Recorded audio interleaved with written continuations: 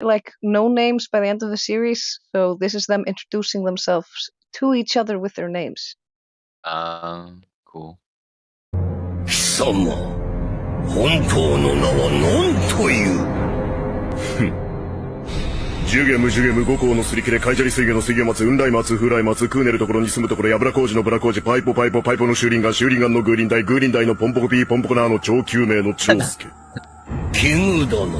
私の名もジュゲムジュゲム五行のすり切れカイジャリ水魚の水魚松雲来松風来松クーネルところに住むところヤブラ工事ブラ工事パイポパイポのシューリンガンシューリンガンのグーリンダイグーリンダイのポンポコピーのポンポコナーの超救命の長介というのだよ。Wait, was that directly from the Japanese version? Yeah, they No did like a way. joke at one point, and it's actually longer, the original thing, Oh. because then they keep going by going like not only, oh, what a coincidence, my name is also Jugmo Jugmo, but they also go like, all right then, Jugmo Jugmo Gogo no Surukuru Kaijiro Shugi no Sugyo Matsu Unramatsu Furamatsu Kunero Tokoro no Sumra Tokoro Yabra Kochi no Berkochi Pipa Pipa Pipa no Shirinka Shirinka no Grunta Grunta no Pompo no Koki no Pompo no Kono Kochoki no Chosuke. Let's fight! And then the other guy's like, okay, and then says his name as well, and then they keep going faster and faster until one of them bites his tongue. That's really funny. That's what's cool about anime is they take these serious moments and then they have a little bit of the humor, and I think that's something they do really really well. A lot of these shows do a good job. Full Metal does a great job of that. Jujutsu does a great job of that. Bro, My Hero. have you ever watched Gintama? Have you guys? Oh, my bad. No, I've heard that's good. That's a good one though.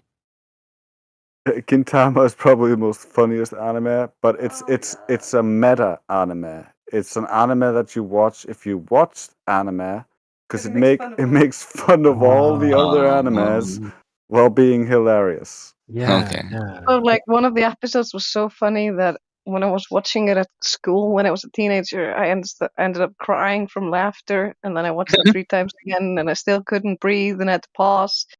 The Patriot episode Mhm. was the best in my memories. One of my favorites is when they had to use sandpaper on the toilets. Oh my god, yes, I've told. Yeah, that remember one the I've back actually one. told as a funny story to the kids because it was so funny. I admit that. That and when they invaded the ninja mansion.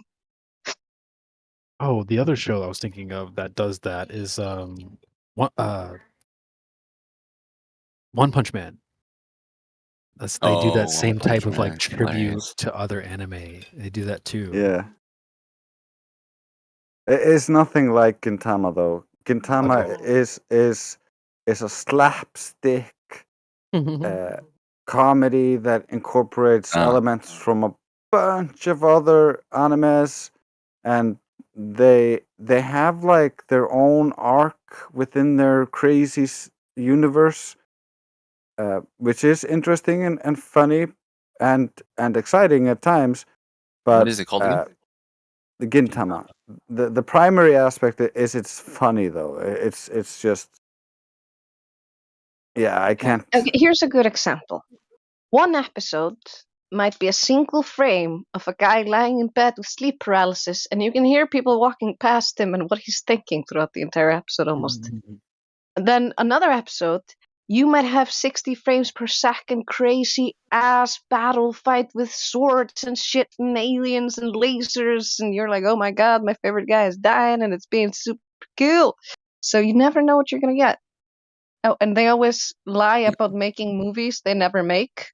I will never forget when they promised to make Yakuza versus Aliens. Yeah. I wanted to see that so bad. Yeah, they make the trailer and everything, and you watch it as if you're watching like a trailer for this awesome anime movie that you're like, oh, I actually want to see that now. Sounds funny. Have you guys seen Guru Lagann? No. No? I never heard of that. I've seen bits of it, but I never watched the anime. Oh man, it's pretty funny. I watched it, I don't know, when I was in my teen years. Like, it like takes place in like a, I guess, dystopian type of world, and humans have to come out from like underneath the ground because that's where they've been living for a while. And once they get to the top, there's like all these crazy ass like robot type things, and the comedy is I don't know how to compare it, or I have a comparison to another anime to it, but like you'll get a laugh out of it. I promise. I recommend that one. Can you put the name in the chat? Yeah, Guru Laga.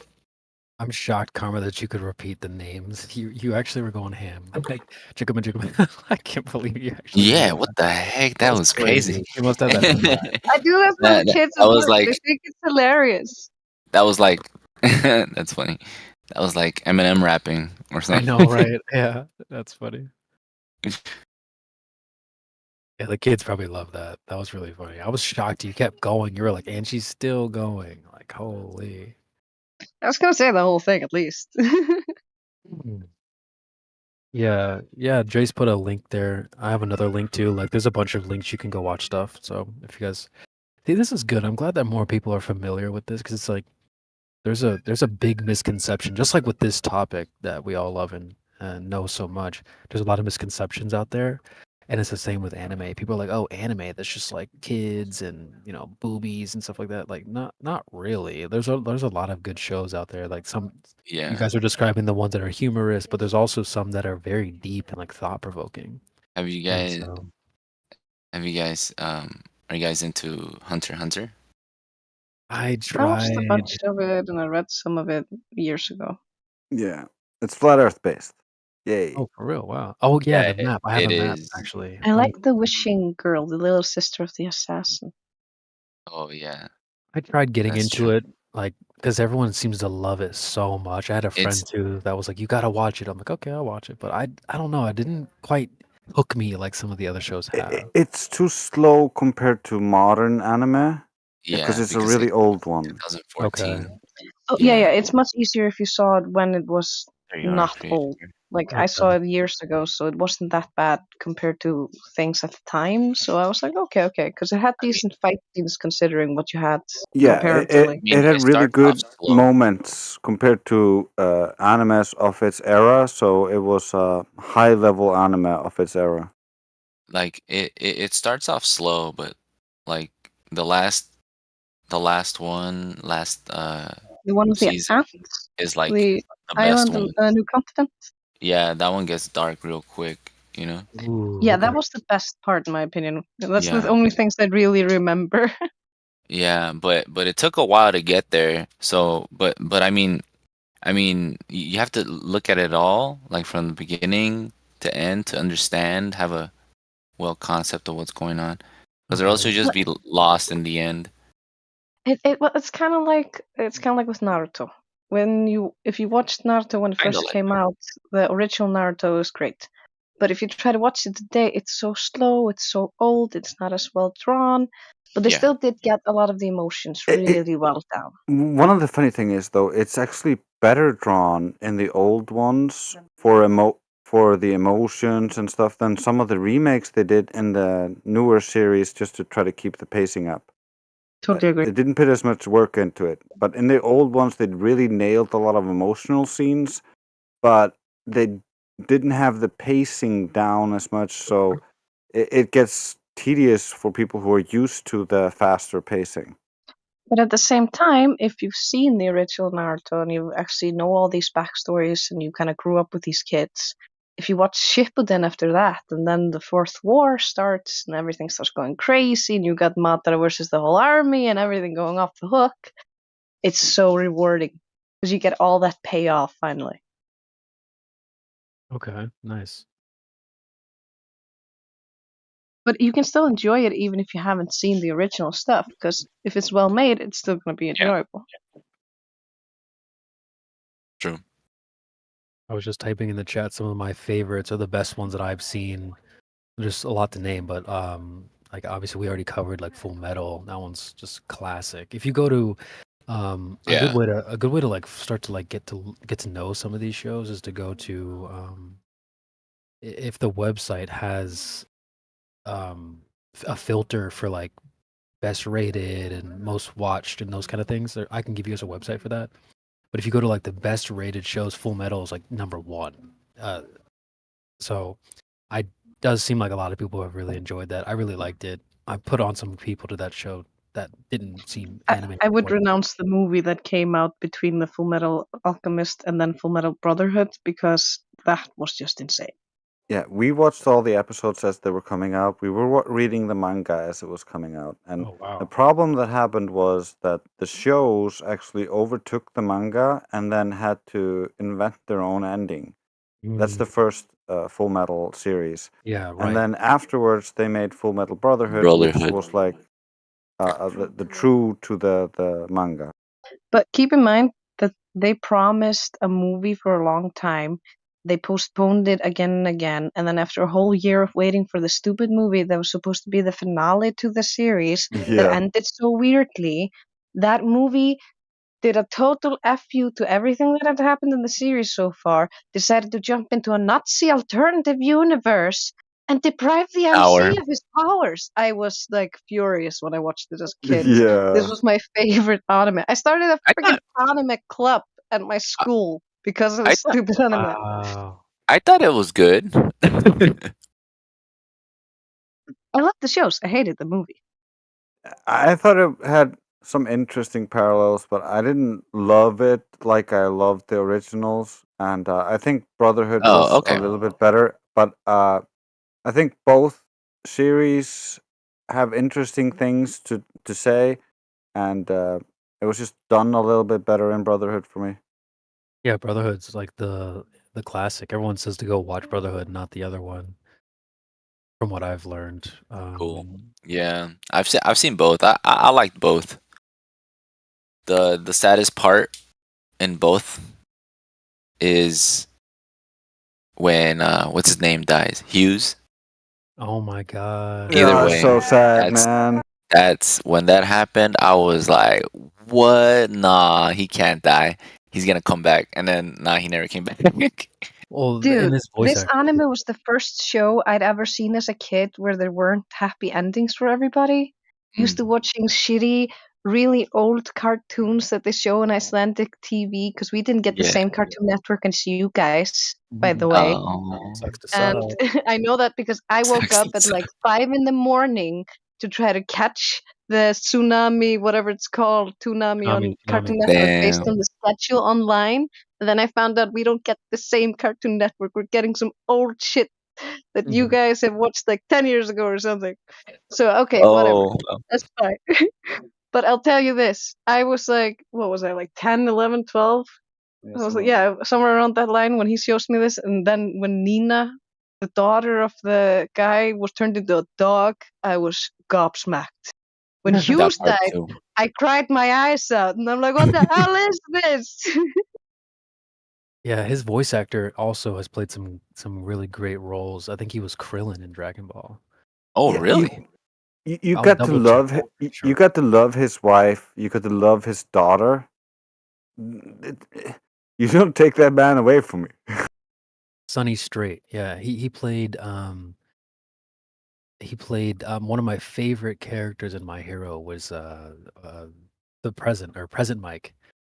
But he actually got swapped out for someone else because he had a voice injury from screaming. But yeah, Sonny Strait, he played Krillin. So yeah, his voice is just so iconic.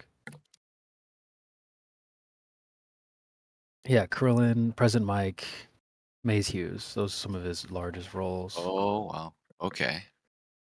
That's one of the things I really love about is the voice actors always hook me in the most.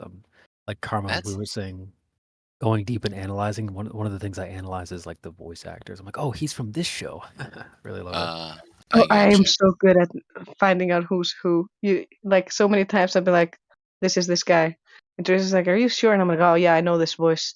Like Oh. voices is such a thing for me. But Mhm. Krillin to Hughes, that's kind of a really big jump Yeah, because huge. you can't really tell. I mean, At just least I like the can. lady who talks for Luffy in One Piece is an old woman. Yeah, yeah. It is weird when they do Oh, like the that's girl voice as the boys, but they've done that for so many things. Like oh yeah, that is trippy. Oh, but I hate the stereotype girl anime voice. They're like, "Oh my god, Mhm. I can't believe it." I'm like, "Why the fuck you laughing, bitch?" Hulu. Yeah, that's just funny. Some of them are really good. I mean, like the more serious shows that shout out the girls that do. Yeah, Karma, tell them about Oshiko or Oh, she- Oshinoko. Yeah. Yeah, Oshinoko was a really surprising anime because we went into it blind, just gonna check out the first episode, and the first episode is a goddamn movie. Yeah, it was a movie. And it's such high production and the psychological thinking that they put into this. I'm impressed. What But is it called? I don't want to give any spoilers. I mean, if you go into it blind, it's the most exciting because I almost gave up What on is it it? when we lost internet connection on the site that we were watching it on until I opened it up on my phone, and the plot twist got me right in the heart. So I was like, we need to keep watching this. And we ended up watching the whole thing. Now we're watching the series, which I never thought I'd watch with Trace.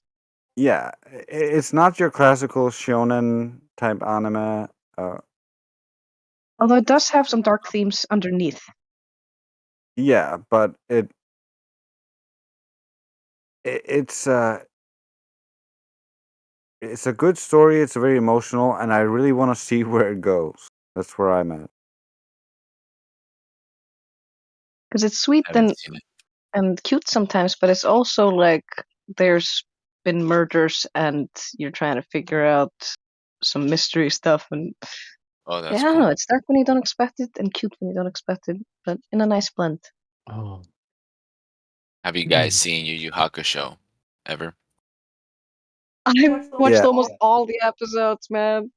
I feel like I should go Naturally. back and watch it because I feel like I only saw bits and pieces when I was a kid.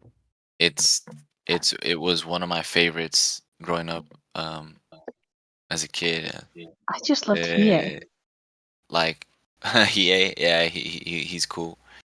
But I've like after rewatching it, well, not rewatching it, but like taking a recap, watching other videos, like talk about it and stuff, start realizing like, oh yeah, you do find like people like that out there in the world, you know, like certain attitudes and stuff like that.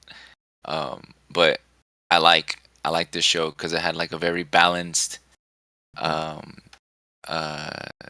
information, character growth, like Okay.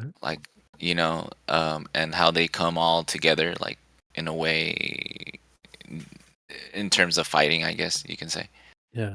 Yeah, for its time, it was a really, really good episode. One of the best at the time. There's a website where I go and watch some stuff for free. I and haven't you watched can the go movie, to- so don't watch the movie. Noted. I will say that like you can go to there's a website where you can a lot of websites will have like a sort by top, rated. And if on this website you can do like top rated just in general, and like the number one thing is like Planet Earth, second one is Breaking Bad. So when you go to the second page, Yu Yu Hakusho is right there on the second page. So it's been people clearly very much like it. So I should go back and watch some more of it because like I said, I've only seen bits and pieces. Mm. First arc or season, I think it's a little cheesy, but after that it's like it's more fighting, even though there is fighting.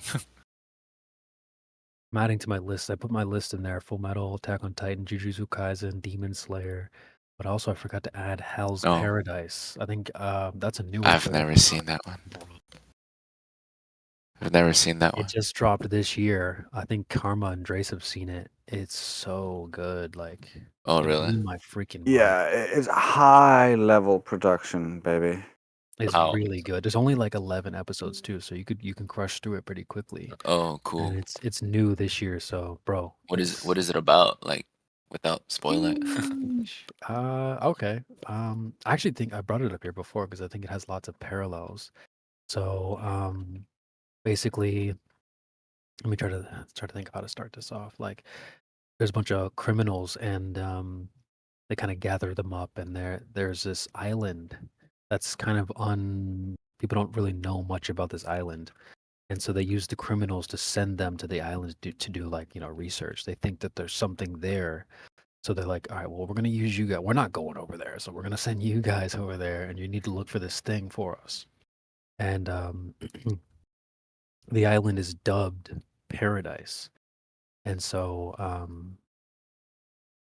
the show's called Hell's Paradise, right? So they get there, Ah, and it seems very beautiful, seems like paradise, but also there's like surrounded by tons of danger. And Yeah. go ahead, Trace. You want to add to that? Don't give too much away. The Yeah, I MC won't. is basically is Cool a ninja. cool ninja. It's a shonen type anime where there's good action. Yeah, all you need to know is action scenes look cool. Check it out. Action scenes look pretty damn good. Freaking So badass, yeah. yeah, I'd recommend it. Well, I only found it because okay. the website I go to watch a lot of these things, it'll show you on the side like top anime of the week, the month, the day, whatever. And this one kept hitting like top 3 behind One Piece and Demon Slayer. I'm like, all right, well, shit. Like, obviously, people really like it. So I started watching, and I'm like, oh my god, like, it's amazing. It's really good. So I would highly recommend watching that. And it has a lot of parallels to stuff that we talk about here too. So go check it out. You guys will really, really like that one. Hell's Paradise. Okay, it's on Netflix or what? If you need someone to watch it, I got you. But I don't know if it's on. I don't know if it's on Netflix or whatever. I don't have Netflix. So Oh, You can Um, watch it online here. yeah. oh, Yeah. cool. Shout out to Dre's. But dude, yeah, that one's worth your time. You can crush through that one easy. There's Awesome. also a really funky anime recently. What was it called again? Ragnarok or something? What was the one where gods are fighting yeah, against Ragnarok. humanity? Ragnarok, yeah. That one's pretty crazy and weird. It's insane, but it's actually I kind of fun. I honestly haven't seen it. Sorry. Never Yeah, heard of it. Adam. Yeah, weird. Adam as in Adam and Eve was Yeah, fighting it's Zeus? yeah, it's basically the gods fighting humanity because of the end of the world, and there's this Valkyrie that's summoning people to fight From throughout history. throughout history, and included in one of the fighters is Adam. Interesting. That's really interesting, actually. I really love Buddha in that one, okay? Buddha is cool in that one. I don't know what else to say. Trippy. I have 2 more shows I can think of. Actually, 3 more. One of them is kind of weird, but it's I'm gonna botch the description, but it's called Kamikatsu. Try to grab a link for you. Kamikatsu, working for God in a godless world. Oh yeah, we watched that too. I that used was to read pretty that cool, manga a but little bit. I thought that one was pretty neat, actually. They No, it's okay. yeah, it's not like like mind bending, but it's pretty neat. I'll put the description in the chat. What else? There's another one Oh, too. Musoku Tensei. I forgot to write that one. Oh, that one actually has been popping up lately. Jobless Reincarnation. Yeah. Oh, the fight scenes are so fucking The- good. Oh my The god. animation in the first season is so good. They don't even have a starting music video. It's just pure awesome animation. They do such a great job on that series. Second series, not quite as good in my opinion, but it's still really good. That's one of the episodes or series I would say is like top quality. It's kind of like One Piece. No, sorry, One Punch Man first season, really freaking good studio. Second season, not the same studio or not the same people. Clear difference. It's also the manga did go through a slower pace arc there where it focused more on his emotional growth and different stuff, and the anime didn't do the pacing quite right in the second season in my opinion. Like they didn't I feel like they're saving a lot of the action for next season or whatever's going to come next, and they're just going through all the emotional arcs in one so they can pack it full of action, because I know there's a lot of shit about to happen in the manga if I remember correctly. Yeah, that's what I think, Karma. I think the studio is taking on some other project where they're using their high talent. No, the project. I'm talking about the. I know. I'm just saying they don't seem to be using much of the talent on this series, the second series Season. or season. and they might be doing some extra work on the side. Who knows? Yeah, I just think that would be probably towards the next season because that should pop in. Yeah, I have good expectations for the next season. It's gonna be good. Trying to What's think up, guys? How you all doing today? Hey, what's going on? All right. What's on your mind, dog? Yeah, that's not what we're talking. Sorry. No. What are you talking about, Creation Bird? Kamikatsu?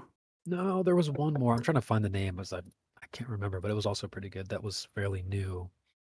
Guy, Yeah. he had like a loser life, and then he like stumbles into this room and it gets in a whole nother. It changes into like a Oh, I chat. know which one that is. I can't remember the name of it though. I used to read that manga as well. Yeah, the anime there fucked up a little bit. They're using too much 3D graphics. What is it And called? Kamikatsu is slapstick, lecherous, not great animation in my opinion. Yeah. People are still getting used to the 3D stuff. Yeah, he like goes into another world and that princess wants to marry him and stuff like that. I can't remember the name though. Gosh, That's because it was a super generic name, and there's a ton of others that came out with a similar name because there's been so many Strongest in Another World, Cheat Skills in Another World. It's all similar titles. Yeah. Oh, yeah, is that However, skill? I think that's what it the is. show. Sorry. I think that's actually what it is. I got a cheat skill in Another World and became unrivaled in the world too. Yeah, I'll put it in the chat. Yeah. See, I'm good at remembering this shit. It's all the same though. Yeah, To Your Eternity, however, is as a unique story that is incredibly emotionally gripping and touching. It's a story I recommend anybody watch. To Your Eternity. Actually, you know what? There was a Reddit thread that said something about that show being really good. Oh yeah, it touches on themes of creation and God and becoming a god, the immortality, death. There's definitely something to do with souls there. You can see this being learning and growing and trying to understand humanity, and it's so many freaking heart punches. I cried my eyes out during a few episodes, but it's completely worth it. No one's brought up Sword Art Online either. That's another, I think, a pretty decent classic. It got that. Yeah, I was gonna say they kind of fall off. I agree. In the beginning, it was pretty good, but you know, it's Elon Musk's pipe dream. It's also the first watch through, you don't really notice, but if you watch it again with somebody else, you're like, oh, it was only like one every 4 episodes that something awesome was happening, and all the good scenes that I'm remembering, there were 3 episodes of shit in between where he's just walking around talking to some random girl who works as a blacksmith, going over there doing this random thing, blah, blah, blah, and a lot of nothing happening. Yeah. Yeah, you don't have to like break your neck to go watch that one. I know Elijah has talked about it before. I think he's watched it. Yeah, it was still good. It's just not rewatchable in my opinion. Yeah, there were definitely good moments in the first season, and it catapulted it up into popularity status. And then they milked that cow. They sure freaking did, Karma. I know. I thought the gun game online was pretty cool, though. Some of that was pretty neat. Oh yeah, that was pretty fun. That was one of the few redeeming features of all their endless spin-offs. Yeah, the fairy. They lost me with the fairies and stuff. Yeah, I'm good here. So nice. It's just we lost all sense of states as well. The other show I can think of is Mob Psycho. I put that in the chat. Dre said he watched it too, I think. Yeah, that's a great studio and really good shit. The teacher guy was also the voice of Ryzen. What's his name? Ryzen. Yeah, he was the voice of Sokka from Avatar: The Last Airbender. So that's kind of cool. I loved that. It made me like that character even more. Oh, sorry, it was Reagan, not Raisin. Reagan, yeah, I was gonna say I didn't recognize the name. Yeah, it's Reagan. I'm not sure if you guys seen an anime that it's like the lower you go into this pit, the more like it is the Abyss one? Yeah, The Abyss. I haven't watched it yet, but I heard nice things about it. But I don't know. Not enough to sell me on Yeah. it so far. Yeah, me too. I just wanted to know if anyone has seen it. No one. My bad. No, I've only heard about it. Yeah, I've Yeah, me only heard too. about it too. I think we saw a trailer or something, but we always have stuff to do. All right, guys. Well, nice talking to you guys. See you next time. All right. Bye. Hey, Trace. I forgot to send you the instruments, but today I'm gonna get to it, bro. Soon to get home. Sounds good. I got one. Yeah, it's Kim. It's Is it the one I love? this guy's beat. Yeah, it's the one I like. Yeah, Karma likes your song. We're gonna make something with it. All right. You came up with a hook yet?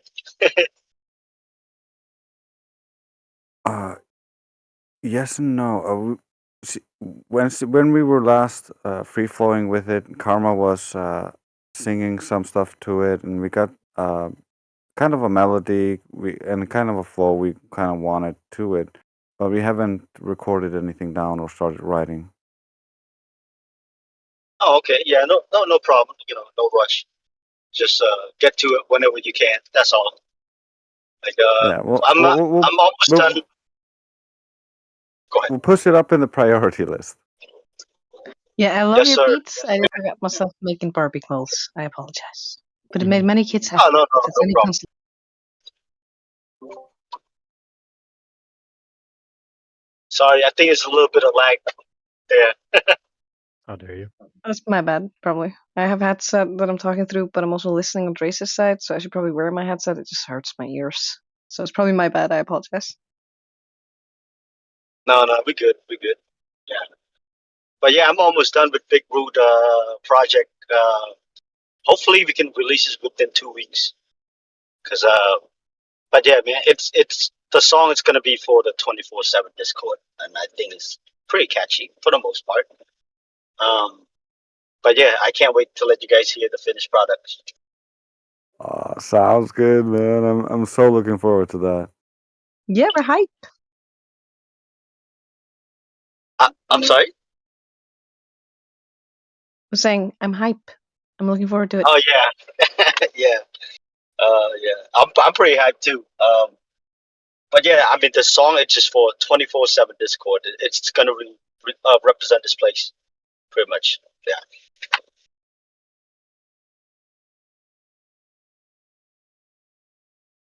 Yeah, I love that.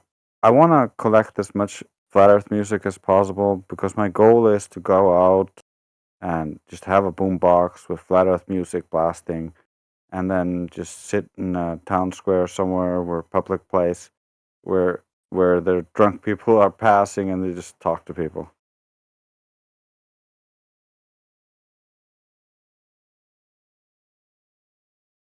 I think it's a good way to draw people in who are like, "What's this?" And then they, "Oh, wait, what is this?"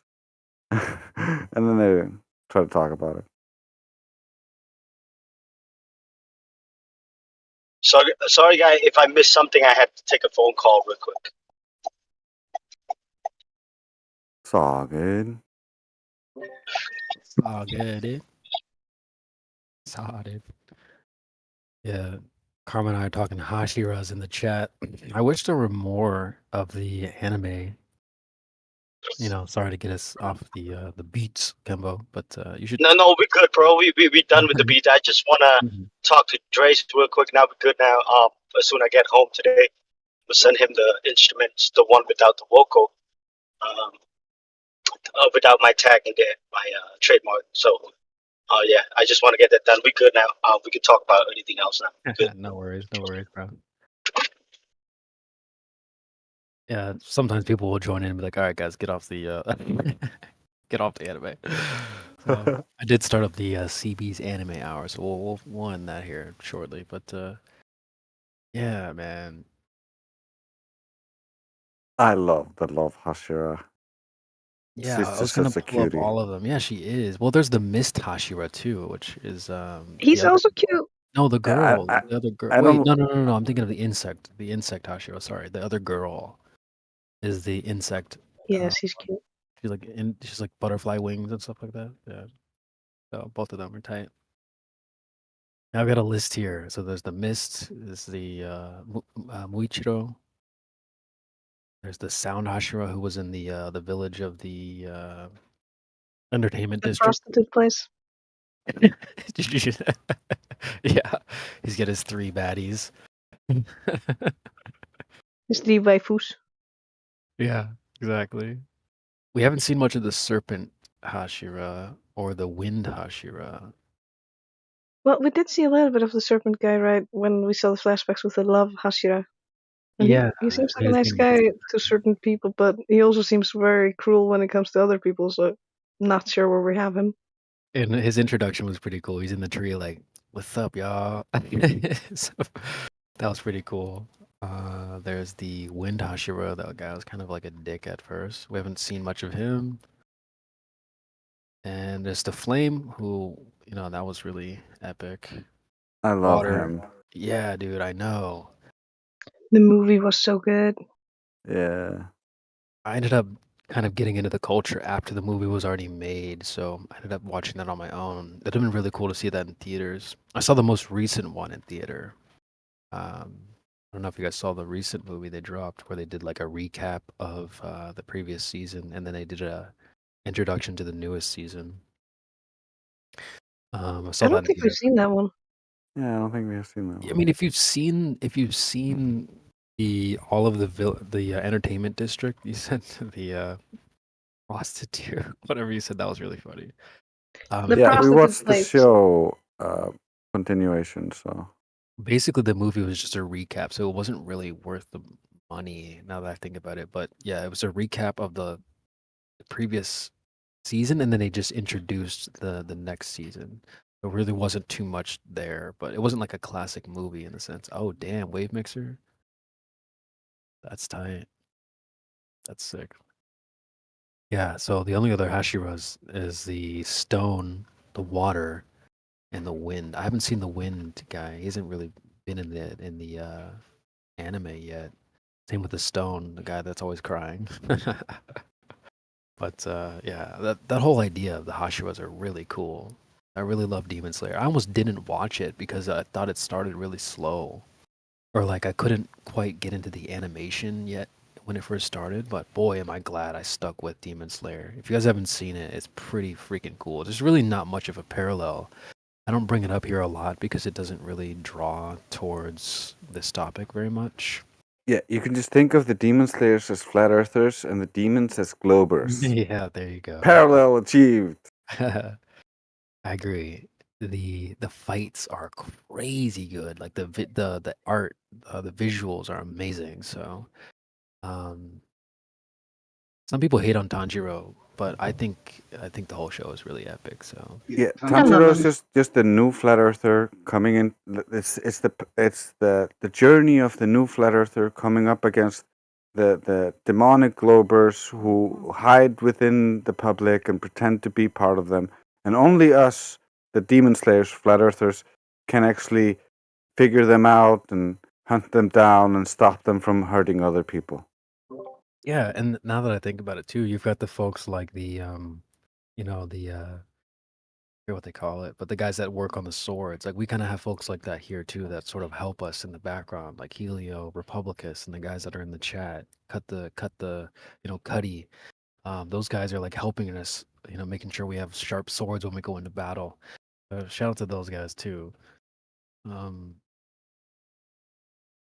Yeah, we're out here slaying demons. Go ahead, Karma. I was just gonna say, I love Tanjiro especially because of that moment when they did the soul thing. When he had that completely pure, clear, flat, reflective water. Yeah, Oh, He's such a flat earther at heart. And yeah, how his soul would help the guy to find Discord because he would want to help everyone. Like a true flat earther, he just wants to show people the truth, yep. no matter the cost. that No was really deception in his heart. Yeah, that was super beautiful. I do remember that moment. You got to be like that, man. You got to be like that. I think that's the right way to be. You know, we do grill people from time to time. The kitchens get hot in here, but I think it comes from a good place. And that's another show where they highlight the nature of like a little bit of silly, a little bit of goofy, but then it gets serious real quick. And I do like that. So shout out to Demon Slayer if you guys haven't seen it. There's a reason why I posted earlier the top anime of the month. It was number 2. There's a reason why it was so popular. So if you guys need something to watch, that one's a good one. It's also because it knows how to properly escalate. Mhm. Something that, like, for instance, Dragon Ball Z and Supernatural do not know how to do. But like in this one, it keeps the stakes at a level where it can have you at the edge of your seat, and you can be like, well, shit, is this gonna go? How is this gonna go? And you can see different options instead of being like, okay, this is gonna go like this, obviously, and that's gonna happen like that. Right. That's well written. I agree. Yeah, I agree. I'm salty that there's not more. I know there's more manga, but I'm more of like I like watching the anime. The voice actors always are really exciting to me. Um, Oh, I'm like sure. a sifter with the manga, by the way, because I read so much manga and I check out so much manga just to see what's about, what's what, and what trends are going and what's being pushed and stuff like that. But because I check what everything is, that means whenever animes are coming out, I often know what 80% of these animes are based on, and I know if it has potential to be complete shit or maybe a jewel in between the trash. Even if it doesn't look great, I know it has potential because I know what the story's about or I know what the spiff is. I really liked Inosuke. I think his voice actor is oh well, no, I know for sure his voice actor. Do you know who that is, Karma? I don't know who that is, but his voice does sound familiar, so he's one of the few I haven't placed, but I do like him. I recognized it right away. Actually, he's two really popular characters. He's Eren from Attack on Titan. And Oh, that's what it was. yeah, well he does that. He goes and really he like adds a lot of kind of a you know grit to his voice to change it. He's wearing that mask and stuff. But yeah, he's Eren. Also, he's like doing a dialect or something. I swear to God. Yeah, yeah. It does seem like he's putting it on to try not to seem too much like Eren. But he's also Kirito from Sword Art Online. I recognized that right away. I was like, oh, dude, I love when they have voice actors that span across different popular shows. So yeah, Yeah, it makes the character endeared to you more. Although one time there were 2 shows that had super similar names. We were watching one of them and the other one was some shit we don't watch. And one time Trace accidentally clicked the other one and we didn't realize it was a different show for the longest time because they had the same voice actors for 1 or 2 of the characters. And we were like, wait, what the hell is this? And then none of this makes sense plot-wise. Who are these people? And it took us like it took us like a minute or 2 to figure out we were in the wrong show. That's funny. I think says he was also in My Hero, but I don't know who he was. Look that up.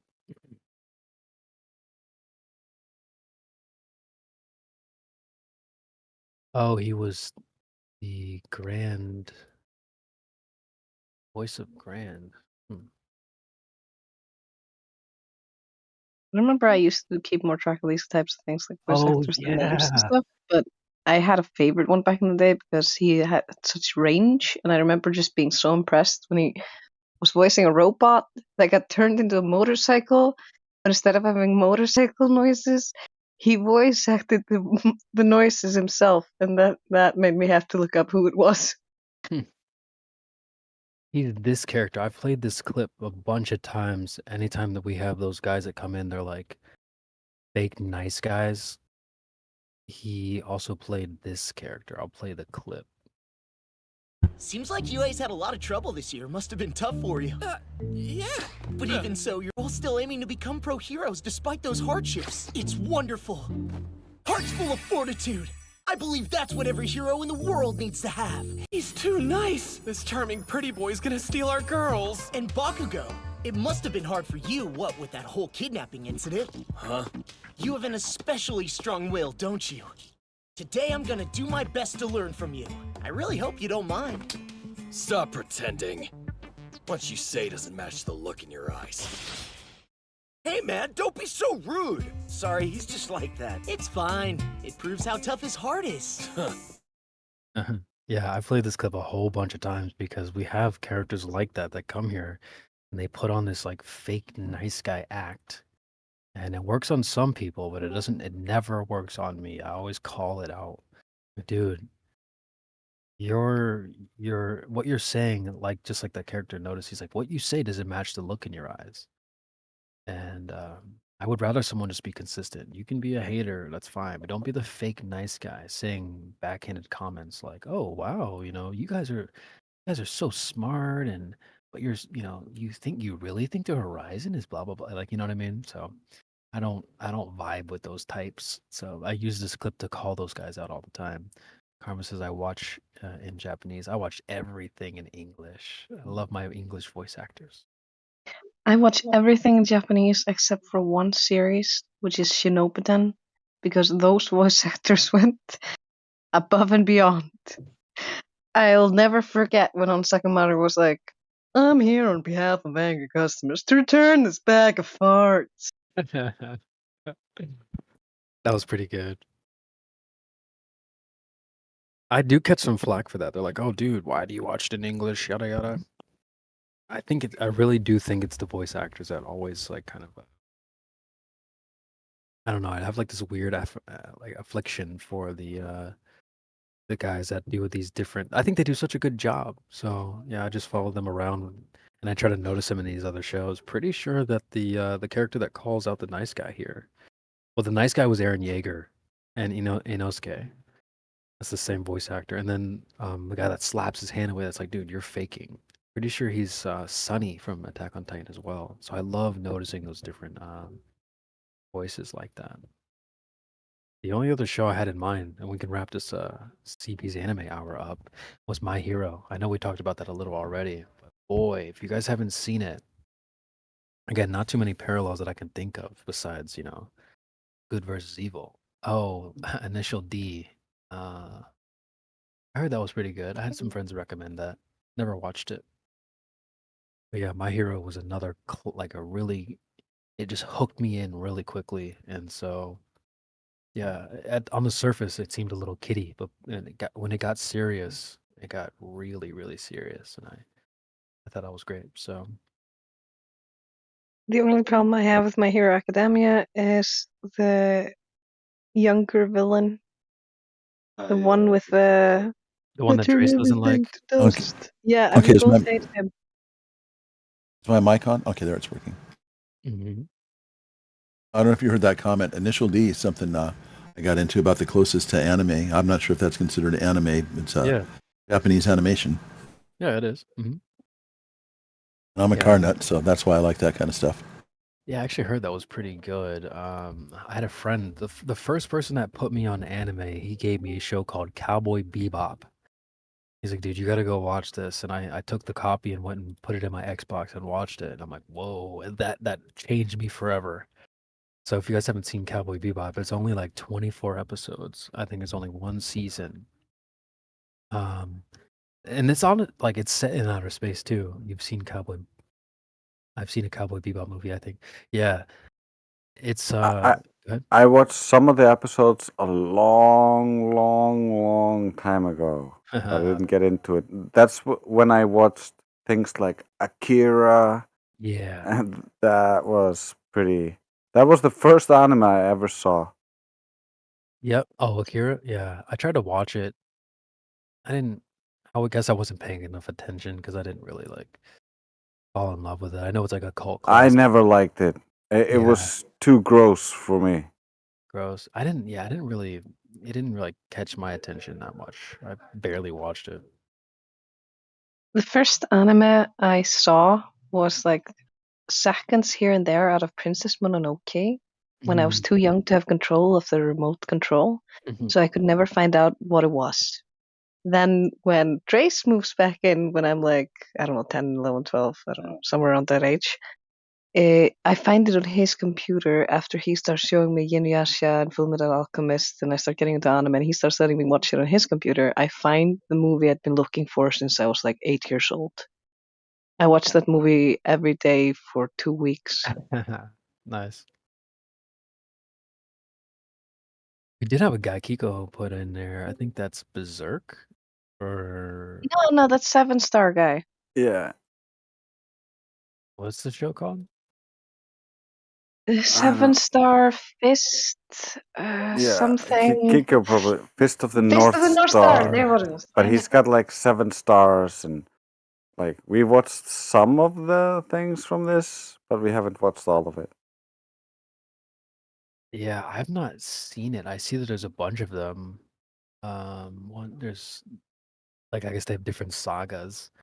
I've heard good things about it, but I've never seen it. And there was another guy that joined a while back. I forget his name, but he would not shut up about this show called Berserker.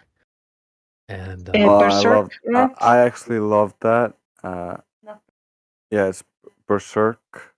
oh yeah, and, Berserk. Yeah, Berserk. You're right. Yeah, it goes super dark, and that's where the series just ends. But the manga is slowly coming out. And the funny thing is, that's the first manga I read because my sister got my brother's old computer. Then I got it, and there were some remnants of whatever he had, some old mangas and stuff. And I, by accident, when I was 12 years old or 10 years old or somewhere around there, at that age before he showed me all this stuff, found, or younger maybe, found this stuff and started reading it. And I thought it was super cool. This kid with a giant sword. And then he got non-consensual, if you know what I mean. And I was just like, dear God. And then I put it aside. But then I was older. I watched the anime for it. And when he was fighting those 100 men, oh, that was so cool. I didn't finish A it. lot I of good started moments it. in that one. Yeah, because he had such a strong recommendation. I'm pretty sure Mimas said it was good too. So I was like, all right, well, I'll check it out. But I only watched a few episodes. It was kind of like there wasn't a lot of music in the background. The production was a little lower, but Yeah, seemed pretty cool. the manga is legendary. He draws so many lines and is so meticulous in his work. So like the animation is a poor substitute. But he also takes like half a year for each chapter or some crazy shit like that. It takes crazy long. But there's such good moments, like where the guy is alone fighting 100 guys, and you know he's doing that so the rest of the guys, the good guys can get away and stuff like that. And it's brutal, but because Yeah. you like the boys, I know you're not going to shy away from that. It's so brutal and so unfair for him, but god damn, he's so cool. This Yeah, motherfucker. and the whole story is kind of like biblical in a sense. It's the coming of the false prophet. Mhm. Okay. Damn, I'll have to give it another chance. Guts. I was just saying that's a great name. It kind of seems fitting to what Karma was just describing there. And to give an analogy, yeah, he's the flat earther. We're fighting the demons again. Yeah, hell yeah. Cool. I like it. Kiko said his first anime was Fist of the North Star. Anybody else? I mean, come on, guys. We can change the subject here soon. I'm just curious what anybody else want to throw in some recommendations. We pretty much hit the nail on the head for pretty much all the ones that I think are worth your time. I listed. I'll just to recap, like you absolutely must watch Hell's Paradise. I think that's a newer one. It's not like a classic, like a cult classic or anything like that, because it just released this year. But, bro, like, that's one of the ones that I had to sit down and rewatch a few times. I thought it was very, very good, and that one draws a lot of parallels to what we talk about here. I'll grab my screenshot. Go ahead, Carl. I was just gonna say, also for people who aren't used to anime, the first season of One Punch Man is usually a good bridge for people who aren't used to it because it's funny, but it has really good action scenes. So generally, people tend to like it, even if they're not into anime. Yeah, You know what? just Yeah. the sheer physics of season 1 of One Punch Man is just phenomenal. A lot of movies fuck up physics and make you dumber for watching them. Mhm. really well animated things can be on the level of like real stuff, but things that you cannot actually observe because the camera would get messed up. You know, One Punch Man, I'd put that off for so long because I thought it was like I don't know, just something about it seemed off or silly to me. But bro, when I watched it, I was like, oh my God, like I've been missing out this whole time. It was such a great show. So don't let that one discourage you. Speed Racer. Also, like, if they don't believe that it's great and they don't want to check it out, just show them the Sea King fight. Like, you don't even have to show them the Moomin Rider part, even if, because that part was, so sweet. But just for instance, that punch in the rain with the bobblehead move, that was just so good. There's just so many good moves, and funny moments as well. Like with Sonic, Speed of Sound Sonic. Oh yeah, I have to look some of these up just to remind myself. But the name Speed of Sound Sonic. Yeah. He's like bouncing off the tree, like you'll never catch me. Like yeah. Just like the Clovers, they're like, "Oh, you never catch me. We don't need to do anything." They'll run They into just the run their fist. dick into your Yeah, fist. just stick your fist out and bam, he slaps into the fist. Yeah. I Yeah. just love how he developed a trauma because of it. Yeah, I'm upset with myself for putting that one off for so long. I just saw like the face, you know, he kind of has that, like simple face. One Punch Man. It seems like a silly thing, but once you get into it, it's like, oh wow, it gets serious and it gets cute. Like those are the best ones where they do a little bit of both. Yeah, it's an emotional roller coaster. That's what makes it good. It brings you up with attention. It gives you the relief of glorious victory, and then goes into sweet moments and tragic moments, and it's good, well written. Yeah, I have a recommendation for you. Have you seen My Spy X Family? My Spy X. No. Okay, Spy X Family is just what you guys were talking about. It is so sweet, it's funny, it's action, and I love it. It's something you would never expect, I think, from like the the picture of it, or like it doesn't seem like that kind of anime, but it's just so well written. The characters are so sweet, so relatable. There's very good dynamics in that, and it's so family friendly, in that like it's about family unit and coming together, kind of found family. It's super wholesome, and this is exactly what I was talking about earlier when I say because I check out which mangas are what. I knew this would be one of those, a hidden gem, and that's why we checked it out. It scored really well, damn near 9 out of 10 stars. That's good. That's because it's really good. I love it. But I Nice. also love cute shit, so, keep that in mind. That my cute bias might be on, but I freaking love it. Yeah, basically, the father is a spy, so you got some intrigue and funny spy stuff. The mother is an assassin, so she's cool as hell. And then the child is psychic or telepath, can hear people's thoughts. So they all don't know about each other. So it makes for a very interesting. Well, the girl knows, but she's she can read everybody's mind, but she ain't telling anybody. And I think she's like 4 years old, pretending to be 6 years old because the spy was looking for a 6-year-old. So she's extra cutesy and shit. And she's made this found family kind of by accident, and it's absolutely beautiful. Sounds a little bit like The Incredibles, like the way you described it. Better than The Incredibles, and It's I kind of better. like The Incredibles. Mhm. Anything Pixar is really good. Have you guys seen Steins Gate? It's been recommended to me many times, but I've never gotten into it. I think I watched some episodes of it a long time ago. Same here, Drace. I watched some of it. The main character is the same voice as Aaron or Ervin from Attack on Titan. So that's pretty cool. He's like way more comedic in Steins Gate, but it's rated. So on this website, that's where I go to find a lot of shows. If you go to like the best rated shows, Full Metal's 1, Steins Gate is 2, Bleach Thousand Wars 3, Gintama Season 4 is 4, Attack on Titan 5. So Hunter x Hunter is up there too, top 10. So I love that Gintama's on there, by the way, because considering how long that's been going and how old that is, Yeah. like it's been going since I was in what's meant the school in English?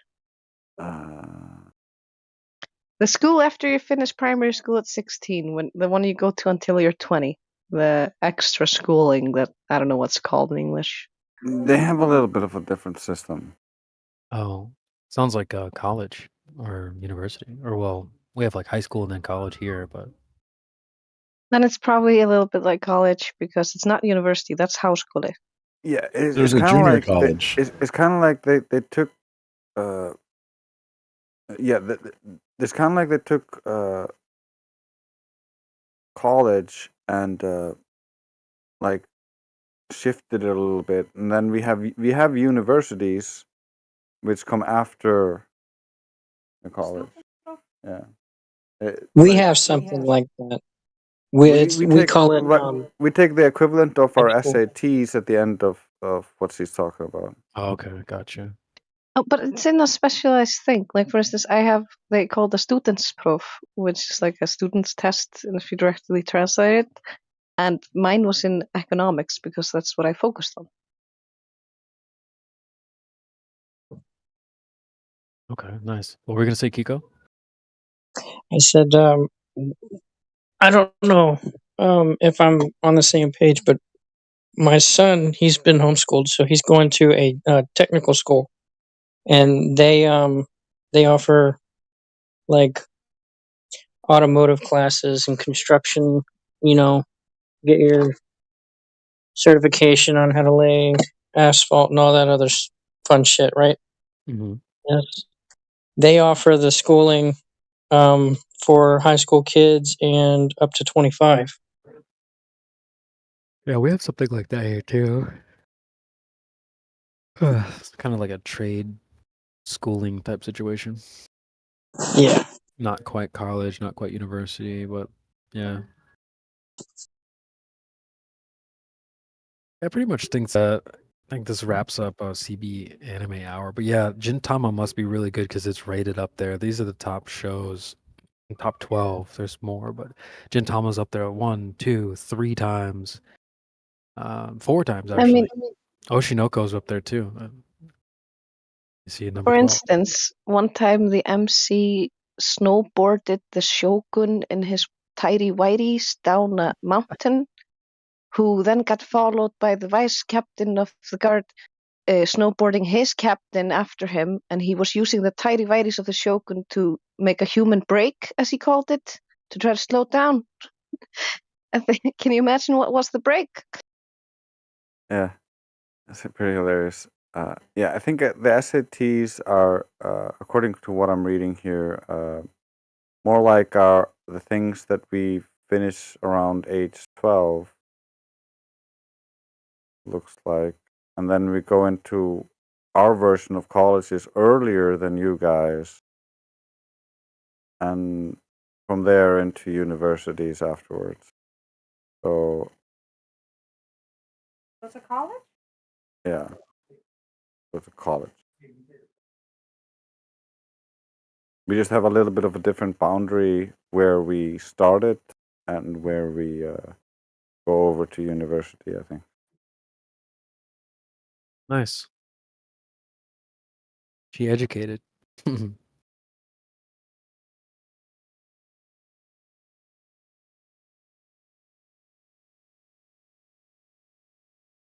Well, good. Honestly, I think that pretty much wraps up CB's Anime Hour. This has been fun, guys. I appreciate you all bearing with us. It's not very FE related.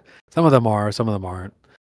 And we can go into further detail later, some other time. I've already gone into detail on some shows, like Attack on Titan, and how they're damn near a direct parallel.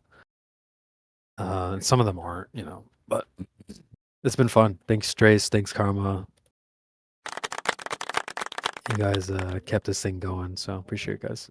If anybody else wants to add before we wrap up, I'll give you the floor. Kiko, I'm sure you've got some other good ones. Joshua's joined the panel. No roles.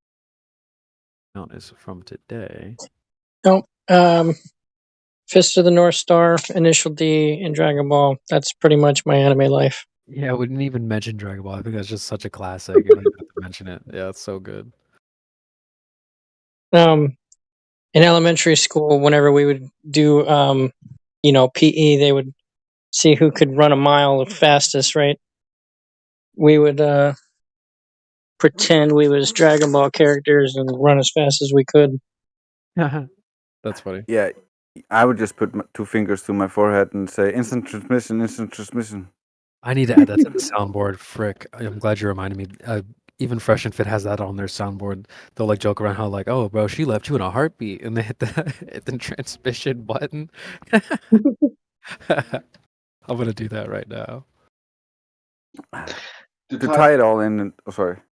No, go ahead. To tie it all into Flat Earth, Dragon Ball Z is actually a Flat Earth universe.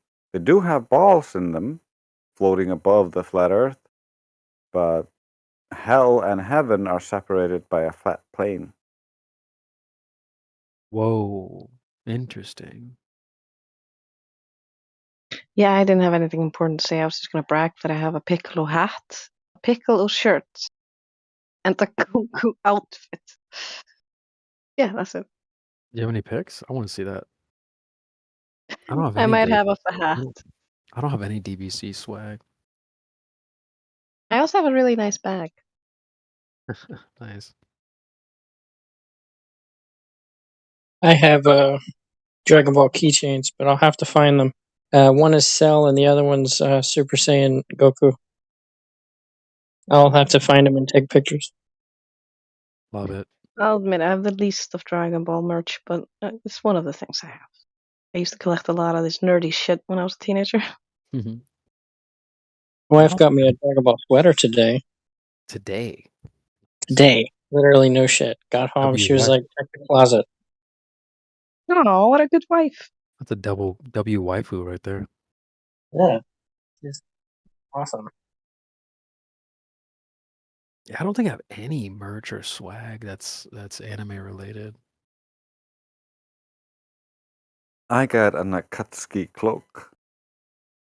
What's that? What is So that? do I actually. It's the cloak that the bad guys wear in Naruto. That sounds badass. I even have the bad guy headband. Oh, you do? That's sick. Yeah, I like to do Halloween stuff. I love dressing up like stuff for Halloween. I did the Sailor Moon character for Halloween a couple years ago. The guy with the glasses. I'll see if I can find a picture. Me and my girl were the Sailor Moon. She was Sailor Moon, and I was the other guy. It was so awesome. I'll see. Like, I love that kind of shit because I work with kids. I've done that for like almost 10 years. So every Halloween and our own version of Halloween, which is in February, Öskudagur, they're both costume days, and there's usually a costume competition between the staff.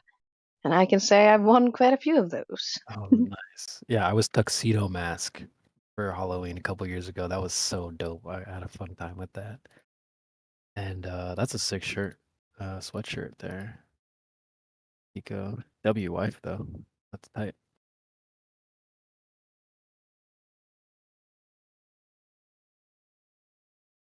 Kimbo says no role for Sweetwater. I have my suspicions, but I will unmute you and give you a chance to say hello. I'll give you 30 seconds, maybe a minute. But I think I know who this is. So, but what up, Sweetwater? How are you? Earth is not flat. Go look at a fucking ditch. I thought so. See, Kimbo, we got some residents here. Oh, Trace, that's so tight. Yeah, I like that. Dude, he sounds mad. Yeah, we have a resident simp that likes to come and hang out here, so Yeah, his butt is hurting. he's one of our simps, so don't mind him. Yeah, dude, Trace, that's so tight. I like that a lot. Oh, I was Hey, also look Full at the Metal water, bro. a couple years ago. Look at the water. It curved into a ball. The Earth is not flat, okay?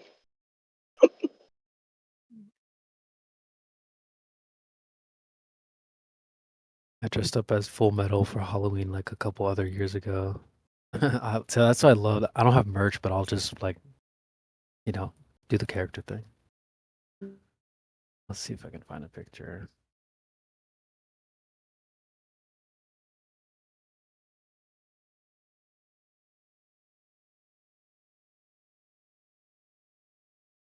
I don't know if I'll be able to find it actually. Yeah, this was fun though, guys. Appreciate you all.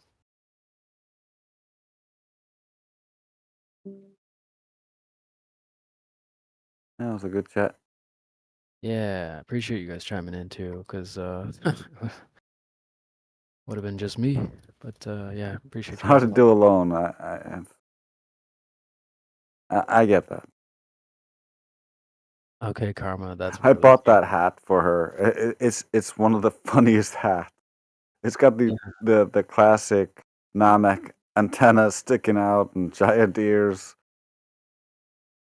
That's cute. One Piece. No, I've never really.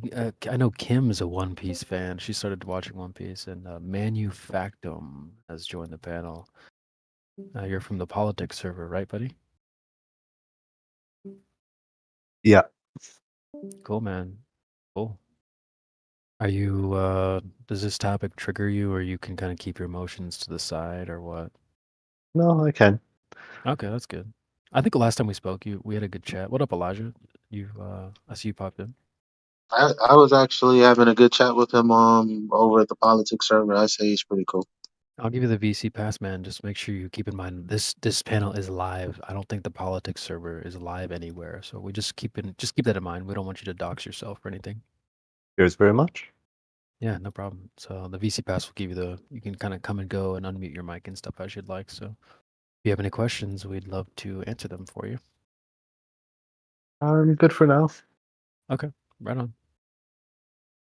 Yeah, he seems cool. I think I remember the name and the voice sounds familiar too. So, cool. We'll get this thing back on track. I'm gonna go ahead and end the event, Elijah. Unless you want to plug any anime shows, if you are hip to. We just went deep on some anime here, but I think you've seen like Sword Art Online and talked about that and some other stuff, Dragon Ball. So we were Oh going in. yeah, I mean Sword Art Online, the last season. I mean, shit, dude. Oh well, those are for the simulation heads anyway. Like, Yeah, true. I know what you mean. Yeah, someone said that was Elon Musk's fantasy right there. yeah, like I could be totally engrossed in that. The idea is pretty cool. I mean, when I was in high school, they had announced this project called Google Glass. It was supposed to be like some glasses. You could like kind of have this little, I don't know, like this orb on your eye, and you can surf the internet and whatnot. What up, Mandela? I see you unmuted there. You want to chime in too? Yo, what's up? No, I have nothing to say at the moment. No worries. Yeah, so Google Glass was this like project they were supposed to do, and then they canceled the project. And then now I see that doesn't Apple have a device or something they want to put on your eyes? Let me see if I can find it. I think I saw this recently. There is like a pair of like goggles they have now that they want to have you wear and surf the internet and all that kind of thing.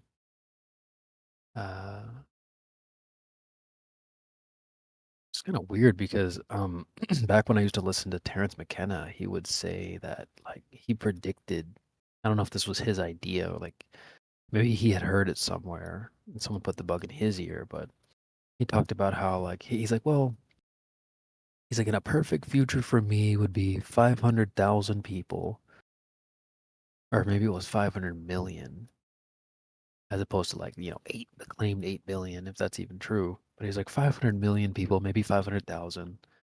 And they all have like a chip implanted behind their eyelids that allows them to surf the internet. And we're all connected. Like, that's a little creepy.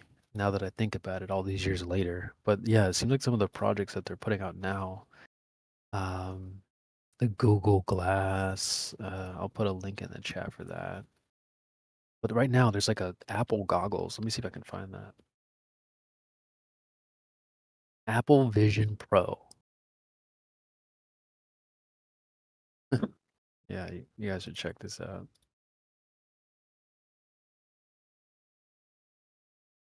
I mean, Terrence McKenna's dream is coming true.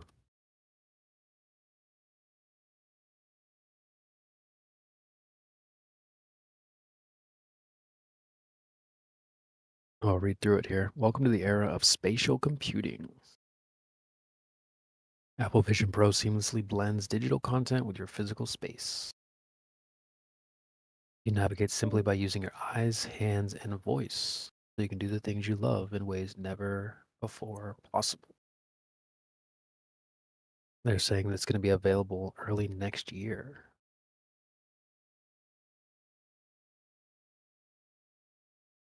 Any of you guys going to buy this? Kimbo says CB has the perfect voice for the radio. Haha, thank you, sir. I appreciate that. FE Radio. I'll switch the event back to 24 FE Radio. 24.7. You're tuned in.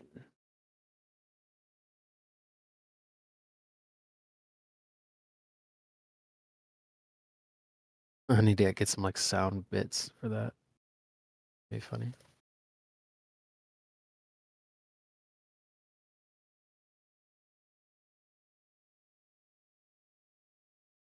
Yeah, I don't think I'll be buying those Google glasses. Probably not my cup of tea.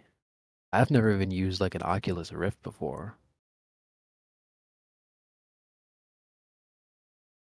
Or any of those VR glasses. I've never used any of those before. Karma's gonna be right back. She says it's hard to hang out when you're a filial. I don't know what that word means. Filial. What does that mean? It means someone who respects their parents. Oh, okay. Nice. That's good. That's a good trait. Someone who does good by their parents, basically. Yeah. W Karma. Still waiting to hear Manufactotum's claims for the globe here. Like, Yeah, bring some sit smoke, and dude. We're listen to hungry. us. I'm kind of talked out, actually. Oh, he's all tuckered out. Yeah, I went a few rounds with a few people over on the other server, but certainly next All time. good. Aw, he's all tuckered out. It's all good. We like to take it easy here and talk to new people. People who wanna just use fallacies or go in circles eventually end up in Cogdis where they get dealt with. So it's not a bad thing that we want to chill and take it easy and Sure. I was going through the voice text, looking at some of the anime you guys posted. Yeah, what do you think? Good stuff. Any idea? I don't want to like bring it up again if you guys already talked about it. No, it's okay. I'm curious to hear if you wanted to add anything to the list. Oh no, I'm curious when the last episode of Attack on Titan is supposed to be out. Oh shit! Well, you might have to wait till I think next year. I'll just double check that because they're still working on that, as far as I'm aware. When is the next season of Attack on Titan? I think it's probably gonna come out next year, or maybe the end of this year. It says Attack on Titan season 4 part. Yeah, they have so many different parts or whatever. The final installment will drop on November 4th, 2023. Oh. It says, to the annoyance of many fans, this quote final season has been split into 2 hour-long special episodes akin to 2 movies. All right. Oh. So CP, Yo. freaking.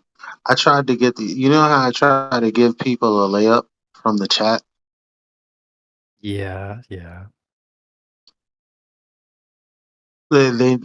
You also notice how almost nobody ever takes it. Yeah. So yesterday I did that. I threw up a layup. Damn, can I even find it now? Is it gonna be in my? Oh yeah, here it is. So I guess I'll read it. May as well, right? But I'll post it in the chat. Am I coming in clear? Yeah, loud and clear. Am I roboting at all? Nope. Sounds perfect. Oh, well, you're roboting like I am. Uh-oh.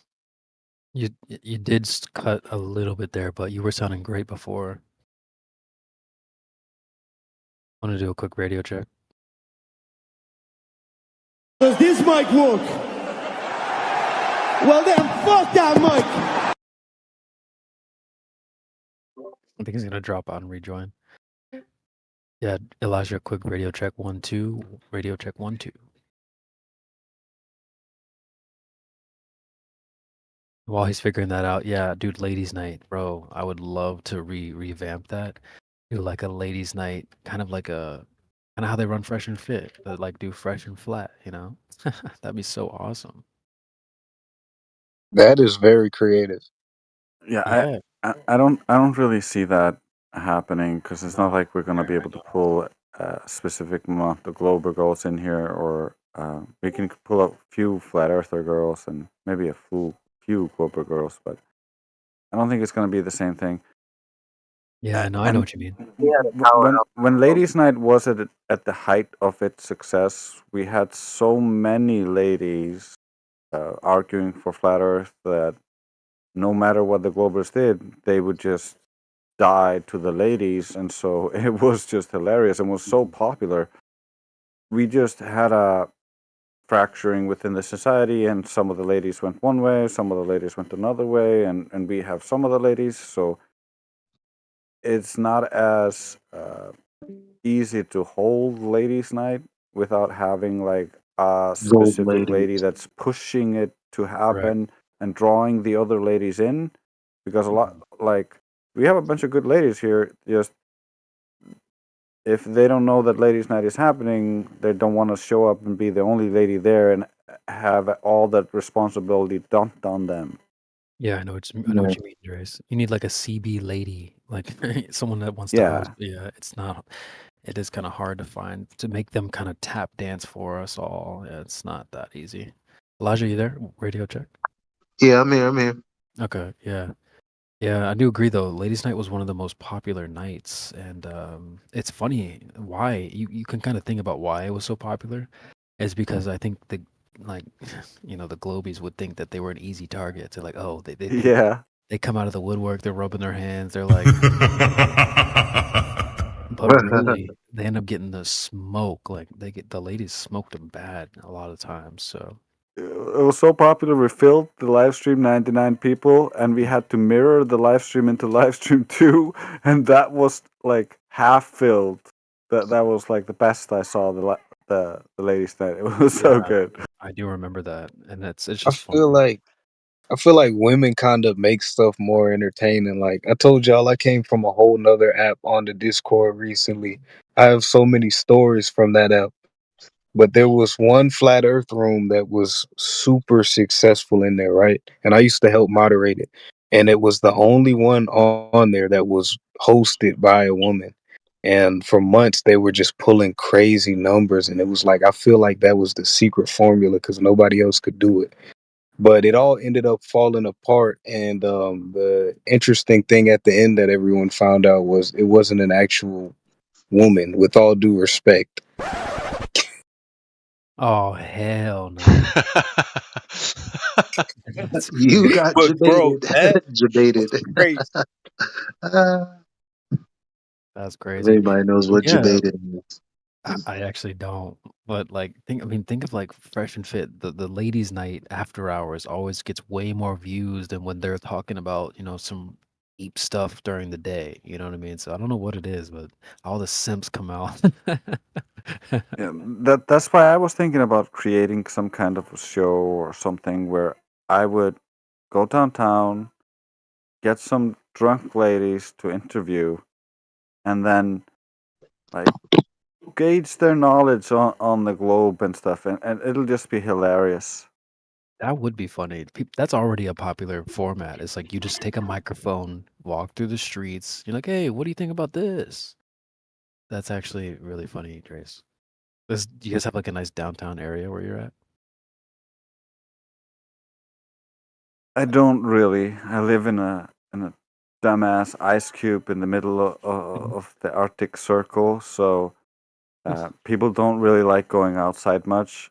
But during the summer, there's a nice window. We have most of the concentration of our drunk people in a certain area. It's right next to a public area, a park area where I can literally just set up a little chair with my boombox and attract people as they're walking between the places where they can party and drink. Not a bad idea. I think, like I said, that's a really popular. You see that more and more now on the internet. Like just some random dude goes up to people on the street. Hey, what do you think about this? And like they're all hammered. Like, yeah, like oh my god. So that would be actually really funny. I think that's not a bad idea. Well, Ryan should have been doing this because I know he's already doing stuff like that, going up to people on the street, asking them questions. So I got to get that camera out and start recording. But I do like that. That's not a bad idea. I would love to see it like a Fresh and Fit style type of thing in the future, some way, somehow. I mean, Witsit, if he gets on the show, he can do it. I don't know if he'll stay for the ladies' night though. I'm not sure if they'll keep him for the after-hours show. It's rare that they have the guy go on during the day and then have him stay for the nighttime show. I think Witsit would be good at that though, as opposed to like a Dave Weiss. Like 'cause I know they talked about having Dave Weiss on the show, but I was like, there's no way he would be able to stay and chat with the gals. Could not. Yeah, I would rather have Witsit than Weiss. Yeah, me too. Witsit's younger. It's about the same age as Fresh and Myron, and like He understands our arguments better, but of course he goes off rails. But like he at least understands our arguments better and can argue them better than Weiss. He spoke on Flat Earth before? Who? One of the dudes off Fresh and Fit. I do have a clip. Oh, I have a I clip. think yeah. I'll show you how it all started, and I know Elijah's holding his tongue. He wants to get in here, but let me play this. Let me play this clip for you, Kenshi, and I'll tell you a little bit how this all started. Here's the clip. Someone donated $100 to Fresh and Fit, and they said this. Okay, where are we at here? We're at Massachusetts 617. He goes, please let Dave Weiss come on the show, the premier flat Earth debater, Dirt on YouTube. I'm a huge fan of you guys. Keep up the great work. He has a ton of great scientific Chris would love Don't worry, him. we're going to have John Zerko Chris would love him, on man. Wednesday, so he'll talk about flat Earth. Flat Earth. Okay, so I don't know who that was. Massachusetts 617. I don't know who that is, but they donated $100, and they were like, "Yo, bring Dave Weiss on the show." And they're like, "Don't worry, we're gonna have Zerka on." And I'm like, "Who the hell is Zerka? I don't know who Zerka is." So I look him up. I come here to the server. I'm like, "Guys, Fresh and Fit, 2 days. They're gonna be talking about this subject. Let's get over there. Let's go to the YouTube. Make sure we're in the chat." So they start up the YouTube stream. You know how you can start it up and then the chat will be active before they actually go live. So we're in the chat. There was like 1,000 people in the chat before the video even started. Wrenches, us, them, people just talking FE. And someone drops a link to the Discord. One of the wrenches drops a link.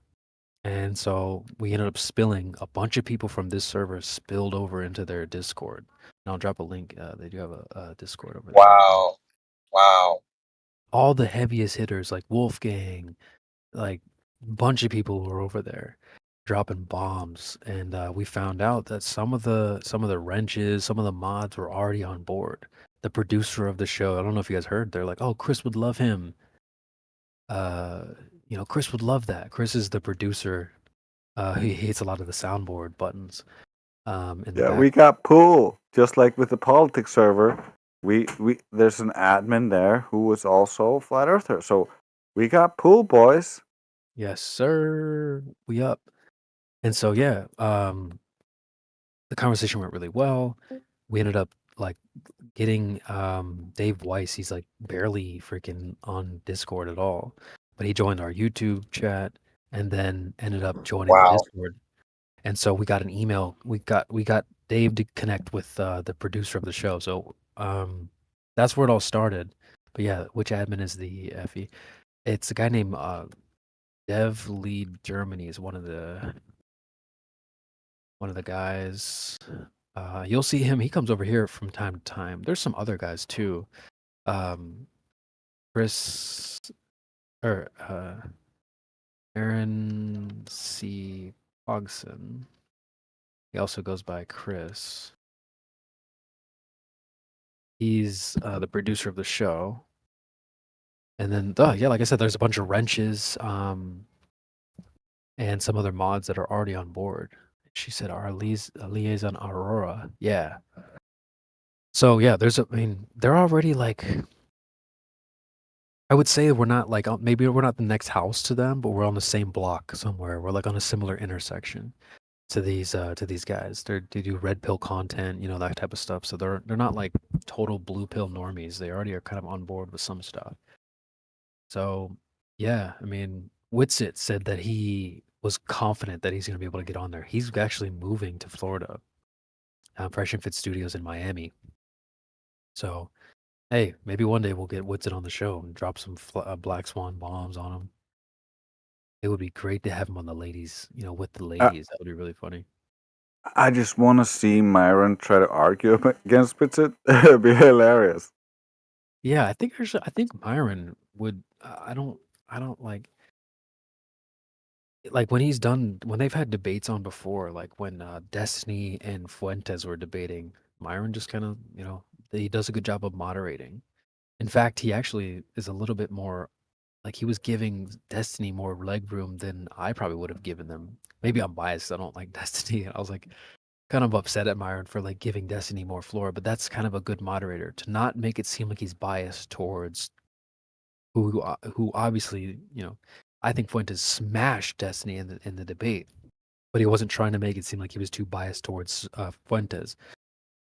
So I think Myron makes a good moderator. So I don't know if he'll actually push back on Witsit. I think maybe Fresh might. Yeah, I'm thinking they might ask him questions, and I think Witsit's gonna have easy answers, and they're gonna be like, "Oh, well, then maybe another question." I don't think it's gonna go the way they think. Yeah, he's witty, he's quick with it, so I could see it going well. And then same with the girls. Like I know Wits is probably not bad with the ladies, I would imagine. He obviously pulled Kai, so shout out to him. So I think he would actually do well with the girls too. So I'm excited. This is that's a huge platform. They've got like 1.5 million followers last time I checked. Let me just double check now. I know they got demonetized, but let me just double check their YouTube. So that's a huge platform, and like I said, some of them are already like somewhat red pilled. So yeah, 1.5 mil. That's huge. So, and they like a lot. There's this misconception. I know Elijah, you're here. When we had that conversation, I remember. And I don't mean to like put you on the spot or call you out, but like, I think some of the mods were when we spilled back into this Discord. Some of the mods were talking, and you were like, you had brought something up, and they were like, "Have you seen the video? Have you seen the show?" And you're like, "Well, I saw clips." And they're like, "Bro, you can't just watch clips." So yeah, they do have way more than just the ladies' night. That's what people see on the shorts. You go on YouTube Shorts and stuff. You typically see like the after-hours show. They do like the day show where they'll go into like 7-Eleven being a part-time job, crypto. they bring on their accountant, who's their CPA. He's done a few shows with them, how to, taxes, Yeah. trading. Or they bring on interesting people to talk about interesting things. Like their breakdown of 9/11 was very interesting and very good. They did like they did like 4 parts on that too. They didn't just do one episode. They did like 5. And what's funny though is the guy they bring on, Ryan Dawson, he's super against this topic. He's like really against it, which I find funny. So he's like diet woke, Ryan Dawson. But Ryan Dawson's banned on like everything. He's like banned on YouTube and Twitter and all that. Well, he's on Twitter. But yeah, he's very much against FE, which I find kind of funny. He hates it, like kind of weak sauce. But yeah, they'll bring on Zerka. They'll bring on, they're not afraid to bring on controversial people or controversial topics. They actually got part of the reason why they got demonetized is they went into the JQ stuff. Like Fuentes is not allowed on YouTube, so they brought on Fuentes. They started talking about the JQ with Destiny and stuff. So it's part of the reason why they got banned on YouTube or at least demonetized. So yeah, they're not afraid to go deep into some of these topics. So that's why they don't shy away from like even FE. So I'm glad to see that. So yeah, Karma's back. Yeah, we were just saying how I'd love to see like a fresh and fit style ladies' night. I don't think it would happen, but like a man can dream, right? A man can hope. That would be epic. Well, if you organize any event, I'm up for whatever.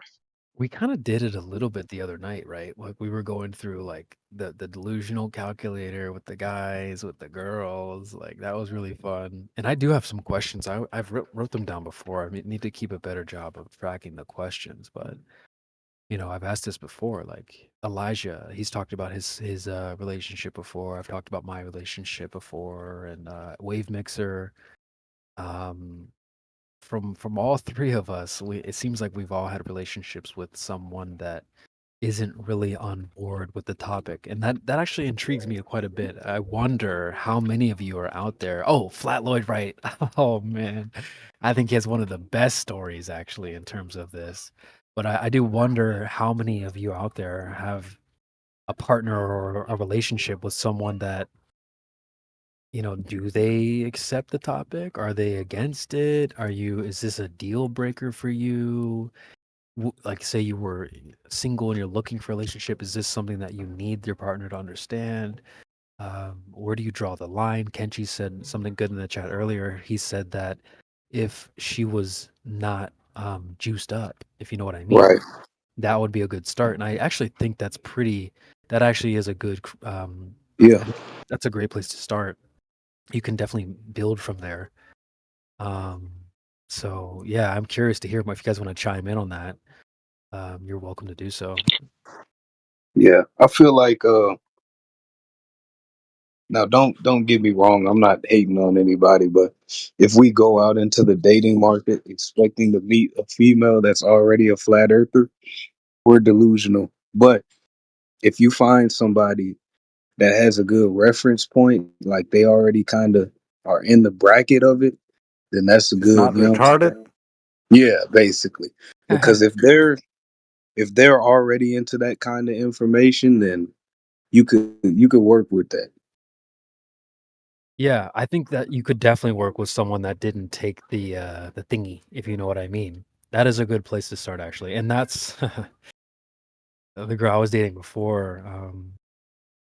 Like it's kind of funny how it went down too, because she had like booked her appointment.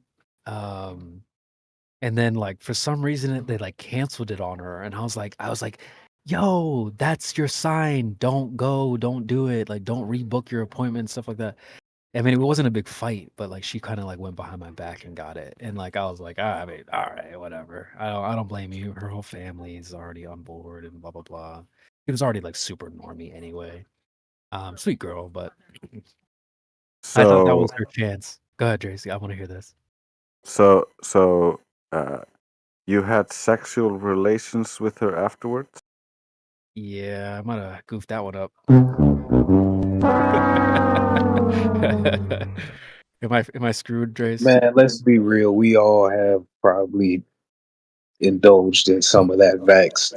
I mean, Me and Karma are pure, baby. We have none of the spike proteins in our systems. Damn, can that get in you like that? If she took it, if I, damn, dude, they got me. You're lucky because the concentration is so much lower, and so it's not gonna be nearly as bad. Okay. Luckily, she wasn't the one to get like 2, 3, 4, 5. She just took the one or whatever. But like I was, nice. I really was so let down because not really, but like I said, she like booked her appointment, and then for some reason they like canceled it on her, or something happened where they were like, yeah, well, not today or something. And I looked at it, I was like, that's your sign. Like, you don't have to do this. It's permanent. You know that, right? And like she kind of just like went on and like rebooked another appointment. I'm like, oh, that was your sign from God. You didn't listen. It's disappointing because you hope the best for the people you care about. Kind of like with Grandma, who secretly went and got it because she knew we did not like it. Yeah, yeah. I Yeah, mean, she had didn't no. like hearing. She didn't like hearing about the truth, so she secretly went and got it, and now she had to have a heart valve replaced and having serious, endless problems. She had a heart attack. That's tragic. And dude, yeah, I mean, even my ex-girlfriend's like grandma like started getting really bad health problems. Stuff. We don't need to go too deep into this, but yeah, a lot of people have, had bad stuff happen. Let's just put it that way. So anyway, but yeah, no. So this girl was as normie can get. I mean, I know when we first started dating, the 7-Eleven thing came up pretty quickly because I was watching Owen Benjamin. Owen Benjamin went on Alex Jones, and I remember like showing her some clips. I would always show her clips from Owen Benjamin. Hey, look, he said this about his wife, Amy. Like, let's learn from them. I thought they had a good relationship, Amy and Owen. So I'd be like, hey, let's use this as a template. And she hated Owen Benjamin. I don't like the way he talks. He's too loud and mean. And somehow, like, the 7-Eleven came up really early. And I was looking at her like, you really think Tower 7 and this, that, and the other? And that was it should have been my cue to just like keep my mouth shut.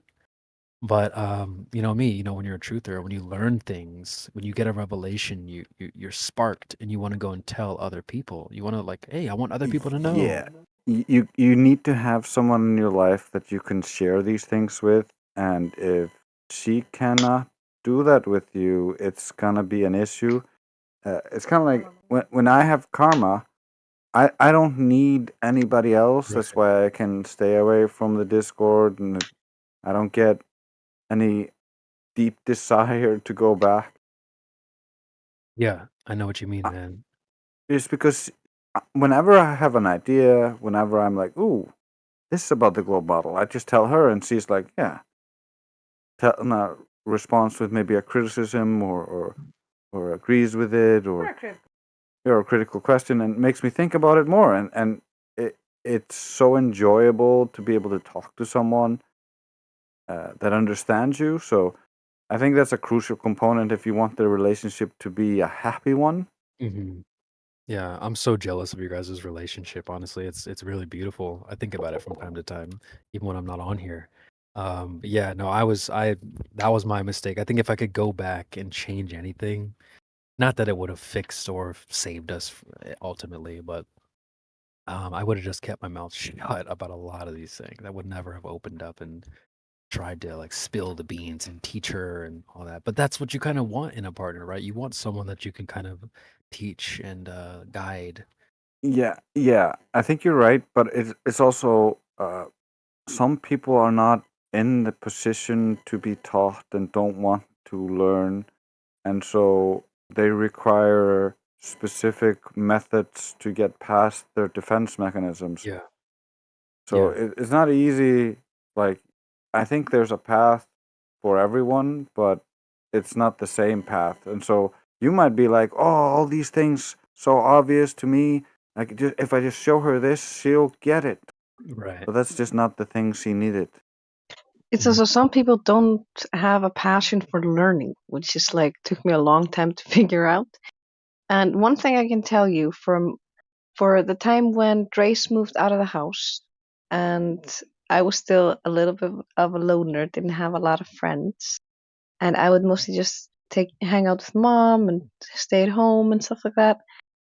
When you don't have somebody to talk about the things you're passionate about, it gets lonely after a while. True. Even if you have somebody who you can talk to, if every time you try to talk about something you're passionate about, you get the same dismissive response, eventually that wears you down. True. Yeah, and I think we touched on this a little bit earlier. Like, some ladies are very easily influenced by media and that kind of thing, and like it's kind of unfortunate because she did check a lot of great boxes that you don't find in modern women. So it was just unfortunate that like, some of the more important boxes could never have been checked. The juicy juice and What boxes? she wasn't outside. She didn't like being on social media. She she wasn't like trying to be a boss queen and all these other things. So a lot of those types of things. She didn't have a lot of friends to influence her. She had a good family. She liked her dad. So like a lot of those things, there's good qualities that you find that you would look for. So in other ways, you didn't court her dad well enough. I could have done better. I think I could have done a better job Because in a lot of different ways. based on what you said, if you would have gotten friendly with her dad and then gotten him to be a flat earther, just because of the fact that both of the men in her life are flat earthers, she would have considered it. I testify that he is right as a woman because I'll tell you one thing. One of the reasons why I joined this Discord is because Drace was always on this Discord. I would listen to him on this Discord. He's the one who turned me flat earth to begin with. Nice. And a lot of the people I love and respect in this server, I came to love and respect because I noticed that he was paying attention to these guys. And a lot of the stuff that was like beyond what I'd researched and I don't really understand, I still respect the shit out of guys. Like, for instance, Intio and Quantum Erasers and a few of these guys often talk about stuff that I'm like, I have no idea what the fuck you're talking about. These aberrations and chromatic stuff and light things and attenuation. I haven't looked into it enough. I totally admit that. But I can take them at face value and I will take that thing as correct. If Drace tells me that it's correct and tries to explain it to me, I'll be like, okay, I'll believe that he's correct because I trust Drace 100%. Yeah, I know what you mean.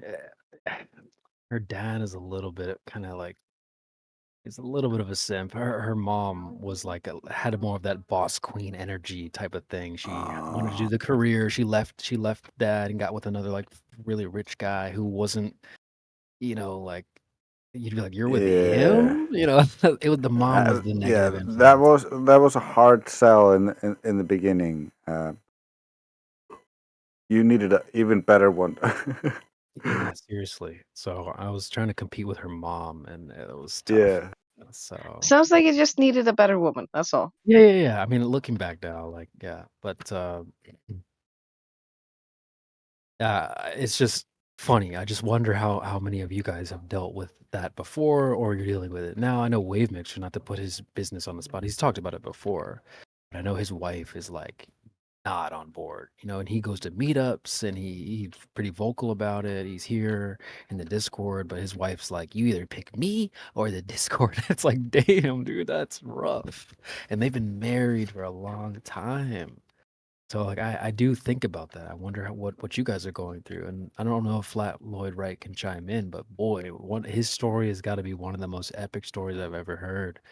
Let me just keep an eye on the chat just in case he does chime in. Hey, he unmuted. Do you wanna tell it, or you want me to tell? Well, I mean, I'll tell the short version, but yeah, I mean, I really like this topic just because it makes me love my wife that much more. And she was totally a normie at first, but there's always kind of these little signs that you kind of know in somebody. And one of the first things I remember her telling me was she's like, I really hate space movies. and space books. You know, because she reads a lot and she likes, you know, kind of romantic old books and novels and things like that. And I just remember one of the first facts she told me was that she hates space, and you know, I was like, I love you, because I had already known that, of course, the Earth was flat. But for me, it was teaching her over the years. You know, like I'd bring up this a little bit here, a little bit there, a little bit about jibby jabs, because her father works at the hospital. So I mean, it was definitely this like me or her dad situation. But I kind of won that battle, just because I kind of knew what was going down in 2020. I was like, look, this is what they're going to do. You know, and quite honestly, it's a red flag for me. You know, like I need to share this information with you. And she was already my best friend, so she, you know, she listened to me. She wanted to learn, like Karma was saying. And you know, those are the kinds of things you look for in people. It's not so much like you almost wonder if they're like flat Earth compatible. You know what I mean? You made a really great point. I want to just really quick build on the best friend part. You gotta understand what she likes and show interest in it, and learn to love it. In that way, she will also show interest and learn to love your interests. And this is part of mirroring, and it's a natural thing that humans do. Oh, absolutely. No, I was just gonna say that's kind of how he got me into Sanxia as well, because I remember being like, I got caught this with a culture shock of reading these Chinese novels and hearing about these Chinese novels. But I like consciously overcame it because this motherfucker watched Steven Universe with me, this gay alien space rock animation from like America. So I gotta give it a chance. FL Dub, you gotta tell the story about your ex though, bro. That's one of the craziest Yeah. things I've heard. So the girl that I met before my wife was probably just, you know, the worst relationship I ever had. But, you know, and she was kind of just a two-facer, you know, kind of thing. She was talking to, I eventually found out she was talking to like 4 other guys, but she lived with me. Yeah, she did. But basically one Saturday morning, you know, I'm just kind of, you know, listening to Eric Dubé, and you know, I sort of woke up a little first. I'm an early riser. So, you know, I go over to the kitchen, make some coffee, and bust up my laptop and put it on the kitchen table and just play some, I can't remember which video it was, but it was, you know, just like Dubé. Next thing I know, like, I guess she overheard or woke up because she's like stomping to the kitchen, grabs a glass of water and pours it on the laptop, like stop listening to this trash, you know, kind of thing. And I was just like, holy crap, get the hell out of here. You know, like I don't want to see you ever again. And what was crazy is like she did. Like I left for some reason. I was like, when I get back, I hope you're not here. And you know, she was basically gone that day. But it was weird because for 6 months she was like, we would talk about it. It sounded like like some of the Globers we experience here on the server, like they kind of pull their mask off later and show their true fangs. And it was definitely like, it was one of those moments, but it was scary because I thought, you know, for 6 months, this girl's awesome. You know, she's talking to me. She's like my best friend, you know, I think she's really figuring out this flat earth stuff. So it was also kind of me trying to like get it in there too. Like, I'm going to play this a little extra loud today, you know? Like, oh, wow. And it just totally backfired, you know? Man, dude. And you didn't even say that was a nice MacBook Pro too, wasn't it? Or yeah, last time I remember it was like a decent computer. It wasn't just like a freaking, you know, crappy Chromebook or something. It was like a decent computer. But bro, I can't believe she decided to pour water on your computer, man. That's crazy. Unbelievable. Examine it, you know? Like, bro, that's yeah, I'd have been like, yeah, you gotta go. She belongs to the streets. But yeah, it was a nice MacBook Pro and it was trashed. I can't believe that, dude. And I bet you didn't pay for that or anything.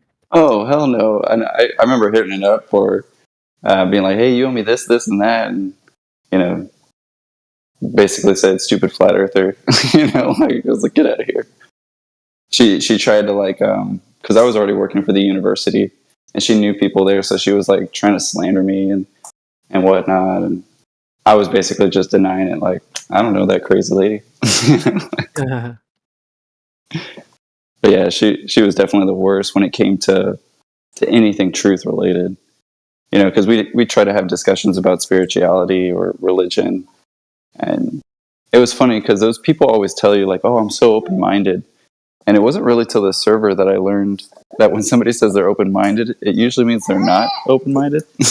Yeah, they're just trying to signal that they're open-minded when they're really not. Like the thief who always says, "I would never steal anything. I'd never steal from you." And you're like, "Why are you talking Yeah, about that?" or the liar who starts with saying, "I would never lie to you." Why would I lie?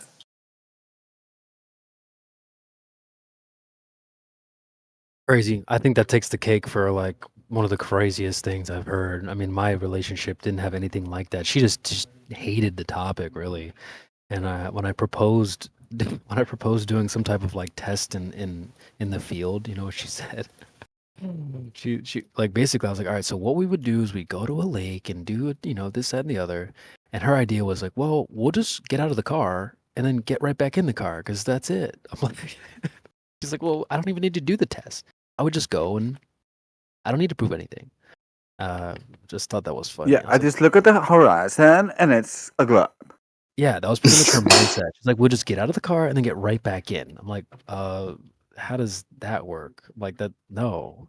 And I stumped her with this. I said, I took her through the water, the surface of the water thing. I'm like, okay, so the water's curved, right? She's like, yeah. I'm like, okay, so let's say we have a cup of water, really, really big, like a swimming pool, like mega huge swimming pool.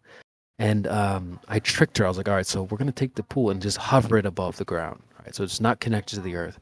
I was like, would the water in that cup be curved?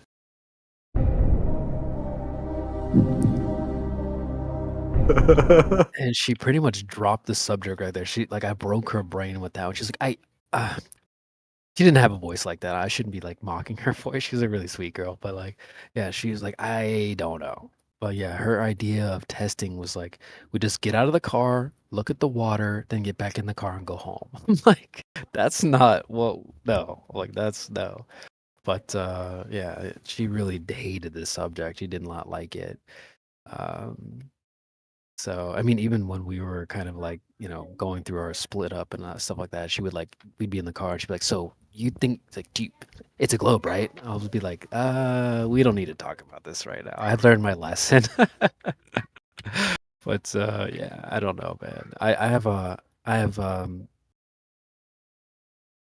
feel for you guys out there if you are dealing with something like that right now, like guys like Wave Mixer. I can imagine what that's like to be like years and years through a relationship, and then a subject like this comes up, and like she's like either me or that.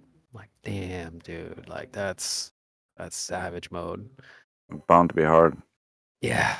Mandela says CB simply filtered his previous girlfriend, nothing to feel ashamed of. Yeah, I mean, again, I think Karma made a good point last time.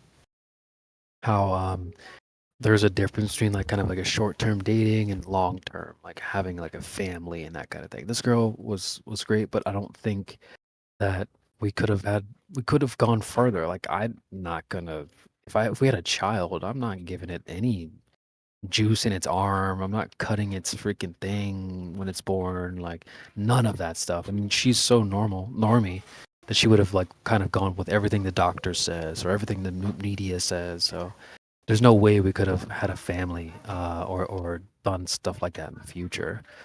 Not possible in my book. So yeah. So I mean, totally get you. Like I haven't been dating the last couple of years. I've been just focusing on family, and we're all, me and Karma, are trying to go back into the market. Although Karma really is never really been on the market. She's tried a couple of times, but it hasn't been very successful. The guy is just fail so hard, and we don't really velta. We don't go through enough of them at the same time, or like through enough of them over. We need enough people. Yeah, so that's why it's not been so successful. But we're working on it. We're getting more out of the house. We have plans. We're gonna be going downtown more, and we're gonna be recording some randos and practicing on them. So it'll be interesting. I'm looking forward to that. I think I'm excited for you guys, and I feel bad. I can't imagine being like as a guy, truther dude. You could probably make it work with someone that doesn't know as much. I think that's fine. I think naturally we kind of want to lead and guide and stuff like that. But I don't know. I'm trying to put myself in like Karma's shoes or like a lady. I think it's gonna be easy. Okay. Once I've never had a problem with guys. I could convince guys of dumb shit back in the day. So if I could convince decent guys of dumb shit back in the day, I should be able to convince good guys or decent guys on good shit. Like it should be no problem. And then once I've made some good flat earthers, Karma can have her pick. Well, that's like the role of like a good dad, right? So I think that's what you suggested to me. Like, oh, you should have courted her dad more. Yeah, I know where you're coming from with that one for sure. That's how because once there's a good relationship between the father figure and the prospect, there's no opposition anymore from her perspective. It's like, oh, that matches perfectly into my life, into my image.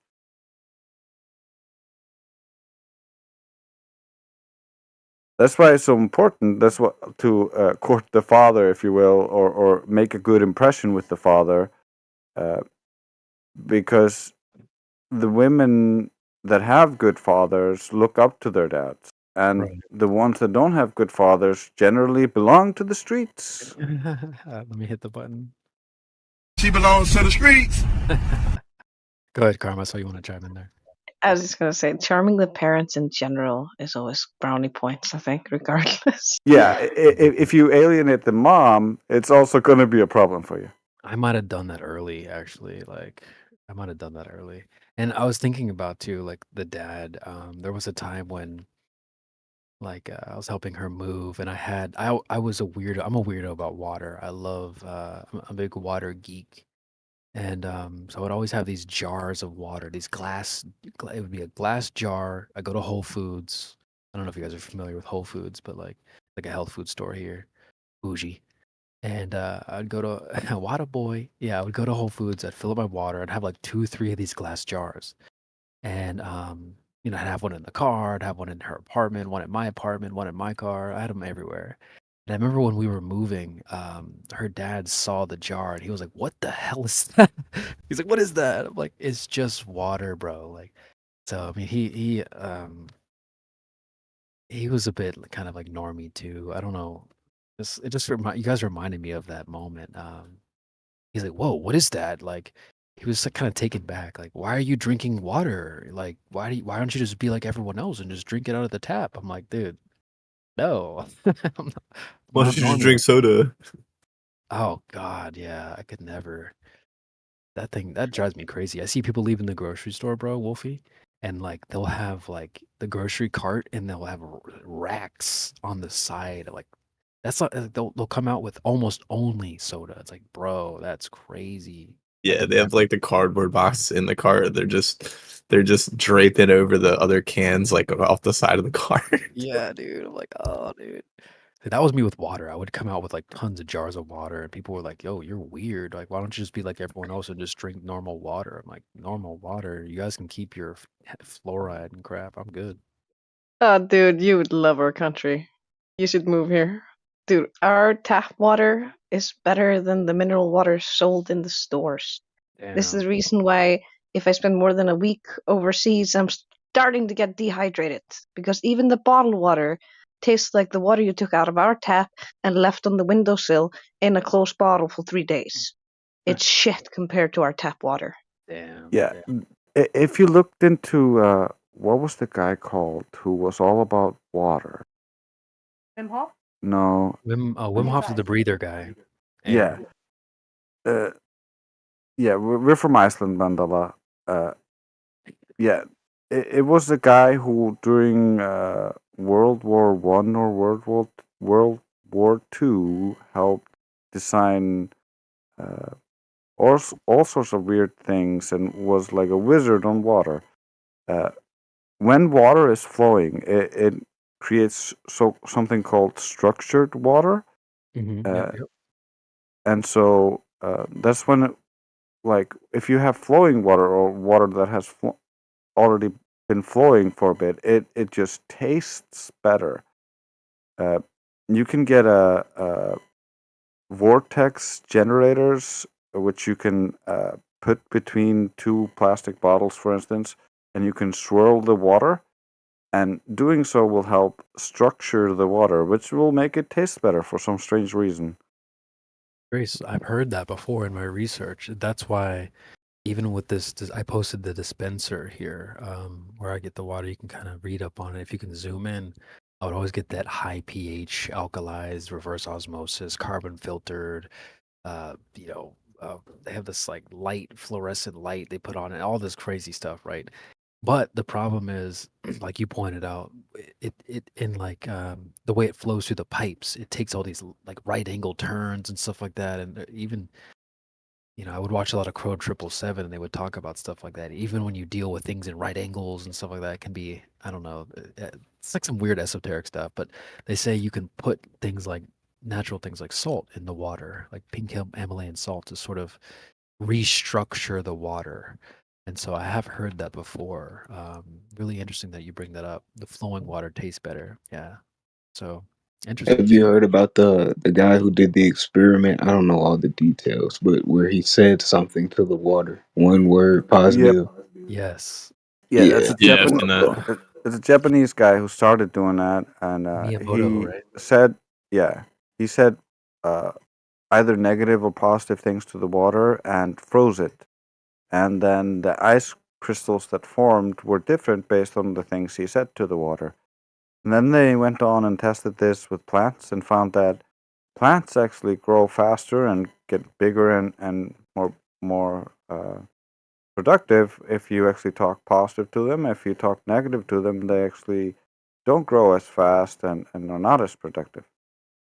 Makes you think how you should talk to yourself. So that is a really interesting topic. Yeah. I'm glad you brought that up, Kenji. Yeah, he'd be like, "I hate you" to the water, and then freeze it, and then the structure would be all like sloppy and it looked weird. And then the water, he'd be like, "I love you," and "You're beautiful." And once Yeah, it it was froze, crystalline. it was beautiful. Different types of crystals. That was the beauty of it. With the negative ones, it's broken. There's no formation of crystals.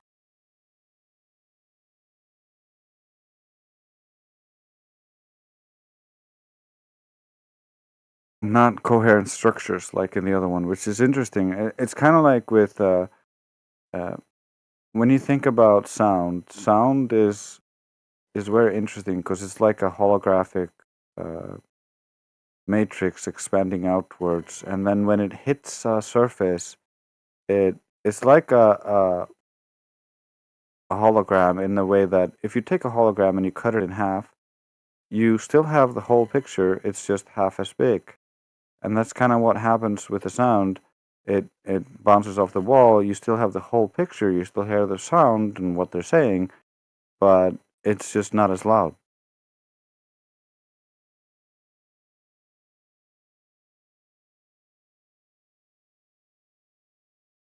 You guys know who Dr. Greer is?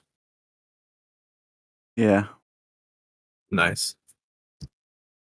I got a video of him where he's talking about how he had a conference when they were trying to figure out what gravity really was, and so they used anti-gravity machines like balloons and submarines, and then brought a bunch of experts together on these things and then try to figure out what gravity was, and they couldn't figure it out. Yeah, they're like building these supposedly, I don't know if they started yet. They're like building these devices that basically harnesses energy from the aether. They call it like 0-point energy and like specifically ball lightning. So I guess it's like atoms in the air kind of thing. I don't really know the specifics, but apparently they're building these devices. The 0-point energy is Casimir effect. I haven't seen any. If you could cite something for me, I would love to see something on just that. go just Google Movie 7, the website you go watch movies from, and then just type in on that website The Lost Century. He's done a whole documentary about it. There's some other cool people in there too that you might recognize. It's kind of like Level. Imagine like Level with Me. I'm sure you've seen that. It's kind of like that, but for energy. Like, Can you find me a link? Because I typed something out and it didn't find. I got you. Just give me a second. I had a couple of beers, so I'm like having I'll fun. just link it in the live stream voice text. Yeah, sounds good. Yeah, it's called The Lost Century. You're smoking them tweeds and everything. The Lost Century and how to reclaim it. Because he basically proves that we've stood still, like completely stood still. Other than like if you don't count the internet, like weapons and shit, like we've literally been in the exact same place for over 100 years when it comes to energy. So, and he proves that like undoubtedly when it shouldn't be like that at all, because they're literally killing people that try to make it otherwise with like these energy devices. He's like, I don't even know what they're called, but he proves that people have been killed for that shit. Yeah, when they file for patents or whatever, you know. Yeah, I followed a bunch of different aspects of that over the years. Like, there's engines that run on water. There's hydrogen. There's engines that run on the static in the air. Yeah. There's engines that run on magnetic flux and all sorts of different things that just isn't mainstream. And when people try to file for patents for this, they generally disappear. Yeah, it's insane. Or something happens to like their friends or their family, or they literally just put the thing on a shelf, like the FDA or whatever, just like take it, put it on a shelf, and then nobody knows anything else. It's just gone. Like that's, and he shows like in the thing I sent. Yeah, he shows like all it's the different specific occasions, like specific data, specific instances, specific people. That's super interesting. I'll definitely watch this. It sounds really good, interesting. And then he interviews people that are still kind of like hiding, right? But they're alive. They created the thing. They talk to people about it, right? But the government, I guess, like knows about them or whatever, right? And he talks to, he interviews those people, and one of them doesn't even show his face because it's so like it's pretty discreet. It's interesting. It's really interesting. Yeah, like I know a person from my personal life who was a dark magician, an occultist, and an inventor. And a what? What's the second thing? An inventor. No, an inventor. Yeah. Yeah, he invented a generator that was capable of creating monoatomic gold, or that's what he told me, or what is called the Philosopher's Stone, and because of this, he was recruited into the Knights Templar, and I have not heard from him since. Oh wow! Damn, that's quite interesting. Did he disappear or? Yeah, I have had no contact with him, and he used to be really good friends of my mother when she was younger. So, did you get any details on how the recruitment process works? Like, how did they even find out that he created that? Did he go out to them, or I guess you may not know. Well, he was connected to the occult for a long time, and was a black magician who performed all sorts of stuff for different Freemasons, so he had connections into the Freemasons, and so when he made the device and told his friends, they helped him get further. Before he actually left the country to go see them, he met with me and we talked about all this stuff. Although he was technically meeting with my mother, because I knew all this occult stuff because I've been reading up on it.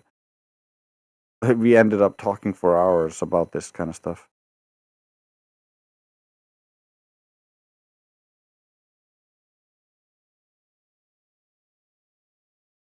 So was he born into that, or like how would you like? Where do you even start? Like, say you do have an interest in that kind of thing. Where where was his starting place? I have so many questions. Sorry, but it's pretty interesting. Well, I would have to really dig into what my mom knows to get all the details because I haven't done that. From what she has told me about how he got started in all this, is just he started reading occult books and started performing all sorts of occult rites, and that was what got mom interested in the occult, but she kind of considered herself to be like this white witch compared to his dark warlock. So she would get all her books and information and stuff from him, but then he would be sacrificing animals and doing all sorts of evil shit that she didn't condone. Mm-hmm.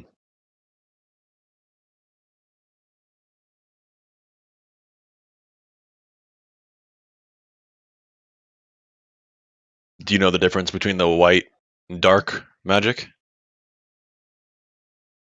Well, dark magic is for selfish gain, and white magic is for selfless, helping others. Gotcha.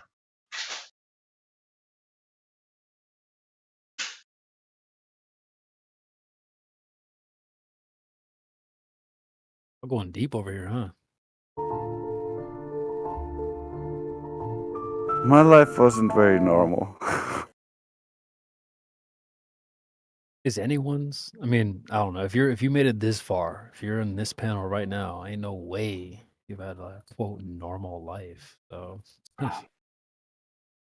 My favorite examples, which are very popular at work with the kids, are, for instance, when I was 6 years old, Dad walked in with a meter-long snake. Snakes are illegal in Iceland. I still don't know where he got it. That was our new pet. And also, I'm like 99% sure we lived in a house that was haunted until I was 10. I know where he got it. Where? He got it because he was a drug kingpin, and so he was collecting payment from a drug dealer, and he had a snake, and so he couldn't pay the thing, so he just took his snake. That's literally out of a movie. That's amazing. You guys probably Yeah, that's some movie shit. You guys are the best. That's hilarious.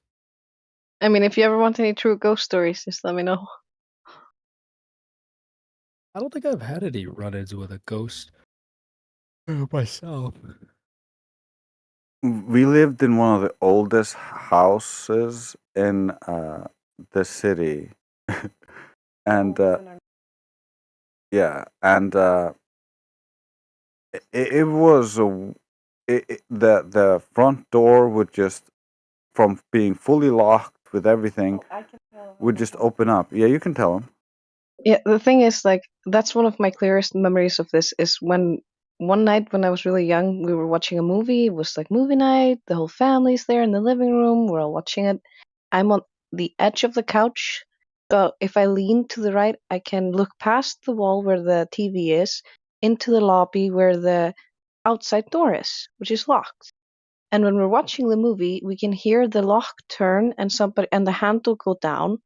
So I lean over to look into the lobby, and I see there's no one in the lobby. I see the door with the lock out because the that's the part that's facing me, open up slowly, and you can hear the door opening.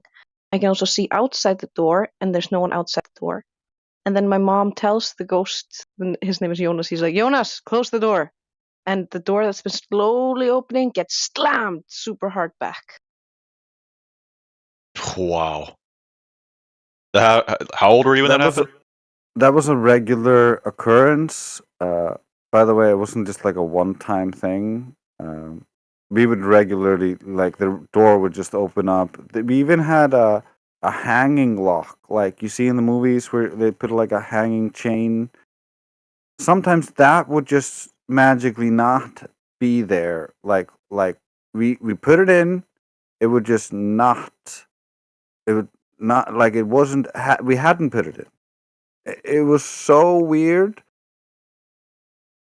And there were all these moments where you would, like, you put away your keys or your wallet on the corner of the table. You look at the TV. You look at the corner of the table. There's no keys. There's no wallet. So you're like, Jonas, like, return the stuff. And then you look around, and it's on the other table in the other side of the room. Which you haven't even gone to since you came home and unlocked the door. It's annoying. It was super annoying. I actually think he was kind of helpful sometimes because, like, sometimes I wasn't sure if he took my stuff or if I just misplaced it. But generally, after looking at it, if you go, like, give it back, it would appear on the table that was empty that you just walked away from. And I have a theory that he might have helped our cats when our house caught fire. Yeah, I don't think so. The Christians would probably be like, demons. And I would be like, well, my mom was studying the occult and New Age. She was meditating and speaking to entities. And then eventually she started seeing dark entities in the corners of the room, and she had to get a priest in to sanctify her house. To be fair, like, I do remember when I was like 17 or something, when we were looking at really old pictures of, like, before this became a city, was still a town. And I have this distinct memory of seeing a picture of our old house where we used to live, back when it was the only house in that entire neighborhood and there was nothing but grass around it. And there was a man standing in front of the house, and Mom says, "Oh, Jonas," recognizes his face. And I'm like, what? And I read the text, and it says, like, Jonas something something son built this house in 19 blah, blah, or 18 something. And I'm like, what the hell? How did you recognize his face, though? And she's like, oh, didn't I tell you I'd see him sometimes? And I'm like, what? And apparently in one place in the house, in the stairs, where you can, it's like circular stairs where you can see through the steps because there's space between them. So you can see it's empty when you start walking up the stairs. But when she's walking up the stairs, she's done one circle. She'll meet a man coming down the stairs. They slide past each other because there's not much room, like wiggle past each other. Then when she looks back, he'd be gone. And she's like, that's the guy. Yeah, Mom has always been a little bit Psychic. able to see things and able to predict things, like people being pregnant or dying and things like that. I have a great one of those stories if you want to hear about one of her tarot readings. I don't know why, but that's a common thing with, like, a lot of older women in families. Like, they can predict people getting pregnant. Everything you just said, bro. That's crazy. I mean, literally, she saw my face when I came home, and she goes, "Did you have your first kiss?" And I'm like, "How the fuck did you know?" Yo, what you just said, I think was Drace, I think, said that. That's another proof of the intelligent design. Just like there's so many, and I didn't realize that. It's like, I don't know, like 3 years ago. I didn't realize things like that. I think it's also just like men tend to go more towards the logical, the being good at engineering, all these different things.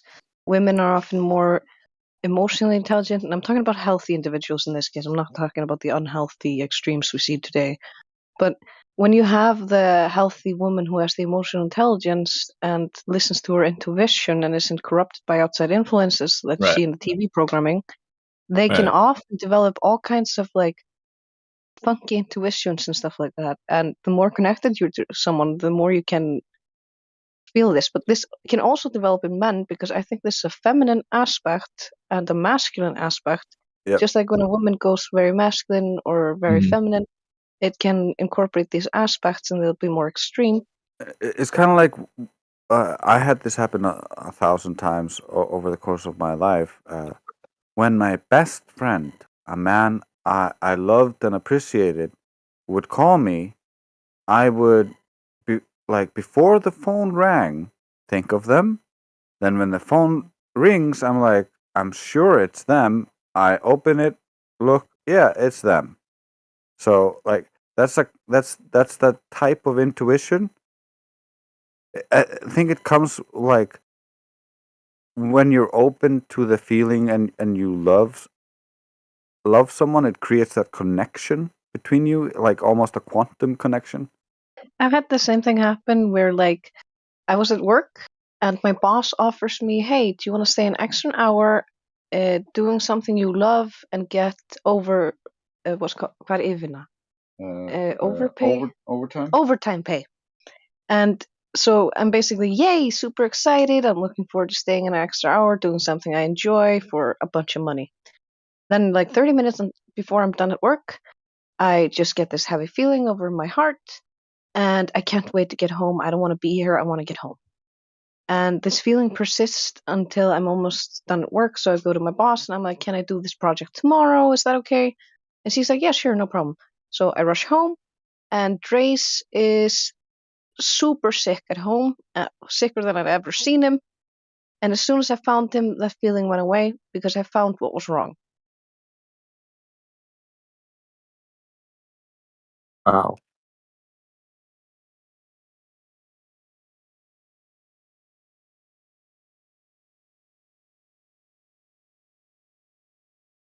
But I think also to be able to hear these kinds of things, you need to be quiet on the inside. If your mind is racing and you're constantly thinking about things, you're kind of gonna drown out those very subtle instincts.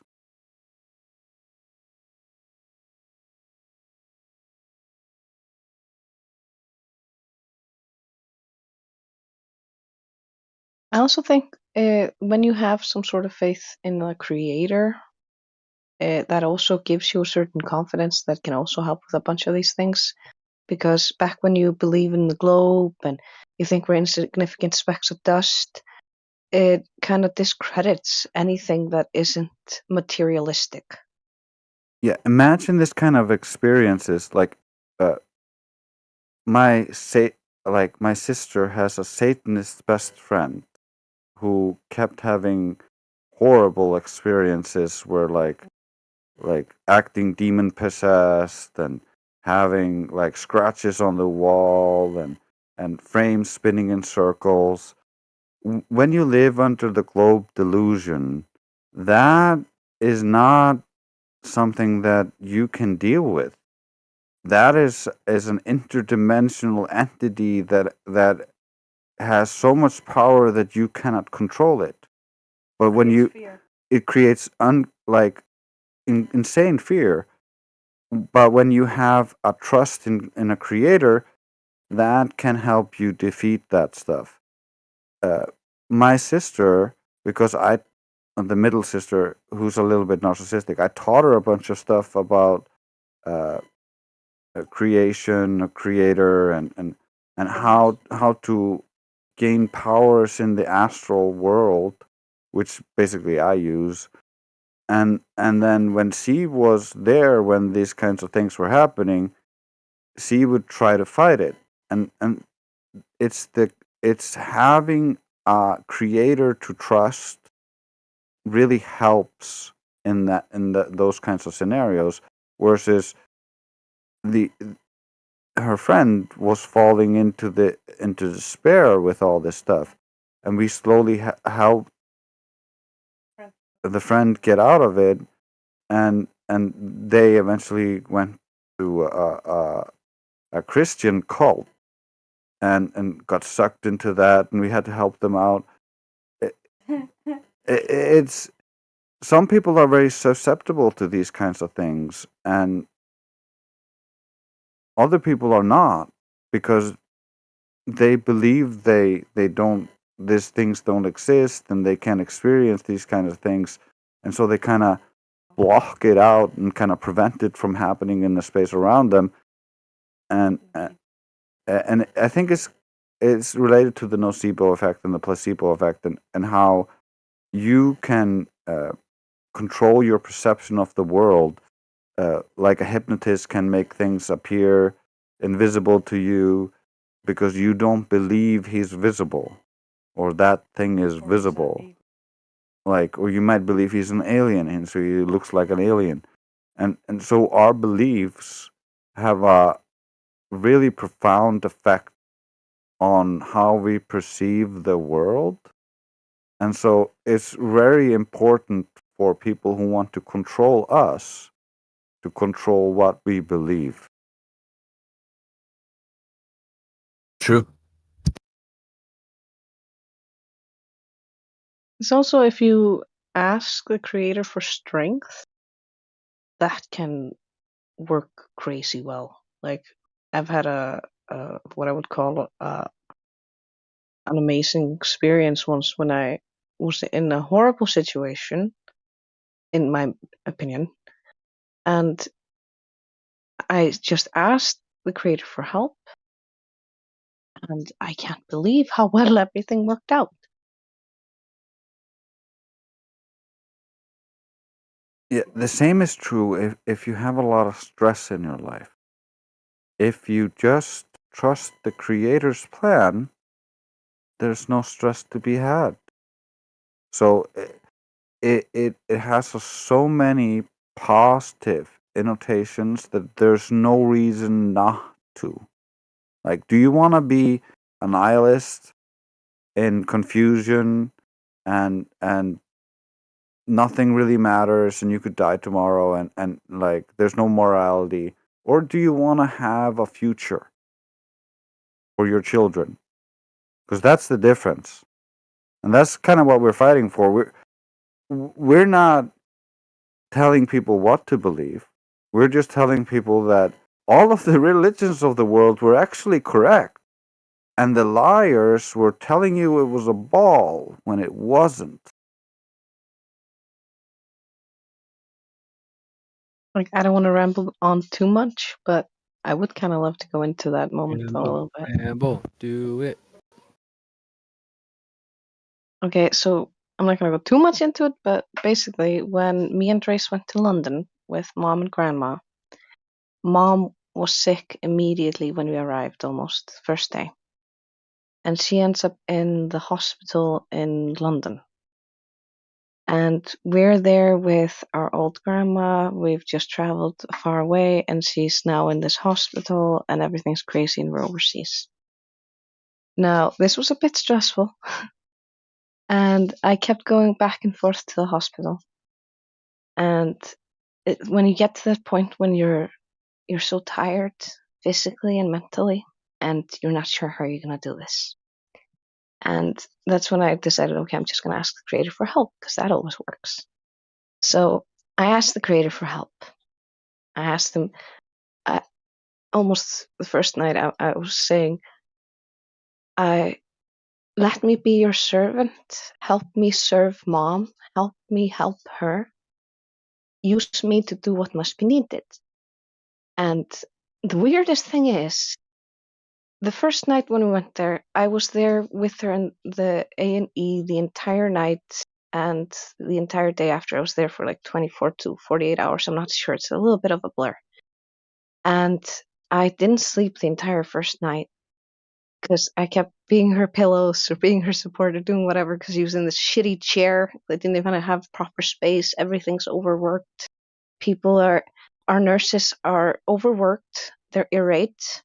There's an irate patient next to us, and this could have gone so badly.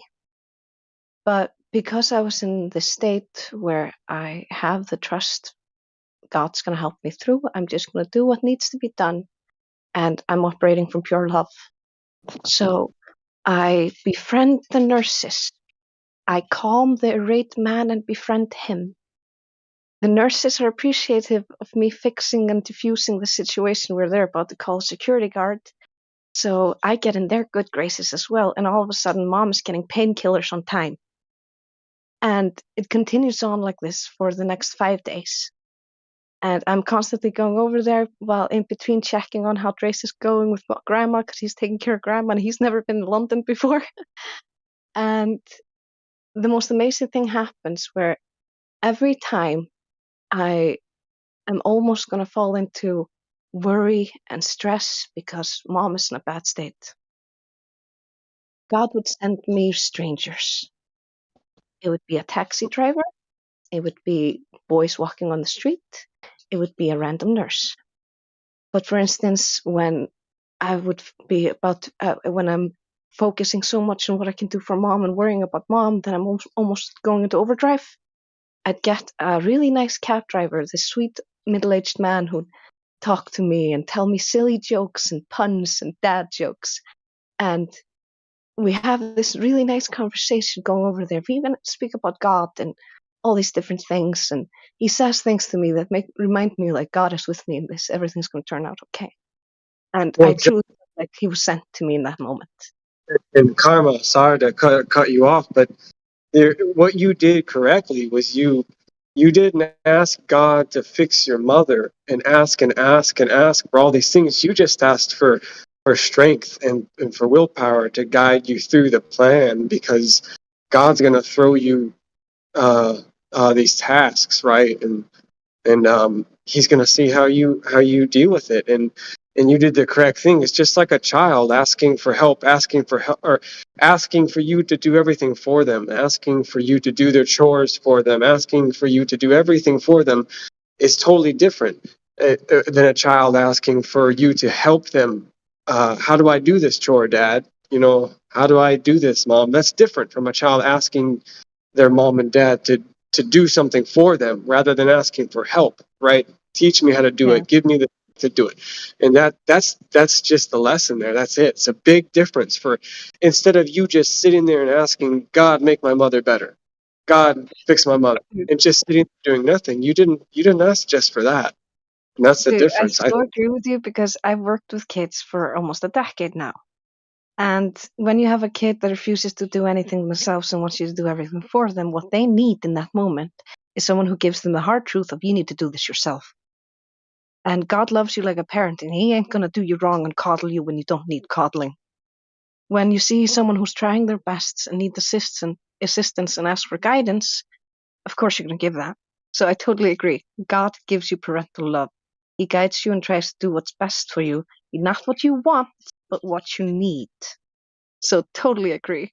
Yeah, and sometimes you need those hard lessons so that you can understand, because we fool ourselves more than anything else.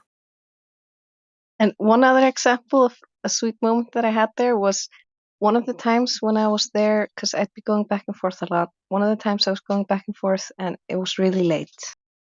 It's like completely dark out. This is a huge city. We come from a place that has almost 0 murders. And I know Drace is worried about me. And it's dark out and the thing is closed where I was usually go, and now I have to go down a long, dark, creepy alley. So what I do is I find 2 young men who are about to walk down the alley, and I come over to them, and it was hilarious, because whatever mental state I needed in the moment would just appear to me in that moment, because I went from feeling insecure and whatever, nervous, to just being sweet and nice and being like, hey, you guys, any chance I could walk with you guys? It's kind of late. My brother's worried about me, and it's kind of dark out, and I kind of don't want to walk alone. And all of a sudden, these 2 boys transform into 2 protectors. They're both acting concerned about me.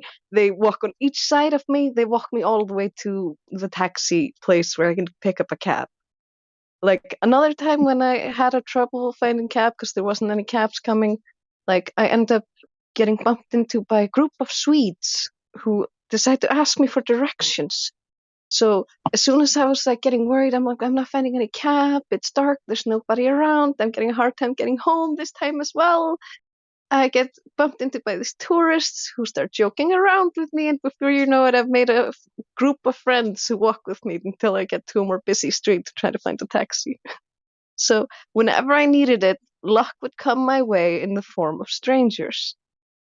And I love this because, in a way, I feel like one of the things I did as well is when I really need help, one of the things I do is I try to cash in my karma.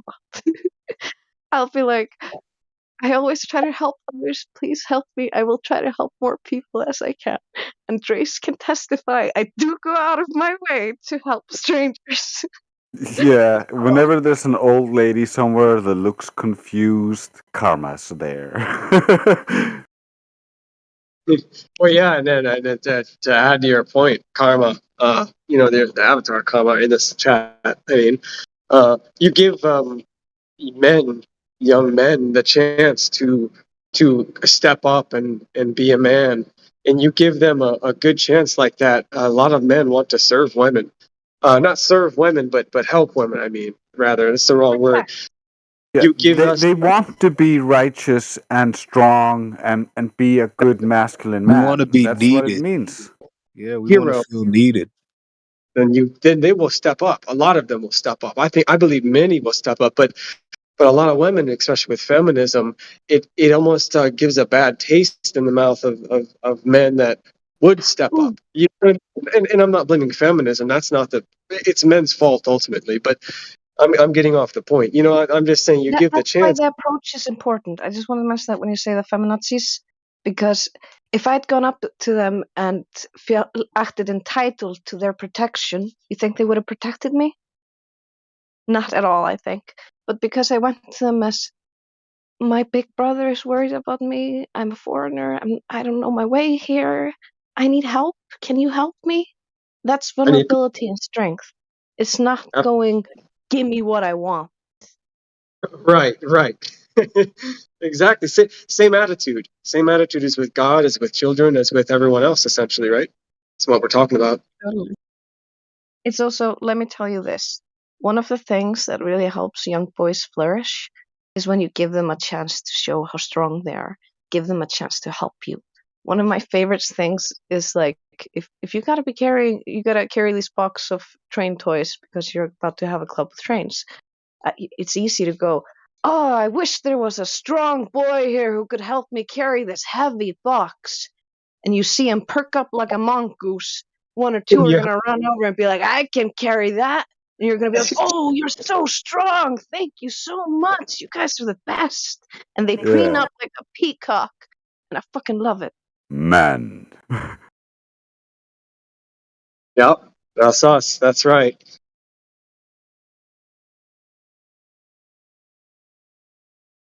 We want to be helpful. We want to be productive and like help the woman in need. Like that's innate in us. Meanwhile, girls tend to be more the caregivers. That's why oftentimes the positive leaders in the girls' groups are the ones where you can entrust them with the shyer girl or the shy boy to try to get them more involved and get them to play. I'm sorry, could you repeat that, Karma? I didn't quite catch that.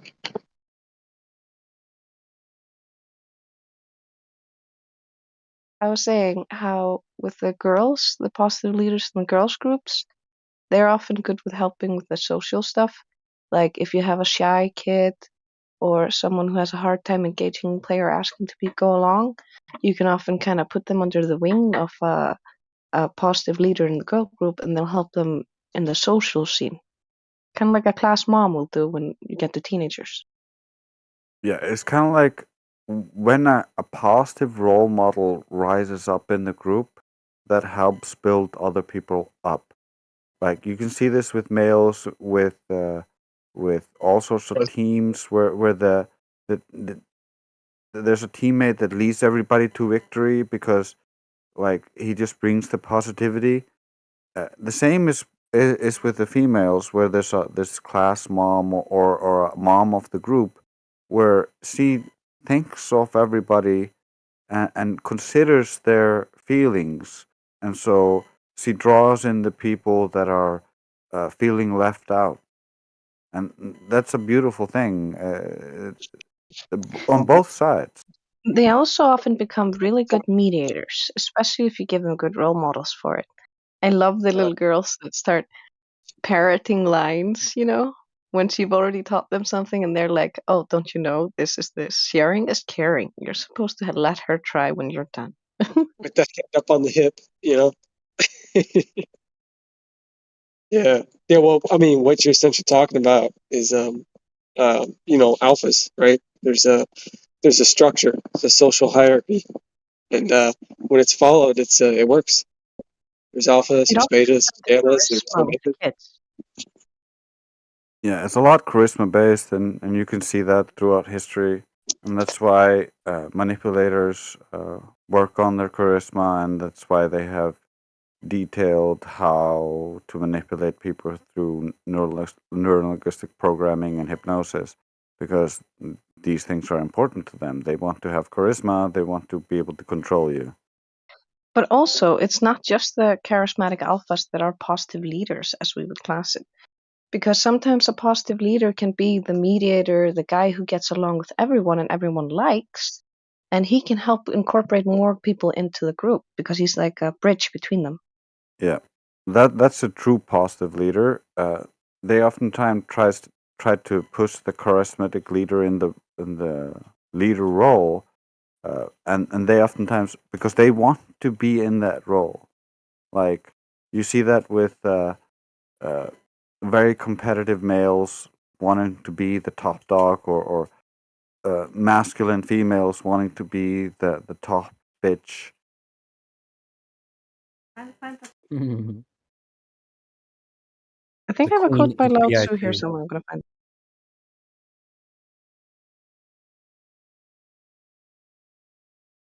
Yeah, the best leader is the one that tries to build up all the players to be better than him, because at that point they're guaranteed victory.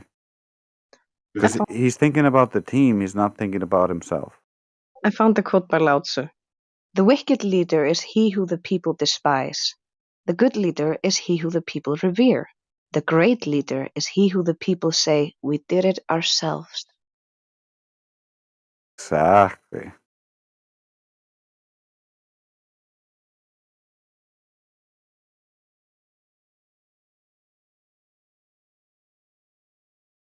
Yeah, that is a good quote. I tried to do that when I was in charge. I would always try to be the one setting the example, and it can be tough to do that because folks will just continue to rely on you to like if you're doing the dirty work, you're like, all right, I'm trying to show you how to do it. Like they'll just sit back and let you do it when you're trying to set an example for them. So it's a delicate balance to be the one leading the charge in that regard, like getting on your hands and knees and doing the dirty work as a leader. Like sometimes your subordinates will be like, "Oh, well, he's got it," when that's not the goal. So that's just something that you made me think of. Yeah, but that's why it's so important to be the leader who inspires others to try and gets them to try, so that they feel like we accomplished this, not he did it. I think it's mostly about incentivizing and motivating. Yeah, and building up with positive reinforcement the things they're doing right.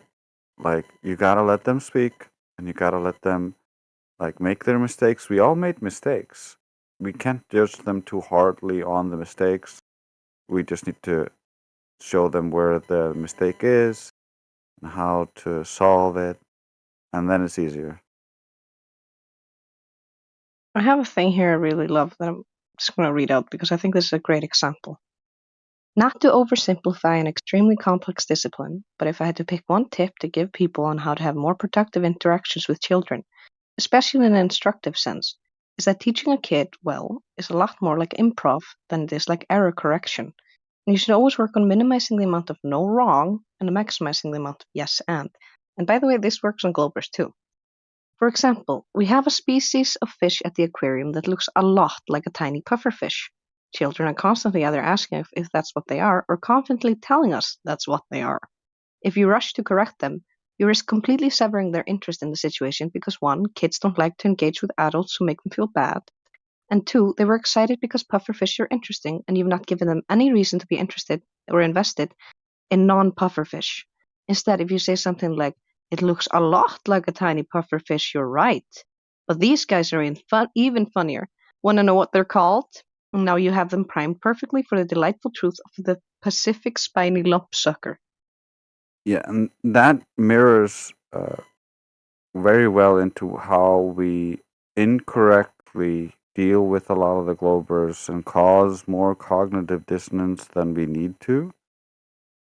Because they might say something like, boats disappear over the curve of the horizon, and then you could say, no, that's wrong, and proceed to tell them how that's wrong, and they're going to automatically be more resistant to whatever you're telling them. But if you tell them, yeah, I know what that looks like, but we have looked at the horizon with different apertures, like big aperture cameras and small aperture cameras, and the horizon appears to be closer in the small aperture cameras and further away in the big aperture cameras. That seems to indicate that the horizon is not a geometric position, but rather a consequence of the optics. So let's look at the optics a little bit more, maybe perspective, and we'll notice that things appear to ramp up to the vanishing point and things appear to ramp down to the vanishing point. And then if you take the walls away from the side, you get a horizon line. So you have a horizon just based off perspective alone. And that's much easier for them to accept because you're not just slapping them in the face with "no, you're wrong," and you're helping them understand it instead of telling them they're wrong.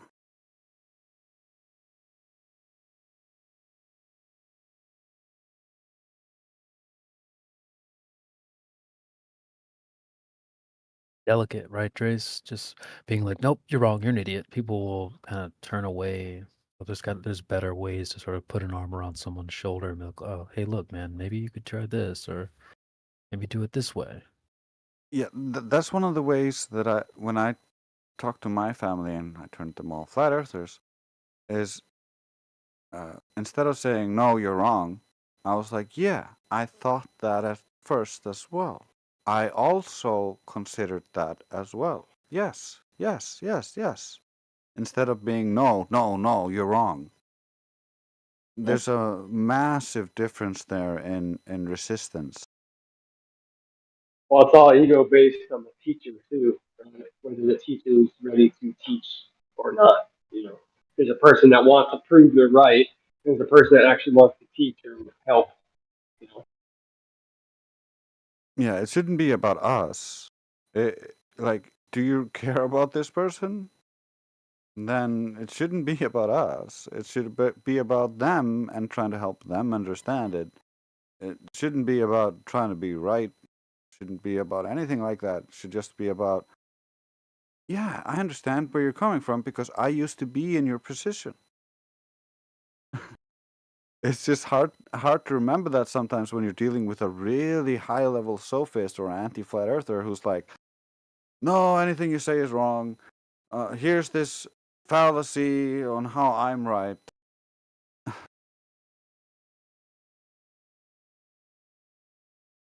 I think the big issue is like we're lacking a lot of logic in the public, and if we could just make logic back a part of the curriculum or mainstream education, things would change lickety split. And that's why I want to kind of get Karma into the government and put her in charge of education, and then we're good.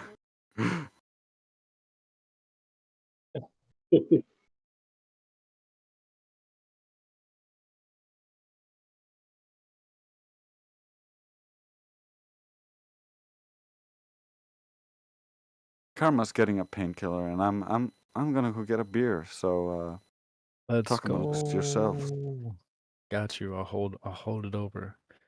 In the meantime, just to quickly plug the Rumble, guys. We are live on Rumble, not exclusively, currently mirroring the YouTube stream, but in just maybe a couple days, maybe a day or two, hopefully sooner than that, we'll be doing some exclusive stuff on Rumble. So if you want to get ahead of the curve, no pun intended, make sure you go make a Rumble account if you haven't already.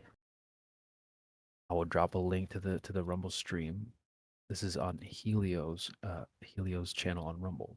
We currently have 376 followers, so let's get that up. Here's a link. I want you guys to go to the chat, say what's up, say hi in the chat. I want to see some thumbs up the video. Drop a comment and below the video. And what's the last thing? Oh yeah, follow. Make sure you follow the channel. So currently there are, let's see, let me refresh. We got 4 thumbs up. We got 2 people in the chat, myself and Reg, Rog, R Frost. 376 followers and 2 comments. So guys, get over there and say what's up in the chat. Make sure you thumbs it up. We're taking over. All right, we are taking over Rumble.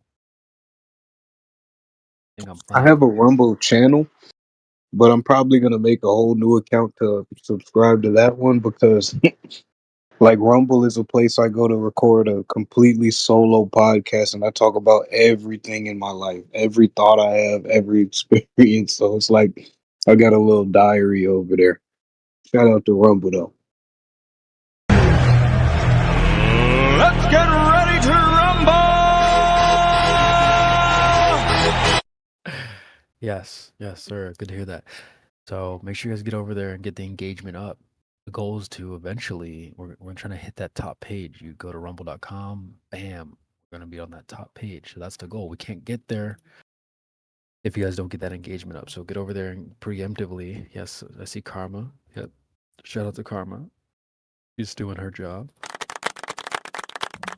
But Esteban, Steven, Kembo, Liquid, Mandela, Mike, guys, get over there and say what's up. I want to see some thumbs up on the video. I want to see some comments. I'm liking everybody's comment in the comment section. So let me refresh and see what we got. Lady Karma, yes, very nice. Chris V, you're the man. Heck yeah. 4 thumbs up. Shout out to you guys. Appreciate you guys.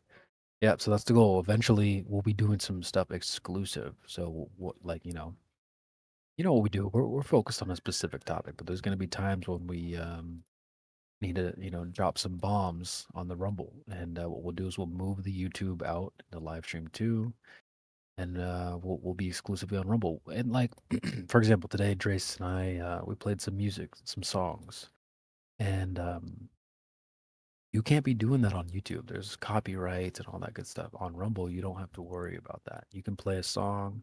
You don't gotta deafen anything. So we don't necessarily need to use it to go too deep into other things, but we can do it for we can use Rumble for certain features like playing music or Yeah, copyrighted some stuff. Flat Earth songs actually go a little bit outside the topic into topics that YouTube does not like. Rude. I'm glad you brought that up, Drace. That's a good point. There are some songs that I like as well. Man, there's some fire songs, and they bring up topics like, whoa, a little spicy for YouTube. So that's what we can use Rumble for as well. I wanna reverberate a message from the mod team that we, well, number one, the chat, Discord chat is not a free speech zone, so we cannot be putting things in the chat that's too spicy for Discord.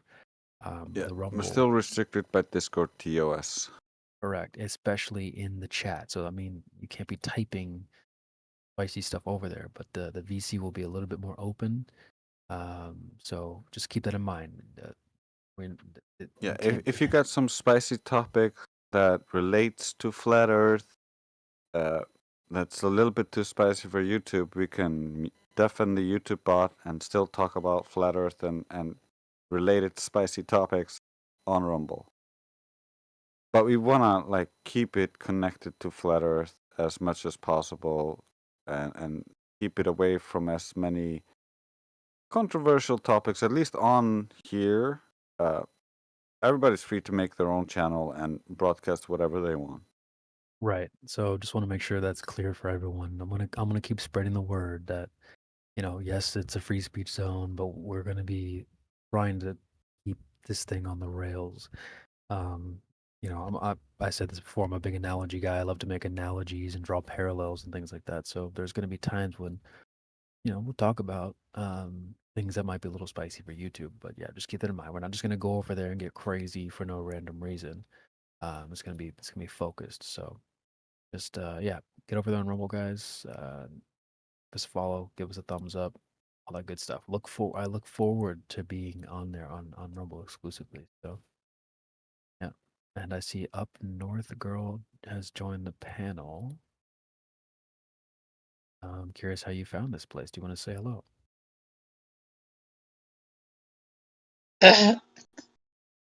Yeah.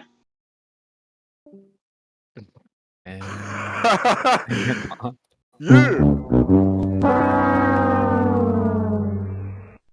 man, it's always funny when that happens. What kind of zombie just like rolls around with no rhyme, no reason? I understand that sometimes the lights can be a bit of it can be a little bit pressure to have the spotlight on you, but don't let the cameras bother you.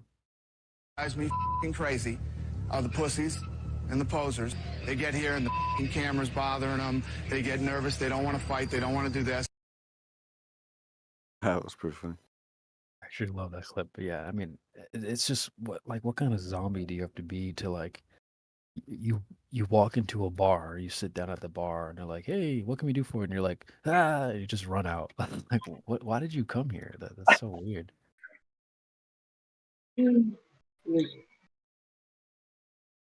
Anyway, I actually have a clip for that. We only serve paying customers here.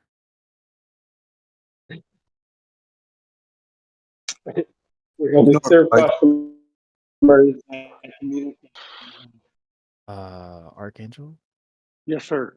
I'm sorry, you had a little background noise there. I just wanted to let you know. I know. I'm on the front porch. There might be my neighbors talking to me once in a while. Okay, cool. That's all good. Can they hear us? No. I got AirPods. Okay. Nice. Y'all know what I like about the flat earth community versus any other community online? It's so easy to get in contact with other flat earthers, even the ones that you would look at as influencers or whatever, celebrities, whatever. I've spoken to Eric Dubé twice. He commented on one of my videos before, so it's crazy, bro, and it's beautiful. And nobody takes money. Nobody is asking for money. We just want people to hear this message. Yeah, Yeah. Eric's a cool dude.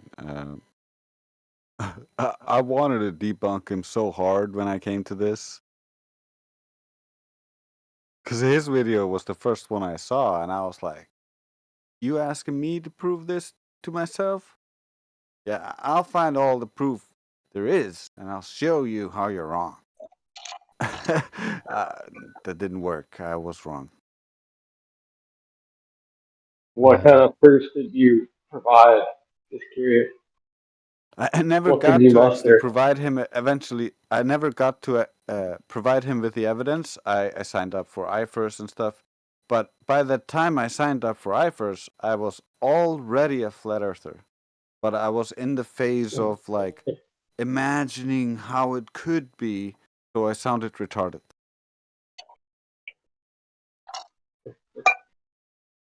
Well, you must have grasped at something first. Did you go towards NASA and the images?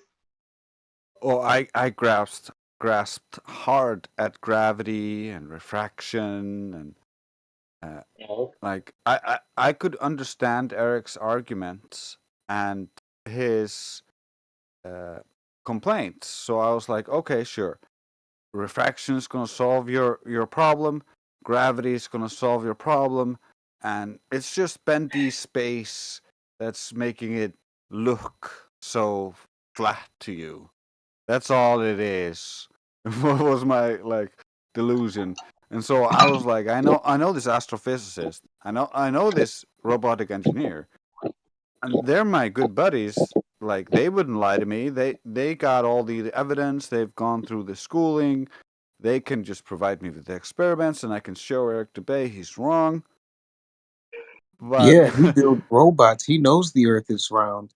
yeah, that didn't work because I already watched all these flat Earth videos, and I knew what their basically arguments was because there was no censorship back then, and so I was like playing devil's advocate and asking them just questions from complete humility, basically Socratic method, which did not help my belief system. I really believed it was a globe, but as the astrophysicist and robotic engineers started fighting because one of them was like Newton is correct and the other one was like Einstein is correct, you're a retard for thinking Newton is correct. And I was like, well, robotic engineer guy, the astrophysicist is saying you're a retard because you're thinking this. And he's like, no, I'm not a retard. He's a retard. And so they started fighting between each other a lot. So the more I dug into it, the worse it looked. And I would just ask basic questions, and they would just descend into like being super angry. And I'd be just like, oh, I still believe it's a globe, bro. I'm just asking questions because I know the flat earthers are gonna ask questions. And so it got destroyed in that I eventually was like trying to understand how we could map the geocentric sphere onto the Earth, but still believe in heliocentrism, because the star that's supposed to be behind the sun apparently goes across the night sky on the backside of the Earth. Like what?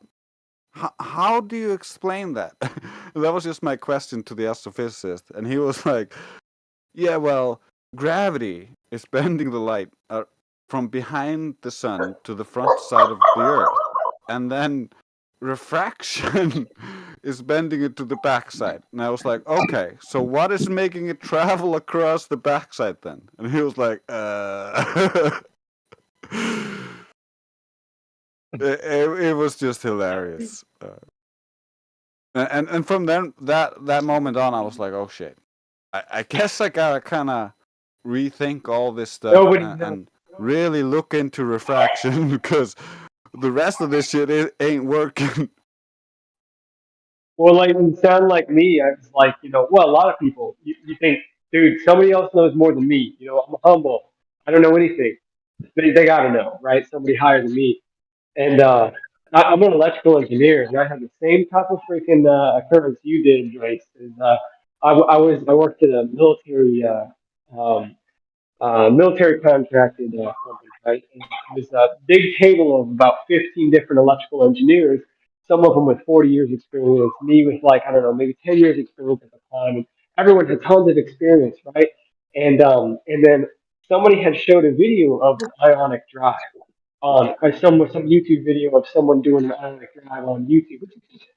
It's a basic. It's like the ionic breeze from Sharper Image. If you've seen that, it's positive attracting negative, and it's making a little bit of thrust and it's blowing a candle out. That's how the video went. And everyone's like, oh, wow, we can travel across the stars. And someone's like, yeah, we already have a satellite that does that, man. It's already been past Pluto. It's on the ionic drive. And I'm like, yeah, this is all cool, but when you get out in space where there's no air to push off of, it's a different story. And everyone shut up. And I was like, I'm gonna get destroyed. And then everyone's like, oh yeah, you're right. Who does that? And I'm like, holy shit, are you serious? No one even thought about that. I'm at a military contracted company, and no one thought about that. And yeah, dude, it's I was crazy. like, dude, whoa. Yeah, it's crazy. It's like people have just been so programmed, and they just so accepted everything they were programmed with that they just don't think. Someone smarter than me has looked at all this stuff, so naturally there's going to be nothing to find.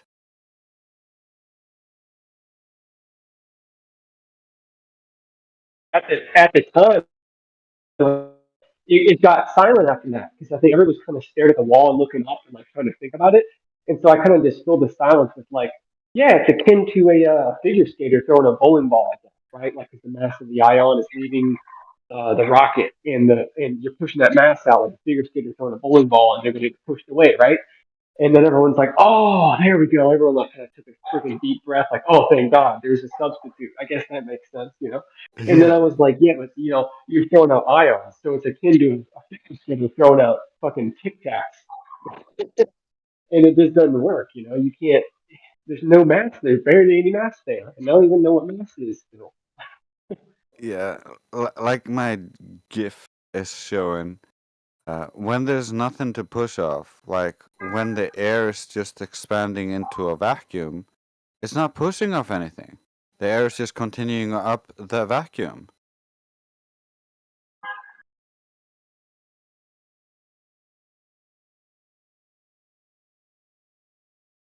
It's like they teach us it so early, right? It's almost like you incarnate here, you go to elementary school, and they're like, okay, before you start, your brain starts developing and you start to ask questions about where you live and come to your own conclusions.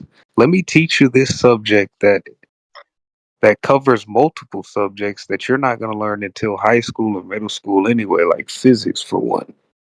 Right? So Yeah. let me just tell you, we already know exactly where you are. Don't question anything. We figured everything out. No reason to worry about it. Just live your life. I have a really good clip for this. I just added it. I want to play it, so I'm going to play it. Despite what you might be thinking, these two circles are not equal. I repeat, these two circles are not equal. One is in fact larger than the other. What I need you to do is determine which one that is. So, please raise your hand if you believe the blue circle is larger than the red. All right. Please raise your hand if you believe the red circle is larger than the blue. All right, very good. Now, before I said anything about these two circles, what was your first instinct? Equal, right? Because they look equal. And the reason why they look equal is because, in fact, they are equal. These two circles are identical. Yet I got just about every one of you to raise your hand and say that they're not. So what do we learn? That you can be manipulated like that to believe in something that goes against your natural instincts. Just imagine as a child you're taught that the blue circle is larger than the red. If you say it enough times, you convince yourself that's the truth. If you're told the lie enough times, it becomes part of your reality. And if enough people are taught that lie, that the blue circle is larger than the red, well, now it becomes part of the culture. And if that culture then passes that misinformation along to the next generation, well, now it becomes tradition. Now it becomes tradition. The problem is we get shown the horizon is flat. We live on a locally flat surface that appears non-rotating from our perspective. So that's our base experience. But we get told, no, you're actually rotating, and the world appears flat, but it's actually curved. It's the same thing. And they just, it became culture because they got it into the education system and they validated it by supposedly landing on the moon. And then it became tradition as the people grew up with it as having been validated, but it was never really. And we falsified it. So we've proven that the circles are of equal size. The horizon is flat and level and appears locally flat because it is actually locally flat. And it appears non-rotating because it isn't actually rotating.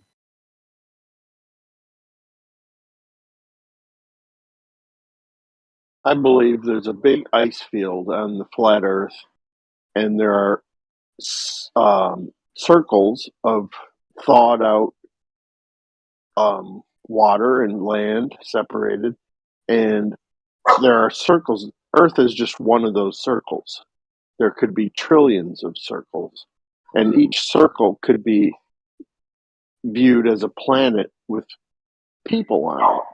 Yeah, I can't decide what to believe about the world, so I remain undecided. I have many different variations of how I can picture the world. That does not mean I can choose a single one because I have too many variations possible. I need like more data to single out which one it is. Like I forget who said this. It's a quote basically, but if you don't understand something well enough to understand that there are multiple ways to represent it, you just don't understand it well enough. That's one of the problems. People are allowed to believe whatever they want. I just don't fall into that group because I wanna keep my rose-colored glasses as untinted as possible so that I can perceive what is in front of me instead of tainting it with my beliefs. Yeah, anybody can dream. It's just proving it, making it happen. That's different.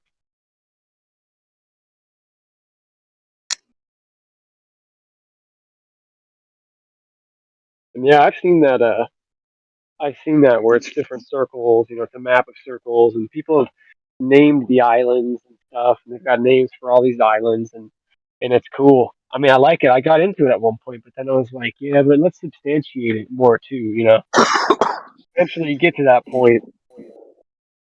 Yeah, like I had so many theories on how the world would be back in 2016, 2015. I extrapolated 1,000 different ways.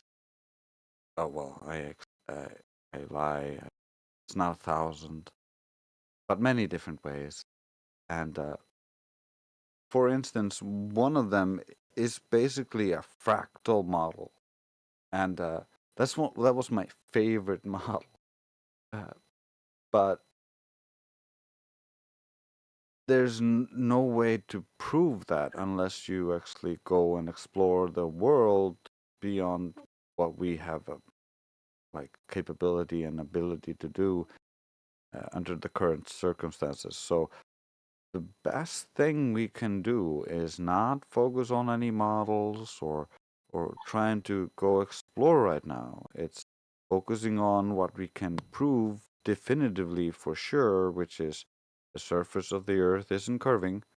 And so the more evidence and proof of that we can create through looking at the reality itself, the easier it is to actually help the Globers realize that they're retarded so that they can actually come together as one and and stop this nonsense because we're wasting so much money on this this imagination that we're going to Narnia and we're gonna colonize Mars one day. Spare me. They're But homeless people. They're people I've dying on the streets. We got people in cobalt mines, like children. Like there's children disappearing. We need actual stuff happening here on Earth, not in some fairy tale imagination land where you're sinking trillions of dollars into it. No, stop it.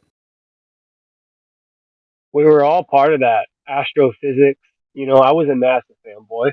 I listened to theoretical physics and all that kind of stuff, and I got lost in wormholes, in black holes, in Uranus smells like I was fart, right there which with is a you, literal man. article. But but I once I learned that none of it was Oh based in natural science, I was my. like, oh boy, whoopsie. Yeah, I was right there with Yeah. you, man. After that, it was ripped away, and then now in flat Earth world, like yeah, I get a little bit of that, but a little taste of it, but I gotta back out real quick because I got a bad taste in my mouth from heliocentric model. You know what I mean? I get you. I was right there with you, man. I love all the science stuff. I love watching all the different theories and different speculation. I was deep into that stuff. And I still kind of am. I love watching it now just for the comedy factor of it. But like it it's the layman perspective on the people who are very indoctrinated into their fields, and so they hold very specific conceptions of the world, and so if you start really looking into the higher end of academia where they're actually don't all agree. It's just in the lower end where they agree because that's the thing that is taught in schools, and so they agree on that. But when you get to the higher end, you realize that they actually don't know what gravity is. They're actually floundering, like being like, well, I don't know. And they're making theories mostly based on guesswork because they have so little data to work with. And then they're just trying to find out some ways to falsify that guesswork.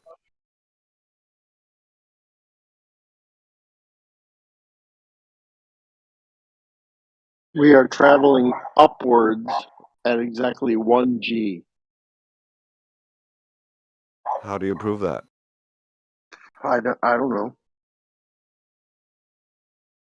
Problem is, we have things dropping at different rates in the same locale.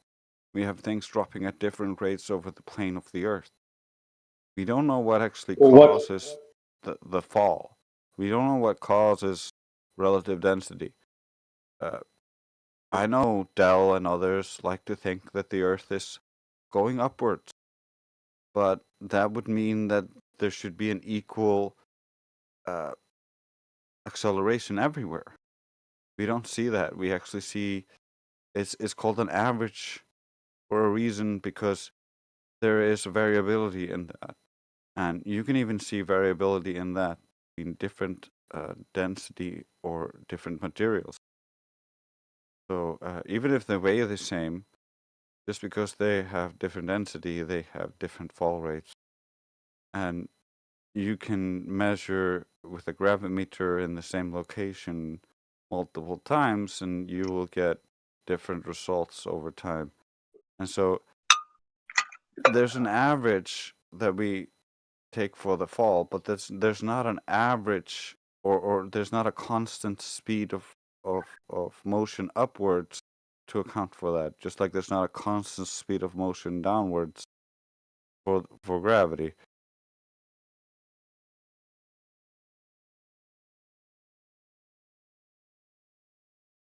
Absolutely. The actual fact is we don't know what gravity is. We trying to attribute it to motion is weird. It's kind of like Sagnac effect can be shown with motion. You can show if you move an optical gyroscope, you can show linear motion or angular motion. But it does not prove that the Sagnac effect is caused by motion. It just shows that motion can also affect the Sagnac effect. It's correlation, not proof of causation. That's the difference. And that's one of the problems that Dell has because he cannot prove the causation because he cannot stop his imagined pizza Earth moving upwards. He cannot control the independent variable, so he can never validate his assumption that the Earth is moving upwards. All we can do is falsify the claim that it is.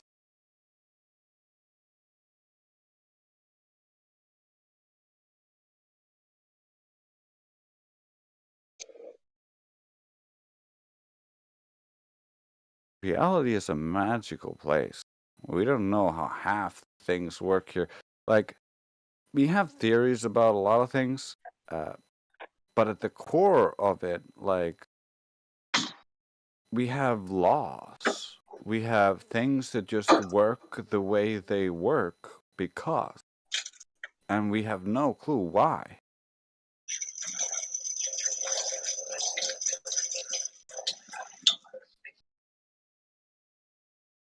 Like, we don't know what matter is. We don't know what mass is. We can calculate what we assume and call mass based off weight on Earth. But and then we assume that the mass is different on different globes because gravity is different. Because we believe gravity pulls on the mass. But there's no evidence of this in reality. We just have balls in a shed that sometimes go towards each other if you have the right materials. That's why they're very specific on the materials used. And sometimes they go away from each other or they don't move at all. It's kind of like with the Foucault's pendulum. The pendulum goes in a circle. Over time, if you keep pushing it with a magnetic drive. But if there's an eclipse, then it might just stop or start moving in the other direction. Oopsie.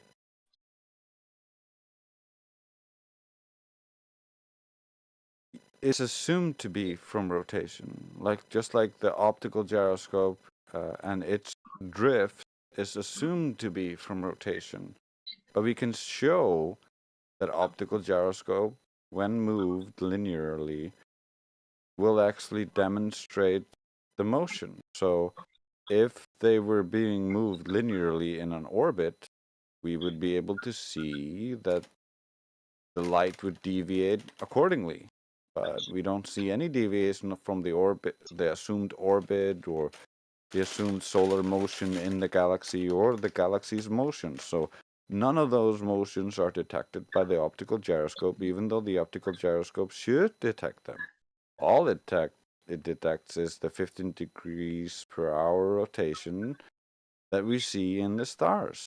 And the weird deviation related to the position of the sun. So that allows them to use it to get a pretty accurate horizon and maintain that. Because as the gyroscope rises in altitude, it also deviates slower. So even if it's just moving straight up, it's still deviating slower. So that does not conform with the idea that Sagnac effect is caused by rotation. We've already destroyed all of the heliocentrism just with the Sagnac effect alone. But when it rises, that also destroys the fact that, or the claim that Sagnac effect is caused by rotation, because if it were caused by rotation and it was higher up, but still rotating with the rotated reference frame, and so then its radius would be larger and it would have to travel faster to cover that circle and still remain above the position it started from. So at that point... Well, how can you measure something you're on? How can you measure the spin of the ball that you're on and say it's spin? How can you say it's spin? It's just, you can't do it. It should be super easy. You have to get out of the barely an reference. inconvenience. Because when you make something rise, like a balloon, it rises, for instance, if there's no wind, straight up. It should be deviating to the side because the air should lag behind and not rotate faster than the globe. But instead, it rises straight up, which indicates, according to the Globers, because the Globers claim that all the air is rotated with the rotation of the Earth, that the air is being accelerated above, rotating faster and faster as you rise. That would mean that we should be able to detect this using accelerators. It also means that when we drop things in a vacuum chamber, things should appear to deviate because there's no air holding on to the object and moving it with the Earth to the side. Instead, it's in a vacuum chamber, and so the Earth should just move to the side and hit the object so it will appear to curve from our perspective. But that's not what we observe, is it? We observe things drop straight down, things rise straight up. We don't observe their nonsense. What is their rebuttal for that anyway? Because anytime I get on Coriolis, they don't just have a hijacked and put rebuttal. somewhere else. They don't Well, have so a they rebuttal. claim it exists or it doesn't exist, right? But the ones that claim it exists, how can they argue for it? Do they have any proofs? Can they show any exponent for Coriolis? No, No. they don't have any rebuttals to any of this. All they have is a They have to pendulum. claim it. All they have is a pendulum that's supposed to be in a different reference frame, but doesn't actually work all You the should time. be able to easily prove equipment. I mean, a hot Yeah. air balloon. It'd Know. be easy to 100 prove if things. they were correct. They just don't try to prove they're correct because they never try to falsify the globe. And that's the important part. We were just like, I was asked by Eric DeBay in his stupid video to falsify the globe or try to if I really believed in it. And so I tried to falsify the globe, and it was super easy, barely an inconvenience.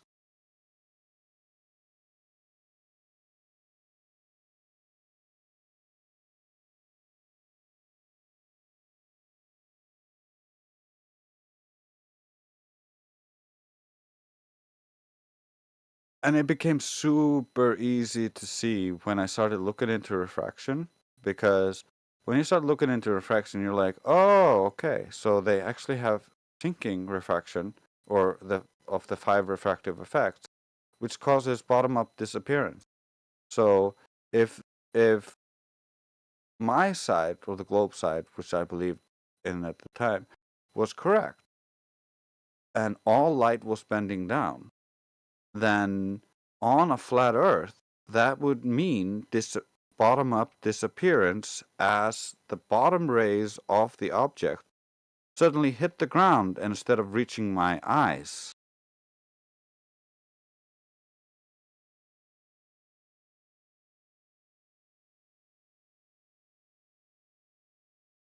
It was just so... It was so dead in the water at that point. Even if I assume all light is always refracting down, it doesn't help the globe. Because if all light is always refracting down, making us see 10 times further than we should see, or maybe 5 to 10 times further, so we can never see the geometric horizon, that would mean all the white light from that distance is gonna get separated. And instead of seeing a single coherent image, we would be seeing multiple images. It would look rainbow colored in the distance. We'd be living on gay Earth.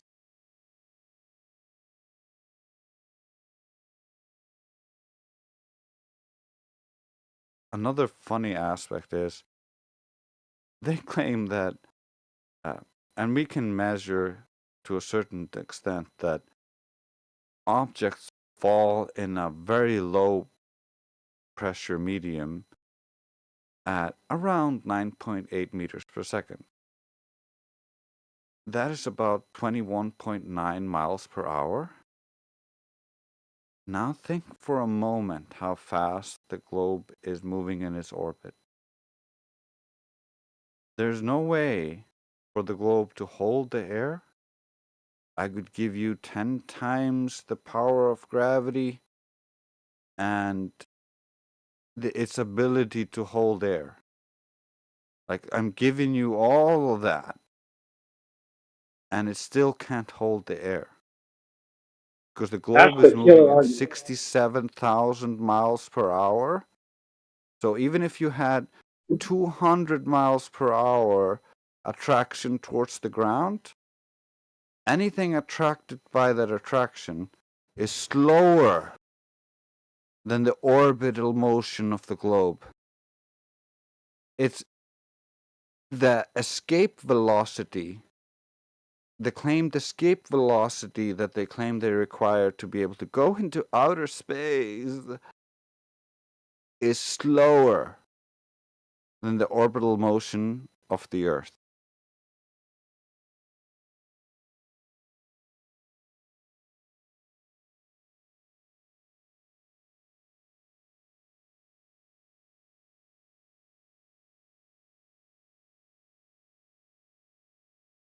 In Gas other pressure is a words, killer. oh, sorry. No, just to continue on. Gas pressure is a killer too. That's the one that Yeah, killed it for me. yeah, gas pressure is crazy. In other words, because they can't hold gas down to the Earth to begin with, but I am willing to give them all that just to start with, just to show them how dumb their idea is. So let's imagine that the Earth is stationary, but can hold all the gas, even though under all experimental conditions, gas expands to fill the available volume and is not attracted to the ground and prevented from expanding to fill the available volume, so the second law wins.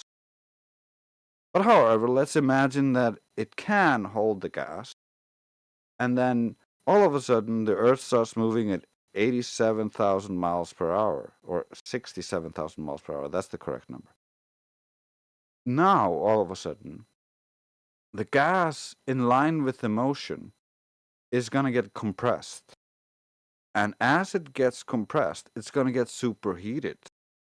This will annihilate all life on the globe on that side of the globe. On the other side of the globe is moving faster than the gas can move towards the ball. Therefore, there's complete vacuum on that side of the ball. That kills all life on that side of the ball. And then as it continues to move, all the gas is left behind. Now there's no life on any of the ball. It's so retarded. To believe in this, you have to be gullible beyond measure.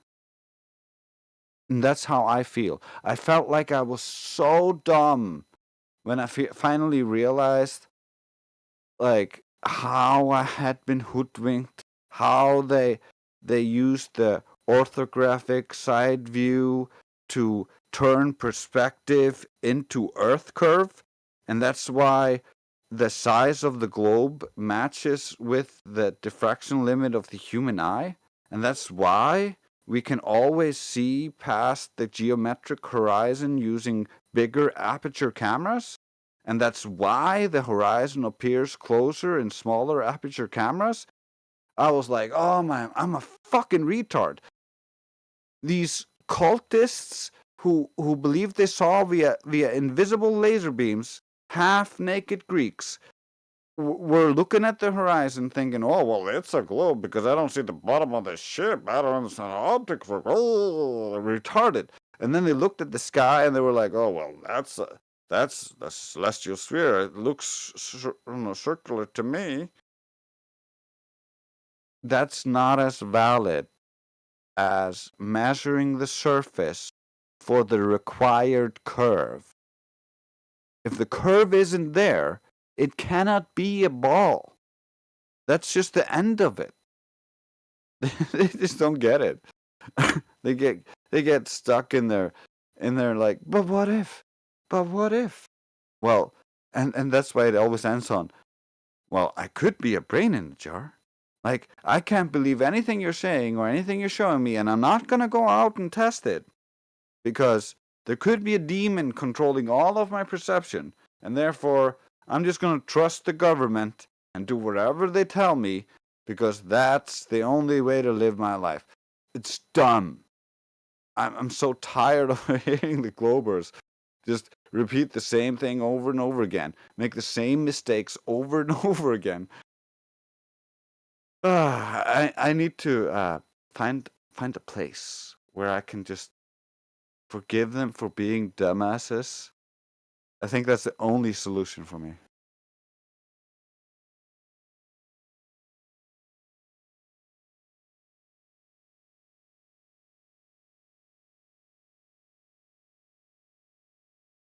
Rambling on, he goes.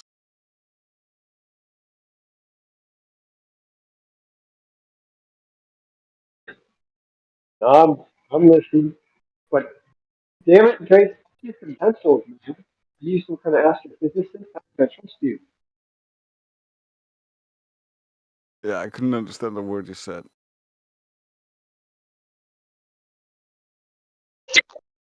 I said, how can I trust you, man? Are you some kind of astrophysicist? How can you trust me? I don't ask for anyone's trust. I only ask that you go out and test the world for yourself, confirm or deny your own beliefs. Don't believe me, don't believe them. Just know for yourself, live for yourself in the moment, and for the people you love.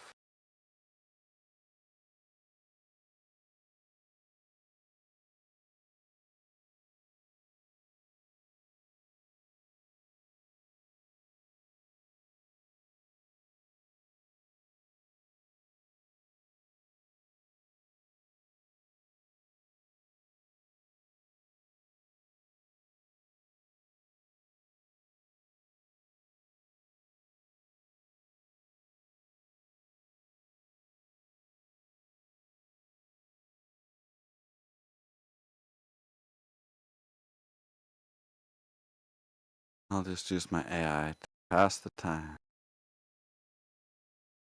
Hello, I am MC Loon. I am known for struggling with flat Earth. And oh boy, have I struggled. At first, I thought the horizon was geometric, the leading edge of a sphere, a water hill, if you will, that the distance to the horizon would always match the globe. Then the flat earthers showed me this picture. They call it the Black Swan. Do you see where the horizon is, way behind the furthest oil rig? That is impossible in my worldview. The horizon is at least 10 times further than it should be. That is by orders of magnitude, not something standard refraction can help with. The sphere would become so large as a consequence that all the known world would just be a tiny flat spot on it. So I knew I had hard work ahead trying to find some way to maintain my belief with sophistry. But then they showed me this.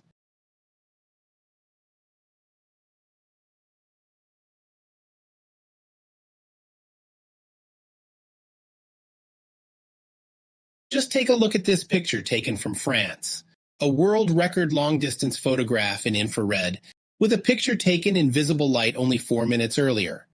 Infrared refracts less than visible light, so if the globe were true, we would always see the horizon closer in that part of the electromagnetic spectrum, and therefore see less in infrared on a globe, where refraction is allowing us to see so much further than the geometric horizon. This picture shows us a mountain that is 255 miles away. The horizon should only be at 117 miles away. The top of this mountain should be hidden by 6,985 feet, or more than a mile under the horizon. Yet we see the most of the top of the mountain. This completely debunks my globe ideas. I was a massive fool for my blind faith in this religion. I see now that my fallacious appeals won't make the earth turn into a sphere.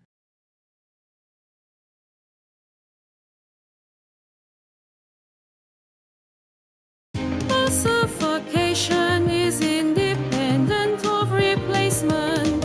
We do not need to give you a new religion. No, that is not logical, friend. This is the globe, and just accept the truth and you will be free. My AIs. Right on. Can you That do? sings pretty well. Yeah, that was really good. Can you do one of Neil deGrasse Tyson saying the Earth is flat and put it out on YouTube? Yeah, that's easy. Wave Mixer has a voice clone of Neil deGrasse. He can easily do it. I would just have to make a new one. That's the only way you're going to get these Globers converted.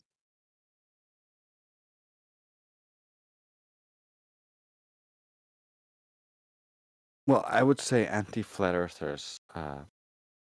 Normal Globers are pretty easy to open up and get to listen to things. It's when you accidentally trigger them and build that resistance that they start turning into anti-flat earthers. But most of them even don't turn into anti-flat earthers because they're normal people. It's the dark triad, or if you look into psychology and look into dark triad, or the dark tetrad, or I think they're called now because of this sadism being added to it. But there's a group of people or a type of personalities that get attracted to this conversation because we are the undesirables, the people who don't conform, and these type of personalities thrive on conformity and appearing normal, and so they fight for normalcy so that they can be like, look, I did that. It's virtue. It's a type of virtue signaling, and so that's how you get a lot of these anti-flat earthers.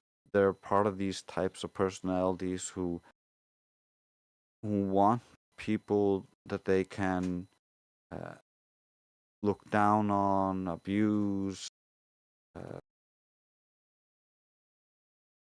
and so you end up with us dealing with a disproportionate amount those people, because those are the people that come to us and want to come to us. The small minority of the other ones are mostly just curious people and free-minded people, and then flat earthers, and that's the other demographic. And there's a whole swath of people who don't really care about this topic, who are not gonna be coming in here for no reason, and they generally need something else to try to trigger them to start looking into things a little bit more deeply before they ever find this or get to this place.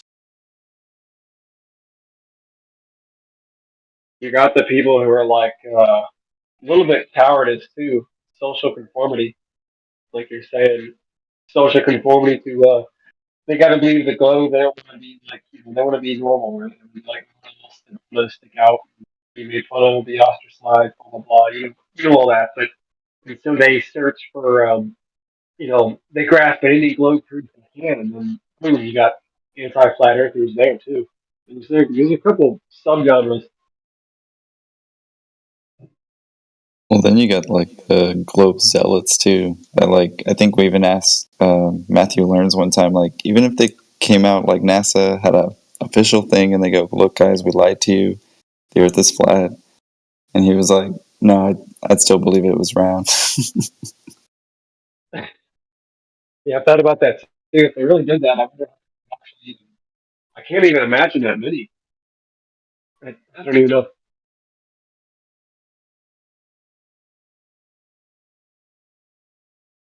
I mean, I definitely think it would. Like Drace was saying, some of these globies, like they just need some good information, and they're able to see it for themselves. But it's those ones that hold on so tightly, where they just flip to the other side. It's incredible. Like I like that MC Loon just because it talks about briefly the history that refraction was not ever their argument. And then they flip the script, and how many times they've had to change their stance on things, and then of course the flat earth side just gets stronger and stronger. Yeah, it's pretty amazing, especially because you're seeing now that some of these anti-flat earthers are getting cited in actual scientific Yeah. papers because the Globers have nothing. They only have anti-flat earthers and YouTubers.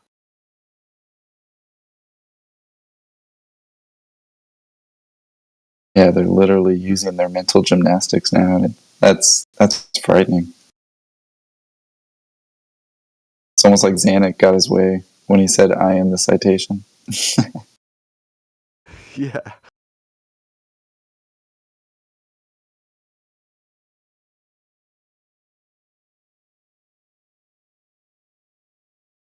Yeah, I think about it like in history too. I know you were kind of bringing up IFERS and stuff, and like when I was first researching the flat Earth stuff, I definitely ran across the history of it and the different cultures and how like it seemingly seemed to be this argument still, like that there were these anti-flat earthers, like literally having bets and duels and all kinds of things that, I mean, who knows, there could have been even more that we're just kind of getting whatever was left over or not suppressed.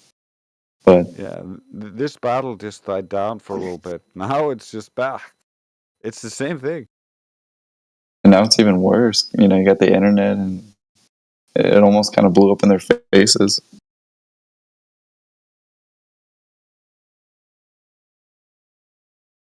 Yeah, I think the human capability has just advanced so much with technology that it's easier for us to destroy their nonsense.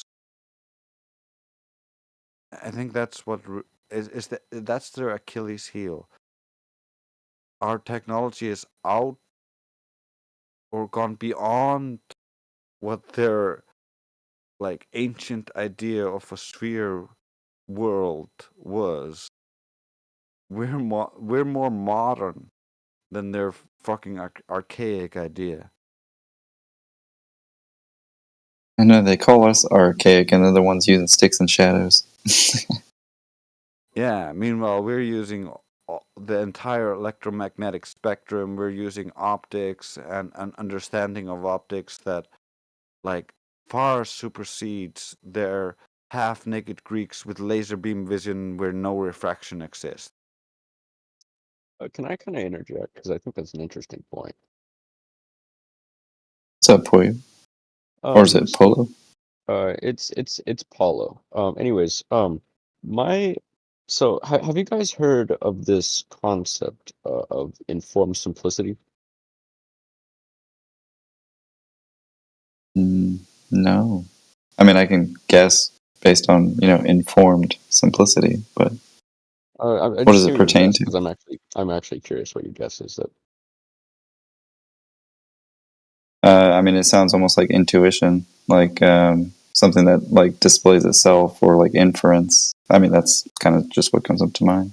Not necessarily. So the concept of informed simplicity is essentially boils down to adding nuance where it doesn't belong is not always making your argument stronger and is not always more correct. Like for example, we can know for a fact that light exists because it's there. There's all the evidence points towards it, etc. So informed simplicity is basically that. Like, there's not always nuance Oh, everywhere. you mean like a base axiom? No, not at all. Okay. I mean like just something that is all the evidence points towards it and there's no extra nuance involved. It's just you can know everything about a subject and have an extremely simple take about it. And I think that kind of pertains to the sticks and rocks thing. Sometimes something is so simple mathematically to prove that you can do it with sticks and rocks. So I don't know if necessarily The I don't problem know. with the Well, I stick. don't wait, hold on, let me finish. I don't know if necessarily the perceived advancement of the technology you're using to prove something actually has any bearing on whether it's correct. I think it's just kind of intellectual masturbation. No, it's our understanding of how light works is far more nuanced than back in the day, and we can use it to target things at a distance because we can quantify the difference between different wavelengths as they refract. I'm extremely curious and would like to know how there has been evidence gathered for the Earth being flat using light wavelengths. Yeah, we have multiple laser tests. I would advise you to look at FE Core. They have lasers shooting over multiple lakes. I think it's 17 tests, and it's a bunch of engineers, and they have measurements from target and source of ambient conditions, and the conditions do not allow for light to be bending around the globe. And so there should be no possible way for the light to hit the target. I'm not But it sure does. what conditions could be accounted for, like light bending around. How would you You can account imagine like any conditions you like, No, because wait, the I starting and actually end because the starting and end position are measured to be the same. You would need to, regardless of how crazily you imagine the pressure, the density gradient or optical density gradient between those 2 points, you would always have to equalize back up to the first value because it goes back up to that No, value. I have a So genuine that would question. cause the light to go the opposite way, away from the surface of the Earth, so it would never hit the target. I'm aware of how the laser tests work, but I do want to know how you would have accounted for refraction if you're saying that. If you're not saying that, then that's fine. It sounded I like just you were told you saying how that. it's accounted for. You Right. have all There's of the Yeah, but wouldn't conditions you have known to? on both sides of the target. So in order for the laser beam to hit the other side, it would need to travel through a gradient you can imagine however you like. and then come out of the gradient to reach the same conditions. So the going out of the gradient is not going to bend the light down towards the ground, and the ground is going to be curving away from the beam. So those are two separate directions. So the light's never going to hit the target if the ground is curved and if the conditions are the same on both target and the source. Okay. And this is I actually how refraction is indexed as well, right? You know, you have like a refraction index, and that can come from actually two different color lasers, right? Because they go at different wavelengths, and so you What can is actually put them what next is to the each other, length shoot them of across, the lakes in and the measure universe? that difference. Give me an example of one of the lakes, preferably like the longest lake that has been experimented on. I would like to know the Well, length and location. I kind of wanted to go back to your original question, right? Because you were starting this with sticks and shadows, and you were saying that it's just kind of like basic logic in a way, or I forget what you called it. Informed simplicity. Informed simplicity. But I do think Because you have in to this make some assumptions for that to be sort of informed simplicity, right? You'd have to assume that the sun is actually giving you parallel light rays, right? well, I guess, but when there's already other evidence for the sun giving you parallel light rays, I don't. It's not all assumptions. Like things can be cross-referenced. I just mean like a lot of Well, experiments can no, be no, chalked up to pretty actually, like simple things. you're claiming that there's evidence of parallel light rays, but they actually don't claim they're actually all parallel. They claim that they're mostly parallel because Well, there's a degree of error because the sun is big and we're far away from it. But yeah, but what we see in the sky is a small local sun, and when we see the shadows cast by it, the shadows get larger the further away from the object it is. I So want to know how you. that implies a small local sun. That's what we see in reality.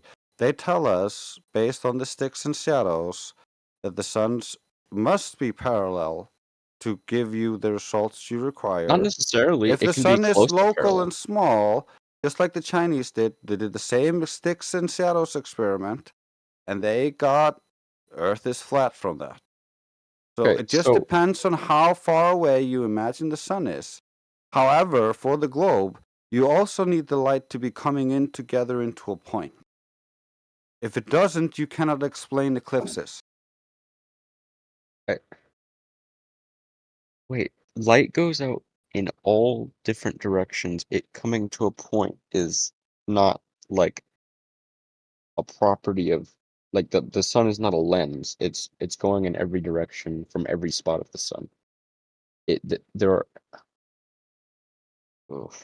Okay. Anyways, I want to go back to my original thing. Is like, how exactly have you deduced that the sun is local?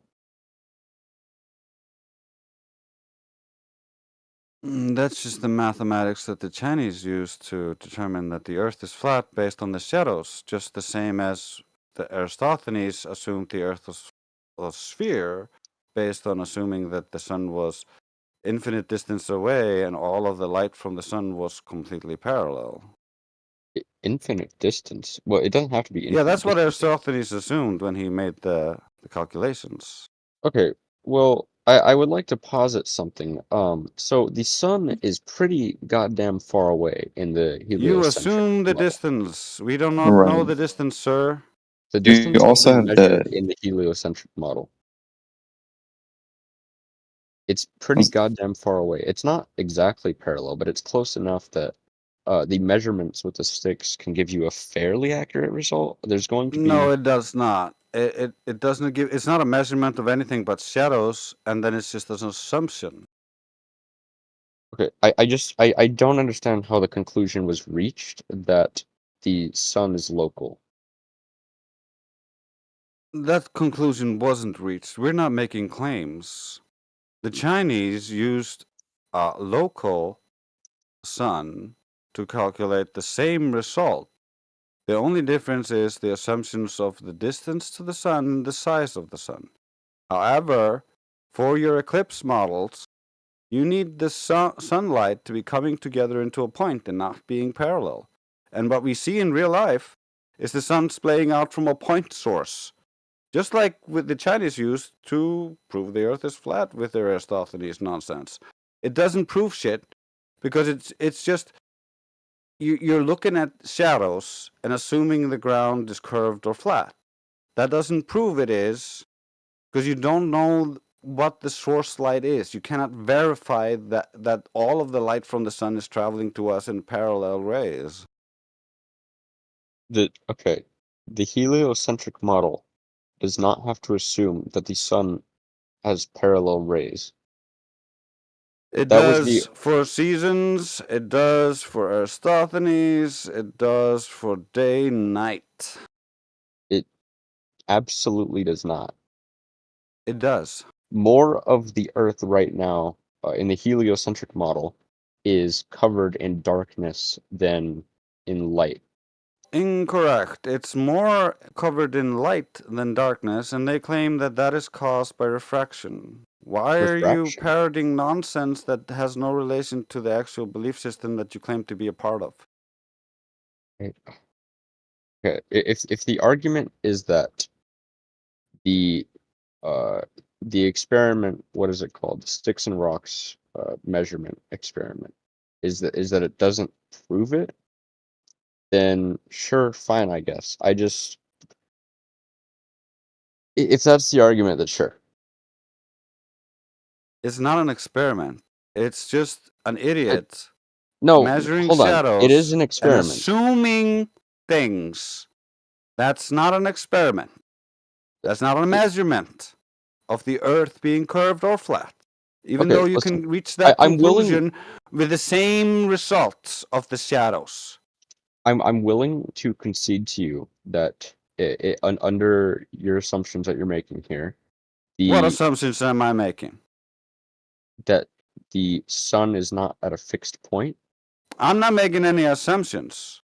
I'm just pointing out that you don't have a valid anything with this, because it can be either way based on the assumptions that you're making and haven't validated. Okay. If the argument is that it can't be proved either way, then that's fine. But now you're claiming that it wasn't an experiment. I never said it Yes. was an experiment. I said it was not an experiment because I it isn't. okay. An That's what I experiment said. That's what I requires said. Okay, an stop. experiment. You're No, getting I'm going to teach you what an unnecessarily mad. experiment is because you apparently don't understand what an experiment is, You're and you getting think someone unnecessarily looking mad. at shadows and assuming things is an experiment. That's not an experiment. An experiment follows the scientific method. A scientific So it requires a procedure naturally undertaken to make a observed discovery. phenomenon, which is your natural observed phenomenon, which is your dependent variable, and then that is your effect. Okay. Then your independent variable is your presumed cause. To science it and to have it as an experiment or a hypothesis test, you need an independent and dependent variables, and then you manipulate the independent variable to show that it causes the dependent variable. Mm-hmm. That Right. is the scientific method. So I'm in currently this, you're not manipulating any independent variables. You don't okay, have any actually, hold dependent on. variables. Wait, stop. You don't Stop have right a there. scientific experiment. Stop right there. What you I'm have is some idiot looking at If you're just going shadows to restate and your previous assuming point that things. I've already heard you state, then I don't know that this isn't an argument. This is just you preaching. I want to make my point. Well, if you want to address what I'm saying, then fine. Yeah, I'll if you want address to it. just try to chant through me, then you can just shut up. Okay. So an experiment is defined as a scientific procedure undertaken to make a discovery, test a hypothesis, or demonstrate a known fact. So in this case, it is to test a hypothesis. Scientific You don't have a hypothesis. method. The hypothesis is that because of the differing time zones in different regions of the world, that there would be some reason for that, and the hypothesis that is that the Earth was round. So Yeah, that's not a valid hypothesis. It's For a really valid not. hypothesis, you need to manipulate the independent variable. You didn't manipulate the independent variable, which you no, think he is did Earth manipulate curve. an independent. Wait, hold It's on. retarded, brother. Wait, hold on. He did manipulate an independent variable. The location No, of he the did stick. not. He did not. He just That assumed the location of the and stick is then an measured independent variable. shadows. Okay. The dependent variable is. Wait, hold on. I might be confusing independent variable and dependent variable, but the point still stands. Him having two separate sticks is manipulating two different variables. Nope. Yes, it It's is. really not, man. Nope. It, He's just no, assuming that the Earth is curved. That's a begging the question fallacy. Exactly. what do you? Take a look at the voice text if you can. Are you able to see it? Yeah, I just want to like, can I just pose like a little hypothetical? Because like, all right, imagine you have an experiment, right? And you want to test, I don't know, if A plus B equals C, right? So your test would involve you manipulating the variables of A and B, what those variables are, right? Let's say B is like independent, and B is fuck. I'm tripping over my words. I haven't done this in a bit. All right. Well, what's hard about this is that your dependent variable would have to be you bending the Earth, right? Testing it as a sphere and testing it as flat and going, well, the shadows changed, right? Because that's independent. It can't because, well, we can't change the sun position, right? But what we're trying to tell you is that Eratosthenes isn't proof for a globe nor flat Earth.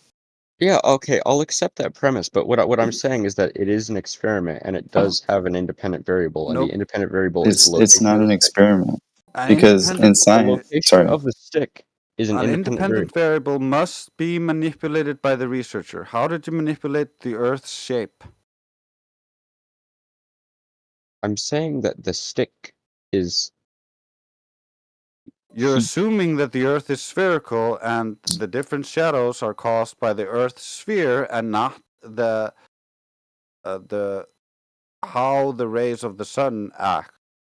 When we can show with a simple table and some sticks, curving one surface, having one flat, and moving the light source around, that we can manipulate the shadows by changing the position of the light source. You don't have any proof of the distance to the sun, and so you're just assuming things. Okay, so I've already accepted this premise. I'm just saying that this is in fact an experiment. It's I'm not not. going to see this How are you premise. manipulating the independent variable? Don't By just appeal to having repetition and repeat yourself. appeal to repetition. It's a new one. And anyways, having two separate sticks. How do you and manipulate the independent variable? How do you change the Earth shape? you don't have to do it on a Well, then you're not doing a global scientific scale. experiment because you're You didn't not even wait, manipulating the hold on. You didn't even independent wait for me to variable. finish what I was You're just saying before you. assuming that the variable is sphere. That is a begging the question fallacy. You can conduct this experiment on a smaller scale. Yeah, we did, and we found out, according to Aristophanes, this table is a ball. with a proportional distance of okay, so the presumed distance of the modern Eratosthenes experiment, not his original, where apparently it seems like you're saying he assumed the sun was infinitely far away. It doesn't need to be It's infinitely far away. irregardless. 90, it's 93 changed so No, many million not miles times. regardless. away Not regardless. is Let me finish. effectively parallel. Shut up. Let me finish. 93 million miles is effectively parallel. That's the same thing. The problem is in the globe model, or actually, Wouldn't let me you don't finish. have a functional model. All you have is disproportionate contradictory models, like to try to explain eclipses, you have to claim that all the light is coming together into a point. Otherwise, you cannot explain the size of the shadows on the Earth relative to the imagined size of Dude, the moon. you really, really like hearing yourself talk. Were you ever gonna let me finish what I was saying? You don't have anything logical to say. What the fuck is wrong with you? Can I not say something? You're not gonna let me Well, finish my point. This isn't engaging in debate. You're just talking over me. This is ridiculous. I don't I'm understand. not here to debate. I'm teaching you about your nonsense and how So it's you're just illogical. preaching. If you want to understand how your nonsense doesn't hold up, you can listen. If you want to repeat it, that holds no value. You can address what I'm saying, or you can ignore it and repeat yourself. If you're going to operate only under the assumption that you're right, and you're just going to treat this like a classroom, and I'm your student, then I'm not going to engage with your debate because that's retarded. Yeah, it's not a debate. This is just objectively Yeah, no, this true. is a You classroom have to you to where you can understand your own intellectually master it. argument. You can't claim that light is going together, apart, and all parallel at the same time. That's highly contradictory. I'm saying under the modern Aristophanes experiment, right? It's not an experiment. Oh, shut the fuck up and let me talk. No, because you're just lying and bullshitting because you don't understand what you're talking about, bitch. Dude, that doesn't mean that I can't have a second to talk. You can address You're it allowed after. to talk, just don't lie to the audience. Don't call it an experiment when it isn't. All right. Under this Aristophanes, whatever the fuck you want to call Demonstration. it. Calculation. Sure, demonstration. We'll go with that, right? If you assume the distance between the two sticks, right, which I believe originally was 100 miles, was it not? Alexander and Cyan. Was it not 100 miles? I have no idea. All right, let's assume it was 100 miles, right? If you reduce the size of your experiment down with two poles with, I don't know, 100 inches between them, right? You now have to have a proportionally distant light source. So in the model, the sun is what, Not true. 9.3 million miles away. You would have to reduce that by a factor of whatever. It's a mile in feet, and then plus the difference of an inch, foot, inch. So if you assume 93 million, I'm gonna just do some like napkin math here. That You know is, they've changed the distance of the sun like 6 different times throughout history. yeah, but that's not relevant to this. That I'm saying that this can work if you like under the current Yeah, if model, you assume a lot of things, it can work. I agree. under the current model, our sun is 9.3 million miles away. You would have to then proportionally place your light source away depending on the distance between the sticks. Otherwise, your demonstration here is useless because you're changing variables that aren't supposed to be changed. The relative distance of the sun and the distance between the poles matters. You don't know the distance to the sun. If you're arguing against the heliocentric model, then you have to work within the heliocentric model. No. No, you don't. You are making claims, and you are defending claims that have no validity. So you Okay. need to try to back up your claims. Can't shift the burden of proof onto us and tell us to debunk your incoherent claims. No, listen here, right? If you do an experiment on a smaller scale, Not you an have to keep the experiment.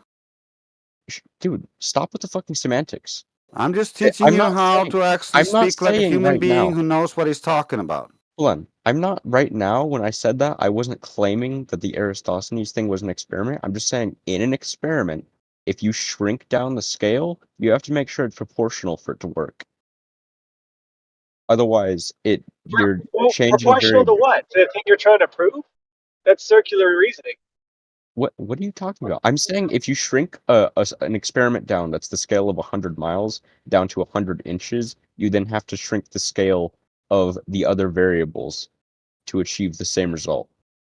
That's not exactly true. No, What that's what not what do you true. mean that's not Let's say exactly true? let's How say do you for instance, conduct the same we change experiment on a smaller scale without scaling everything proportionally? I would like to know. because it's easy. You just Is it? change Water freezes and stays level at any scale. yeah. What? I'm talking, if you're measuring distances, you have to keep those distances proportional. We're not questioning any distances. You're making assumptions on the nature of the light from the sun and the distance to the sun and the size of the sun. You haven't validated any of those premises. Yes, within an argument, you have to make certain assumptions. So we have to assume that You all can, of your assumptions are okay, hold on. correct to end up at a ball. You can, hold on, wait, So you you have can to prove assume those the Earth is a assumptions ball separately. and all light is parallel to get the conclusion that the Earth is a ball.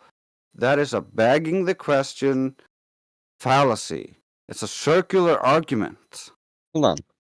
In science, right, when you work within a couple of parameters, right, those are now assumptions. You can prove those assumptions separately, but right now, they're assumptions. No, you can't go running on these assumptions. You need to validate these assumptions before you go Yeah, running off. you can validate them separately. I'm You just saying right can't. now That's the problem. Well, for instance, man, I'm posing a hypothetical right now. You can do whatever the fuck you want in a hypothetical. Don't tell me what I can and cannot do in my hypothetical. That's retarded. Yeah, you can imagine whatever you like. It has no relation to reality. In reality, depending on how far away the sun is and how the light is acting, the results of the shadows on the ground can be explained either on a flat or a curved surface. Yes, Neither one, the shadows do not prove the shape of the Yeah, ground. okay, but the problem with comparing these two things is that you're changing more variables than you're supposed to change. If you change the distance between the poles, you have to also keep. Distance between the poles? Are you retarded? What are you talking about? If you do Another this, assumption. hold on. If you, all right, you talked about your table experiment where you determined the table was a sphere. How far away was the light? Doesn't really matter because, like, it's This isn't it's even a relative science to the question. size of the okay. thing you're using. So, Yeah, but when I moved it far away, and you get, I'll get the little picture for you. I moved it far away, so the light was mostly parallel, and then the curved surface had these shadows, and then I moved it closer, and the flat surface had the same shadows. right, I It's super really, simple. really actually want to open up MS Paint for this. Can I? Because I actually I want to do some little napkin math here and some geometry, and we can work through this together because this is actually I'm actually getting really interested in this. So is it okay if I pull up like MS Paint or something and stream? Is that fine? You can paint all you like. It doesn't change the fact that unless you know how Wait, the light is okay, you're playing jumping out from around. the source, you cannot make assumptions based on the shadows. Okay, what I'm saying, right? Great. Okay. No, hold on. The proof you don't have poles. You're treating the sun like you know the distance, and then you're treating the Earth like you know it's a sphere. Okay, wait, I'm not. Hold on. Let You me. don't know the Can distance I of the sun. explain further? You don't know the Earth's Can I a sphere. elaborate? Can I elaborate a little bit? Okay, so if you do your table model, right, and you have your sticks, I don't know, however far away. Let's assume the sticks on the table model are 10 inches away, right? To if you're changing these variables, right? Because in the large model where you have it on the Earth, these sticks are 100 miles away, and in the small model they're 10 inches away. You Yeah, have that's to. the size of the ball. That's why the size and the distance matter. Like in Let your me model, finish. the sun is far larger than the Earth, and so all the light from the sun is parallel. Light Jace, becomes more just and let more him finish and parallel. then throw him in the wood chipper. Just let him finish. All right. I'll even make a little drawing here, right? So you have your two poles, right, and your light source is an assumed distance of, I don't know, fucking 9.3 feet. Your poles are kind of close together, right? If you were to change the scale of this experiment, right, you were to make the two poles, now they were 20 inches apart. Then you would have to change the distance of the sun too. So now it would have to be 18.6 feet. Can we agree on that premise, right? Yeah, that's assuming no refraction. Yeah, so in a vacuum, right? So for you to go and do this table model, right, you would have to calculate the distance of the sun in the heliocentric model, right? And scale it down proportionally by the amount that you're scaling it down. So if you have your poles 10 inches apart, like I said, and in real life they're 100 miles apart, right? It doesn't really matter what the actual distance is. You just have to make sure you account for it. Whatever the proportion of scale that you've changed, you also have to change with the sun, right? Does that That's make what I've sense? been telling you. Yeah. So did you or did you not account for that in the table model? Did you try using the heliocentric sun distance when you made the table model? Or did you just use a local? Nobody's gonna use 93 million miles. That's retarded. You're 93 making a scale million. model. You're just showing the principle I didn't say that 93 curved and million flat miles. surfaces can exhibit the I didn't same say 93 shadows million based miles. on I said 93 the million size miles and scaled distance of down the to the light size of your source. experiment. If These your are two just poles simple. are 10 inches apart as Oh, you opposed to gotta talk to me 100 miles because you're apart. so retarded. Dude, you won't even let me finish what I'm saying. Of course I'm going to talk over you. Yeah, then I'll just mute you. I can't That's no believe problem. I I can't can believe mute you. that we're I can throw you out here if I want to. I can't If believe you that want we're to act like seriously a fool and arguing. just not listen to anything we're saying and just I'm listening to act what like you're saying. yeah, That doesn't mean I have to agree with it. find an error with it. I am finding an error with it right now, right? You haven't yet. I have. I've already discovered an error. If you Is this working? No, it's not working. Okay. Yeah, we can hear you, Helio. So you're saying, right, that you proved the table was a sphere, right? No, By I did having. not prove that. That is incorrect. That's a straw man fallacy. Why are you getting into the semantics here? I'm The just point teaching you how stands. you're being fallacious and lying. The I don't point. think he understands you, Trace. No, Polo, hold on. So take what he's not trying to say that flat table is a sphere. He's trying to say that you can have the same effect that you're talking about with Aristophanes on a flat table. If you bring the light source down, bring it above one of the sticks. Take a light bulb, bring it above one of the sticks on top of it. One of the shadows is going to be really short. The other shadow is going to be very long. That doesn't prove it's a globe. It's on a flat table. That's the problem. No, that's And you not don't what know I'm the light saying. source. That's not what I'm saying. You're getting closer, but okay, I'm gonna try to explain this one more time, what I'm saying, right? So, if you are trying to recreate an experiment on Buddy, a I'm smaller gonna have scale, to mute you for a second. He was saying that's what I was saying. You just have a really big problem with listening to people. he said, okay. I don't. Do you not understand what I'm saying though? Is that you have to scale your experiments appropriately.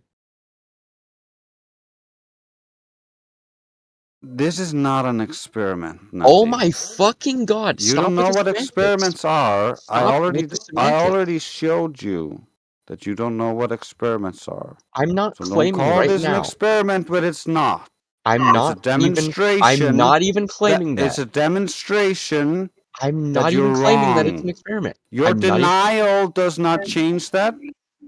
I So what? How? stop it. You're arguing against a straw man right now because I didn't even claim that this is an experiment. I conceded on that point. You literally said experiment. I have it recorded. Yeah.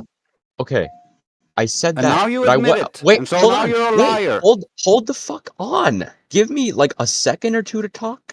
I was referring specifically to a hypothetical experiment. I wasn't referring specifically to the Eratosthenes experiment. When I said you have to scale your experiment appropriately, I wasn't claiming that the Eratosthenes model was an experiment. I was I never just said that saying. either. Now you're just inventing some nonsense to What? argue against. This is a Dude, straw man fallacy. you're so shiftless. I'm called logical, bitch.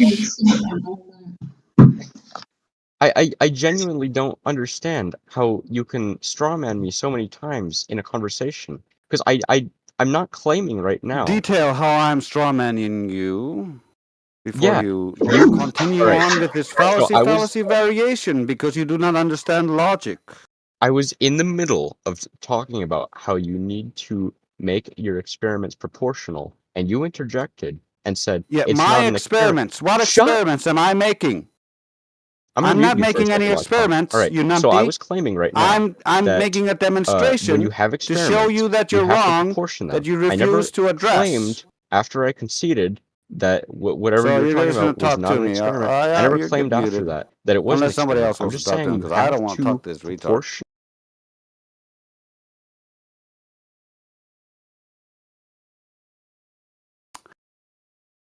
Yeah, I'm not gonna just listen to some nonsense with some guy not listening to a word I'm fucking saying.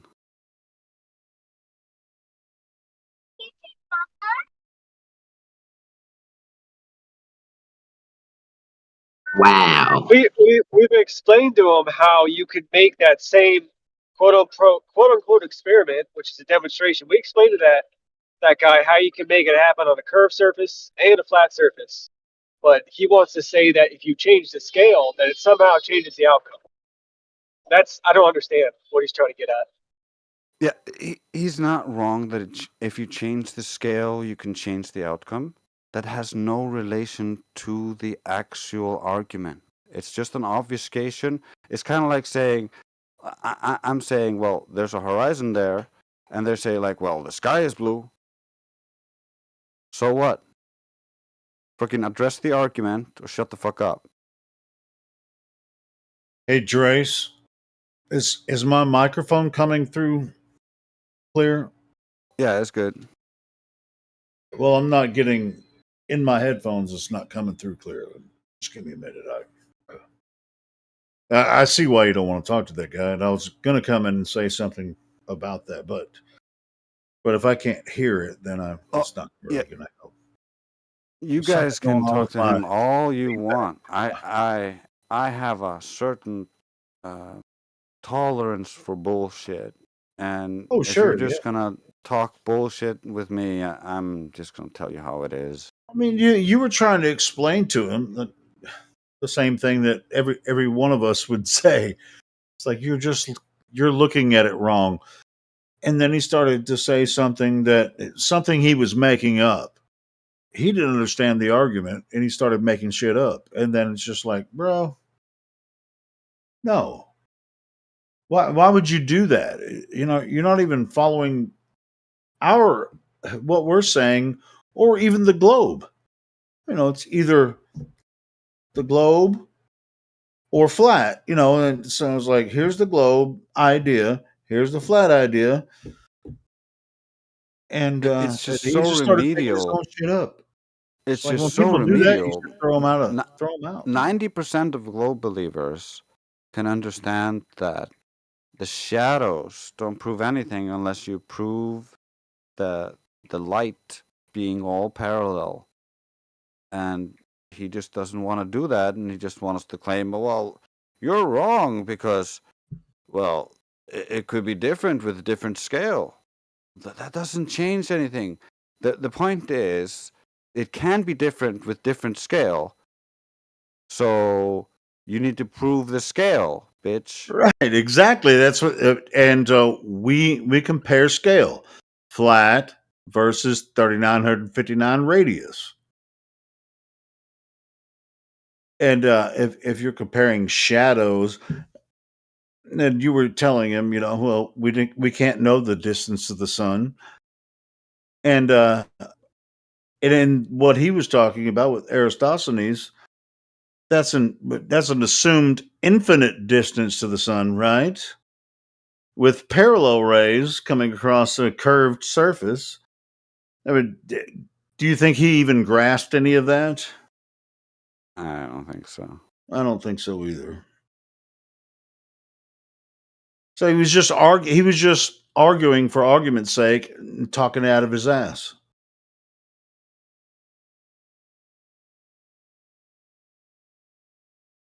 Yeah, it happens.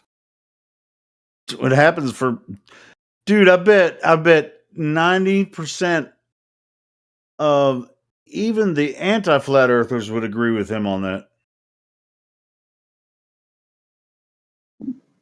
Even the staunch anti-flat earthers would agree with him on that. Yeah, there's no reason not to assume that the Earth is a globe, and that the Earth is infinite. I mean, the sun is infinite miles away from the Earth. Yeah, most anti-flat earthers I've spoken to can agree that Eratosthenes proves nothing. Yeah, because eventually they had to concede after we broke them down. They had to concede. Yeah, that's why it feels so remedial, because it's like you're going to try to argue now, and 2023 stuff that we destroyed in 2015, 2016, and have been destroying ever since, and no one has ever managed to make that somehow prove the globe, and they all fall and give up, and you think you're gonna be the one. The ego on this boy. Yeah, exactly. I mean, somebody has to be the one, don't they? Right? Somebody. It's like somebody's got to be the top flat Earth destroyer. It's like, good luck with that. If it wasn't Neil deGrasse Tyson, it ain't freaking Professor Dave or all these other characters on YouTube. Dude, you're not going to stop us. They're just Neil characters. deGrasse, he keeps giving us evidence that it is flat without Yeah. even trying. We like him. Keep Yeah. going.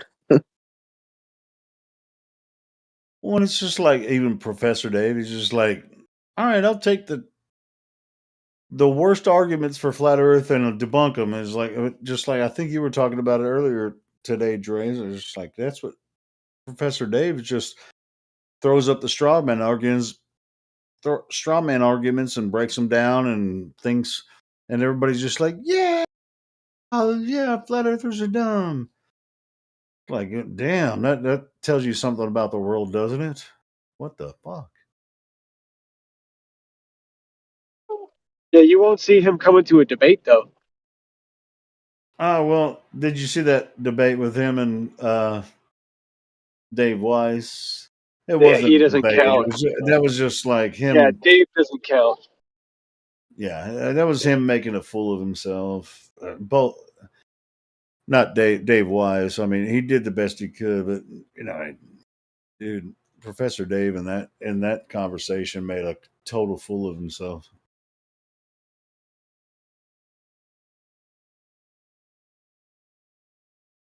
But yeah, I mean, something, it's just like your best argument is Eratosthenes. All right, here we go. Here we go again.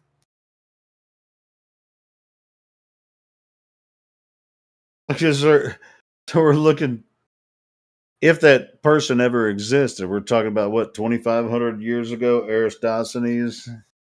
Come on, man. Well, they have to do that because we say, what satellites? We have satellites. We have pictures of Earth from space. I mean, this is why they have to resort to that. It's like, bro, you don't really have pictures of Earth from space through satellites, and that's why they don't want to go there, because they already know that we're just going to deny it. And he's just like, you're just science deniers, right? All that kind of stuff. Oh. No, we're not science deniers. As a matter of fact, all of us used to believe that was true.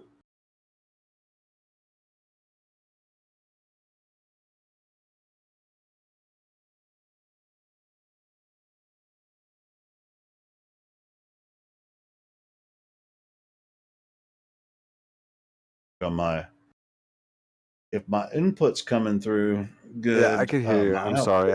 I was yeah, my typing. output is. I had a couple of I'm beers, so I'm barely all hearing you helioed guys on out my right now. headphones. I'm working on some Windows issues here. I probably could restart the computer and it'd come in just fine. You had a couple Yo, Skip. beers, so you had a couple beers, so you can feel the earth spin. Yeah, I don't feel any earth spin still. Dude, I when like I it would be great if I started have a feeling few it, too many and I fall down, not because the earth's spinning, I guarantee it.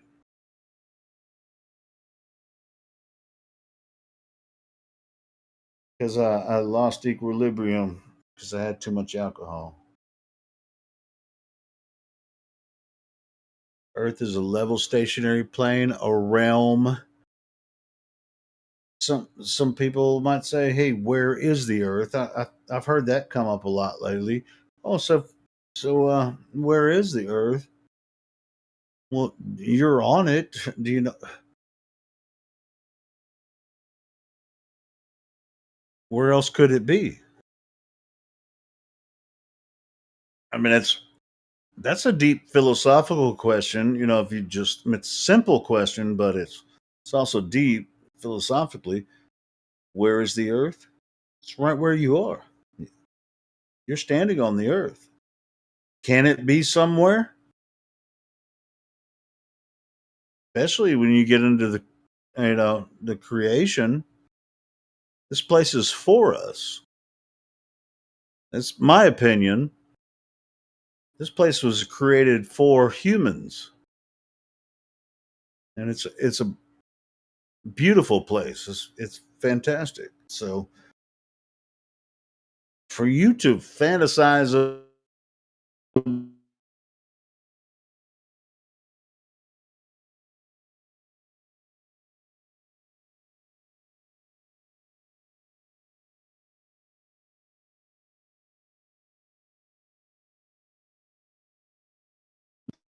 yeah, we missed the last part of that. But I've been having a lot of fun. We've been having a good time tonight. I'm gonna head off Karma, go to sleep soon. so it's just like you don't.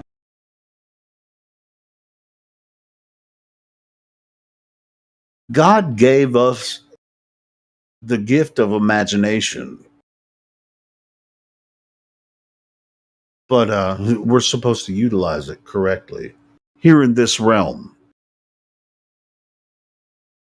And to be honest, with science fiction, which they call science now, because you can go to outer space and go to Mars, that's all science fiction. That's nobody can do that. That's a prison. That's a trap for your mind because that's involved with the globe, rockets reaching terminal velocity, and then freaking spinning around and then shooting off into space, going to the moon, to Mars, all that kind of stuff, discovering other planets, and it's never going to happen. It's not real. Don't believe the hype. Bullshit. But this realm, there's more to this realm that we live on that they're trying to distract us from. So concentrate on that.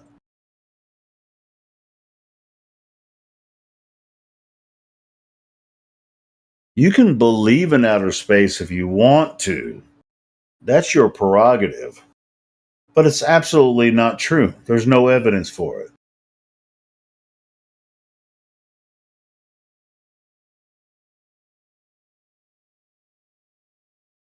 All right, I said my piece, and I'll figure out what's going on with my microphone.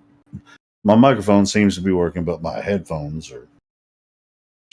These headphones are kind of old. I need to probably buy some new ones. Oh, you covered it really. Yeah, we can hear you good.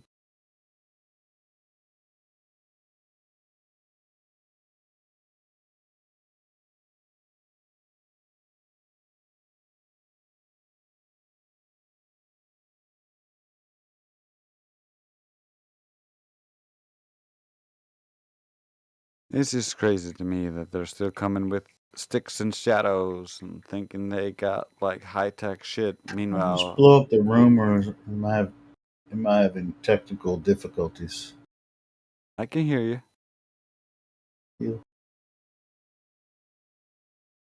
Yeah, it's just crazy to me that they come in with these sticks and shadows, this archaic stuff, and then we got lasers and infrared cameras, and we're just racking them at every turn, and they still just have sticks and shadows.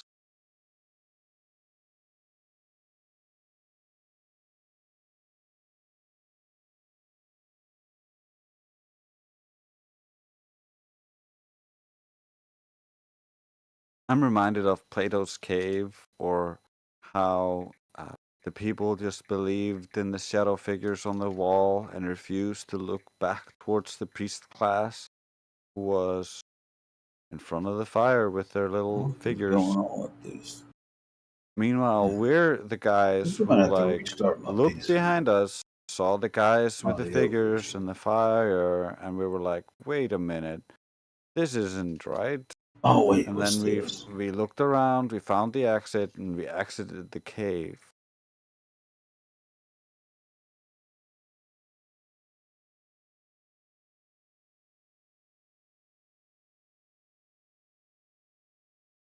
Check 1 2.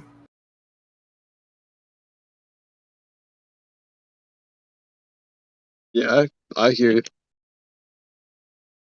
Loud and clear, Check. Helio. Oh my god! I finally found it. I knew there was an issue. Yeah, finally found it. Thank you guys. Go ahead. Did you hear my rant a little bit earlier, or was that? Yeah, we heard you. All right, cool. Go ahead. It's all good. I'm going to sleep. Yeah, it soon, was in so- my Windows settings. I knew there was something in there, and I finally found it. Go ahead. It's all good. I'm just happy to have you here, Helio. Nah, nobody likes me. I'm just playing. Oh, we love you. Like I'm a few beers in now, so I totally understand you. No, I love you guys, man. I mean, dude, you guys keep everything rolling here and in politics server. What's been happening lately? Freaking awesome. Even though it's kind of dead here in this room sometimes, I know what you guys are doing over in politics. I freaking love it, you know. And what We've been Teos keeping is it doing. alive over here. It's been good and fun over here. Maybe not as flat Earth focused as we would have liked, but we try to keep it like relevant. Sure, and there's changes coming forward, or we can keep it the same, whatever. I mean, people find us, and we put this out there for people to find us, even though we're not like the we're not like the hugest broadcast in the world or a podcast or whatever. It's just like it's not like we put it out once a week, which we actually could, if we got our shit together, we could have a pretty cool Flat Earth podcast once a week, if we wanted to, kind of put our shit, put our minds together and I mean, we're so independent. It's just like, and jump in every once in a while. We just jump in when we feel like it, right? and so it's kind of hard to really get everything together. But we could actually have a good time. And just like CB has been pumping up Rumble, and I have a feeling that in the near future, Rumble's gonna probably get a little bit hotter. We've been getting a lot of more views on Rumble than we have on YouTube. So, and it's a more diverse platform. We can talk about stuff on Rumble that we can't talk about on YouTube. So.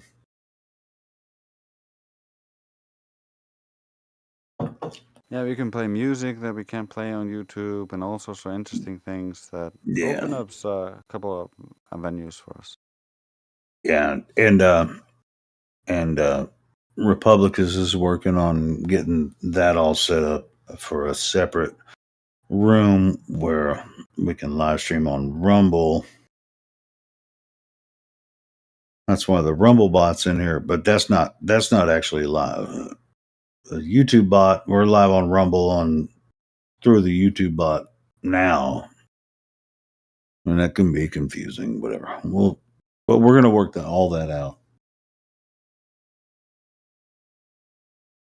But yeah, we're gonna make we're gonna try to get that Rumble bot or the Rumble channel hidden. Try to get some more views over there, and we can go in there and make some shows where we can just say all the shit we can't say on YouTube.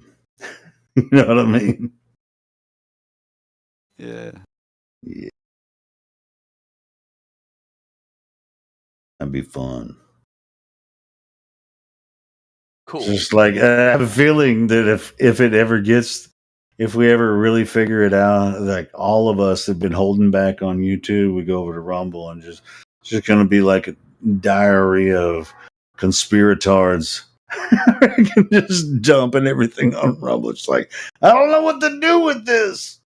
Yeah, no, we're trying to limit that and telling people like it's not gonna be just a complete free for all once we go. Sure, Rumble only. yeah, I know. It has to be related to Flat Earth and go back to Flat Earth so that it's not always off on YouTube and people are going off on tangents or on something that might No, sure, risk the well, server.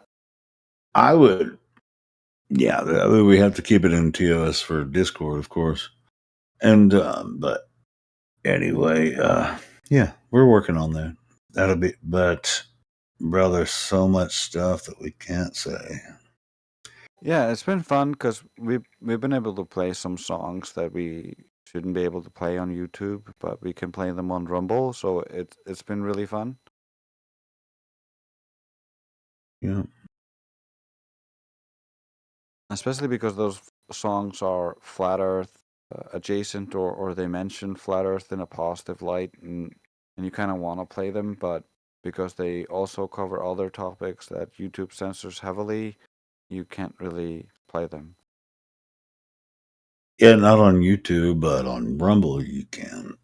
So yeah, and like even copyrighted songs. As far as I know, I haven't really figured all that out yet, but maybe. I mean, who knows? Yeah, I mean, I've heard some copyrighted songs that were played on here, never got a strike or a comment. Yeah, it seems to be much freer on that whole department, at least for now. And it's based in Canada. Yeah, I think it's important for us to use the avenues that we have and try to capitalize on it. Sure. Dude, I mean, you've heard CB talking about. I mean, it's like Fresh and Fit had 500,000 people watching live. That's unprecedented. That's impressive numbers. Yeah, it's better than most. Dude, and I don't care what live stream platform you've ever had. I've never seen that number in any live stream. 500,000 people watching live on Rumble. So we got to make something happen over there we need to make it like interesting for people. We got to figure out a way to make it interesting and where people, oh, and we need to address the audience, and follow the chat. Everybody over there freaking following the chat.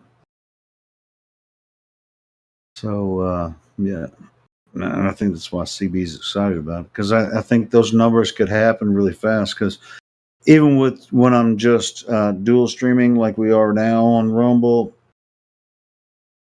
the YouTube numbers are going way down. The I'm doing 12 hours. The Rumble streams, we're getting 700-800 views on each 12-hour stream on Rumble. So and sometimes over 1,000. Go ahead.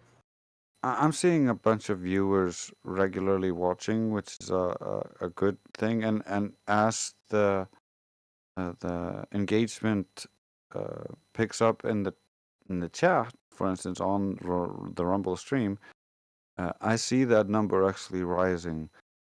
When you were testing it, I think yesterday, Karma was spamming the chat with stories and stuff like that. I was spamming with her earlier tonight. Yeah, doing that, it doubled the watching. That's what I was telling CB. If people are in the chat, then that probably props us up in the, helps people find us in Rumble if people are participating in the chat. So yeah, definitely. And I think we want to keep this YouTube channel going, but I mean, shit, we could play.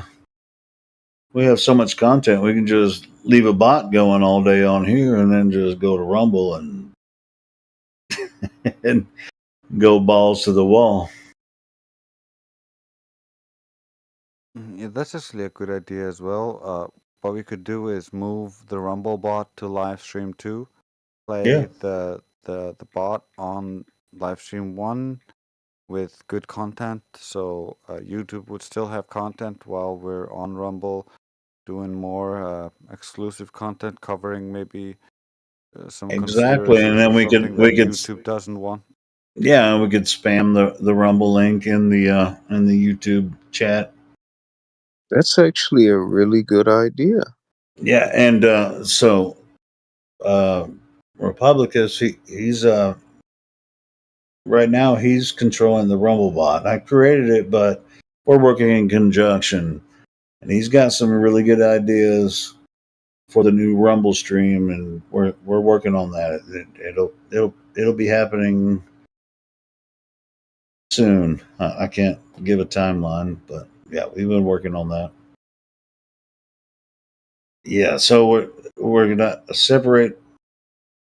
Well, and if there's nothing untoward, we'll just combine the RoboBot and the YouTube bot together, and it'll be the same on both. And if we get in controversial topics or whatever, we just move the RumbleBot to live stream 2, and then we can, just talk all kinds of crazy, whatever. Doesn't mean you can say anything anytime, but it's just like it won't be as limited to just flat Earth, I guess. Yeah, we want to try Flat to Earth tie it has- back to flat Earth, but some conspiracy things are not okay for YouTube, but might tie into flat Earth in some way, or might be like, if you consider this, then like all this other stuff looks more reasonable, and so sometimes you might want to tell them about some stuff that YouTube doesn't want to hear. Like the World War II conspiracy and all kinds of stuff that I could say about that. I can't bring up on here, and there's a lot of. I mean, we can say a lot of stuff on YouTube, but there's a lot of shit we can't say. Just like why did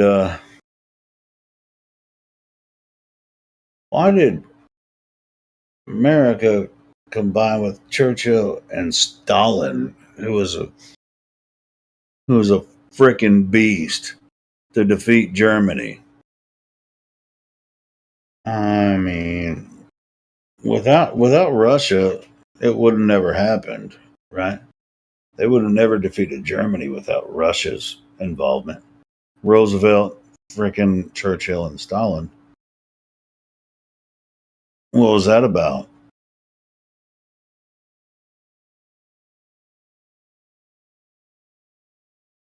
But that's not what that other channel's about either. But I could talk about it on there without.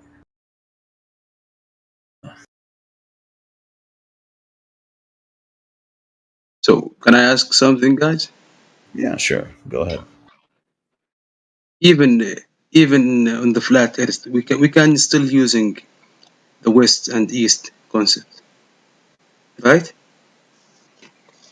West and East concept, and meaning. Let's say you live on the west of my side. I can still say that you are Western. You mean in North America, West? The Western societies, London, America, Canada. You guys. Okay, sure, yeah. Go ahead. No, I'm just saying to Platter, he is Western. That's all. Oh yeah, well everybody's west and everybody's east, so I don't know what everybody's east or west of each other. I don't know what are you getting at? Yeah, I'm The northern. direction. There is North people who lives in the north. Yeah, I'm Icelandic. Yeah, he's north. Joyce is north. I take the north. Take the north, baby. Oh, that's beautiful. That is beautiful. Drace is north. I'll take the west. And who's taking the east? We have any Muslims here? Do we have anybody from Libya? From Middle East. Israel? Wait, you're from the Middle Ali East? is There you go. east. Who is Hey, south? Israel, yeah. All right, so we have Bravo, Israel it feels represented southern. in the east. It works. It's a Who's nice south? country, by the way. Oh, Israel, yeah. Well, I'm sure it is. I haven't been there, but I've seen some really good, cool footage. Flatwood And is it's south really of me. Palestine. It's really Palestine. Oh, I can't say that on YouTube. I have to say it on Rumble. Never mind. Yeah, forget politics.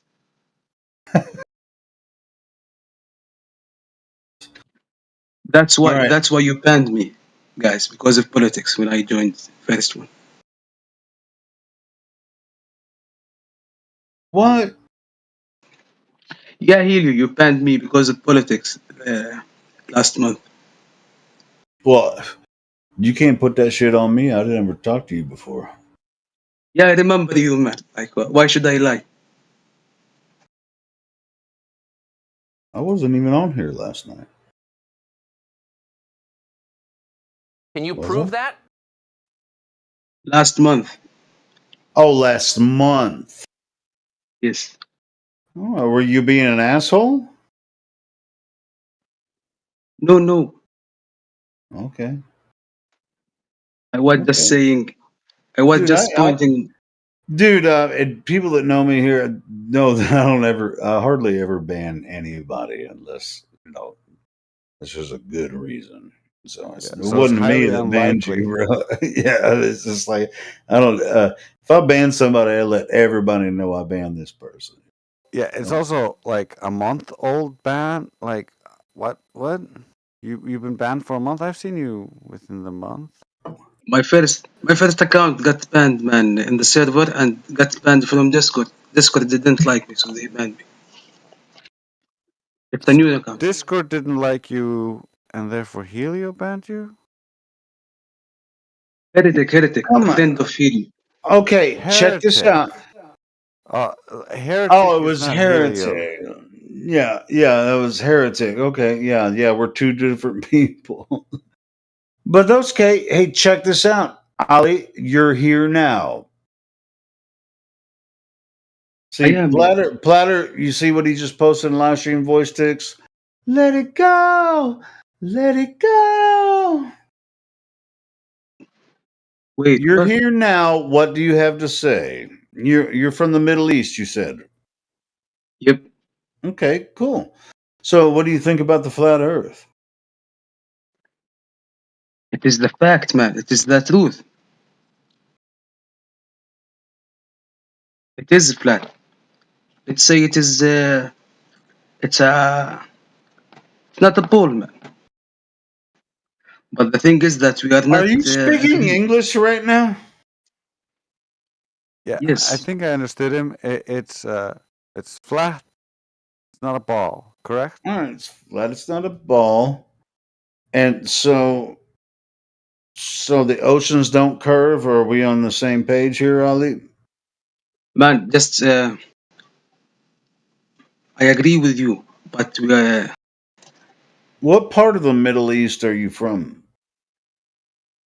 Jordan.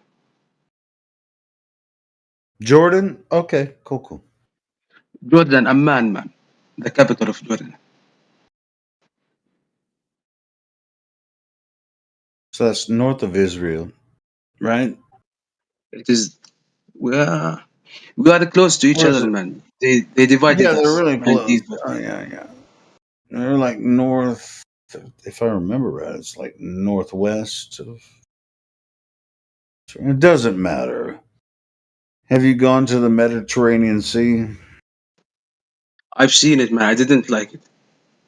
You didn't like the Mediterranean Sea? Why not? Yeah, the corruption had. You can see it in the sea, man. You can see the corruption in the sea? Yeah, you can.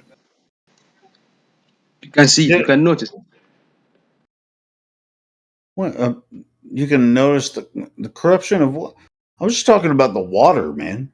That's all I Yeah, was. the water, man. It's not clean. It's not blue. It's not a fucking sea. It's a corrupted sea. Now you understand me? Well, how about on surface? Does it look flatter? That's all I was getting at. Is the It is water, flat, the surface of the water, flat or not? That's all I was getting at. I mean, you sound like a really spiritual person, and so am I. I was just asking if you've been to the Mediterranean. That's all I was asking. Yeah. No, we can get into really spiritual stuff, and I can get spirited in situations too. But yeah, I was just asking if you've been to the shore of the Mediterranean Sea. That's all I was asking, and you said you didn't like it. By the way, I expected, like a year ago, I expected a flood to happen in one of the countries in the Mediterranean Sea. Is that why you went there? Yeah, man, the people who live in the shores of Africa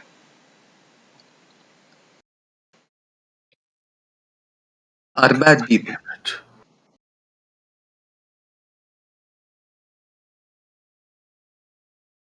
Is he even talking about the same thing we're talking about?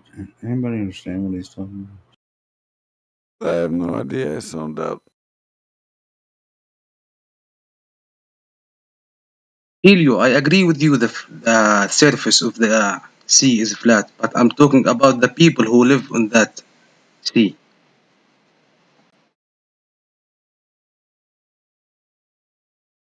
Okay. I just asked a simple question. If you've been to the Mediterranean Sea and saw across it, it's basically all I was asking. And it looks like the sea is flat, right? You will never get it, man. You will never get it. Just never mind. It's okay. Okay, fine. We'll go with never mind. So the Arabian. Are you from Saudi Arabia? I'm from Middle East, Jordan, man. Well, you said you live in Jordan. I was just wondering. I mean, your name says the Arabian, which I mean, I live in a country. Saudi Arabia. I mean, at different times it could have been part of Arabia. probably was at a Yeah, certain yeah, point. it was divided Yeah, sure. All right, cool. So, what's your interest in this? in what? In talking to us flat earthers in 24/7 flat earth Discord? I mean that I'm educating myself with the new things that you guys talking about. Did you at any time before you came across this server and us talking about it, did you come across any people in the Middle East talking about flat earth? Yeah, man, but they're brainwashed. It was you guys the reason. It I was you. mean, when you said they're brainwashed. Let me finish. Let me finish, man, please. Oh, yeah, go ahead. It was about the American culture that you guys spreaded around the world. The iPhones, the wrong maps, the ideology that you guys spread. It's a fact, by the way. So they are brainwashed. When you mentioned NASA, they will believe in NASA. Well, I You know don't what I believe in mean? NASA either. I think it's a bunch of horse shit. The moon landing, satellites, whatever, man. They believe in that. Oh, so the flat Earth Arabians believe in No, I'm satellites? talking about the globes. The globes. Flat earthers, That's they're not not what's. very. Listen, you speak English fairly well. Do you understand the words that are coming out of my mouth? Yeah, but be slow a bit. Like you didn't talk fast. I was asking you if. I mean, you speak English well. Do other people that you know in Arabia or Jordan or wherever, do they speak English as well as you do? Yeah, better than me, man. Better than me. Like there So is many people who speak better than me. okay, what do they think about this? They say so. They are you saying that they think the Earth is flat, but they still think they're satellites? Is that what you're telling me? No, I'm talking about the people. You asked about the flat earthers here in my country. They are very few. But Yeah. the major of them, they didn't even think about it. Even if you ask them anything about the flat earth, they will say, Hey, "No, America have been to the what moon." if I told you the president of Iran is a flat earther? He I said that talked shit. to couple, yeah, but how to say it? Uh, we talk Arabic, man. We speak Arabic. Like you will never Yeah, get I it mean it's if really we talk about it's a totally different style, and subjects, dialect. Yeah, dialects. yeah, Yeah, yeah. It's just like you can't. Yeah, I imagine that you wouldn't be able to communicate it the same way, and I totally understand that. So, um, did you grow up in Jordan? yes. And do you have any other people where around you that are flat earthers, or you the only one? It's only one I know. Like you're not one. There is Yeah. few of them Hey, live in I'll Egypt. tell you what. I'm the only one that takes it seriously. I have a couple of people around me that I've met people around, my area, but they're kind of on their own too, just like we are. Just like I'm the only one that really takes it seriously. It's just like, hey, man, people need to really take a look at what's really going on. So go ahead. Yeah, And do people when you tell them what do they say? like the major of them, they were interested, man. Very interested. Really? Yes. They're interested or But not I don't very? have time to educate them. What is it, man? Sorry, repeat it. Oh, so yeah, I mean, it's like science already figured out the Earth's not flat. So You're dumb. You know that all of the science came from Middle East, man. From the civilization who lived in the Middle East. Sure. Are you talking about the origins of pseudoscience? There is many science, man, but I forgot. Like, What's I that? forgot. What's that? That guy's name starts with an E.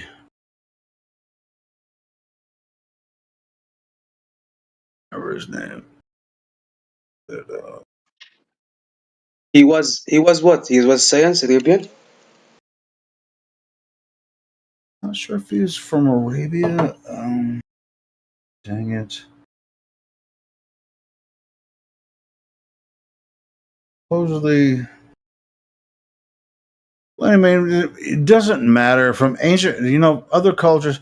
It's like people in modern cultures, it doesn't matter from your country or from our country or whatever. They always bring up the ancient people and say, oh, well, they studied the stars and they discovered the earth was a globe. It's just like, well, how about you take a look at the earth and look at it? It's flat. I mean, how the fuck are you going to find the earth as a globe because you looked at the stars? Doesn't matter which country Who you're said that? from or your ancient cultures. If they tell you that we figured out the earth was a globe because we looked at the sky, give me a break. It was Arab who said that, man. Which person you talking about? Which scientist? I'm trying to. I think he was Iranian. God dang it! There is a huge difference between It starts Persians. with an E. It starts with an E. I can't. Somebody. It's not. Maybe it doesn't start with an E. He's a philosopher. Somebody's got to help me out with this.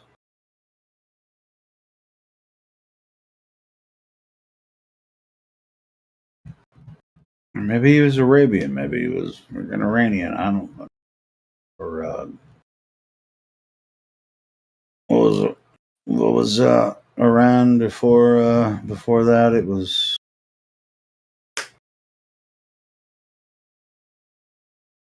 Nobody's helping me out here. What was his name? She's just gonna hit me. Are you talking about Ibn Sina?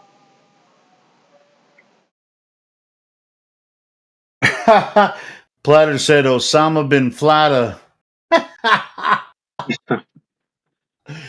No, Do you believe in Osama bin Laden Platter? Say it again, Ali. Sorry, I missed it. Man, are you for real believe? What's that fucking guy's name, man? Al Baruni, no? Al Baruni. Yes, that's it. That's it. What about? Well, what about He's a him? distant What do you know relative of about Al Ali. Baruni? What do you know Wait, about man, Al Baruni, Ali? What do you know about Al Baruni? Let me check. 1 second. Yeah, sure. Look him up. Al Baruni.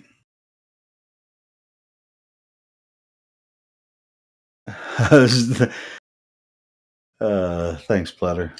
Fucking A. It was on the tip of my tongue. I couldn't forget.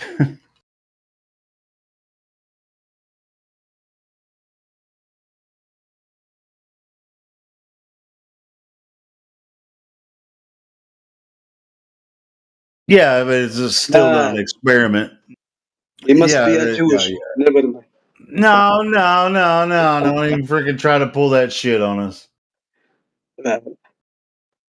He said he was a Arab, mathematics. bro. He was Arab. Come on, man. Don't even try. Come on, it's Google. They can say whatever they want, and they can add whatever they want. Don't even fucking try it, bro. You just fucking Arab. Come on, man.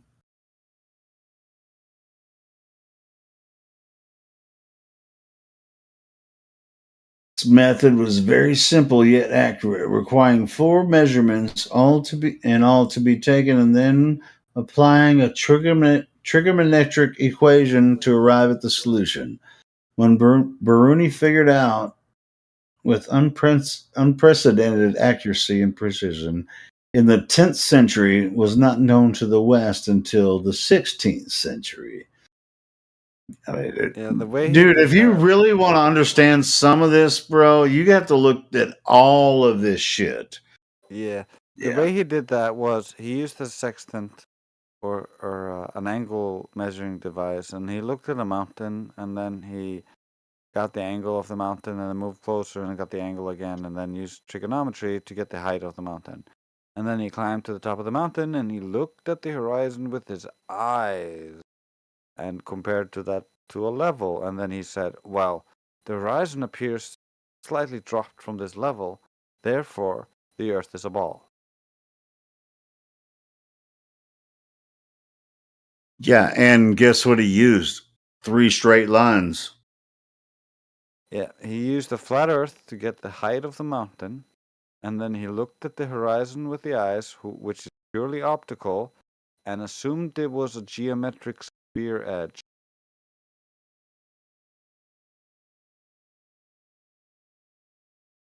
I'm gonna ask you about a person who lived in USA, guys.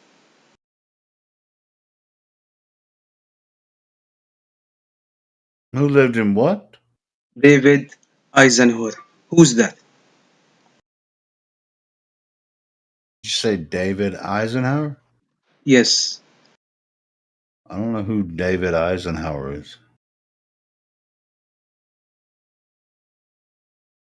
Am I hearing you right? David Eisenhower? David Eisenhower. Eisenhower. You're gonna have to post a link. Hold on. Do you have a? I'm gonna give you link privileges. Hold on, so you can post links. Hold on. If we're gonna do this, you need to be able to post links to what you're talking about. Dwight David Eisenhower. Yeah, Dwight Eisenhower. Yeah, I didn't. Yeah, Dwight Eisenhower. Yeah, he was president. He's the one who created NASA.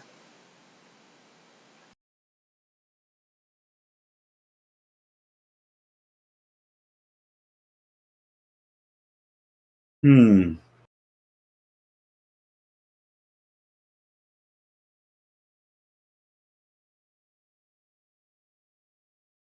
The succession of presidents.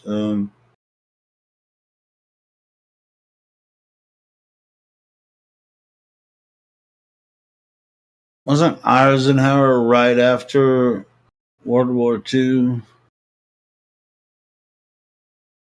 He has something to do with the globe, man. Oh, sure. Yeah.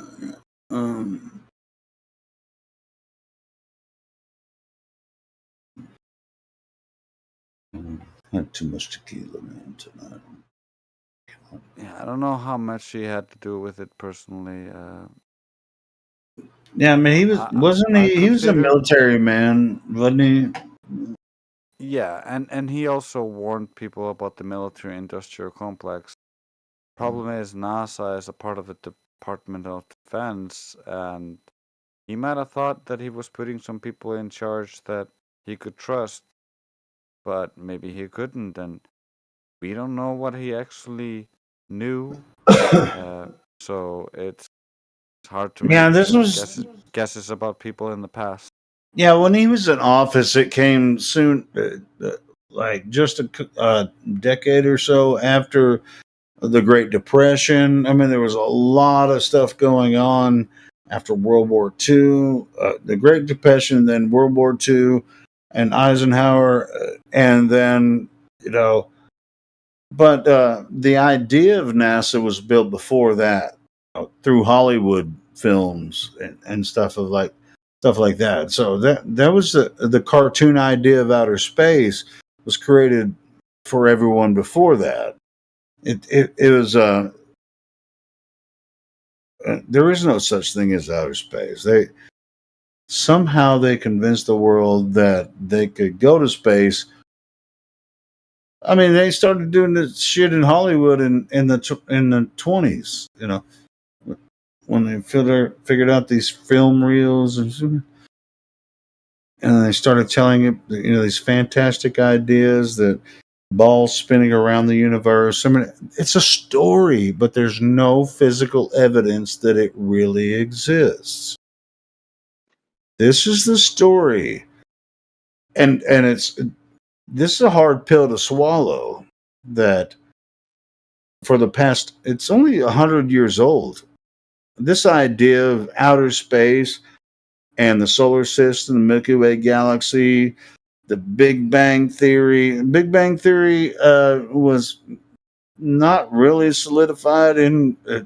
They had to make all this come together in the past 100 years to try to make sense, and we're here calling their dumbasses out, trying to manipulate the entire world into a position that is absolutely not true, not scientific, completely false.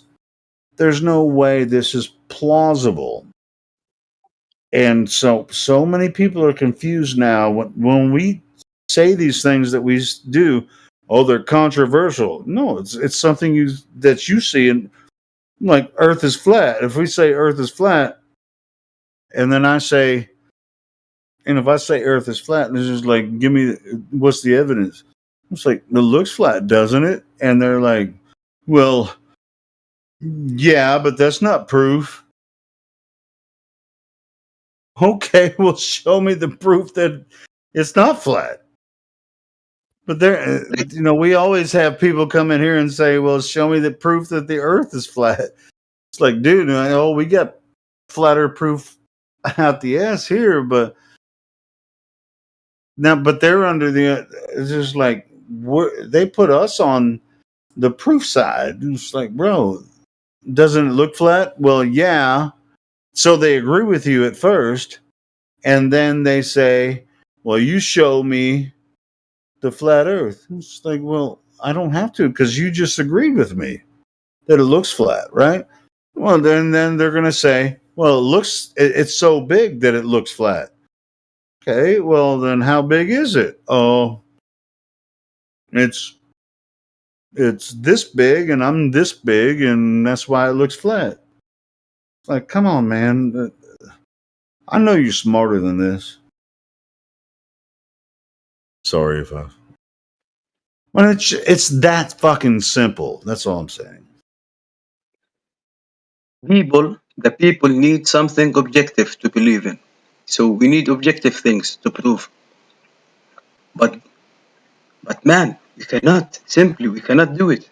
Well, altogether, though, I'm just saying, like, this globe idea was presented through media to everyone over the past 100 years, to where everyone knows that we're in the Milky Way galaxy, third rock from the sun, solar system. All that idea was fed into our minds, fed through the education system, through the governments.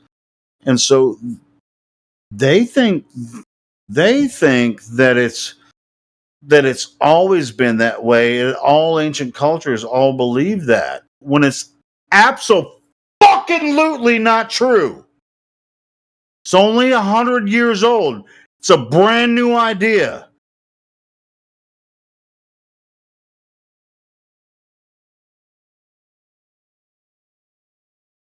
We need to try hard, man.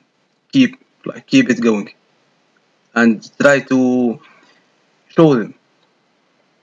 That's what we're doing right now. That's what we're doing.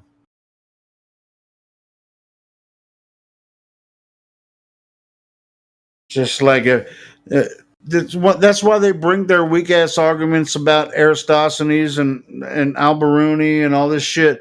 These guys don't even know shit about it. They're just like, oh, they just heard their freaking anti-flat earther friends on YouTube talk about it. They come in here and they have weak ass arguments, and we destroy them every fucking time, because they don't. That's not evidence that the Earth is a globe. I mean, it's just weak sauce every time.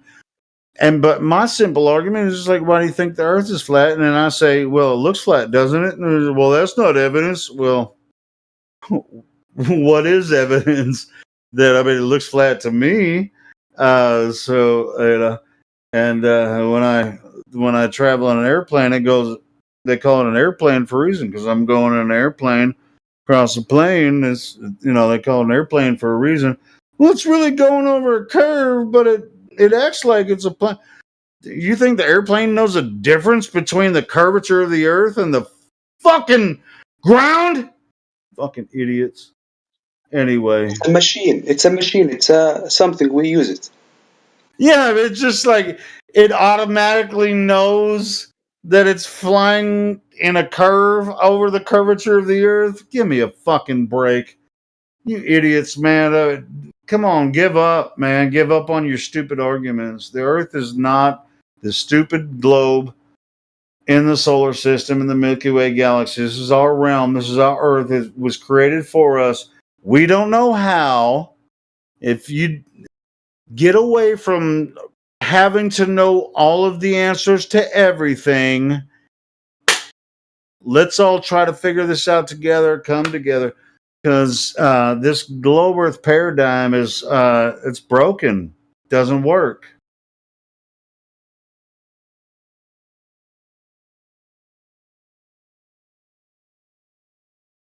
There's my rant. Whatever.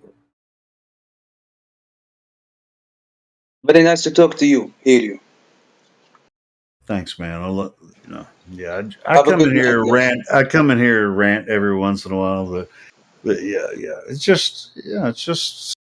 I've never bought into the evolution theory and all that kind of stuff. Even since when I first heard about it in junior high and high school, it was like, oh, evolution.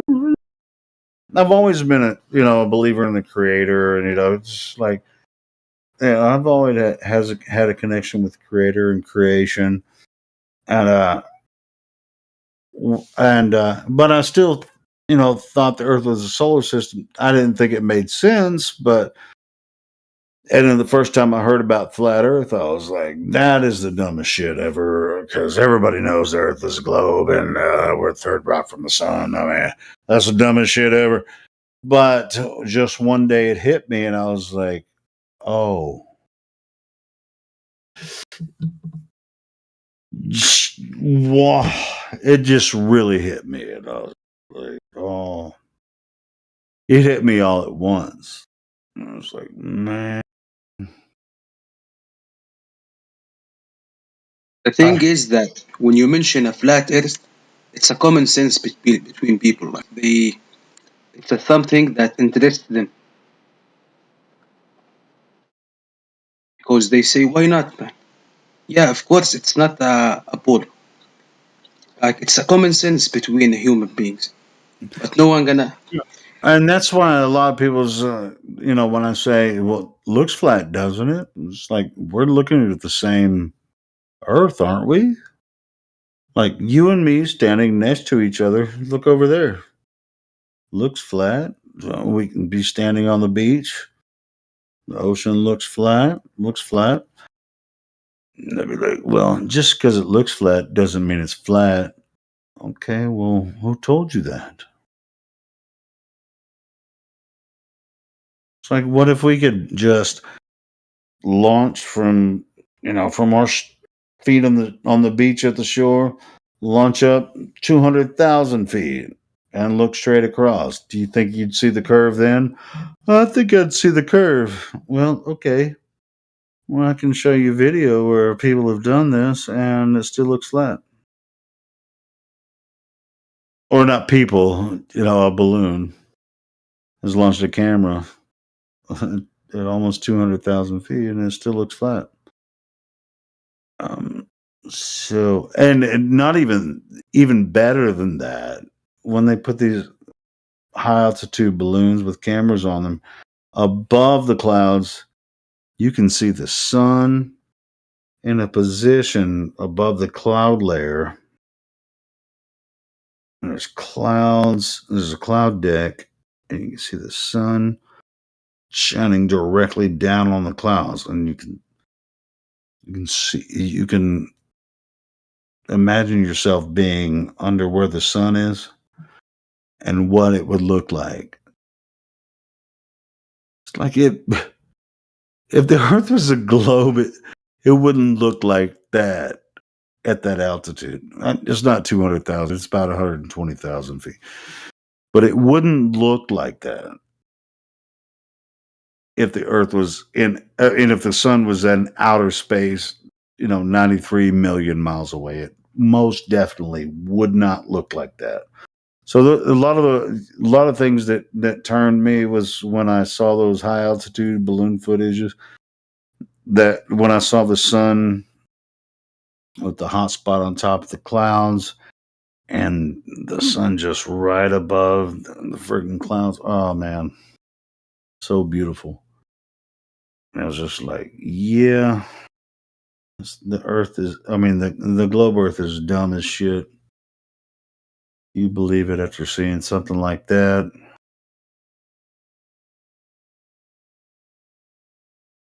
You're out of your mind.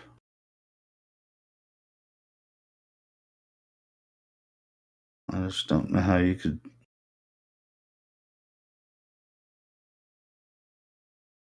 You could pretend the Earth is a globe when you see the sun right above the fucking clouds like that. 120,000 feet. This ain't about feelings. It's about what you can know, what you can see.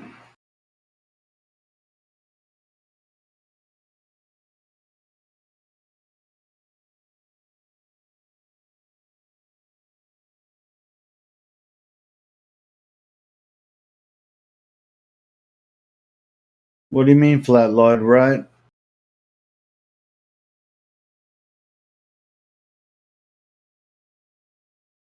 I'm only rambling. You can jump in here and talk about whatever you want to.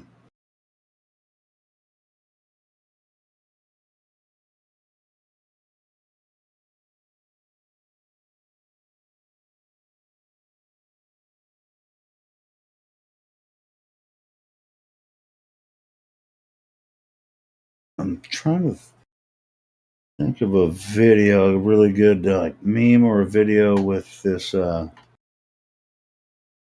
this sun above the clouds, altitude balloon. Somebody's got to have one of those. Miguel's probably sleeping because he's over in Spain and in Portugal. Where's Miguel Souza when you need him?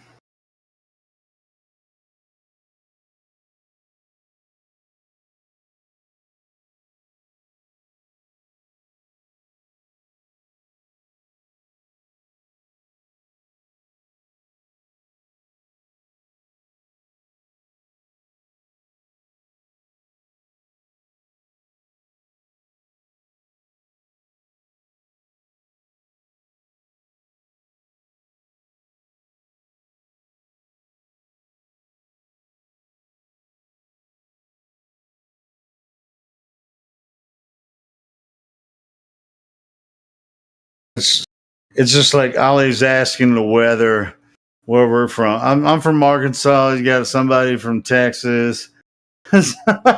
It's hot as shit here, but I'm from Arkansas and it's hot, but there's shitloads of humidity, but there ain't no humidity over in fucking Jordan. This fucking guy. Man, but we are all related. We are all related. We love our each other. Yeah, it's still hot here. I mean, it got over 90 degrees Fahrenheit today here. And it was pretty warm, but the humidity is pretty high too. And that's if you're from Texas or any part of the Midwest, Southwest, not Southwest, but like South Midwest, like Texas, Louisiana, Arkansas area, East Texas, and all. It's 90 degrees feels like 115. It's like it's just hot. So, what's the temperature over there in Jordan today? It is 72 Fahrenheit, and it is 6 a.m. now.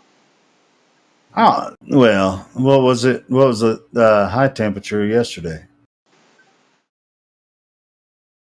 It was like 75 on the 7 a.m. No, yesterday at sun, at noon or like 4 o'clock, 4 p.m. What was the high temperature yesterday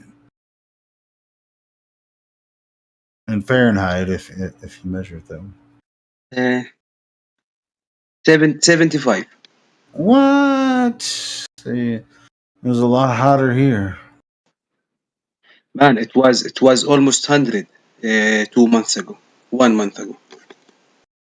I think I think today was probably going to be the hottest day because we're moving into autumn now. So I think today is probably going to be the final hottest day. It got over 90 Fahrenheit where I am, and I think it's just going to move down from here. But it was pretty hot today. Which, I mean, 90. I mean, once you get above 90, it's just hot. Anyway, anywhere you go, it's just hot. But you will not die No, as they say. but did you die? Yeah, right. But did you die? No, it was just hot, and I actually sweat out a lot of shit that sweat out a lot of toxins that I need to get rid of. There you go.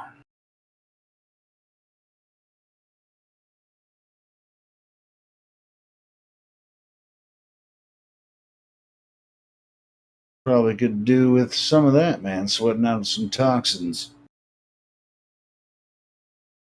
So you've been to the Middle East here.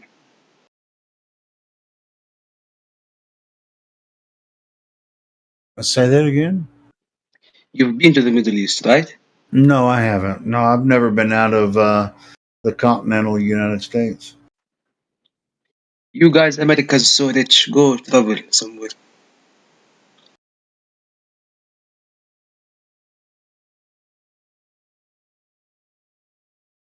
Why do I have to keep asking you to repeat yourself? Say that again. I mean, don't stay in America. Go explore the world. Go to the Middle East. Go to the Oh, I'd Arab love land. to. I'd love to, but they're probably going to have to. They're probably going to make me get the jab if I leave the continental United States, and I'm not going to do that.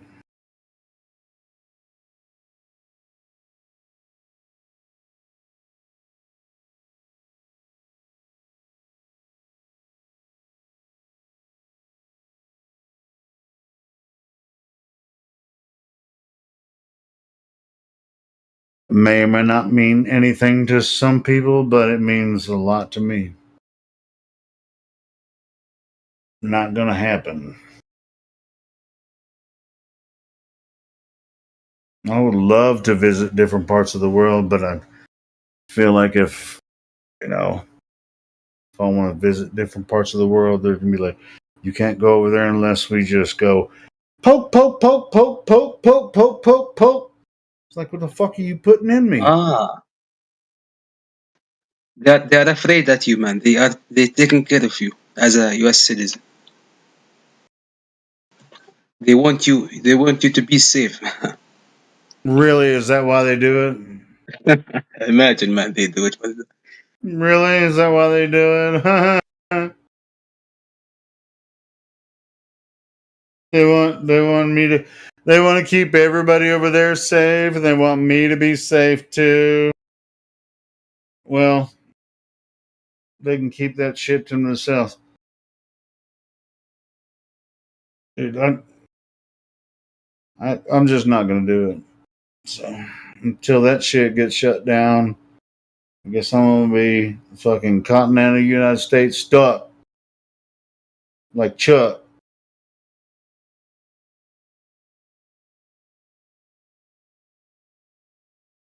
You ain't putting shit in me.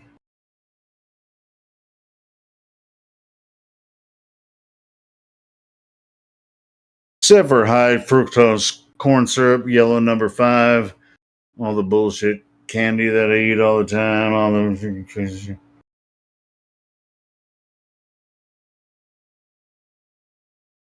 I do eat, fast food and junk food sometimes.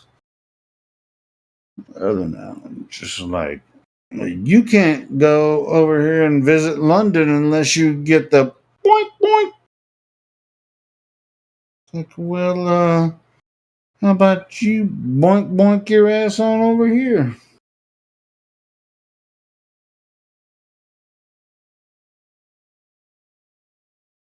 There's ways around it, but you have to have millions of dollars. Millions of dollars.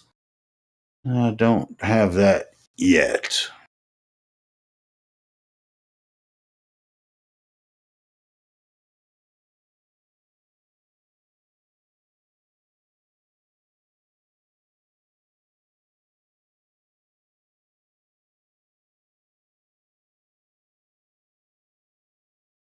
You're dangerous. Get in the boink.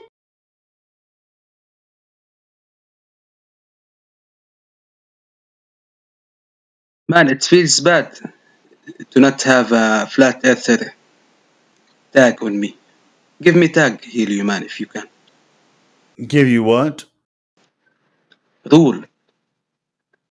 What were you asking for, Ali?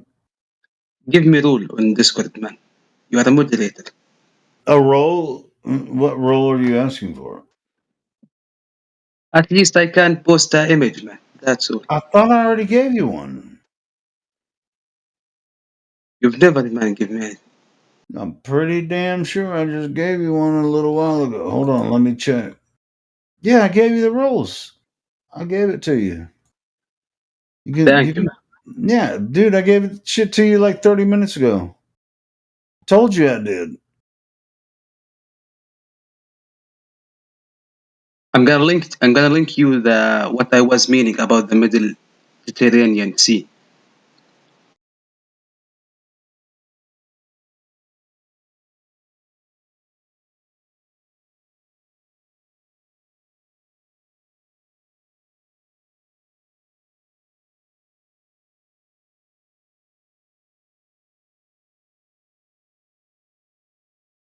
Man, I gotta take a smoke and a pee break, man.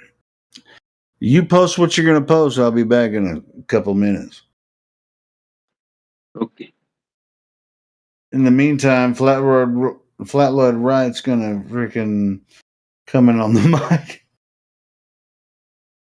It's on you, Flatload. No, it's Flat. I doubt he's even gonna open the mic, but it'd be cool if he did.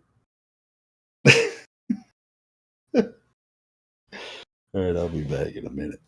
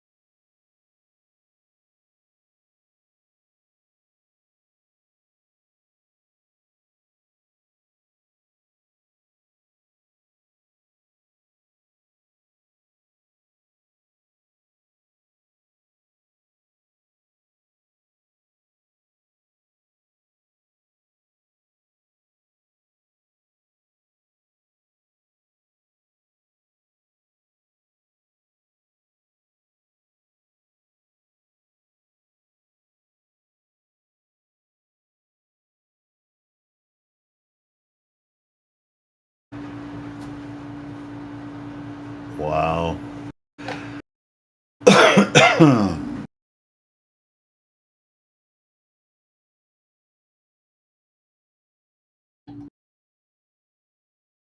Ali, you still there? Yes, How you doing, man? I'm chilling, man.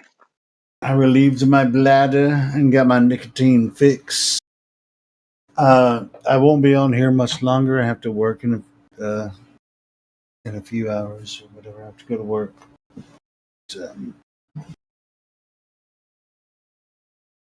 Where were Yes. we? About the sea, man, the Mediterranean Sea. Yeah, you posted this picture of the Mediterranean Sea.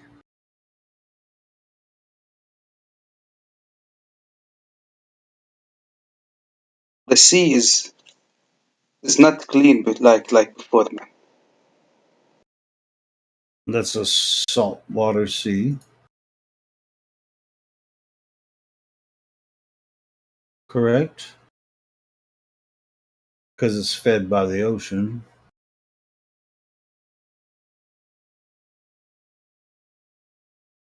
I can't even remember what we were talking about. I had some other stuff going on in my brain whenever.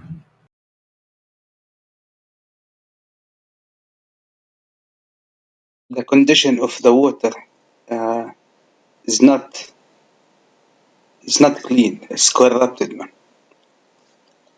by the Europe. Corrupted by what? Yes, man. Believe it or not, it's a fact. What? And what is a fact? You're gonna have to be more clear. What do you mean? The Europe countries and the Arabic countries, they are dumping all of the shit into the sea.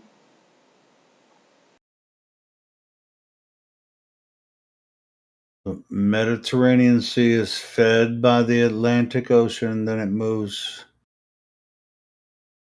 into what I'm looking at here. I mean, toward the Suez Canal, it leads into.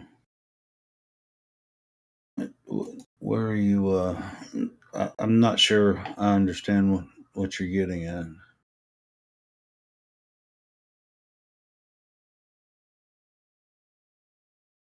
Let's see. Well, I can't see everything from that map.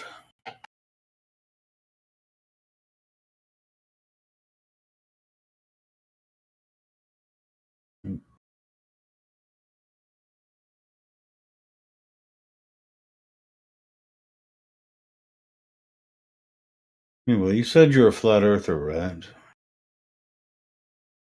Yeah. Okay, cool. So the Mediterranean Sea is flat.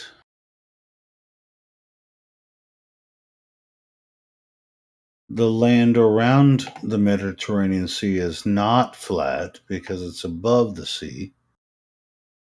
From shore to shore, on one side of the sea to the other side of the sea, same elevation, right? Doesn't matter which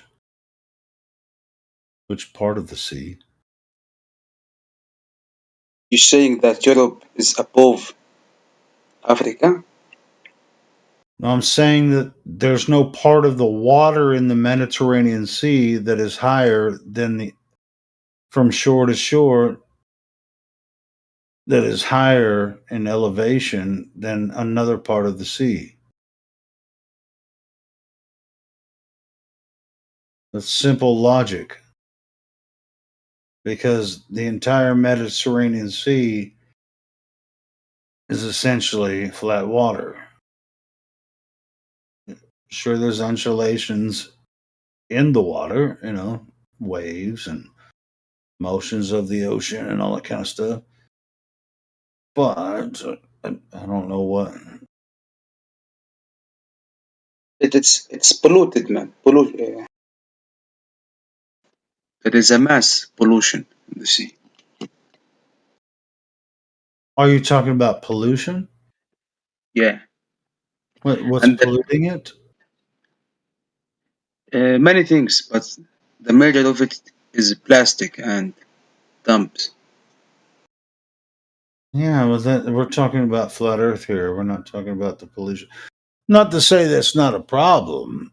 And I know there's an issue there. I'm just The people deserve it for being corrupt. Hey, what do you think about? Let's see. There's a large border there with Libya. What do you think about Gaddafi? What do you think about that guy?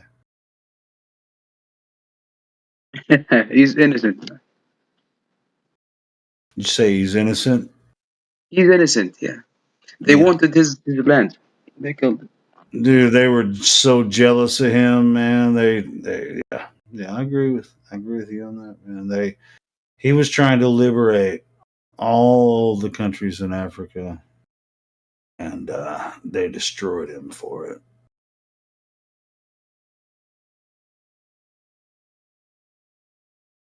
So, including his neighbors. Yeah.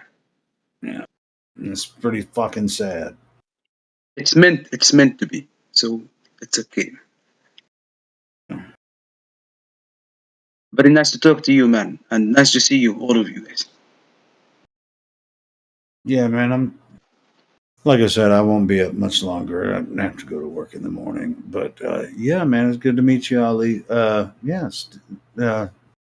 stick around, listen, follow the YouTube and Rumble channels. Uh, get in the chats and talk. Um, I think I'm gonna try to find something to play on the box. I don't feel like anybody else is gonna talk after we stop talking.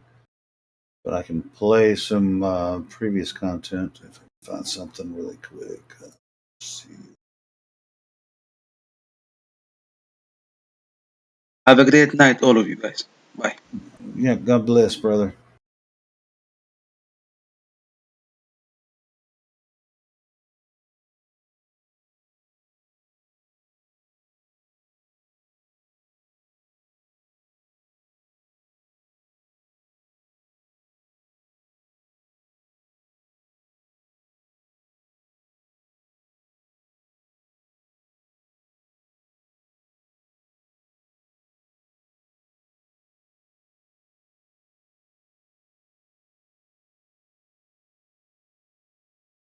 Do, do, do, do, do, do, do, do, do, do, do, do.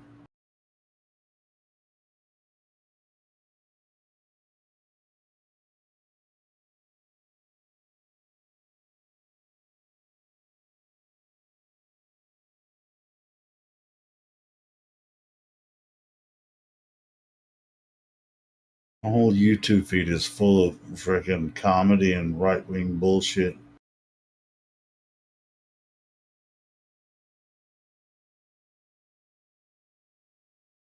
I have no idea why.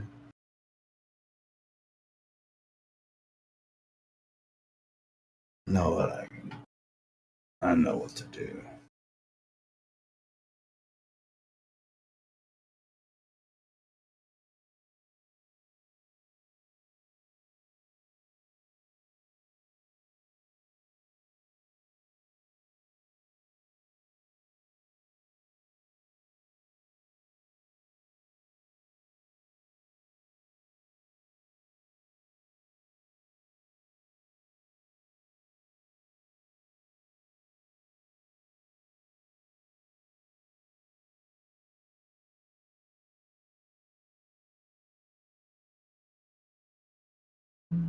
Dun, dun, dun, dun, dun, dun.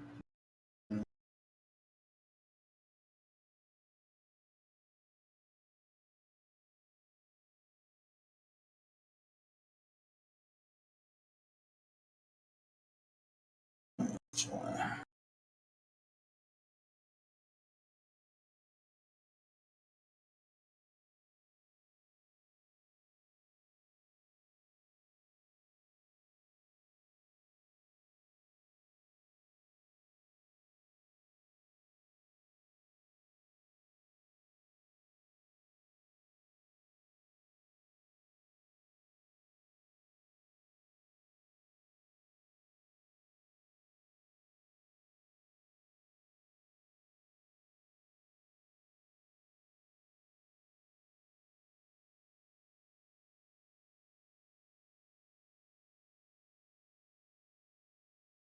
Let's try this one.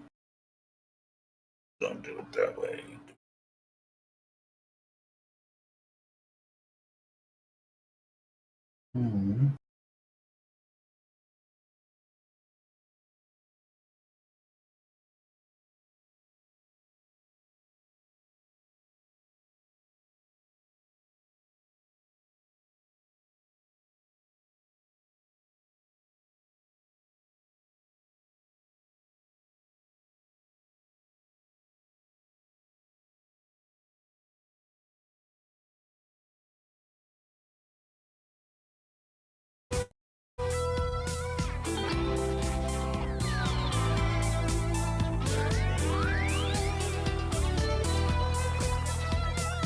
Lights are here, but here you try.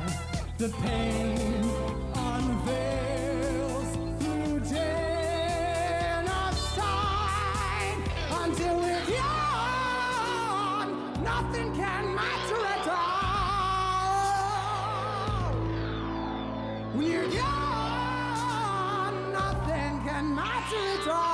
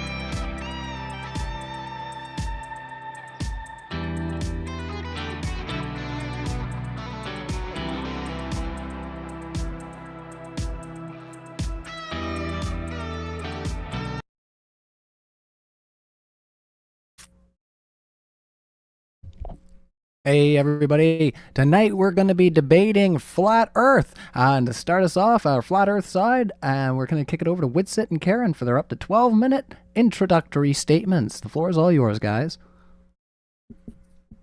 Awesome. So I share my screen. Thanks for having us. Yeah, it's up on the screen now. Okay, I had audio. All right, let's do it.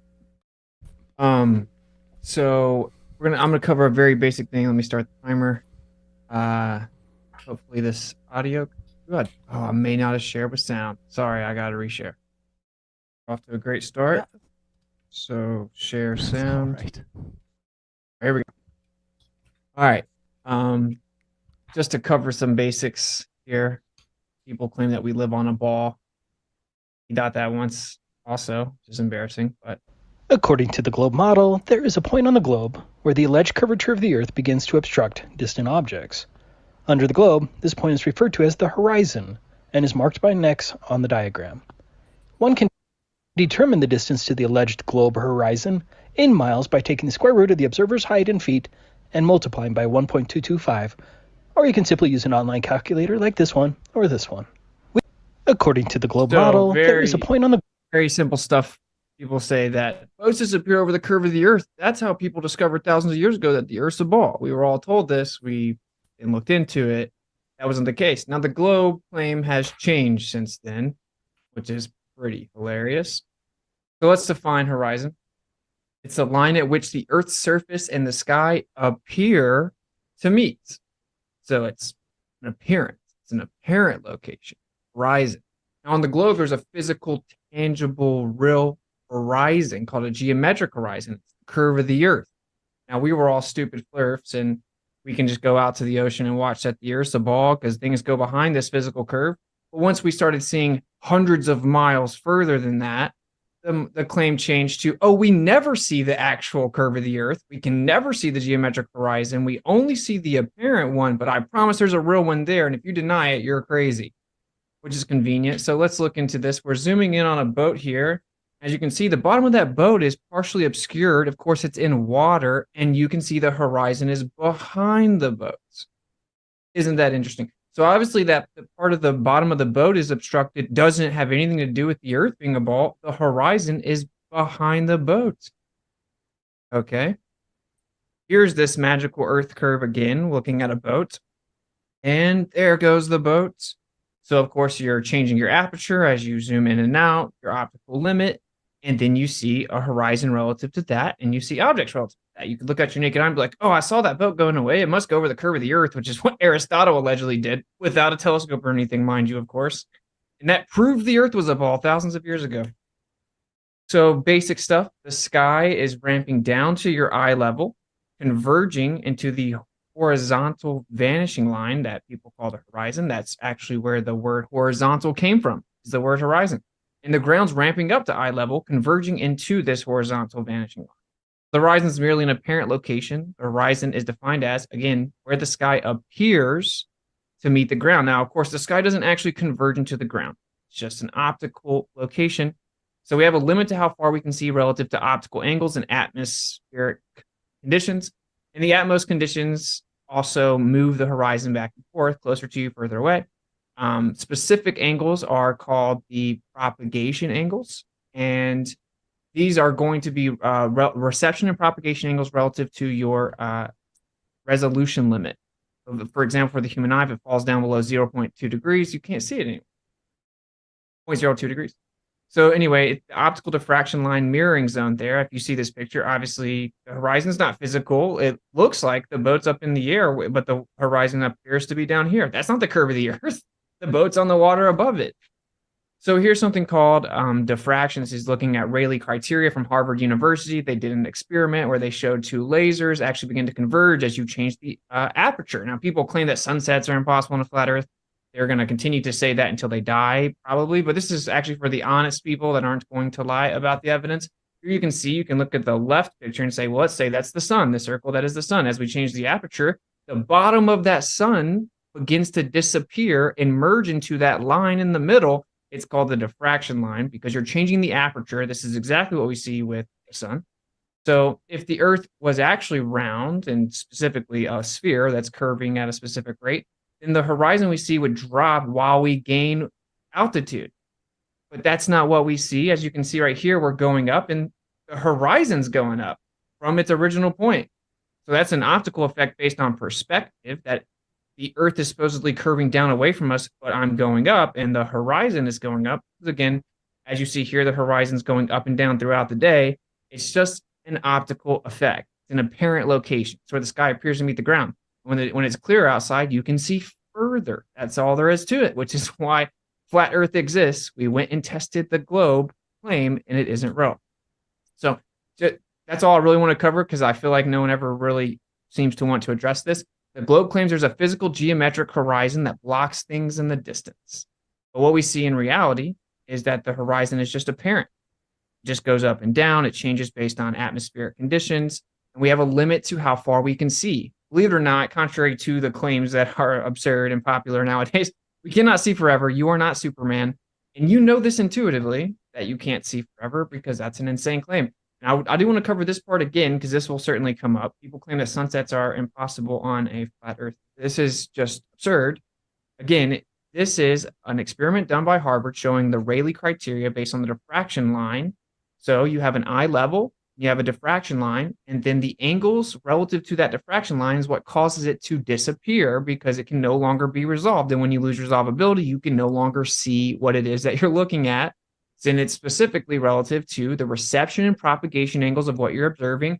And that's in relation to the eye level, which is why, again, this circle here, the position of these lasers that are perceived as circles did not change in the experiment. What changed was the aperture. So again, it's just an optical diffraction line. The horizon is not physical, it's just apparent. And if you're going to claim that there is a real physical, tangible geometric horizon called the curvature of the Earth, you're going to actually need to tangibly and physically prove that, not just beg the question.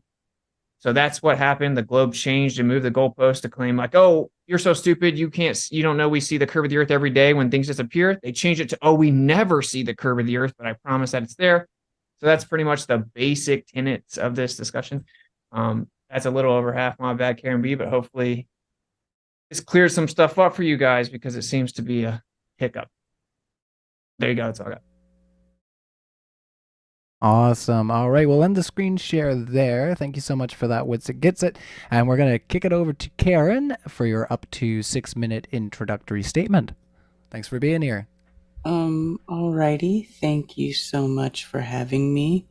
Well, what I can say in addition to what Witsit said, because I agree with all of that, and those are all wonderful observations and good points. And but one thing that we have done as flat earthers that I haven't really seen globe earthers do is actually go out and try to physically measure the curvature of the earth, which they do give us a given size. Unlike the lights in the sky that we cannot see, we cannot actually physically go measure, like that is just beyond anybody's capability to basically go and verify whether or not that's true. We all are here on the face of the earth, and we all have the ability to put those numbers to the test. And while the globe math that they give you for the lights in the sky does work out because they put everything so far away, you know, it could be anything up there. You know, the numbers don't really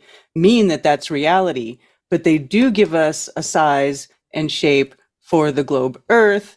And that is what we like to put to the test because that is what we actually are physically standing on. So if I could get a screen share, let me see. Share my second desktop here. This is actually a PDF. It's a 120-page PDF that was put together by FE Core, which is a group of people who were questioning the shape of the earth, and we all went and spent a lot of money and a lot of time and bought equipment and documented very well where we went and we tried to measure to find curvature. Every time we did this, we found none. So, you know, this PDF right here is just basically an outline of the measurements we took over Lake Balaton in Hungary. That is like the largest lake in Europe. So there was plenty of positions there for us to get multiple measurements over over the week that we were there. They also, the team went and did the same thing in the Netherlands. And at each time that they went and measured, they were able to observe things on the opposite side of the lake, the source of the laser light, and things that they shouldn't see, things that should be beyond the geometric curvature of the earth. So if you believe that the earth is a ball and you believe that the water conforms to the outside of the shape of this ball, that should be the place where there should be the most obvious curvature, but alas, there is none. I don't really have time to go over the whole 120-page document. It is there for, I can give anybody the link who wants to read it, but all of the surrounding data was taken, temperature, humidity, distances were well documented. We even have a video of it where we took video observation of all of this stuff that was taken. And we found that that the measurements were inconsistent with the WGS 84 ellipsoid model that they supposedly say that the Earth is. So that is why I am a staunch flat earther. I have seen it, proven it, measured it with my own eyes. So there it is. That's really all I have to present at this moment. How long is that? Do I still have more time? Yeah, I was going to say, I looked at the clock just before you began. I think you still got, another 2 minutes about if you wanted to vamp, but if not, we can kick to the other side. Yep. I guess that's good. All right, let me say one thing. Can we please not use fallacies when we just talk about the intellectual aspects of the conversation? And fallacies are inadmissible in intellectual form. They lack sound reasoning. They are invalid arguments. Let's not ad hom, interrupt, use straw mans, use poisoning the well fallacies or begging the question fallacies or affirming the consequent fallacies. Hopefully, we can be honest and not use fallacies. Thank you.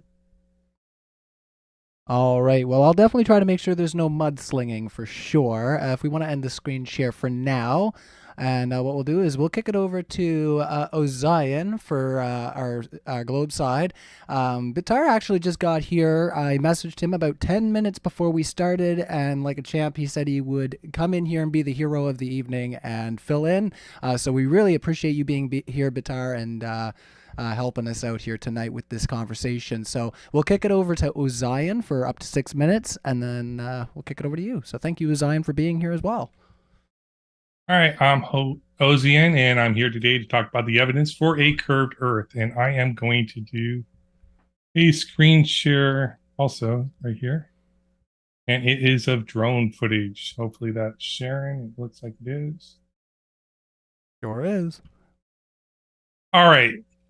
I'm going to be using drone footage to demonstrate how this footage is evidence for a curved Earth and against a flat Earth, and how you can see curve at an altitude as low as 150 feet above sea level. I'm not arguing for horizon curve, but for curved bodies of water. So check this out. I got this drone footage of a ship that's a few thousand feet away. As the drone ascends, the ship appears to get narrower and taller. This is because the surface of the Earth curves away from the drone as it ascends. If the Earth were flat, then the ship would appear to get shorter and narrower as it ascends. But it doesn't. It gets narrower and taller, as you can see in the footage. Why? Because the Earth is curved. Let me explain. On a flat surface, if you have a side view of a ship and the ship and the observer at the sea level, the side view will always have the same ratio of angular size and height and width, no matter how far away you are from the ship. However, as you go up in altitude, the angular size of the height of the ship will change at a greater rate than the angular size of the width of the ship. This would mean the ship will appear to get shorter and narrower as you ascend in altitude on a flat surface.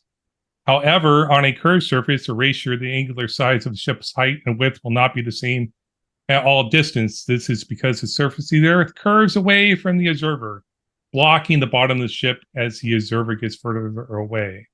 As a result, the ship will appear to get shorter as the observer gets further away. But in the image you're seeing, you're actually going up in altitude, up to 150 feet with my drone. And as you can see, the ship is getting taller, and it's actually not changing very much in width. It changed very little.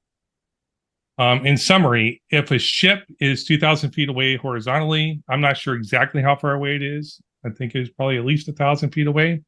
As we raise the camera from sea level to an altitude of 150 feet, the ship would appear shorter and narrower on a flat surface, but taller and narrower on a curved surface. As you can clearly see when the drone ascends, the ship appears to be taller and narrower. This is consistent with the predictions we made about how the ship would appear on a curved surface. The pixel measurements of the ship's height and width at sea level and 150 feet in altitude confirm this. As you can see, I put the measurements I used in Adobe Photoshop. The ship's height increased by about 20% as the drone ascended, and the width decreased by about 2%. The fact that the ship's width barely changed is because there is a curved body of water blocking the ship that vanishes when the drone rises in altitude, and the drone is maintaining a similar relative distance to the side of the ship facing the drone. And I encourage you all to do the same measurements on your own to compare. A flat Earth hypothesis would predict that the ship would appear to get shorter and narrower as it ascends. But the fact that the ship appears to get narrower and taller as it ascends contradicts the flat Earth hypothesis, because the only way for the ship to appear to get narrower and taller is if the surface of the Earth is curved. In conclusion, the footage I've shown you is evidence for a curved Earth and against a flat Earth. I have experienced curve, and I've tested curve and refuted the flat Earth model. I know that the Earth is curved and it is not flat based upon my own testing and my own evidence. So the questions for you guys when we get to that: why did the ship appear to get narrower and taller as the drone ascended instead of shorter and narrower as the drone goes straight up, which would put it further away from the ship overall? And I'm going to conclude my opening there.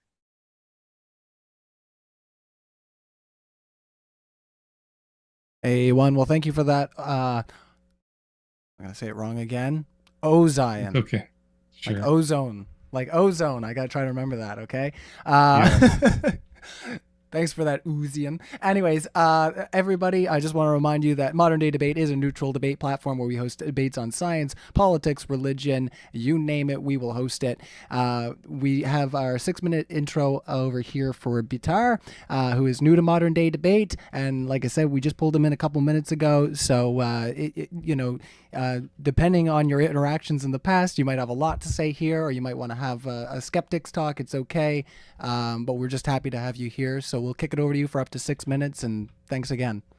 Yeah, so I just want to remind everyone that I was invited like 10 minutes ago, and I study software engineering. I don't study like in the same campus as I frequent. We have our space engineering, other engineerings, but software engineering, we only have physics 1. So I don't know much about physics, okay? As somebody else from the same university I frequent, which is Brasilia's University, that could be here and know more about this stuff. But I know some basics, which is enough to prove that flat Earth false. And that's why I took this object right here. This object actually is a twisty puzzle, and it has 12 sides. And if you take let's suppose this is a ball, okay? And let's suppose this is the moon. And here's the flat Earth. Okay, so if you have somebody, okay, can you see that? No, you can't see that. But yeah, like imagine somebody who is on this side and somebody who is on this side. Okay, they're on different sides. And then the moon, which is a ball, is over here. Then the person who is on the right of the paper and the person who is on the left of the paper, they would see different faces of the moon. The truth is, we always see the same face of the moon, and that proves the Earth is not flat. If the Earth was flat, we should see the moon from different perspectives. Oh, but maybe the moon is not a three-dimensional object, which is what would happen with three-dimensional objects. Maybe the moon has 2 dimensions. Let me find a 2-dimensional object here. This will do. Okay. If we have a 2-dimensional object, people watching it from this perspective, as the object moves, they would see, imagine just this is a ring. So they would see from the different perspectives, they would see different shapes if the moon is 2-dimensional. They would see different shapes. We don't see different shapes of the moon, of course, during the same time. Of course, I'm talking about the same time, simultaneously, someone here and someone here. The moon, we see the moon differently over different times. When I'm talking about simultaneously, from different perspectives, you should see something different. So this proves that the Earth is not flat. If the Earth was flat and the moon is 3-dimensional, then we should see different faces of the moon. If the moon is 2-dimensional, then we should see simultaneously. I'm talking about the same time. We should see different. Can you warn me, please, when I have like 30 seconds left? You're muted, bro. Yeah, go ahead. No, yeah, it's all right. No, usually I just keep the loose eye on the clock there, but sure. Yeah, you got like 2 minutes and 2.5 minutes here. Yeah, something else that I want to talk about is that we actually proven on a lab with something called the Cavendish experiment. I would share my screen to show it to you, but we don't have like I didn't separate the material before. But yeah, we've proven on a lab that mass attracts mass. And what this would, the consequence of this in a flat plane is that the further away you move from the center of mass of the object, the more mass you'd have behind you. So imagine as you move towards the ice wall, you'd have more mass behind you attracting you. And it would feel like climbing up a hill. And that, of course, is not what we experience. I'm in Brazil right now. Buildings here are not built sideways because we are supposedly closer to the ice wall. So yeah, because we've already proven on a lab with the Cavendish experiment that mass attracts mass, we also don't see on the world what we would expect. And also from the Cavendish experiment and from uniform circular movement, I think that's how it would be called in English, we can conclude, if I'm not mistaken, the third law of Kepler. I hope I did the math right if I remember my high school days, but it's period square over radius to the third would equal a constant, which is 4 pi square over the gravitational constant times the mass of the object. So that's a law, from the Cavendish experiment and from circular linear movement that should happen, from planets orbiting the same thing. And okay, you guys don't believe the Earth is orbiting anything. So why is it that when we look at Jupiter and its moons, like Europa and Ganymede, that we can clearly see with telescopes, why is it that their periods and their radiuses obey this law as they should if the gravitation was true? That's where Kepler laws are taken from. So yeah, that's all I had to say. All right, excellent. Well, everybody's had their introductory statements there, so thank you, everybody, for that. We're going to kick an open discussion in a moment here, but I want to remind everybody in the live chat to keep it friendly. That's what we're trying to do over here at Modern Day Debate. And also, we're doing a Q&A at the end of this conversation, so if you have a question for any of our speakers here tonight, get them in now so they can be asked nice and early. So let's kick it into the open discussion, everybody. Yeah, Kepler's laws had nothing. Let's kick it. Kepler's laws had nothing to do with it. Literally, gravity didn't exist at all. Nothing to do with it. He actually thought that the sun was singing and it was an acoustic orbit. It was based on acoustics. So it didn't have anything to do with gravity, and it just watched the relationship of the stuff in the sky, and so that's just not true.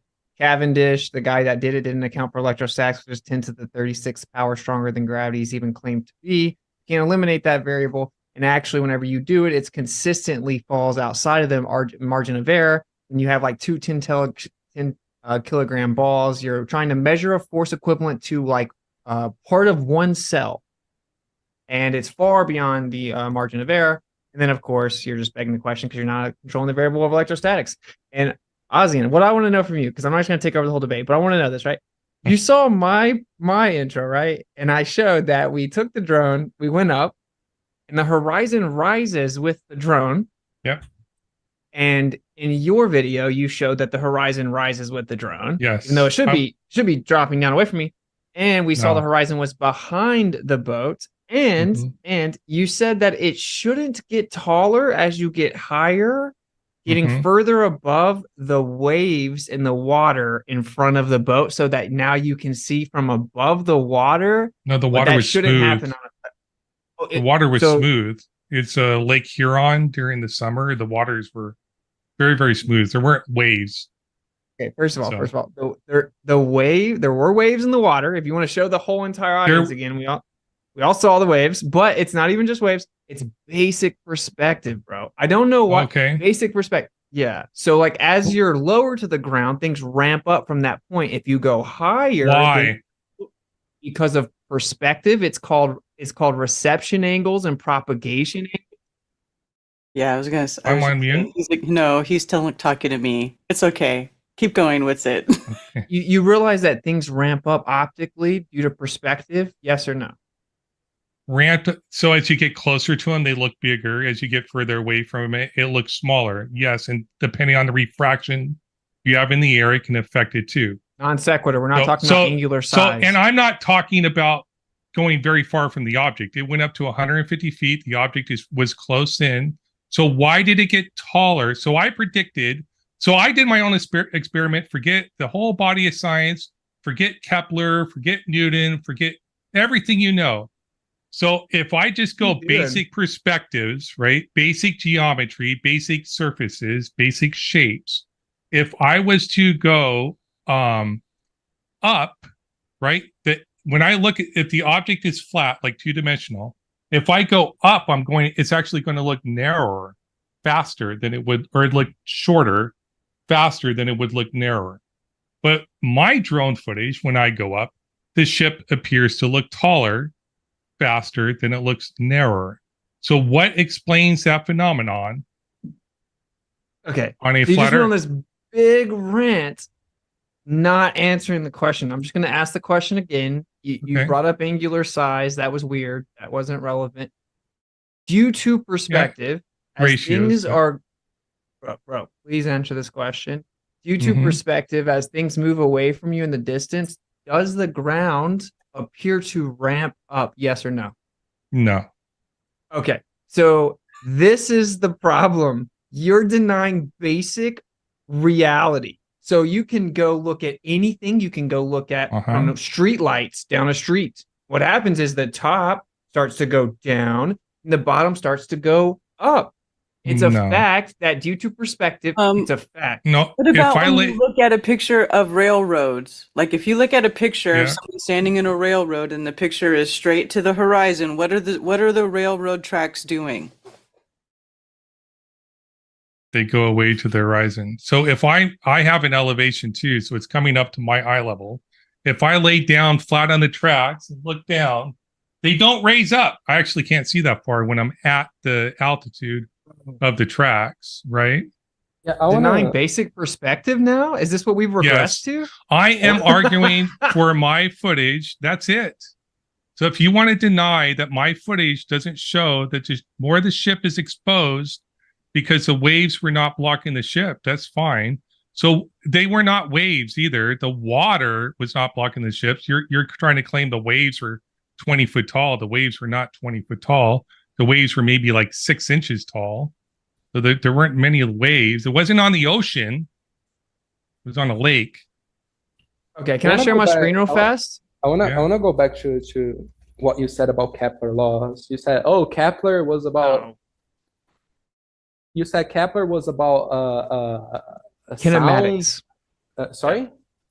It's called kinematics, which is Yeah. how bodies move in relation to each other, not gravity, which is kinematics. dynamics. And he thought that there was like a For sure. heavenly song of the spheres that was played, and that the acoustics caused everything to move around each other. And he used kinematic equations to describe the ratio in which the bodies move in relation to each other. Real fast, since I'm sharing the screen. Hey, Ozian, can you tell me, do these streetlights look like they're going down in the distance? The street lights, no, they actually look like they're the same elevation. Okay. So now now all of these streetlights are the same height. Yes. But obviously, due to perspective, it looks like they're dropping down as they get further away. Everyone, all 800 Based on my people that are elevation, here can see it. Based on my elevation, yes, it looks like it's dropping down, and it Okay, looks like the wait. ground's coming up based upon my elevation. Okay, so Yes. things above our eye level look like they're coming down. Things below it look like they're going up to a convergence point, and things get smaller and compress to that convergence point, right? I'm going with my foot. Are you denying that something would have that the water is not blocking the ship? Oh, was bro. the water blocking the ship? Why was the water blocking the ship? Bro, Why you gotta was the be- you water? gotta- Why was be honest. why was 20% of the ship being blocked by water? It wasn't. It was underneath the water because that was there normally floating. So 20% You said that it of the didn't ship. ramp up. 20% of the ship became exposed as my drone rose to only 150 feet in elevation. Why is that? This Wait, real doesn't fast. explain it. No, real This fast, doesn't real fast. explain it. 20% is a stretch. It sounds like you're 20%, not I being. measured it. I measured Sounds it. like It was you're not 20%. being super honest, because when I asked you, does the bottom look like it's ramping up? You said no. Now I had to go Yes. share my screen and show the You whole think- audience. So that you're it seeing clearly- that. Wait. You're seeing the. Gotta the, interrupt, the well, you're pointing out. Are you seeing the cars in the distance appear like they're taller than they should be? Like the cars, the taxis in the distance. You car- look at, No. Will you Okay. please be honest? You said that the ground doesn't look like it ramps up due to perspective. Everyone heard you say that. I had to go get a basic picture of streetlights. This is day one They don't perspective. go up. It's dude, the top of the lights look like they're going down. The bottom look like they're going up, and it's getting smaller, converging to the middle. So yes, the ground looks like it ramps up, just like I laid out in my opener. So would you like to not avoid it? Don't avoid it. Will you acknowledge? you're and avoiding my concede? evidence. It You won't it's, do it. You It's won't do it. nothing to do with my Wow. evidence at all. won't You do it. can't explain why the lake was blocking 20% of the height of the ship that was actually above the water. Yeah, we can't even get there because that you has the nothing to do Yes, it does. with what you're describing. No, it doesn't. Literally does. That's why I brought it up. But you can't even be honest about it. You can't even be honest and say, "Oh, I misspoke." Yes, due to perspective, things on the ground look like they ramp up. So can you please concede? Depends on my elevation, how much it prospectively looks like it changes. Irrelevant to my argument. So we're addressing my argument or your argument. If you want to address your argument, that's fine. We can poke at that. But my argument had nothing at all to do with that. So why was the water blocking 20% of the ship? Water at is least below the observer. So it begins to ramp up as you increase your elevation, then it changes how much it's optically ramped up because you've changed your eye level, thus your diffraction limit relative to the reception and propagation angles of the object that you're viewing. This is basic Rayleigh criteria of resolvability and angular resolution. Can you please acknowledge that you were wrong? And yes, due to perspective, things ramp up from the ground. No, has nothing to do with what I showed in my video. Nothing at all to do with what I showed in my video. So it has. So you still can't explain why 20% more of the ship became exposed when my drone went up in elevation, right? I literally Can you just explain did. that? You did not. I literally did. Yes, he did. No. Yes, he did. Also, when you raise up maybe we'll the kick it drone, over to you're Karen to raising the explain. angle of. Yeah. So if the ship was flat, right? So Wait, let Karen be finished, man. Yeah. She's gonna dump. well, I on was. You were speaking. So, anyways, go ahead, Karen. When your drone goes up in elevation, it increases the angle your viewing angle, so more of it is visible.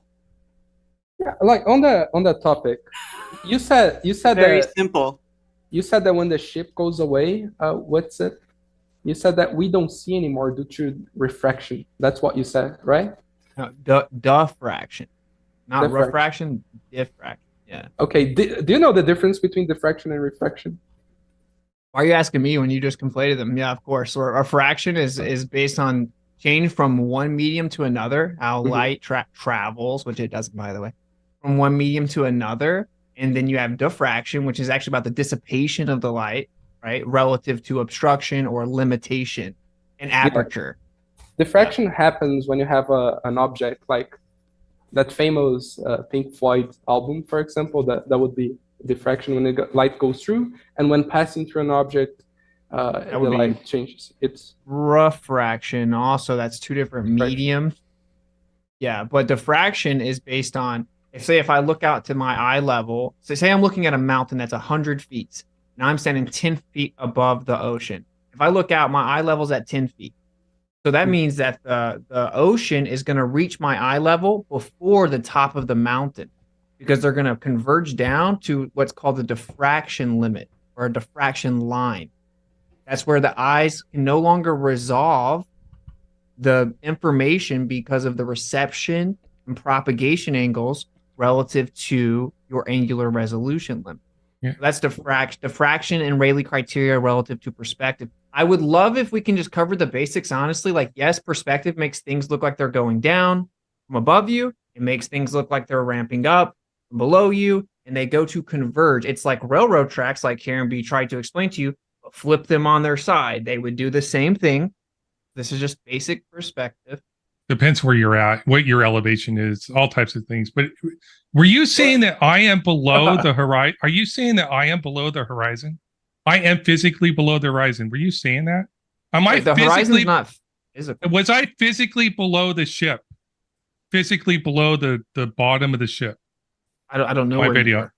you are. No, he went above it. You went above it. That's yeah, the whole point. It started at zero. It started at the surface of the water, or like an inch above the surface of the water. Whatever the drone height is, right? Okay. And then it rose to 150 feet in altitude. So did the drone start below the bottom of the ship? Below the bottom of the ship? I mean, it would be really close. It would be really close, right? Because if the ship is on the water and then your drone's on the boat, then it's pretty much the same height. But do you agree that? Well, let's talk about the drone sitting on the beach.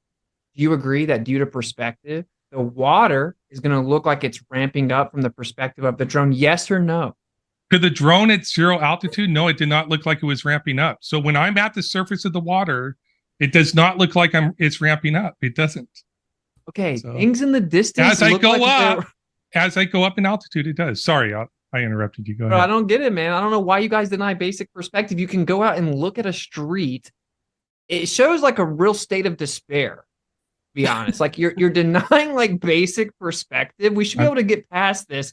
It's basic perspective, How dude. often Things do you look like So a you're avoiding my video footage. You're avoiding what I saw with my own eyes. We're not So I avoiding saw. it. That's all we've so- been talking about. Okay, so yeah, so I experienced curvature. I experienced where 20% of the ship became exposed, not because the ship was going away, but because my drone went straight up in altitude in a matter of seconds. Yeah, Now, did you change your angle of view when you did that? No. Wow. So you don't understand basic things, bro. You don't like. Come on, bro. Like. So You know, when the your angle- drone the changes aperture- altitude, you're not changing your angle of view. Up and down it is, yes, but no, the angle of view is the same. The angle of view is the whole thing's the same. The angle of view of a talking the camera same doesn't language? change unless you change the aperture size, if I remember correctly. I have Anything to about share my cameras. screen. So are you saying the angle of view of the camera changes? Or are you seeing the amount of land that becomes exposed changes as the drone goes up in altitude? Yeah, That would your be angle of- correct. No, the angle of view doesn't change. The angle of view relative stays the to the same. ground. Relative to the ground. I didn't change the angle of view of the camera at all. Dude, does your angle of view get wider relative to the ground as you get higher? Yes or no? No, the angle stays the same. Oh my The God. angle stays the same. The amount of ground I see, the square footage of ground I see changes as I go up in Bro. altitude. The angle, the aperture doesn't change of my camera. Angle's not the same as aperture.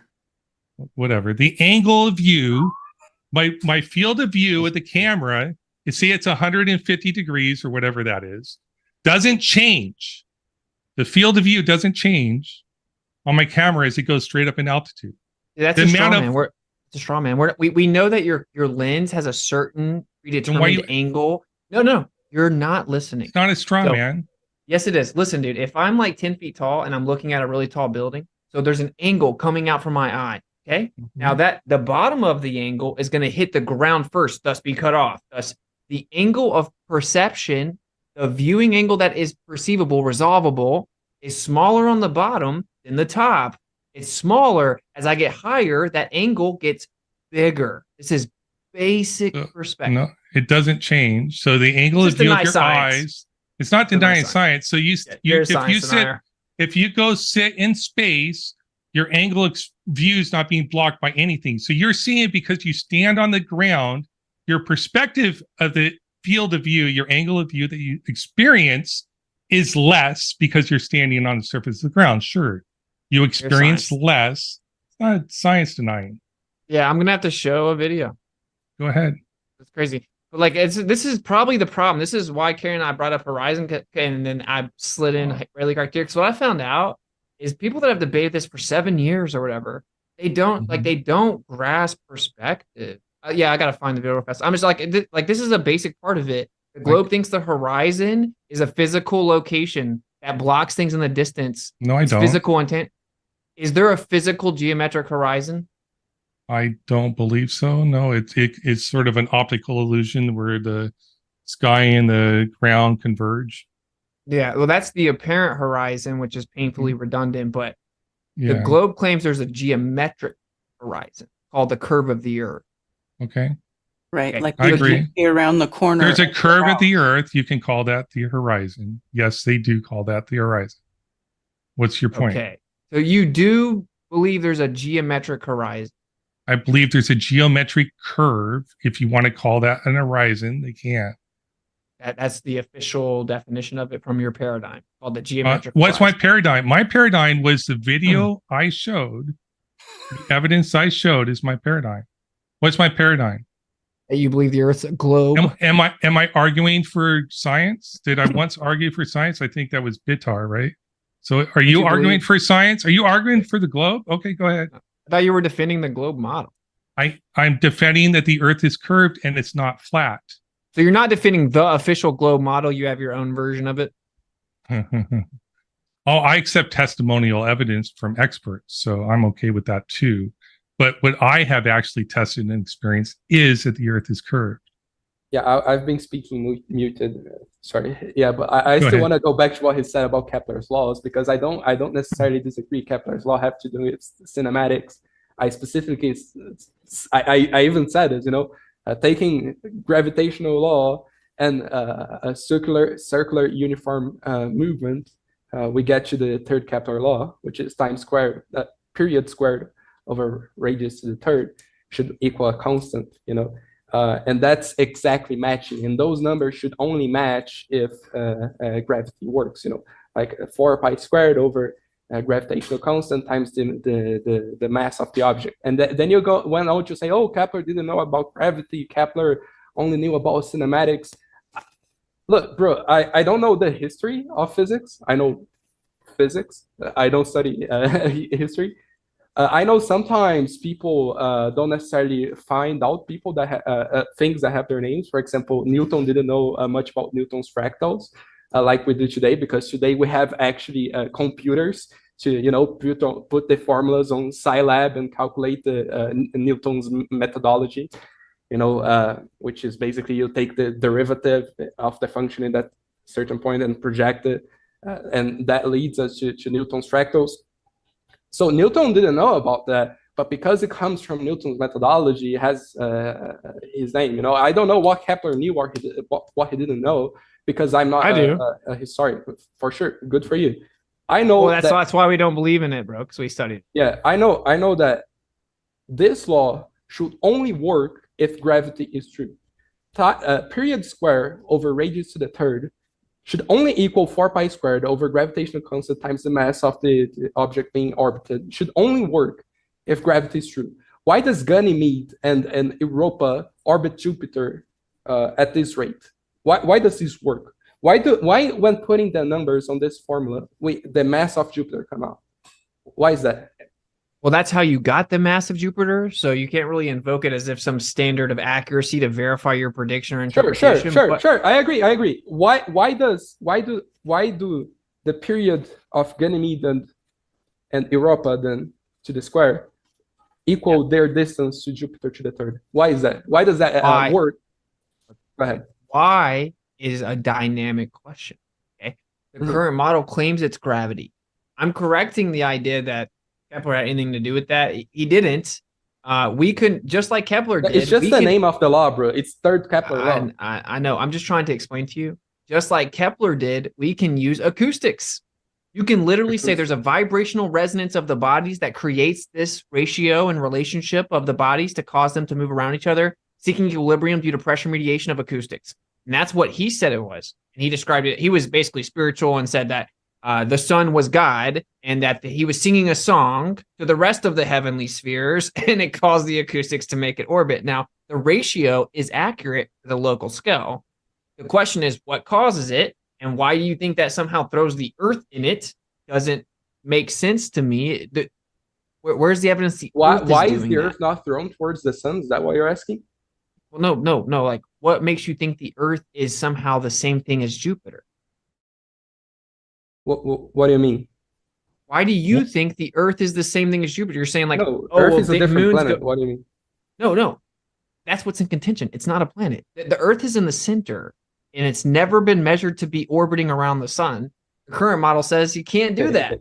It's impossible. So my point with that was try to prove that gravity exists. I was not using that to prove that the Earth is not flat, because I believe that one of the steps towards proving the flat Earth false is actually proving gravity exists. If you're not denying gravity exists, then great. Then we can go to Earth.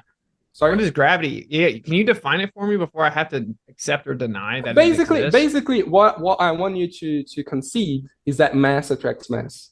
It doesn't, though. Like, even your own paradigm doesn't claim that. No, yeah. Of course, we have more modern understanding where gravity is actually the bending of the four dimensions. Of course, I get all of that, but in practice, okay, I'm talking about in practice. And when you put mass, there is a field that attracts mass other mass in that field. You deny that.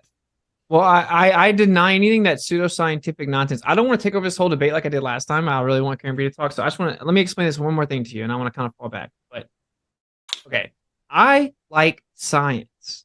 So that means I don't like people making up made up stories or ideas. I want to do something scientifically. And what I can do scientifically is I can use electrostatics to make things levitate, to change their weight, to change how fast they go up or down. I can Change make their things weight? orbit with You said quantum change their levitation. weights. You can change their weights by Yeah. introducing Yes. electrostatics. Why Okay. not lead, and why does it affect different material in different ways? Gravity affects all material in the same way. We can predict how heavy something is based upon 9.8 meters per second squared, right? That's another talking point that's Well, no, probably wrong. it So doesn't matter. Like we can immediate predict interruption it. because you know I'm about to dunk on you. No, No. it doesn't matter if gravity exists or not. Are you denying there's a 9.8 meter per second squared downward acceleration at all? I was in the process of rebutting Go ahead. it. You got nervous, but actually, gravity isn't constant. So when you guys claim that it's a constant, it's provably not a constant. We use that value as an average that's close enough. It's provably not a constant. In fact, it changes at the same location during thunderstorms or lightning storms or rainfall. So we know it's not a constant. You have Different a elements paper? fall at different. Yeah, I have many papers. Okay, Yep. in what scientific journal was that published? And I'm interested. Cambridge University published that paper. Cambridge University. Yes. Gravity changes according to During thunderstorms in a gravimeter, which is a vacuum chamber that's sealed inside of a building. When thunderstorms approach or lightning storms approach, the little BB inside of the interferometric gravimeter changes the rate it falls. In fact, other elements change how far they fall with the drop tower in the UK. What's the Point is, conclusion of that paper? the conclusion is that they couldn't explain it with just mass alone. That's all they said. They said that we don't know, but we definitely checked all the boxes. Gravity rate changes. But the point is, it changes just a little bit. I can okay? explain why. but- No, you Yeah, can't. like I So- seem I to can have a explain problem. what they claim why. They claim why it happens. No, you're going to say the mass of the clouds? The mass of the rainwater. That's what they claim is causing. This was the not. difference. This was void of rain. Wait, Well, then I have to didn't you see say that it was a paper. thunderstorm? Exactly. But- So I but- told you couldn't know. You Okay, didn't know so why. the atmosphere's average of 400,000 volts, right? I think it's something like 400,000 volts from the top of the atmosphere to the I don't the want to ground. take over the whole debate. But that This is but going to that take cha- forever. to but that explain. But if changes you're- too. That changes too, and it can invert. So when the electrostatics invert, when you get lightning strikes that go the other way, why don't things levitate? And why Oh my can't God. you levitate lead? Why can't you levitate lead? But this is the thing, uh, right? You guys don't understand it yet. Why can't you levitate lead? It's like almost Why embarrassing. can't you because levitate that? I've explained it so many Because- times. Why can't we bend space time and levitate lead? We don't have the But you tools to fly. do so. But I don't Oh, claim- but it's that's not my okay when you claim. can't do it. But So you're- I can levitate lead. Well- Do you want to bet money on it? But we know lead falls while using electrostatics. You're claiming. Yeah, do you want to bet use money I can electros- levitate lead using electrostatic? I'd love to see that. I wanna don't do bet 5 grand? money. No, Oh, I okay. don't gamble. Okay. But So you can levitate any object with a coffee. electrostatics. Hutchison You can effect. You can levitate any object with I would. electrostatics. I'd love to see that because you have to magnetize the object to get it to levitate. With No, electrostatics. you don't. No, you No, don't. Yes, you have to. You have to have an No. electric charge No. that's in opposite That's not- polarity to the field to get it to levitate. That's Well, you not said necessarily- magnetize, and then you started talking about polarity of field. Yes. Electric. Yeah. So it collects negative electrons on the top, or not positive electrons. So I'm stupid, but a negative charge on the top that causes it to float in an electric field. Right. It's if you flip the polarity of the field, the electrostatic induction or transference of the medium in the object will cause it to levitate. Yeah. Lead. Yes. You know what's crazy is you guys just don't understand it. So How much basically, you're like, voltage? oh, Witt's so stupid. He thinks electrostatics pulls things down to the earth. Well, you could change the charge of objects, and why don't things levitate? It's because electrostatics, although 10 to the 36 power stronger than gravity's even claimed to be, is very weak overall. In fact, to levitate an object, you have to introduce a good amount of charge. Like when I do it with my Van de Graaff generator, iron filing, styrofoam, hair, paint chips, any object I can think of that's small enough, I add like 200,000 volts within these two Gaussian surfaces, and I can make things levitate. So in order to make something heavier levitate, you would have to introduce a ton of electrostatics, but that's how physics works. Once you establish the principle of physics on a small scale, it's assumed due to physics and laws of physics that can be scaled up. Yeah, You realize that? I have a problem with that because my computer, for example, I was getting shocks when touching it. I still have them when I touch them. It would fall. You got a carpet, maybe. Yeah. But when I put my flip flops on, then it stops. The thing is that that actually is a demonstration that my flip flops isolate me from the ground. So if I touch the ground without being isolated, then the electrons from me and from the ground would equal themselves, and eventually I would stop being pulled down and I would start levitating. See, that's what I'm saying. I'm trying to explain it, and I really want to fall back. So just give me a second to explain something. I want Karen to talk, and you guys talk to her because she's going to duck on you too. But this is the point I'm trying to make to you, okay? Electrostatics is significantly stronger than gravity's even claimed to be, but it's overall weak. Every object that exists, all matter that exists, is electrostatic. All matter that exists is intrinsically electrostatic. This is a fact. Why are you shaking your head no? Can we name one piece of matter that's not electrostatic? So you're denying the electromagnetic force, you're denying strong and weak nuclear force, and you're denying gravity. You're saying Strong everything's fallacy. electrostatic. Now you're saying I'm denying Well, I'm unrelated asking. things. Well, I'm saying Okay, that. so then I should have ignored you. You're No, shaking your because head no, I but you reject it because I reject your claim. So we don't all believe that. name So one fundamentally- object in the world that's not electrostatic. That doesn't have electrostatics involved in it. Correct. Well, everything has electrostatics Thank you. involved So don't with shake it, your head. but Yeah. everything's not made of electrostatics. That's just Literally not true. all molecular No. and intermolecular attractive forces are electrostatic in nature. Purdue University. Electromagnetics, first of all, not electrostatics. Electromagnetics. No, electrostatics. Electrostatics. Do I have to pull it Electromagnetics, up? strong I'll and pull it weak up. nuclear force, I'll pull it and gravity. Four I don't have fundamental to do- forces. It's four This is like fundamental annoying to me. forces. Electrostatics fall under the blanket umbrella for electromagnetics. All molecular and intermolecular attractive forces are electrostatic in nature. It's 10 to 36 power stronger than gravity's claimed to be on the smallest scale. Purdue University. It doesn't matter if you deny it, you can measure it, you can test it. It's a fact. My point is that it's very weak overall. Okay. So the real thing is objects, this case right here falls down. It's more dense in the air. Okay. Whenever things are less dense in the air, it goes up. Now the question is, what's the cause of density? Well, density is defined as volume over mass, the compactness of matter. So the question is, mass over what volume. causes compactness of matter? Well, whatever allows it to have a certain compactness is what's holding it together. That's electrostatics. So that causes electrostatic. You have a density relationship with the object and the medium. That's an electrostatic interaction, giving you the buoyant force, which is pressure mediation, which is way stronger than the downward electric bias. So in order to make things float, you'd have to introduce a ton of electrostatic charge.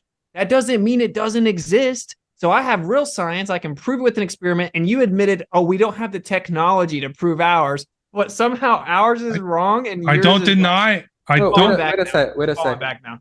I don't deny it. I don't deny electrostatics. I don't deny you can cause things to levitate with electrostatics. I don't deny that. What I do deny is what causes mass. So what causes things to bind together? And you're also wrong. Electrostatics is a strong force at short distances, right? Very short distances is a strong force, where gravity is a strong force over long distances. So there is a difference between the two. But No, I said what- overall it's weak.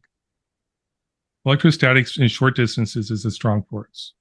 I can move my hand and deny it. Like, look, I said overall it's weak. So what you're No. doing right now is 10 strengthening to my the negative, argument. That's all 10 you're to the doing. up to 10 to the negative 32nd. 36 power. Do you 36, yeah. agree? Do you agree that everything's electrostatic? You said yes. Do you agree that electrostatics is 10 to 36 power stronger? You said yes. I don't Okay. agree. I don't agree What? everything's electrostatics. Name one thing that's not electrostatic. Everything has electrostatics involved in its makeup. Everything is not electrostatics. Everything is made up of bosons and fermions. Oh shit. Oh my god, dude. You just went all the way in the deep into pseudoscience. Can you name one I don't thing care. that's not electrostatic? Name I one don't thing. care. It doesn't matter. None of it can be proven anyways. He could say whatever bullshit he Ev- wants. every- Scientific times. Everything has electromagnetic force, right? Electrostatics is an electromagnetic force. Okay. And it also has a strong and weak nuclear force. We've created friggin' nuclear bombs and blown them up. And gravity. Will you deny that? You deny We don't need to nuclear get reaction? into that. We don't need to get into that. I worked at nuclear power plants. I mean, you can deny That's what's deny up. it. That doesn't mean that you understand it because Nuclear power is real. I don't have to they deny it. claim that neutrons, electrons, and protons all are different modalities of the same thing with the electroweak force. So, like, cool. So you're just making my argument stronger and stronger and stronger. What we want to know is, you claimed if gravity's real, the Earth can't be flat. Okay, can you verify your interpretation of gravity? Because we can scientifically verify ours. And you admitted we don't have the technology to do it. And by the way, the highest levels of academia on your side say gravity's wrong. We messed up. We need to change it. It doesn't work on the quantum or cosmological scale. So you guys should catch up. You have no evidence for your belief of gravity. And actually, everything's intrinsically electrostatic. And it's very weak. I'm sorry about it. Like, I hate to break it to you, but that's just science and physics. You're muted, Peter. Yeah, sorry.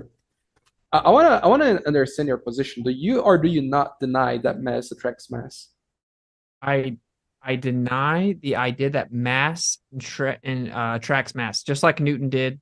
He said the idea that mass is innately attracting other mass or other matter is such an absurdity that no man with competent faculty of thinking would ever fall into it. Now, if I take like an electrostatically charged balloon, I rub it on my head and I stick it to the balloon. Well, that balloon has mass. The wall has mass. So you could say the mass attracts the mass. Okay. Look. Though.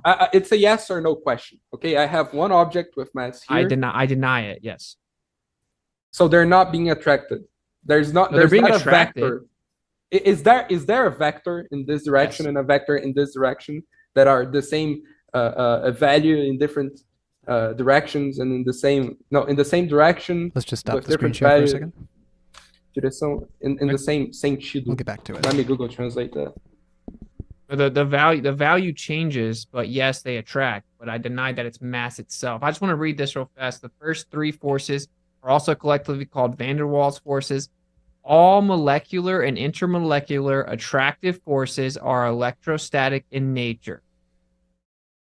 Okay, Yeah, it's so just a you fact.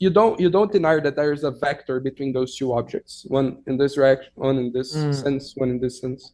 If there's enough electrostatic induction between those two objects and the medium, it's not the matter itself that's intrinsically attracting, it's the electrostatic relationship in the medium involved. It's Okay, provable. so if I touch them, then they'll have the same charge, right? Because they're not isolated by air anymore. It will begin to equalize, yeah. Yeah, and then now they wouldn't have the vector anymore. But as soon as you pull them away, they start to have electrostatic induction with the medium again. Oh, so you Yeah, say they- because with friction with the air, then the Yeah, if you want to call it that, yeah.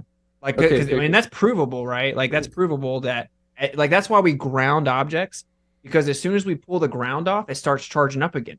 That's why we Okay, have to so keep why- it grounded.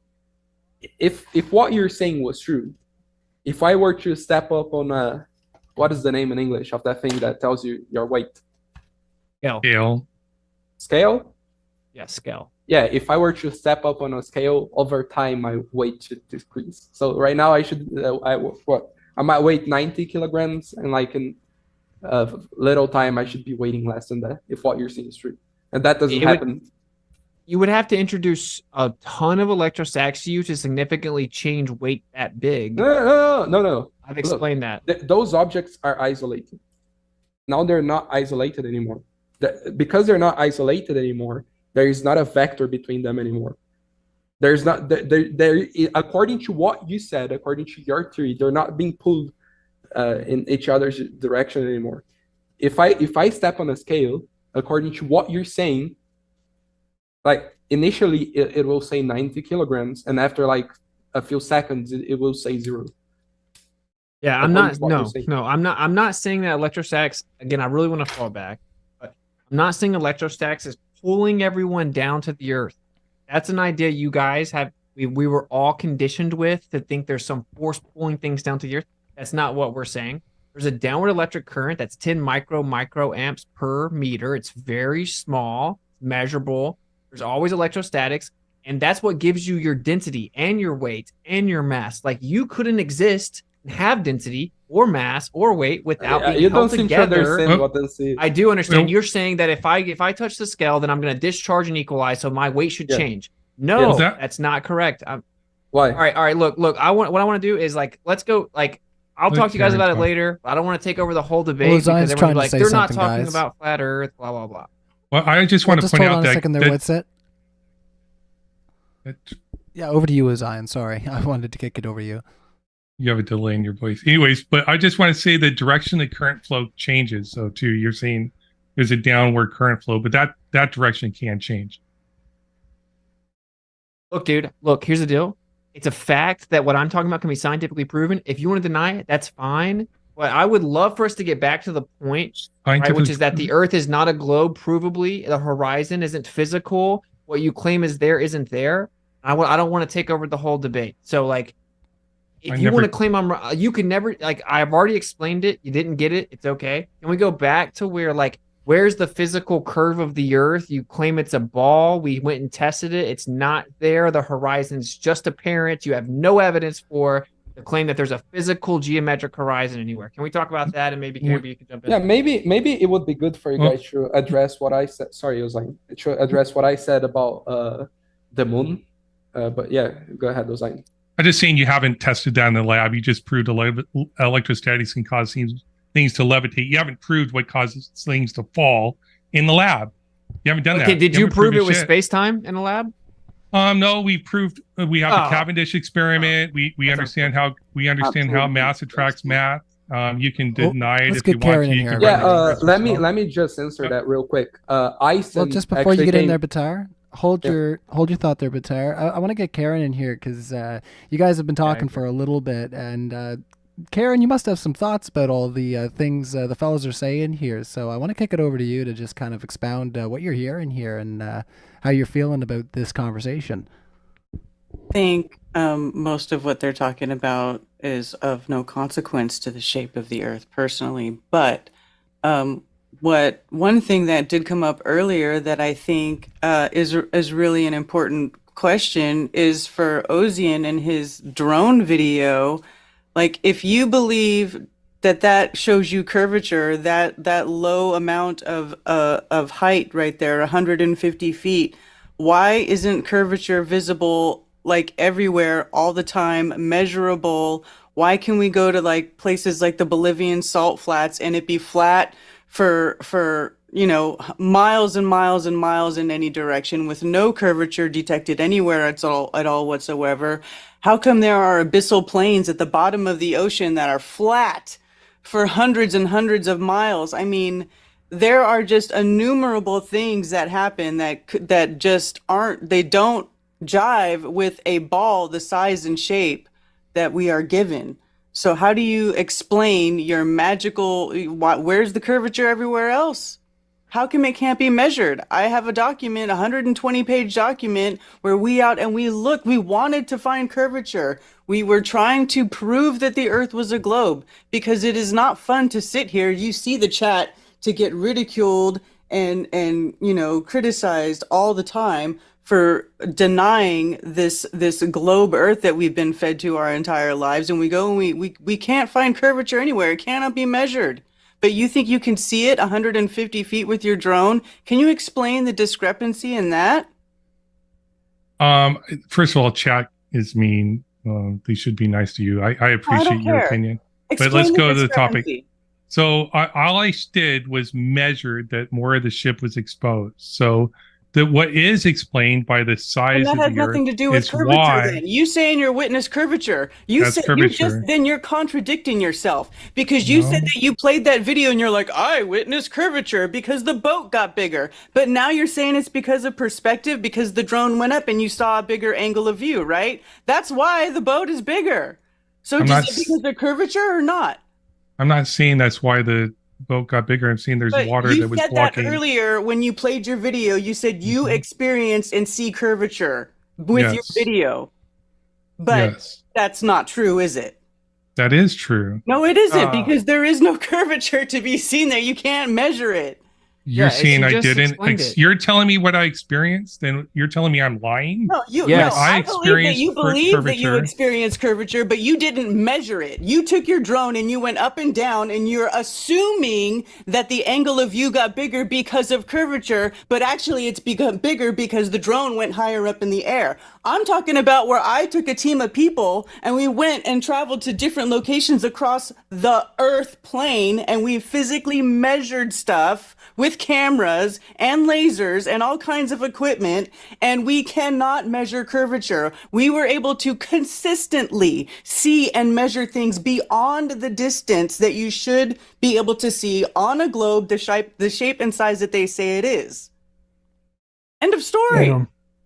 Yeah, do you know? Yikes, Do you that was rough. guys? Do you guys want to talk about what I said about the moon that proves the Earth? is not Anything flat? but what Karen B just talked about. No, no. I'd have to see your evidence. I'd be interested in seeing all that evidence to see how you did the testing and how you took the measurements. I'm not Yeah. denying that you went out and did that, and not at all. I'm not denying that you have a testimonial that you believe is true.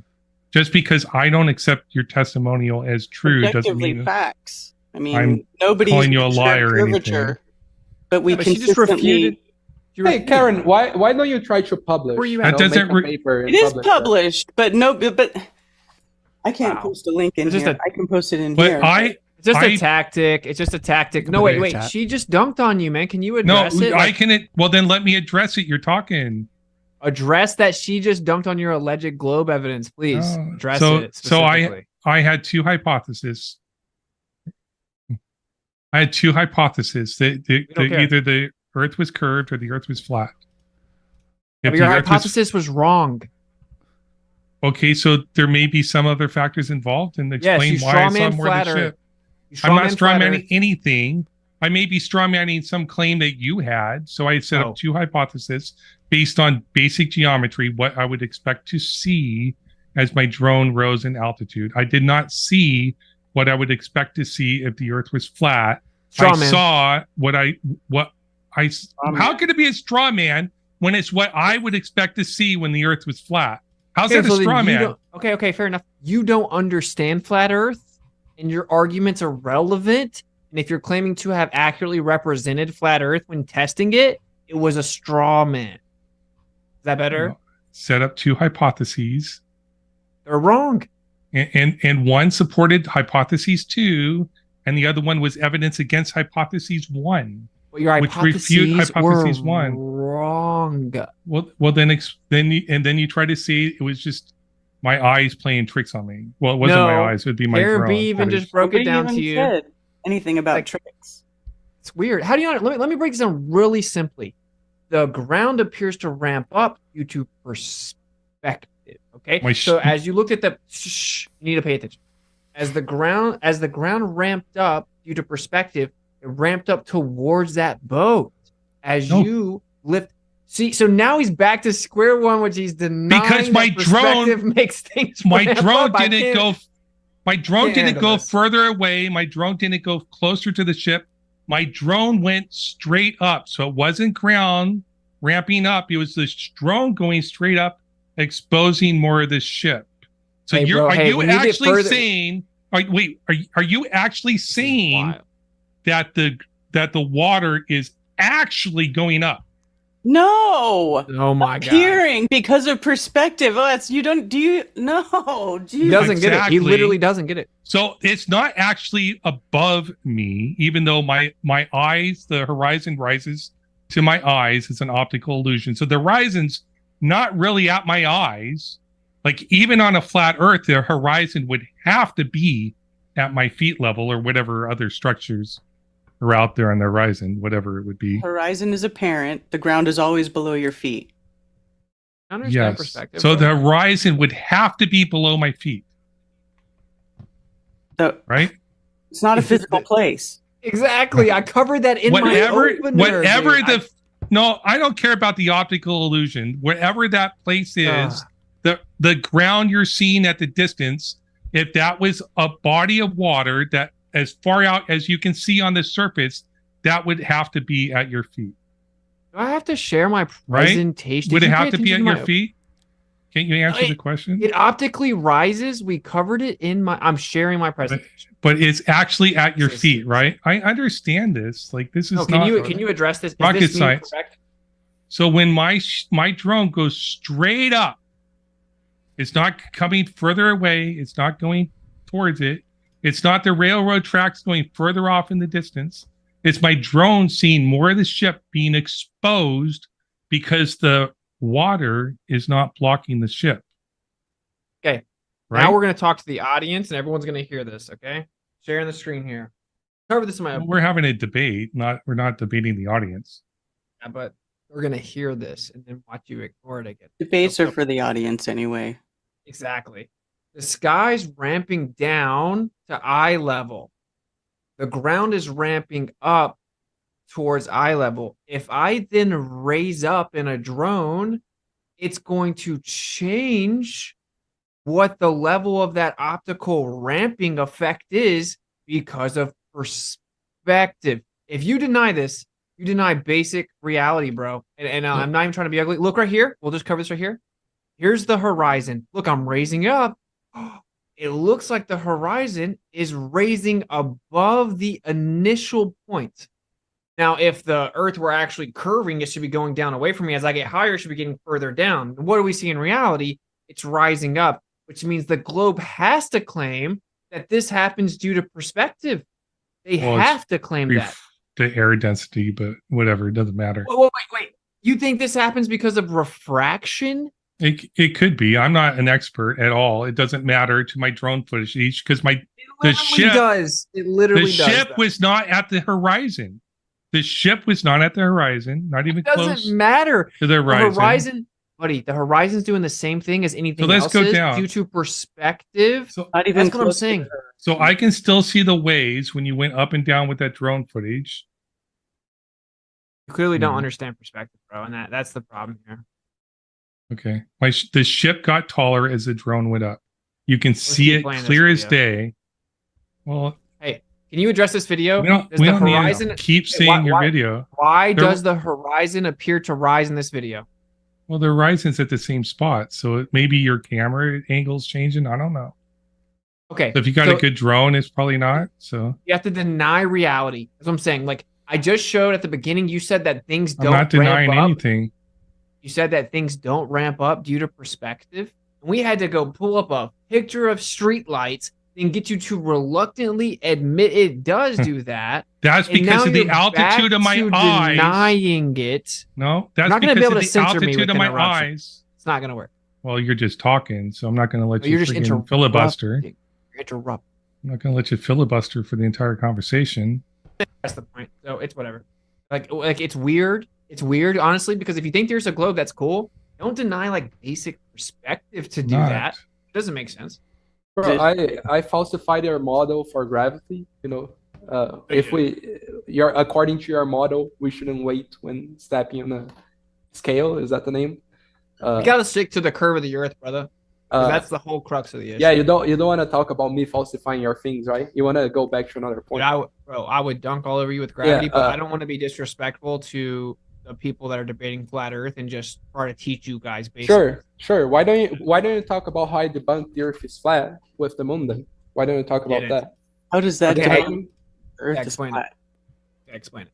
It's obviously he can't explain the actual facts of perspective and how his entire thing's easy to explain, understanding the water ramps up optically. We'll move on and explain think- how the moon proves the Earth's a ball. Go ahead. I think first You you want would me need to to give my tell him explanation what the moon again? is. I remember think- your explanation. You then said something about something being 2D. Like, there's no such thing as 2D objects in reality. It's just a weird thing to even say out loud. Yeah, I'm saying And if the moon is flat, of course. I don't mean its thickness is 0. I mean it's not That's what very 2D thick. Yes, I know. Okay. But yeah, so you're saying that the moon we should see the rest of the moon if the Earth is flat. No, I'm saying that people from different perspectives should see different faces of the moon. Or if that's the moon interesting. was a disk, we should see different faces, different shapes. Sorry. Why? Simultaneously. Why? Why? Yeah. Again, if somebody that is here and somebody that is here, and the moon is an object over here, the person that is on the right side of the paper and the person that is on the left side of the paper, they're gonna see different faces of this object. Like the person who's here, let's say that the Earth, flat Earth is right here. Okay, somebody that is over here is probably seeing the, oh, this is all inverted, is viewing the green side, the yellow side, let's say. Okay. Somebody that is here, and somebody that is here is viewing like this side. So if there's a flat plane here, they would see different sides of a three-dimensional object. And if it was a disk, as you move a disk, take any disk, put it in front of you. As you move a disk, its shape changes from perspective. So the moon, you can say that the moon is a disk.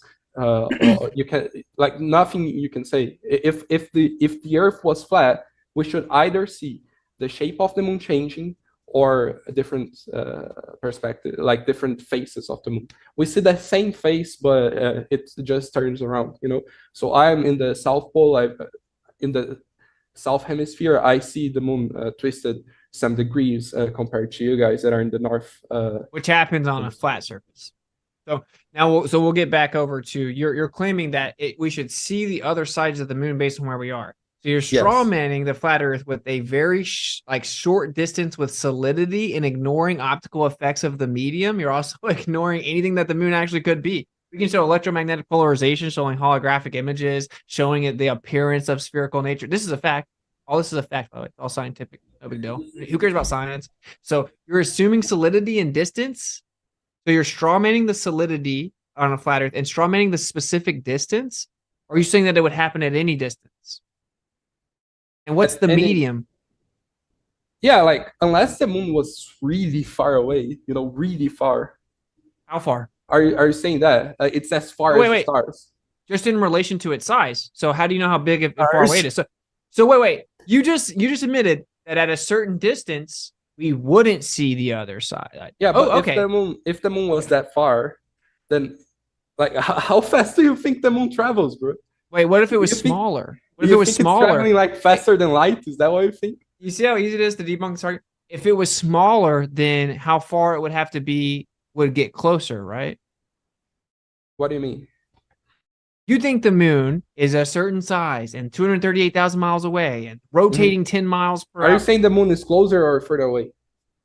The moon is closer and smaller than your model claims, it appears. I don't have to make specific claims about it, but it refutes your claim, which is what Professor Dave said 4 years ago. You got to do better than Professor Dave.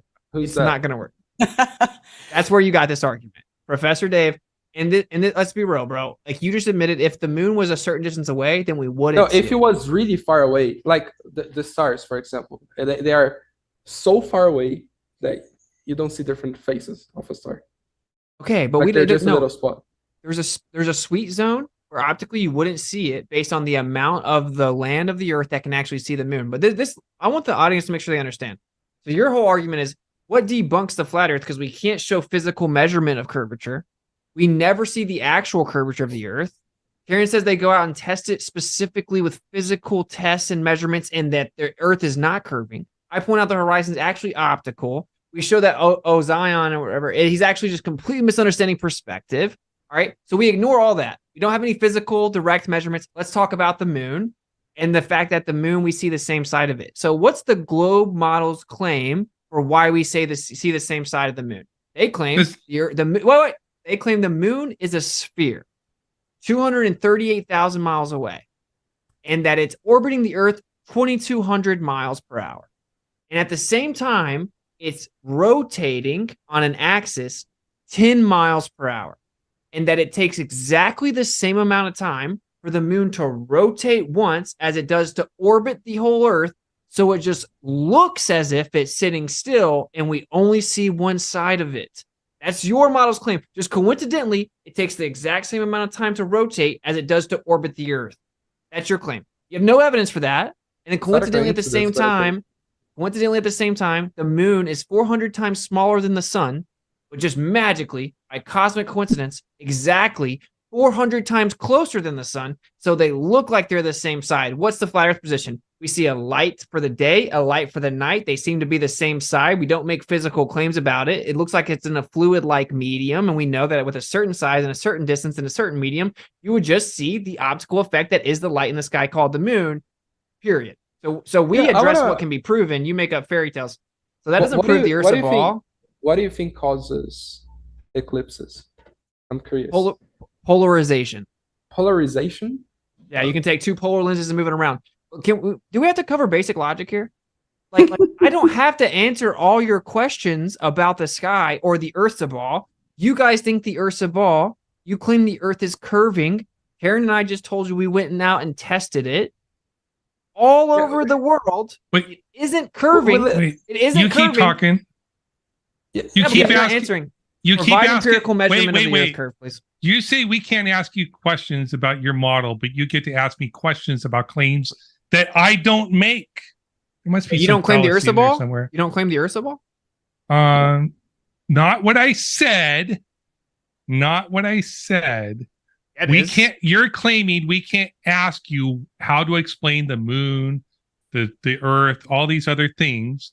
But it's okay for you to ask us questions about claims that we're not making. If I see the Earth is a globe, I could think I could believe there's some magical force holding the planet together in the shape of the ball. Unless you can point to some logical contradiction, you can't see there's something internally inconsistent about the claim. So you're trying to make that claim, I guess, about the flat Earth, which I don't think you've done. So we do, like I do, I believe the scientific claim about the Earth being a globe. Now, you brought me up with perspective again. So yes, perspective, I do understand perspective. The point I was trying to make was it depends on the height of my eyes. So if my eyes are below ground level, it's not going to look like that. Below But ground. like the center of my eyes, ground level. well, I dig a hole, and I put the ground at the center of my eyeball. it wouldn't look like that. So It like would a still little be above friggin- it. It would still like a be little above it. like I don't know. I think we've seen that, and that's not the case. Can we ask point blank questions? Where is the curve? Do we ever see the actual curve of the Earth? Yes or no? Yes, I showed it in my video. There's literally a light. Now he says it is curvature. Wait. So the horizon is the physical curve of the Earth? There's literally a live feed from the International Space Station. Wait, no, there's what? Dude, according to the geometry of the globe, you couldn't see the curvature of the Earth from the ISS, and they use a fisheye lens, and they cut it out constantly. Non sequitur. We're not appealing to the authority of the government. Wait, I want to know: is the horizon, brother, is the horizon the curve of the Earth?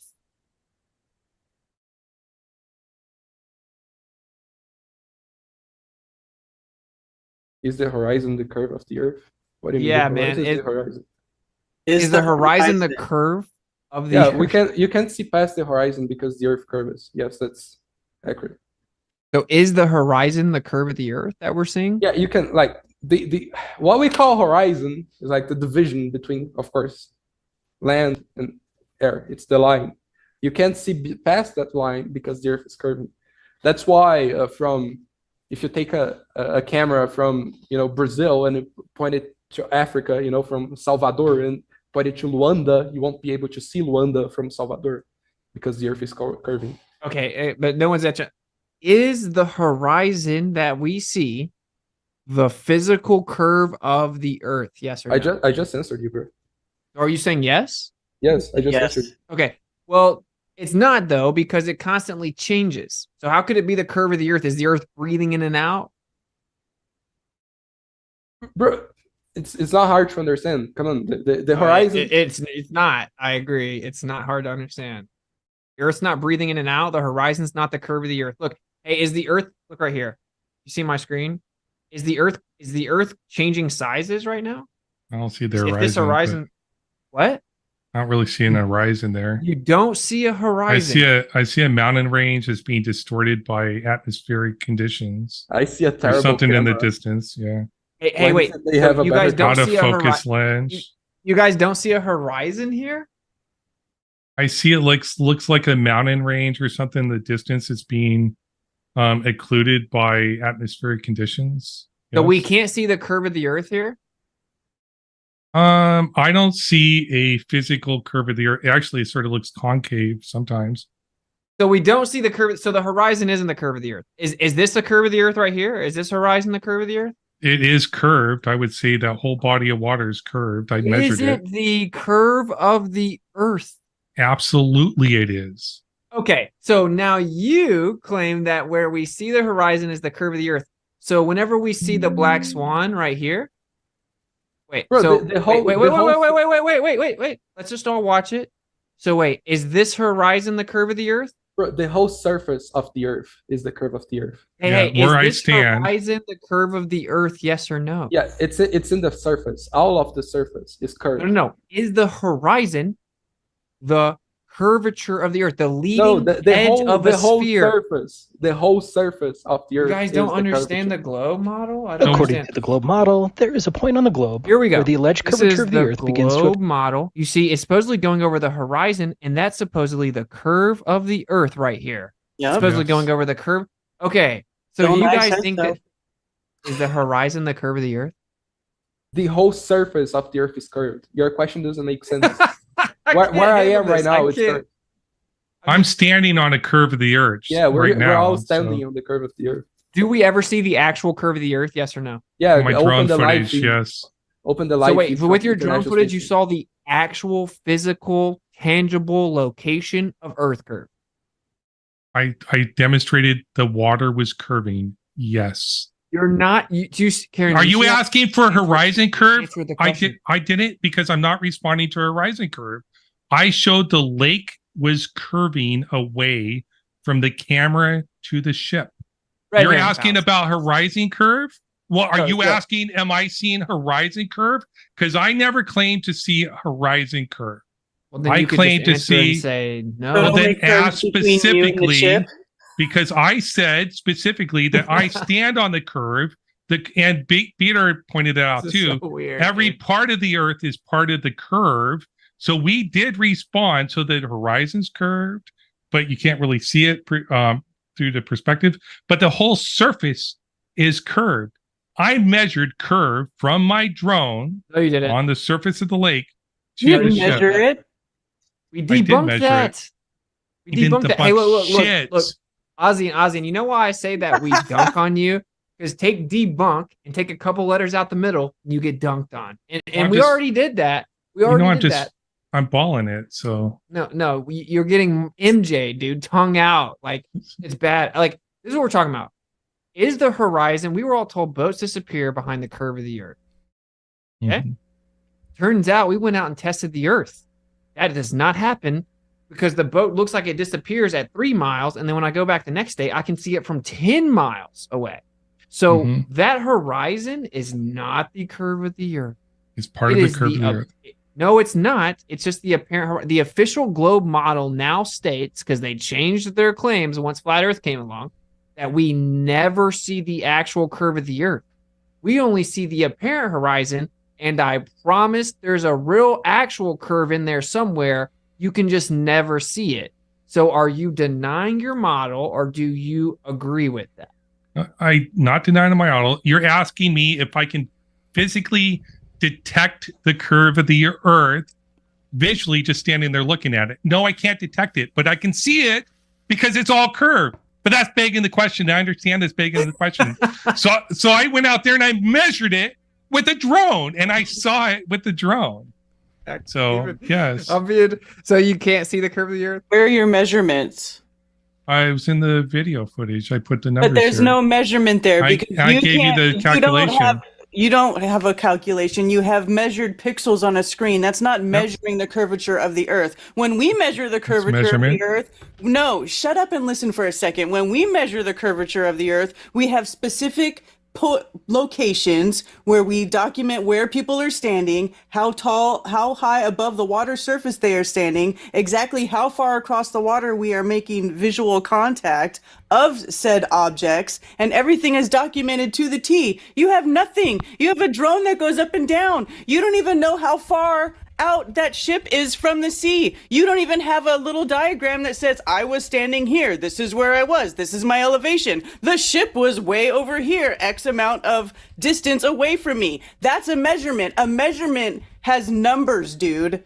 Like It distances. did have numbers. Okay, pixels, but when you're talking about distances and curvature, you need to have more than pixels of a boat in your picture, dude. Exactly. Especially because No. when the camera goes up and down, it changes your angle of view and it makes you able to see more of the ship because your drone is going up and down, which makes the distance this way irrelevant, dude. Like, it's not even anywhere near a fucking measurement. Excuse my language, but not even close. Not even close.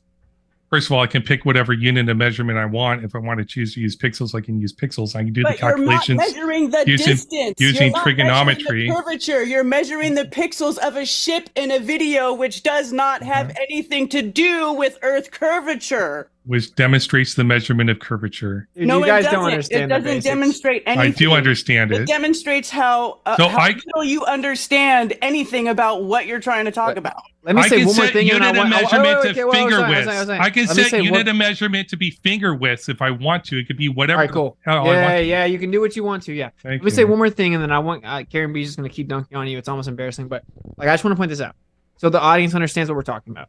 So they claim the Earth's a ball that's curving, which means when you look out in the distance, you can only see so far because the Earth is curving away from you, so it's gonna block things in the distance. Like if you're a little ant on a basketball and you look out, curve's gonna block things in the distance.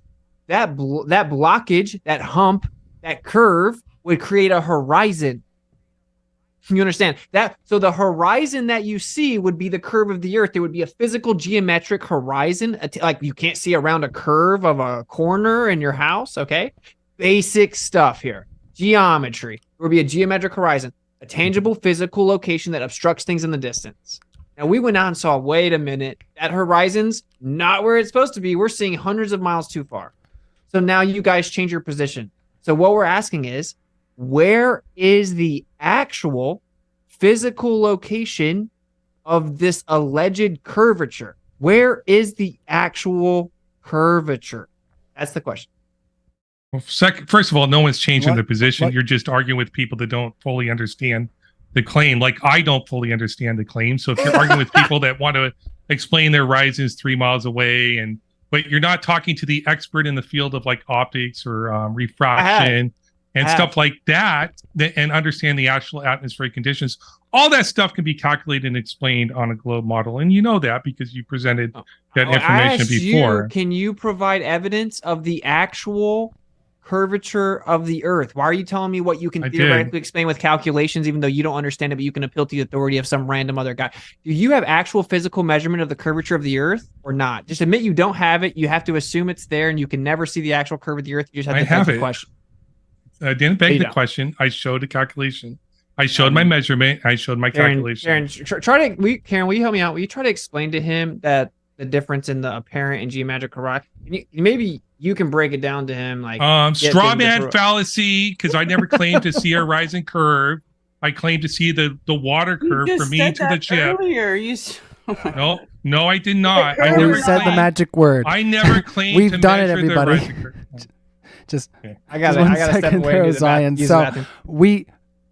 that's fine because I do think this would be a good time to go into the Q&A.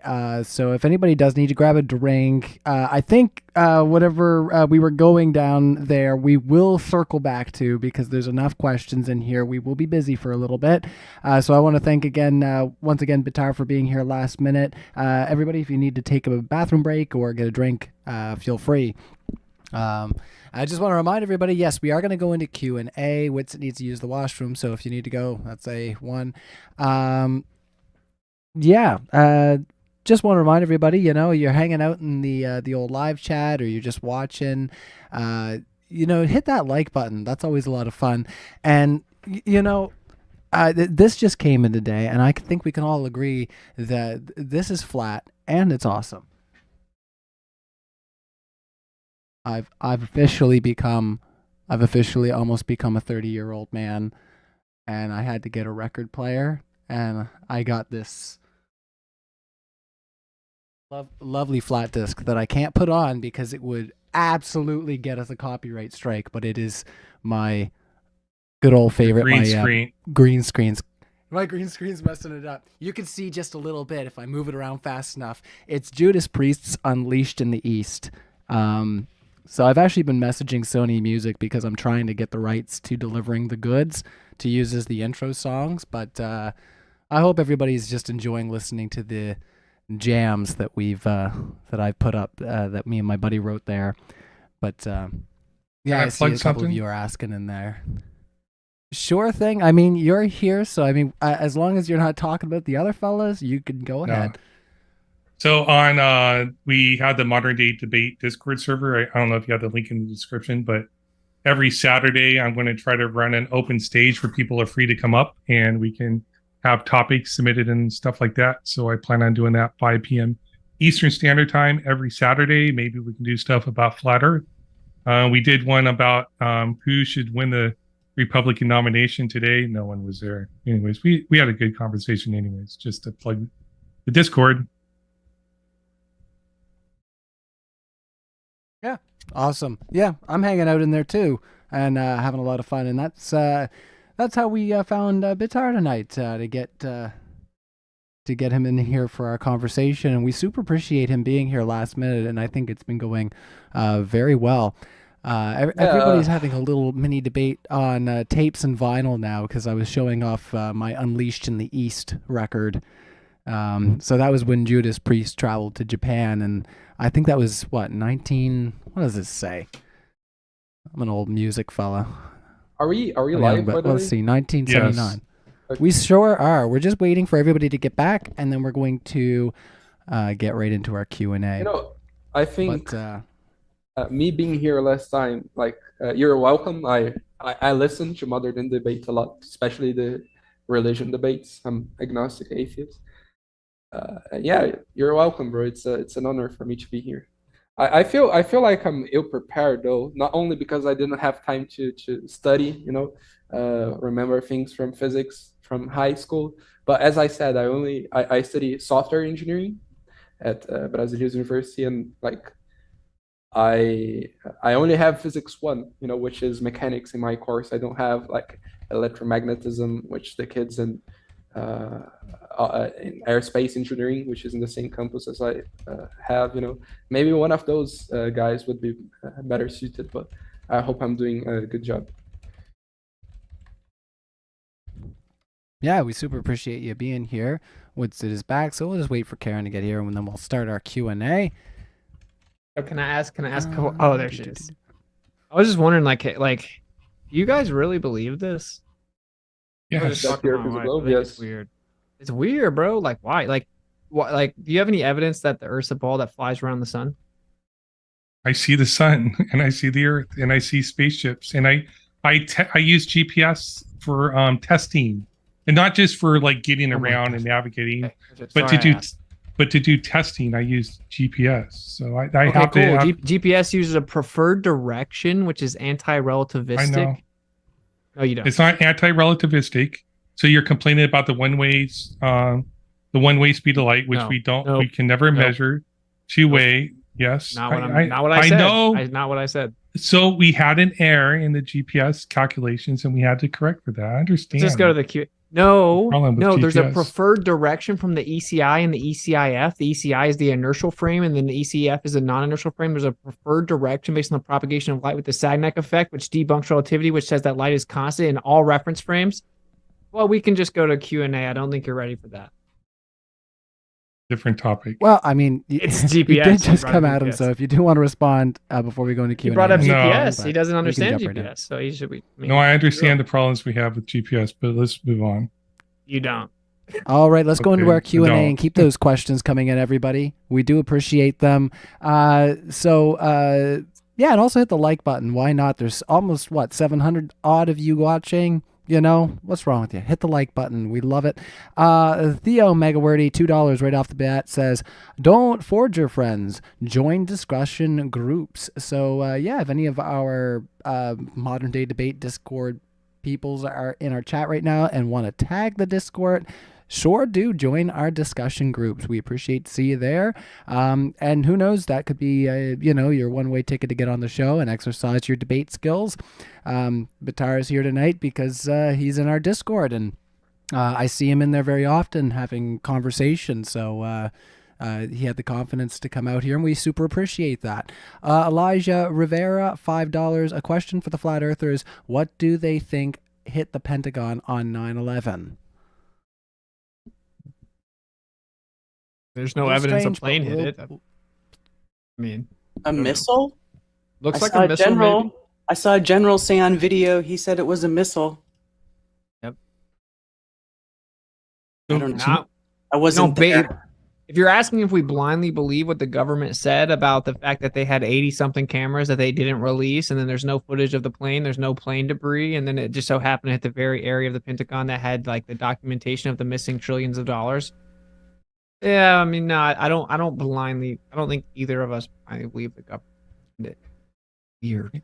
We just started a With conspiracy a crack theory of that, channel. I will say let's if you guys want to have like 2 minutes to talk about that and expound, any thoughts on the other side? Well, I don't know. 9/11 definitely wasn't done by the Zionists. That's what I'll say. Well, that's what Elijah believes, but that's beside the point. So Yeah, I mean, who cares about the like physical documentation and proof that they literally had Mossad there and camped out across the street and documented and got arrested no. for it? But Why do you think Israel would want to blow up the Pentagon? Like, why don't you go ask them?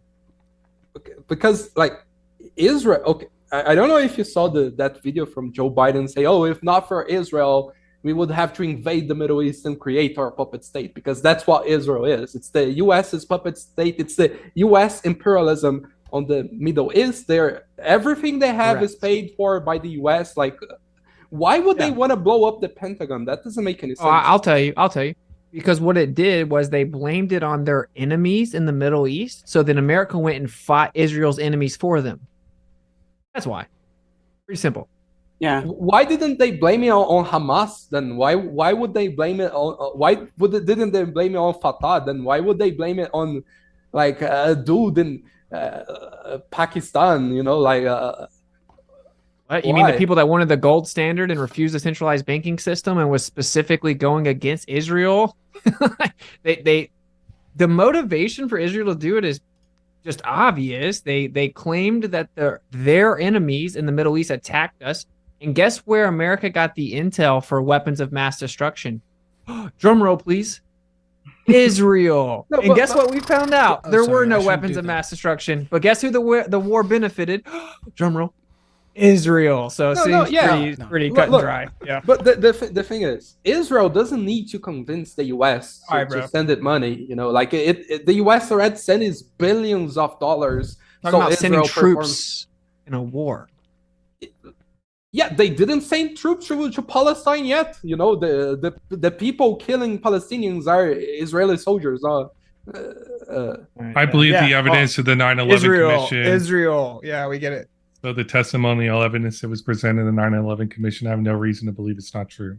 There you go, man. Make sure you take your booster too, because clearly they were. Just so you know, the dancing Israelis were arrested, and then admitted they staked it out. Admitted they had foreknowledge of it. I've heard all these stupid stories. It's literally verifiable through the FOIA request that the government came and provided the documentation of the dancing Israelis. They got arrested with hundreds of thousands of dollars in cash, refused to testify, refused to answer questions, contradicted themselves, failed polygraph tests, and then struck a sweetheart deal with the Israeli government and sent them back over there free of charge. Dancing Israelis, whatever, man. Yes, let's bow to Zionism. They love us. They would never do anything to hurt us. All right, let's try not to get too sidetracked, but I think we might have found a source for discussion in the future. So, these fellows aren't shy. They'll tell you exactly what they think, and I think that's awesome. We do appreciate everybody being here, Karen, Ozian, Bitar, and Witsit, for having this discussion. Let's continue on with our Q&A because we got all kinds of it. I just want to make sure I give you guys equal love because I know I was giving Bitar a little extra just for popping in last minute. So I want to make sure you guys know I appreciate all of you. JC23, $2, no question attached there. Elijah Riviera, $10. If they said it was a missile, then this subject is propaganda from the CIA, so that missile would have to use the satellites, which use a GPS, which uses satellite, which needs a globe. All right, so we're back to September 11. Let's continue. Oh, dumb. Like, by the way, GPS doesn't actually prove anything to do with a globe. If you don't know that, it uses an XYZ coordinate system that's transposed from Cartesian coordinate systems on small local data points. And of course, again, it actually debunks relativity in that the Earth is spinning and revolving, as it uses preferred direction of west to east. According to Einstein's relativity, there is no preferred direction, and light has a constant speed in all reference frames. GPS is actually the current globe model's worst enemy. Well, you would have to do research to know that. So, But satellites. I It have. talks to the satellites. By the way, do you think it's a missile? Is that why you think it was a missile? we don't really know, bro. We don't. You don't know. You don't think. Okay. We don't have evidence it was a plane. Elijah might be somebody you can convince in the flat earther. You never know. Come to the Discord. He's in the conspiracy channel. I don't right really now think posting. we want to try to convince or convert people. Like, if you I'm can't be kidding, honest Elijah. about the evidence, then probably not for you, bro. You don't know, but if let's you try had to to move on guess. and, Oh, sorry. Go ahead. Sorry. I would guess missile. No, that's okay. We're going to try to get to another question here. Hopefully this one will be a little bit more on topic, but I do look forward to the potential of having that discussion with you guys about the talk around that date. I don't know exactly what gets us demonetized on YouTube in America. I'm in Canada, so questioning Israel anyways. too specifically. Oh, okay. Well, yeah. I was gonna say I might have gotten. by a we the love way, them. choice, but that's We love okay. them and we bow allegiance to the Middle East. Go ahead. But by the way, James, since you have politics debates, I've never seen a debate on is Israel an apartheid. Maybe that's a debate you guys should have on modern day debate. But yeah, just a suggestion. Yeah. Oh yeah, for sure. And I will remind you, my name in the Zoom chat is James. So James is here in spirit. Mainly, Oh. I need his Zoom account because I'm not willing to pay for one. But my name is Ryan. Sorry. and that's on the screen. That's okay, buddy. We appreciate you there. Congo 44, $20. Question for Witsit and Karen: how do we reconcile your beliefs in flat Earth with all the modern technology you use every day that use physics you deny? You're on the internet. Cognitive dissonance or just dishonesty? Let's kick that over to you, Karen, first. We haven't heard from you in a little bit. Well, that is just wrong from the beginning, because we don't deny any of the modern technology or anything that we use, and none of it proves or disproves flat Earth. So that's sort of, what is that? You're arguing against something that we don't even really believe. So That's straw man. Strawman. It's just weird, bro. Like, actually, all modern technology assumes the Earth is a stationary plane. Like, when you say we're using the technology, all you could possibly be talking about is like an accelerometer inside of your phone or maybe a computer. Accelerometer is just using an agreed upon average of downward acceleration, and that's just the effect that you're claiming the cause of, which is what we're actually challenging. It's just a gaslighting tactic. But once pointed out that not one piece of modern technology requires the assumption that the Earth is a tilted, wobbling, spinning sphere, they'll just keep saying it anyway. It's a convenient way to try to make fun of flat earthers and say, you're using the very technology that you deny the science of. And it's objectively wrong, provably wrong. They'll never say anything specifically. I find it to be pretty disingenuous and bad faith. Yeah, it's pretty much just taking a shot. You're just taking a shot at us with that. Because you can't actually debate it. All right. Well, thoughts on the other side? They're coming at you. Oh, I just sort of agree in part. Like, it's like I'm a libertarian, so people will say, "Oh, if you oppose taxes, you shouldn't use public services." Like, I don't necessarily oppose taxes, regardless. It's just you're a libertarian, so they strawman me there too. But anyways, beside the point. So, but I enjoy like the photographs we get from Mars. I don't deny those exist. So we do have technology that go. That's modern technology, equipment that went to Mars. to send photographs back that I can see and enjoy. No, but they said that we deny the modern technology that we use. They said we deny the physics required for Oh, the I know. modern technology that we're. So you agree that's a really stupid, dishonest thing that they say? It's I think fundamental to a lot of the things that we do use do rely at least on Newtonian physics. So engineering does rely upon Newtonian physics, which, like you did see, it presupposes like a downward force of 9.8 meters per second squared, and I do agree with that. But most of the stuff we build doesn't rely upon Einsteinian physics, right? It doesn't rely upon the bending of space time, except GPS. But and Doesn't we work do with use that. Einsteinian physics. It does, but we can have another discussion wanna- about that. Better. Like,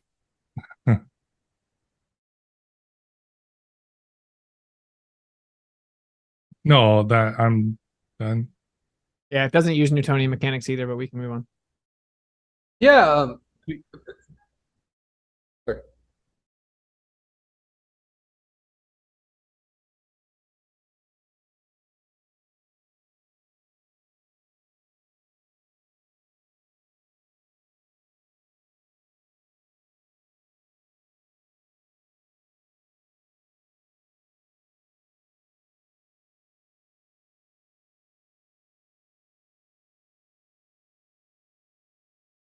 You literally don't. They don't.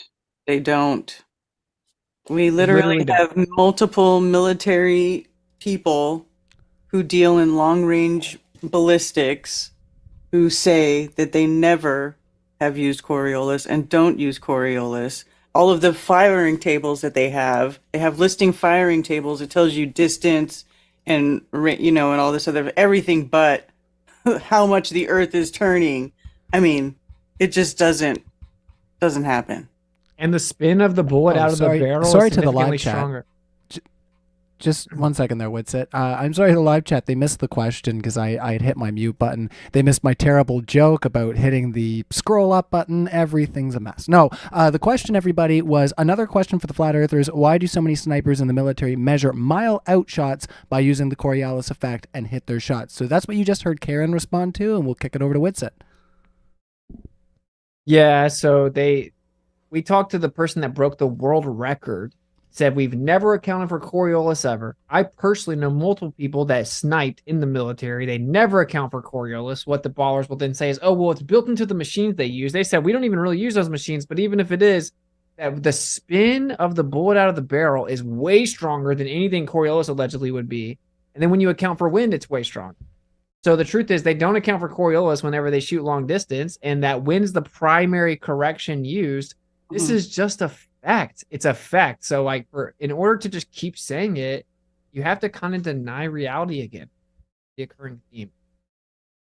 I agree that it's probably like a couple centimeters at most, depending on the range of the shot. If Coriolis has effect on if it actually hits a target, but a couple centimeters isn't that big of a deal for a sniper shooting to long range, and that wind would have a greater impact on the trajectory of the bullet than Coriolis would. So I agree. I think there's other ballistic issues you could discuss in snipers that would be issues, but If you talk about the much longer distant trajectories, you could claim that they need a Coriolis, but actually I looked into that as well, and really the wind is still the way more the primary factor. And when they shoot those really long like ballistics, they always miss at first. They take their first shot and then they make their primary most important corrections because they can never hit their target the first time when they're shooting that far away. They can just get close. It's like, oh, we didn't count for the wind correctly.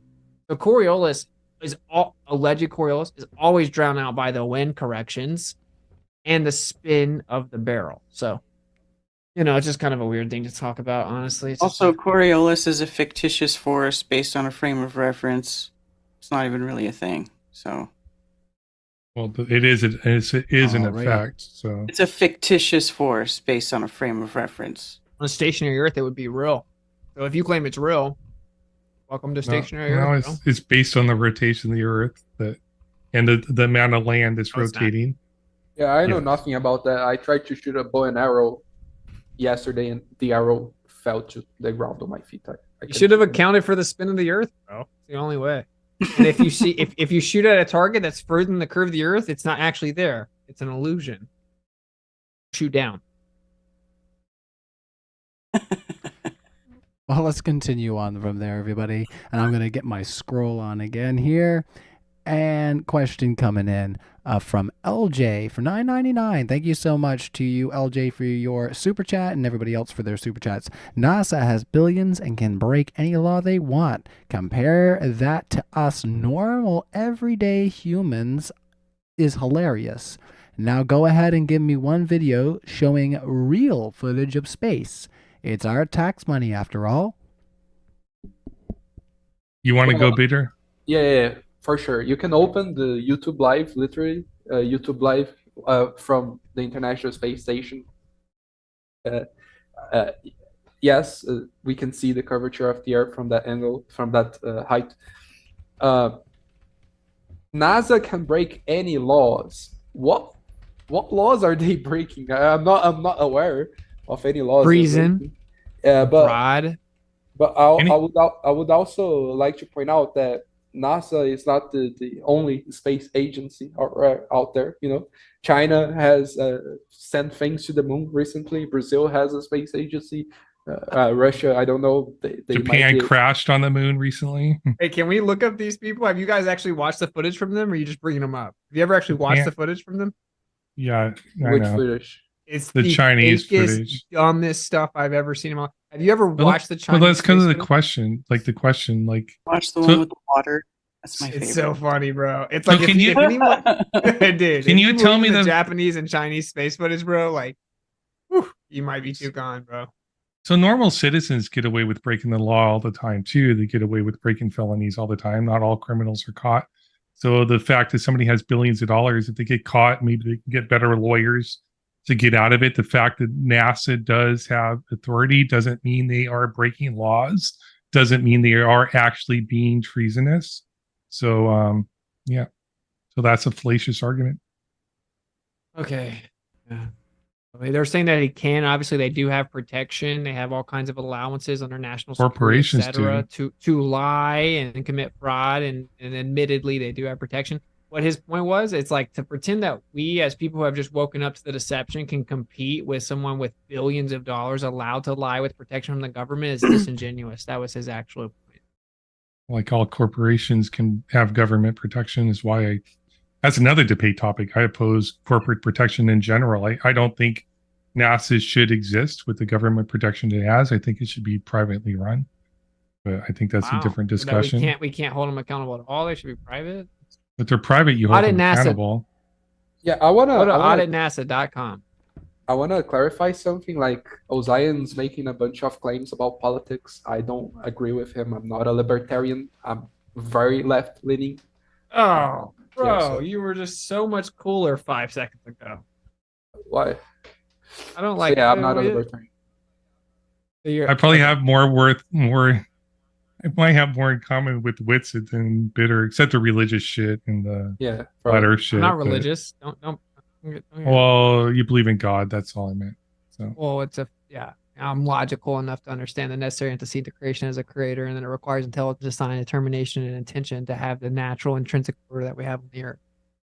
I believe everything's natural. Do you believe there's an Unless- order on the earth? No, I believe no. The earth isn't ordered. I thought everything in physics was constantly seeking equilibrium. That's chaos. Seeking equilibrium is chaos. Yes. So is equilibrium chaos or order? Chaos. Equilibrium is chaos. So, yeah. So when the Okay, heat I'm- spreads out, that's chaos. Yes. Is equilibrium is a state of equilibrium order? Where the thermal heat spreads out evenly, that's what everything seeks. It seeks the state of chaos. All right, bro. All right, bro. Does it started out orderly? If like our current model is correct, the universe started out orderly, and it's going to chaos. All right, bro. All right, bro. But those are just right. adjectives. They don't mean shit. Yeah. Okay. Alrighty, let's continue on. Yeah, everybody keep those live chats coming in. We got lots to go through, but we do appreciate everybody's super chats here. It's spurring on more discussion, and we always appreciate that here at Modern Day Debate. Why don't you click that like button while you're at it? Alrighty, let's continue on. Oh wow, yeah, I got it. I wasn't kidding when I said I'm gonna be doing that big scroll. Elijah Riviera. Another one for $5. To the Flat Earthers, did you guys learn about Flat Earth through a website and magazine called Popular Mechanics? The editor was involved in 9/11. No, I'm not sure. I did not learn about Flat Earth through Popular Mechanics. They'll call you know a how we scientist confirmed? stooge next. You guys want to know how we learn about flat Earth? Someone mentioned the idea. We thought it was insane. Yeah, I And then we're laughed like, at oh. it. Yep. I laughed like, at it let's- and I made fun of people. And I was going to debunk them and make them look stupid. There you go. And then we tried to do that. Honestly. Can I ask you guys a question? Objectively. And then we turned into flat earthers because the Earth is not a globe, and we had to learn the claims of the globe, which most people who think the Earth's a globe have yet to do. And then we went and tested those things that we learned, and we found out this doesn't add up. The Earth is provably and measurably not the globe they claimed it is. Then a bunch of people make it weird without ever doing that whole thing that we did, and then we had to sit here and entertain them and try to make jokes. I just Okay, showed maybe. evidence. It's curved, so Okay, well, we'll let the audience decide if you showed evidence that the Earth's a globe. Yeah, I wanna ask you guys a question. Am I allowed to do that, Ryan? Real quick. Sure thing. I need Yeah. 10 push-ups, and then you can do it. okay. I don't think I can. My shoulder's fucked up. I think What's I up, can bro? do What's up? 10 push-ups. Right. Yeah. No, So, what's your question? do you guys believe in other things that are considered conspiracies, like vaccines don't work? Don't know. The virus came from YouTube China. doesn't like Thank you. vaccine debates. We don't believe anything came from China. We're actually not even allowed to talk about that. That's how you Yeah, know. That's how you know exactly what they Yeah. said is true. You're going to get Because you're not allowed to moderated talk. trouble. Yeah, sorry. Not allowed to talk about it. Yeah, let's try So that's not how to. you know let's try that not to that say it's the true. V word anymore. Yeah, They just sorry. forcibly not allow them to talk about it. Definitely not suspects. Yeah, and I think that's good. By the way, I think with all due respect, I think the guy should be disagree censored. with Peter entirely. that's the problem. You're the problem. Wholeheartedly. Freedom of expression. I think you should have been allowed to do your friggin' stupid ass scientist impersonator at Mount. Where the heck you were? Thank you, Mount Rushmore. Mount Rushmore. Yeah. You should read my I do. motion to dismiss, dude. You should read my motion to dismiss for Okay. facial invalidity of the free speech law because the government's super corrupt. You're at least you're libertarian. I can maybe have a beer with you. You know, like at least you understand that. Yeah, I'm actually more of a social liberal, but leaning Ah, libertarian. but don't like kill my vibe, Leaning man. We were just libertarian. vibing, dude. Bruh, I was trying to meet you halfway, bro. Oh, I can meet libertarian halfway. for a minute. No, and I actually think women or men can get pregnant and there's 7,000 genders. And if you question me and I don't bow to Israel and oh my gosh, science, the air is going to kill me and the government 8 loves billion. me. You killed the vibe, bro. Let's just, 8 all billion right, people, so 8 billion individual unique identities. yeah. Do you agree the government lies to us and we should think for ourselves? Government can lie to us, yes. You agree the government should just back up off of us and let us do our own thing and we're free creatures? Yes, I believe Okay, in so we freedom. can agree on let's agree with Open that. borders, free trade. I'm all for all that. I don't think the government should limit us in those regards. Should you be forced to open your door and unlock it? All right, let's not sidetrack. That's a different. Let's not Yeah, sidetrack. yeah, yeah. But it would be a fun conversation. All right. Well, I have a spicy. Well, not as spicy as we've seen, but it's pretty spicy. The Crawdaddy 029, $5. I'm confused. I thought Wit was a flat earther. His opening demonstrated the Earth is a globe. Welcome to reality, Wit. Oh wow. It's just like a troll. Yes, that's a troll. Yeah. I pointed out Yeah, that the I'm pretty sure it actually is a where troll. but I'm always going to use it as an Yeah, opportunity sorry, to go teach the people, brother. So the horizon's actually where the sky appears to meet the ground, just an optical effect. It's the apparent location. It goes up and down, back and forth. It's not physical, but if the Earth's a ball, there has to be a physical hump, like a hill in front of you that blocks things No. in the distance. This is basic geometry. There should be a physical, tangible curvature of the Earth, the leading edge of a sphere that blocks things in the distance with a predicted distance. But we No, actually don't see that. everything that isn't falls. the case. Everything falls down away from you on a ball. You know what I've Not noticed up, about you, man? No hump. Falls down You know what I've away. noticed about you, man, is like, even though it was my turn to answer the question that was given to us, like when you start to hear me lay it out coherently and it begins to build, you feel the need to shut it down so that you can't hear the whole thing in context. I think that's why flat earthers get interrupted so much.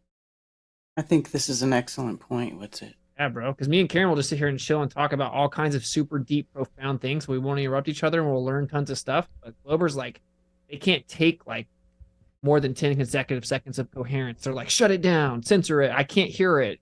Abort, abort, abort. Just an observation. All right, well, let's I'm continue. just making on a with the point, super chat. clarifying a point. That's all I was doing. You did it a little early. All right, well, let's continue on with the super chats, everyone. All right, so LJ $1.99. You got a fan. What's it gonna cook these two? Brainwashed guys, flat bro. This guy agrees with you there, what's it? And he's so that's a good offset right there. You know, we have one person coming at you and another one complimenting. So Sure, more will we've come at balanced me. the scales of the universe, everybody. Elijah Riviera, $5. Just be careful. Ozion has worked at the Navy, maybe Navy Intelligence, the same agency that hired Lee Harvey Oswald. Next time, get me to join you, bud. It's also a little bit trolly. Hit me up on Did you have Telegram. anything? Hit me up on Telegram. He thinks I'm a Fed, like I'm an actual federal. I agent. don't think so. I don't think so. I don't A lot of think people you're say, like I'm when not. people say that, I was think in the it's funny. Navy. It's funny. yeah. Well, I yeah, let but you him weren't think paid- it too. You weren't paid to defend the globe, or you would be better at it. Yeah, I think so. I would actually. I'm care sorry. more. I'm not trying to be. I'm saying like when people say that, I'm like, dude, this person would come in just like PhD physicist professor dunking on people, slicing them up. They would actually know how to rebut basic. Like, nah. You guys underestimate how much of like it's embarrassing to go against the consensus, and some people aren't built for that, bro. Like they have to conform. They want to be considered smart, and they see a ticket being smart, but making fun of the people that challenge the consensus, no matter how much more informed they are. So don't underestimate what that will do. Like the require, or like the longing to fit in and not feel stupid.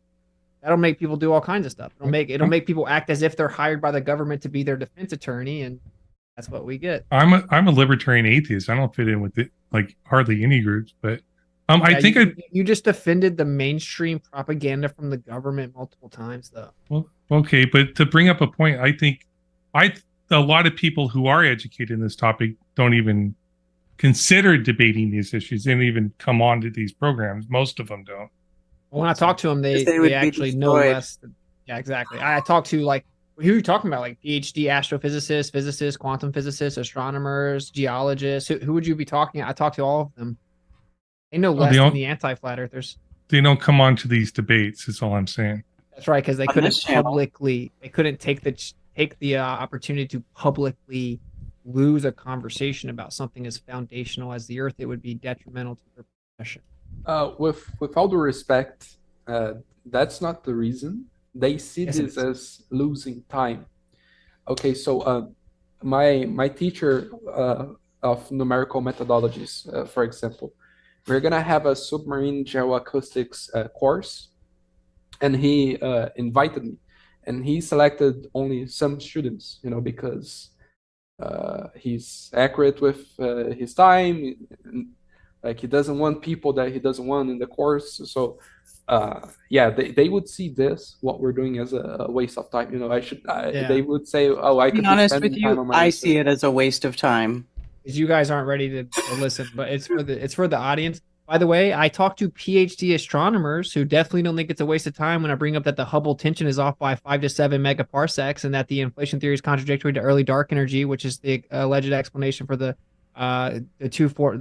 extreme formations of the early galaxies. And whenever I explain the horizon problem and the flatness problem and the cosmological problem and the cosmological constant problem and the axis of evil. So when I talk to these people, actually, they end up getting dunked on. So they prefer it to be behind the scenes. I'm not trying to be cocky. I mean, I'm not saying I'm amazing and know everything. I've talked to them. They said it's too fringe of a subject to talk about publicly because it puts me in a risky position. That's just a fact. That's what it actually is. They actually enjoy talking to us because we think for ourselves and we research things in depth. We don't just regurgitate, layman term propaganda. So I would have to disagree with But they you, man. also I don't- depend on funding. They need to Well- keep their funding. So Any teacher would see you guys as I don't want to be offensive, but would see you as below their level. Even though I That's just why- talked to multiple PhDs. Okay, I just want to bring up a point. Jen, who had to go for emergency or Just something, ignore whatever. No, she has her own view of the universe. I don't know. I think you've talked to her before. Like she has this own theory of physics and stuff. So she's definitely out of the mainstream. She still believes the Earth is a globe, right? But what is it going to point out? What you said, axes of evil. I heard that in there, right? Did you say axes of evil? What You do know you what that mean, axes? Well, Okay, like yeah. in World War II, like but yeah. No, and it was also called that when George Bush was president about the Middle East, right? But anyway, there's something called the cosmological background, like the cosmic microwave background, CMB. Yeah. That's all the energy that was observed with a certain frequency of the electromagnetic spectrum in the background. Okay, well, the Big Bang model claims there was a singularity and everything exploded and expanded out from there, but it's actually simultaneously expanding from every direction at the same time. So it looks like we're in the center of the universe, even though it's just an illusion we're not, which is called religion. Anyway, so they claim that it's isotropic. Isotropic means no preferred direction. And they claim it's homogeneous, evenly distributed. When they looked out at the CMB, it wasn't. It was inhomogeneous and anisotropic. It had a preferred direction. In fact, whenever you followed the inhomogeneous distribution of energy, it intersected directly on the Earth.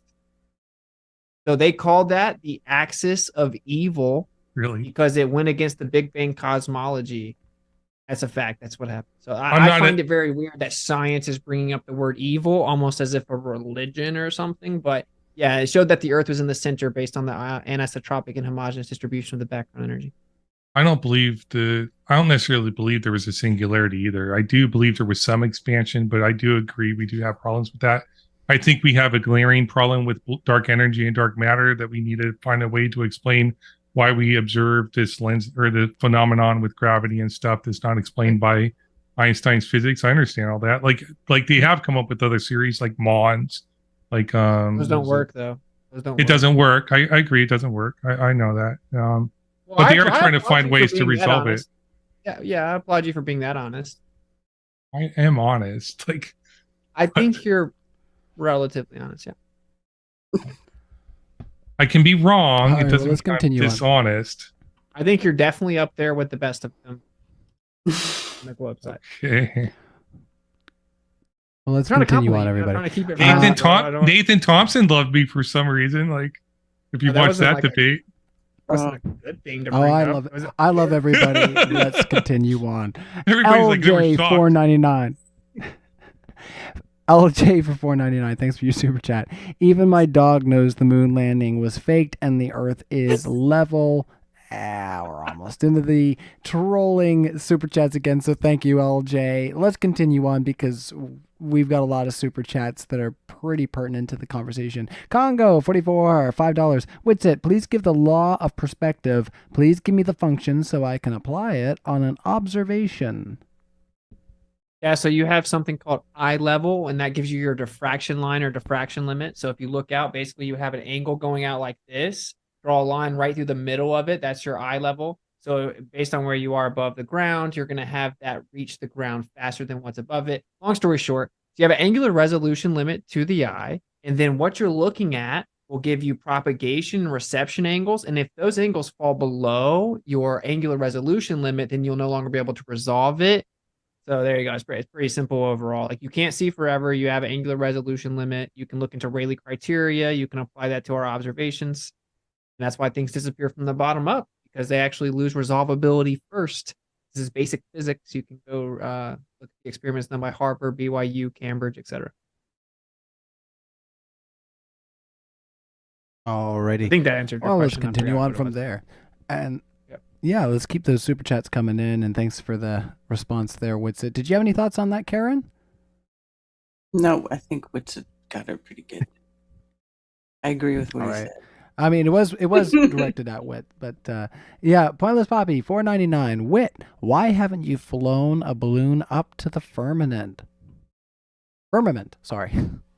I actually think that we have a torus field that has different density layers of plasma. I don't even claim the distances, but that's just what the evidence shows. And we're like about to send up a high altitude balloon about 30 miles, I think. I mean, yeah, we're the only ones that do tests, to be honest, other than like pretending that we saw the curved horizon with a curved lens. But I don't think that you can send a balloon to the containment limit. That's insane. You can't send it higher than 120,000 feet. So that's a ridiculous question. I think that there's a torus field with density layers of plasma. It's illegal to even try to buy the fuel to send a rocket that high, which is, again, probably another. All right, well, let's continue on from Is there. it illegal? Kevo, $4.99. Yeah, you have to have the government's permission to do it. Yeah, so Kevo for $4.99. This is for you, Ozian. Uzian. No, I know what it is now. I know what it is. I'm just picking. You've told me so many times you don't care. So I got it so wrong so many times, and then Ozian, right? Me, so Yeah, Ozian. it is Ozian or Ozian or Ozian. Sorry, I hit With the Zionism, and chill out. I've been Ozian. using the name for Oh my like God. 30 years now. So Kidding, bro. I'm Trying to take a sorry, jab at the sorry. grabblers. Well, everybody, we're having a good time here, and if you're having a good time as well, hit the like button. Ozian has refused to concede that objects converge to eye level due to perspective. Classic Globey cognitive dissonance. Please respond. Anything to say there? I didn't As you deny know. that they I don't appear to like that converge. So they At do eye appear level. to converge at eye level. But if your eye level is at the sea level, like halfway below, the ground doesn't go up. The objects come down, converge to your eye level, which would be where you're right there with your eyes. And that's not what I was demonstrating with my drone. My drone clearly showed that 20% more of the ship was exposed. No, what you showed was that you changed your you got high. Your angle of resolvability, specifically your reception angle, increased as you increased in height. This is just objective science, physics, whatever. We could deny it, I guess. Sure. Well, let's carry on. And yeah, we got lots more questions coming in here. So yeah, we'll just try to carry on there.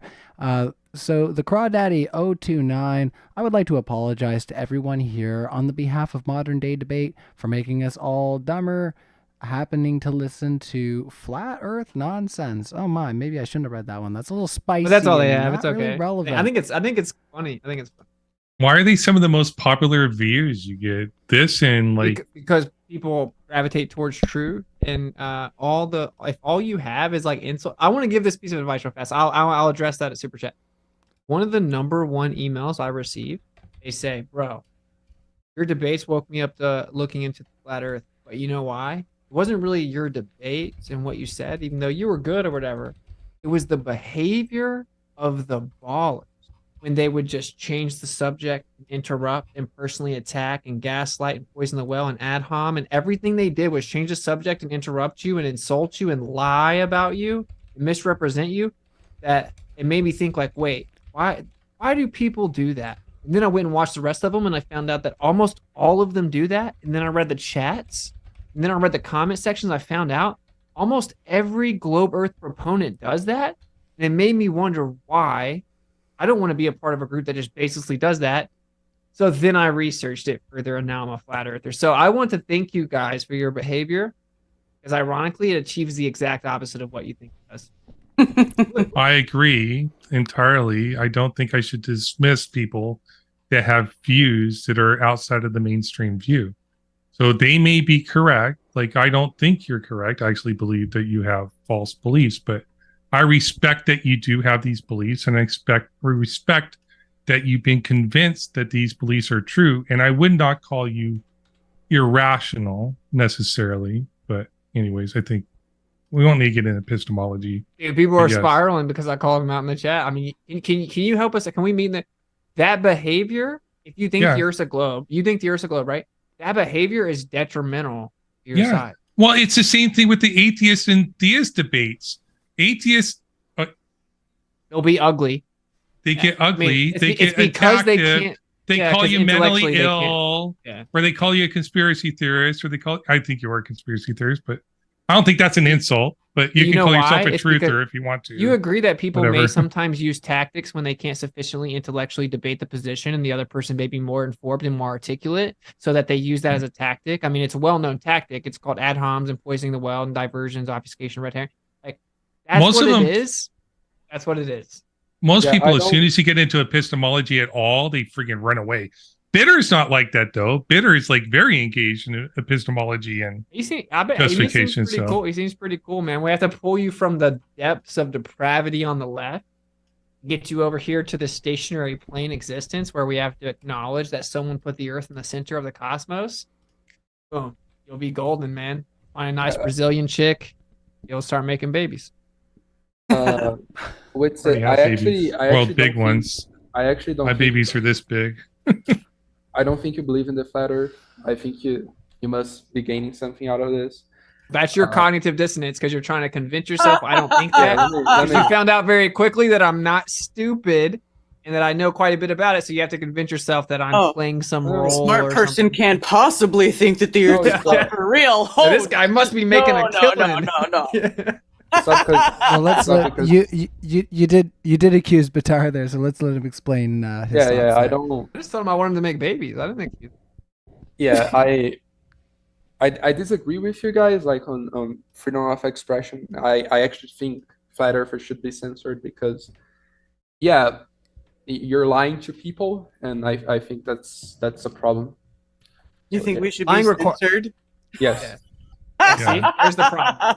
You I think wanna anyone that quote doesn't somebody. agree with you should be censored? It's Can I quote that's somebody? Disgusting, dude. What a statist cuck thing to say. I want to So quote somebody. Horrible, dude.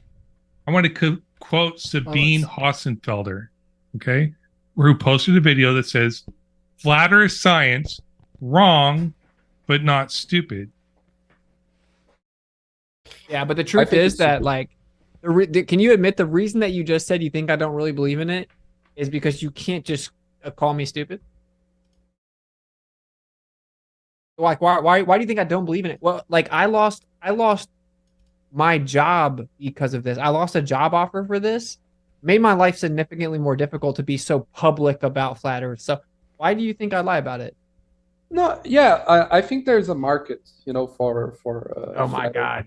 Yeah, It's I just think crazy that you guys say that. people pay courses about pseudoscience, and I view that as a crime, which is of course charlatanism, something like that in English. So yeah, I think I think You really believe that? yeah. So I think All right, bro. I think, feel bad for you. We can move on.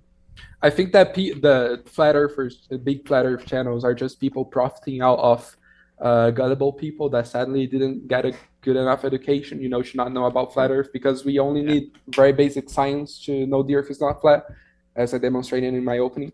So yeah, I Well, you think got you're dunked on with your whole opener. I think you're actually profiting off gullible people that sadly didn't get a good enough education, and you're making it harder for us to educate them. So I think you Okay. should be censored for making society worse. This is like a cartoon. Yes, dude. You're the one we should model ourselves after. You believe all the surface level propaganda from the government that consistently admits they lie to mislead us. You still think that the jabs are good, even though they've come out and told you, oh, sorry, they weren't good. Like The so- documents have been released. It's literally public Yeah, for everybody. It's to like see. they came out and admitted it. Yeah. Let's so let we can Karen just talk move there on. for a second. What's that? So I just Hey, go ahead. Can I promote or say something? Like I just went to Witsit Gets It YouTube channel. He has 25,000 subscribers. He's getting like 3,000 to 6,000 views, maybe 8,000 sometimes. You're not making a whole lot of money on YouTube. No, bro. I'm super censored, bro. Yeah. You don't make crap on YouTube. I don't do this for money, dude. I hope it would you be don't grow, stupid. by the way. The only way that I make money is doing businesses far outside of anything I do online, by the way. It's the only way I can pay my bills. I don't care. I don't have to prove myself to people that just look for excuses to Yeah, deny sincerely, reality. sincerely, I actually hope that's true, and I expect that to keep that way. If that's Okay. I That is expect that, that is true. I think that you should reconsider your mentality that people should be censored if they don't agree with you, or that you're the arbiter of truth. The No. government has consistently been proven to propagandize its people, to brainwash and take advantage of them. You should do some research and realize, I agree even if with we that. disagree, we should be able to talk about it as soon as we can't. There goes all freedom, bro. It's not complicated. It's why it's the First Amendment. Yeah, this is not a debate about censorship, but yeah, I think some ideas, when propagated, can make society worse. Like denying, like bioweapons are good for you. Yeah, denying. Like the idea, like the idea that you before we go down that rabbit hole, the idea Before that we you go should down that censor rabbit speech hole. is a bad idea that hurts people. Yeah, we. So yeah, some- we can have that discussion another time about freedom of speech. You know, there's all kinds of things. You've heard all kinds of dissecting points where these guys agree and disagree with each other. So I mean, you don't know what side of the panel these guys could be on next time on these issues, which is super exciting. Student M for $5. Ozzy, I'm gonna say your name all screwed up now. See, you got me all. You've done it too many times. Ozian. No, it's Ozian, yeah. See, everybody's messing up in Ozion the is chat. so funny, though. Ozian. Ozian, right? Well, I'm Ozian I top. don't. I'll do my friggin' intro thing.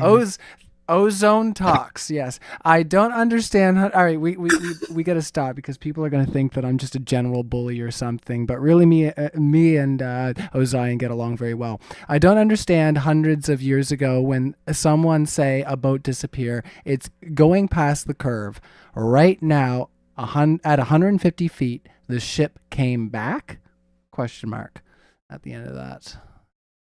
That's for you. The ship was never entirely invisible, but part of the ship was exposed as the drone went up in elevation. Yep. So I wasn't looking at the ship going over the horizon. Alrighty. All right, well, let's continue on there. The Crawdaddy 029 for $2. Thank you so much. Did the flat earthers just say science denier? Yeah, bro, it's I think hilarious. They're they're denying accusing- they're denying the physics of Rayleigh criteria and resolvability based on attenuation and reception angles. They're denying like basic science. They deny electrostatics is intrinsically stronger than gravity by 10 to the 36 power. They deny that all can molecular and deny that. intermolecular. They denied that all molecular and intermolecular attractive forces are electrostatic in nature. Like the irony is, you guys deny science and physics. I'm sorry. If you deny that things can disappear from the bottom up because of optics alone, you deny physics. And if you deny that your explanation of the drone is actually explained with perspective, you deny basic physics. So like, I do find it funny to throw science denier back at them. Well, I'm not a scientismist. I see that all the time. I don't worship at the altar of science. I'm a naturalist, which is different. I accept scientific claims when I look into them. Typically, I accept scientific claims like dark energy and dark matter is not a theory. It's a hypothesis to explain stuff we don't understand, but you'll get tons of people that will claim that dark energy and dark matter actually does exist, but we don't know that. So like, I don't worship at the altar of science. I'm not a scientismist. Well, you're not as bad as some of them. Yeah. All right, well, let's continue on. Kango 44, $20. Witsit. So perspective makes things disappear from the bottom up. So a plane flying away from you gets smaller than disappears bottom up. Strange how a boat disappears bottom up, but a plane at a similar distance does not. Yeah. So you just don't seem to understand it. Like angular size and angular resolvability are different things. Okay. And first of all, actually, even in the distance, a plane can disappear from the bottom up, which goes to show that, like, you're just like, I don't know why you just say things, but it's okay. Like, okay, so the fact that things change angular size is not the same as angular resolution limit. It's not the same thing. Sure, it's somewhat in the same ballpark of perspective. They're not the same thing. So when things, listen very carefully, when things disappear in the distance, they'll disappear from the bottom up because the reception angle is smaller below your eye level than above it, which means that that reception angle will fall down beneath the resolvable angle before the stuff above the eye level, which means it will start to lose resolvability gradually from the bottom up. It's just basic physics, bro. It's like provable. You can do it with experiments and labs. And of course, the bottom of the Atmos is more dense, so it will absorb the light more in the higher levels of the Atmos. That's called attenuation. So you will lose things from the bottom up. I explained it in depth right there. I would love to not keep doing it, but yeah, just look into angular resolvability, attenuation, and propagation reception angles relative to angular resolution angle.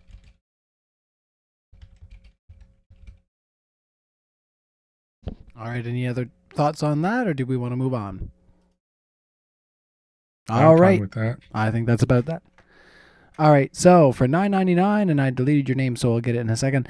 To the globe heads, every globe toy says "not for education" on it. Do you believe in facking Santa Claus too, or are you just lying? I wonder if that gets me around the swear jar on YouTube. This one doesn't actually say that. I have seen the ones that do. They say for educational purposes only, but I don't see that on this one. No, decoration purposes, not educational. Or for decorations. It doesn't say that on here either. What does that mean for decoration purposes only? What can you not use it for? Like, that's the purpose of. Although some people use them as decorations, so Yeah. that because they're not accurately to Decoration. scale. Nobody picks up a globe and starts walking around and trying to navigate with a globe. Like, that's ridiculous. Yeah, Nobody but does that. they're the most accurate maps we have, by the way. No, it's not. Yeah, like if you look at the I don't see it. at the world map, there's clearly distortion. You know, Greenland, that the usual map that we use, not the flat Earth one. Greenland is much bigger than it should be. Some countries like Brazil look way smaller, where Brazil is almost the same size as the United States. You know, because due to the projection we use, stuff in the north seem bigger. But yeah, the most accurate maps that we have are the globes. If you measure stuff on the globe and then do the proportion to the scale, and then go to Google and research what is the distance, you're gonna see that it's very accurate. Exactly how almost like if the Earth was a globe. And if you do that on any flat map, that's not going to happen. So the globe is another evidence that the Earth is not a flat, but it's actually a globe. Actually, that's not true. You have to make all kinds of magnetic declinations and corrections in the south, which are extreme and even get up to 179 degrees to navigate, because the British and U.S. government found out that as you go really far south, the globe doesn't work. So that's kind of ironic. I don't know why people don't Well, let's try understand to continue that on from you there. can live on a plane and turn Sorry. into a globe. I was listening the whole time. I just had to address it. It was just kind of hard, but hard to listen to. Like, No, that's and- okay. It Yeah, just I doesn't see you work. got wireless ones on. Who cares? Yeah, I think Ozion has wireless ones as well there. But yeah, let's kick it over to Karen for this one. Elijah Riviera, $5. What's the incentive to hide the truth about flat Earth? What does gravity work on flat Earth? If I pay for a flight to outer space, would you go? Wait, what? Read So it they're again. asking Read it again, if- Mike Karen. If they paid, if they, yes, it's a bit wordsy. I mean, they asked 3 questions there. So if I paid for a flight to outer space, would you go? What's the incentive to hide the truth about flat Earth? And how does the gravity work on flat Earth? So, yeah, would you go to space if somebody paid for your flight, Karen? I'm sure most flat earthers would probably say yes. I really don't want to get on one of those rockets, those death traps, and like possibly be exploded into tiny bits. I don't really think that's necessary to prove that the Earth is flat or a globe. Please send somebody else to space. Okay. I have I would- children. Me too. Touche. if they kill me, they'd be like, wait a minute. I don't know. Right? I think Like, I it'd be don't. All right. I think it'd be safer than going to see So- the Titanic, though. Yeah, I would I'm go not doing that 100%. either. I would go 100%. Think about it. We're all gonna die. That's You one of the behave painless- yourself. I know we're all gonna die. Nobody gets Yeah. out alive, but I'm in no rush. Yeah, but it's No like a rush. painless way to die. You know, it's not a suffer death. And if Okay, you can don't go. die, Can we send Batar? Yeah. We'll send Batar. I would go. It's not painless for So- my children if I die. I don't have Yo, let me- children, bro. I don't care. But yeah, go ahead. Yo, let me say this. Like, I want to point out to the audience what you'll find out is the people that adamantly defend the globe, they won't really talk to you about any of the gravy, like the truth bombs. So let me drop one on you real fast. He brought up the Titan. I gotta do this. 11. So, like in the late 1800s, there was a science fiction novel written about the world's fastest and strongest ship, and everyone thought was indestructible and couldn't be sunk. And they put the world's wealthiest and most powerful people on it, and then it sank in the ocean by hitting an iceberg. That book was rewritten or retitled and then published in 1912, the same year the Titanic happened. The name of the book was called The Wreck of the Titan, and it was literally about the world's most powerful fast ship that was going to mysteriously wreck after everyone thought it was indestructible. It was published the same year as the Titanic, which had the people opposed to the Federal Reserve on it. And then the people that got in the submarine to go look at the Titanic were in a submarine titled The Titan. So, you know, I just don't know how normal people can hear that stuff and be like, no, it's totally like 17 coincidences in a row. But No, anyway, okay. yeah. What do you think? What is exactly the conspiracy you believe about the Titanic? Like, can you? The people that were opposed to the Federal Reserve, like Jacob Astor, the richest, the most wealthy person in America that owned like 90% of all mortgages, he said he didn't want a Federal Reserve bank, a centralized bank. They put all those people on there. JP Morgan paid to have it funded. He was supposed to go there. Then he backed out last minute. Then it wrecked when they swapped out the sister ship that already had damage. They got you're millions saying- of dollars in insurance. It's just, look, dude, you got to research stuff. Yeah, You just gotta you're research saying it stuff. was willingly sank. Sink. Yeah, I think it's very possible that it was sank on purpose. Yeah. And they've had this debate on Modern Day Debate too. I think if you look at Oh, the, nice. I think I wouldn't so. try- I I think wouldn't it's try been to- brought up a couple times. I don't agree with you, but that's okay. Right, it's just, everything I said was just a fact. I mean, you can draw your own conclusions, but Yes. I wasn't trying to distract too much. We explained gravity. Gravity is just the effect hijacked and the presupposed cause of the bending and warping of space-time. It's never been proven, is not verifiable, as a replication fallacy on its face. And of course, things can fall to the ground on a plane. So All right, well, let's try to move on from there, everybody, if we're good on that one. And keep your super chats coming in. Keep them friendly, everybody. We appreciate them. And hit that like button while you're at it. It never hurts to hit a like button. You know, you're sure to agree with somebody here on the panel, so give it a like. Cool Lambo, $10. The existence of the spherical Earth is something that is not immediately evident. The existence of God is also not immediately evident. Why would you believe one over the other? So we're Quick gonna short get a little off response. track here for a second, but that's okay. Yeah, I have evidence. I've been presented to good enough evidence about the globe. I've never been presented to good enough evidence about God. And some gods I've been presented to are actually contradictory. Some gods I've been presented to cannot exist logically. So, yeah, all gods I've been presented to either was with insufficient evidence or impossible. And when it comes to the globe, I've been presented evidence for the globe, which you can just go back to the beginning of the debate and rewatch it. yeah, we demon. He was asking basically, why do the? I'm not mistaken. He's asking the flat earthers, why is it that you believe in the globe? It's not abundantly evident at first sight, but you believe in God when it's not abundantly evident at first sight. Like, why do you have the double standard? And the answer is obviously the Earth is physically and tangibly accessible. We can go out and test it directly. We did that, and the curvature is non-existent. We proved the Earth is not what they said it is. And of course, an omniscient creator outside the confinement of material and time is not directly and tangibly accessible. So it requires logical deduction only to do that. So it's fundamentally different. It's not a good analogy. Oh, I didn't think that was for the flat I earth. agree.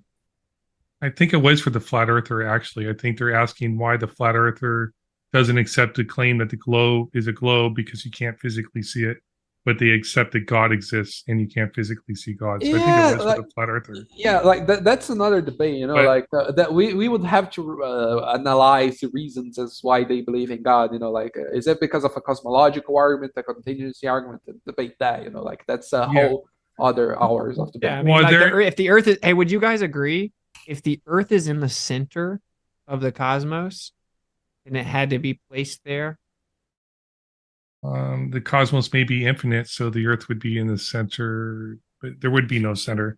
If the I would cosmos say- is No, infinite. no, I said if it's in the center. No, if I it's would in the say- center. Yeah. No, it could just be coincidence. Yeah, I would say- Coincidentally, the Earth is in the center of everything that exists. Okay, bro. I would say that if the Earth is in the center, there could be a reason as why that is. That does not creator. that does not prove that there is a will behind that reason. Yeah, that would be a literal God of the gaps argument. We don't know therefore God. No, you have the irony of them saying God of the gaps, but then you can just make up anything you want to fill in your gaps. The multiverse. So the Big Bang doesn't work because I none didn't of the bring up a evidence multiverse, bro. I'm just explaining. That's what your current side does. They're like, I oh do. well, maybe there's an Yeah, infinite like- amount of universes. It doesn't matter, whatever. I'm just saying that logically speaking, Yeah, that's if not- the Earth is logically speaking, brother, the Earth is in the center of everything that we see. Logically speaking, it would require intention to put it directly in the center to have a special and unique position where everything pays homage to it moving around it. That's just basic logic. This has been known for hundreds of years. Edwin Hubble, Einstein, they'll all tell you that. So, you know, it's whatever. Yeah, I want to say something. It All right, seems well, let's, like when you're. Yeah, sorry. Go ahead. Well, I was gonna say we've got a ton of super chats, so if you got something to say I'll try there, and fall back. Guitar, My bad. that's Yeah, okay. it seems- I usually try to let the speakers direct how long they want to keep it going, but then sometimes we get to the end and people are like, "That took 4 hours," and I was like, "Well, you guys Yeah, kind yeah, of kept like- talking." But We're at 3 hours it's all now, right. almost. Yeah, go ahead. Go ahead. Go ahead. Well, we had a little mishap at the beginning there, but Richie Constitution, $5 for the Flat Earth team. Why have we never seen the edge of the flat Earth? We'll start with you, Karen. Who says there's an edge? I don't know that there's an edge. That's just programming that's making you think that there's an edge. The edge is in your mind. That's stupid. Like, I think because of pictures we see, like flat Earth, like Yeah, Terry because they Pratchett. put that idea, they implant that edge idea in your mind so that your initial reaction when somebody tells you that the Earth is level and stationary or flat is that you laugh at it because you're like, oh, all the oceans would be pouring off the edge of the Earth if the Earth was flat. But that's completely silly and wrong because it's just not like that. Weird. Like, and who's to say you can see that far? You can't see forever. Like, why haven't we seen the edge? You can't go past the 60th south latitude. It's illegal. I don't What do you understand mean? these questions. To be honest. We see stars light years away. Oh, really? How'd you verify they were that far away? Do you know how far away a light year is? Yeah.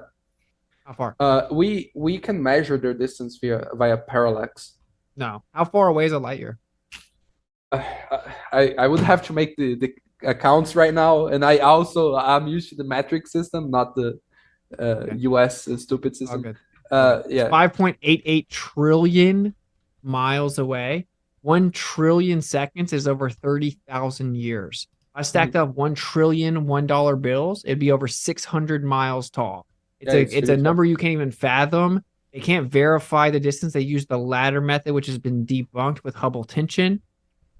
You guys should research that. Yeah, I know it takes around 8 Alright. the sun is 8 light minutes away. eight light from- minutes. It's 63,241 astronomical units if you want to go by AU, which is, I believe, the distance from the Earth to the sun. Yeah, it's the radius. It's called pseudoscience. So we Whatever. You All right, guys well, don't know the let's move on, distance to guys. stuff. This is ridiculous. I just said what it Howard was. Moore. I'm gonna I know, I'm just gonna saying. continue on with the super chats because we have so many guys, and I don't want to keep you here all night. Howard Moore, $5. Thank you, Blue Bob, Jesse Gordon, and Jesse Kalowski, Larry Scott, Kosho, and George Knott. I'm not sure who these people are. Rest in peace. For the measurements, Karen B said don't exist. So I think it's a question for you. Do you know who these people are? Again? Can you repeat that again? I'm sorry. It said, thank you, Blue, Bob, Jesse Gordon, Jesse Kozlowski, Larry Scott, Kusho, and George Knott. Rest in peace. For the measurements Karen B said don't exist. I think these might be, I'm not sure. People that supposedly measured the Earth are anti-flat earthers. The reason they didn't say how they did it, because we would destroy all the claims that was measured. Anything about that nonsense? Yeah, they're basically saying like, all right, they did measure the Earth's curve, Karen. You didn't know, and Karen knows No. damn well that they did. No, I didn't know.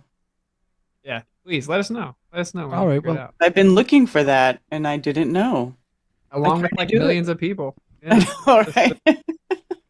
Billions of people do not believe problem. the Earth is flat. but- Well, there's over 15 million in Brazil, where my boy's from alone, and in the 2022 survey in America said that over 11% answered that the Earth was Oh, flat, you which would be think- over you think- 35 million people. So you're wrong about that. But okay. Wait a second. How many in Brazil? There was over 10 million like 7 years ago. 11% would be 8 I'm billion, Googling maybe, it. but I don't even think it's a billion. 11% of Americans, which would be like 35 million. Look up Brazil. Brazil is millions. 11% of 8 billion is not 8 billion. Of America. America, I know. dude. If you There's not extrapolate 8 it to billion the people in America. if you extrapolate 11% to the entire world, Why? I didn't say that. I said well, you 11% said billion. of America. You said billion 11%. people. You said millions. I said million, dude. Oh, millions. Okay, I misheard you then. Sorry. Yeah, we have 11 million in Brazil. That's worrying. I just googled it. Yeah, dude. I believe it. You can Yeah, say it's that- worrying, but the truth is, There you you're go. not the. You haven't tested the Earth. There you go, Zion. That's why this guy should be censored. I don't agree. Because you can't go and like you can't I hate entertain to break it alternative to you, ideas. but I don't speak Portuguese, and I wasn't telling the Brazilians it was flat, dude. It ain't my fault. Yeah, I know. They went I and know. tested it themselves.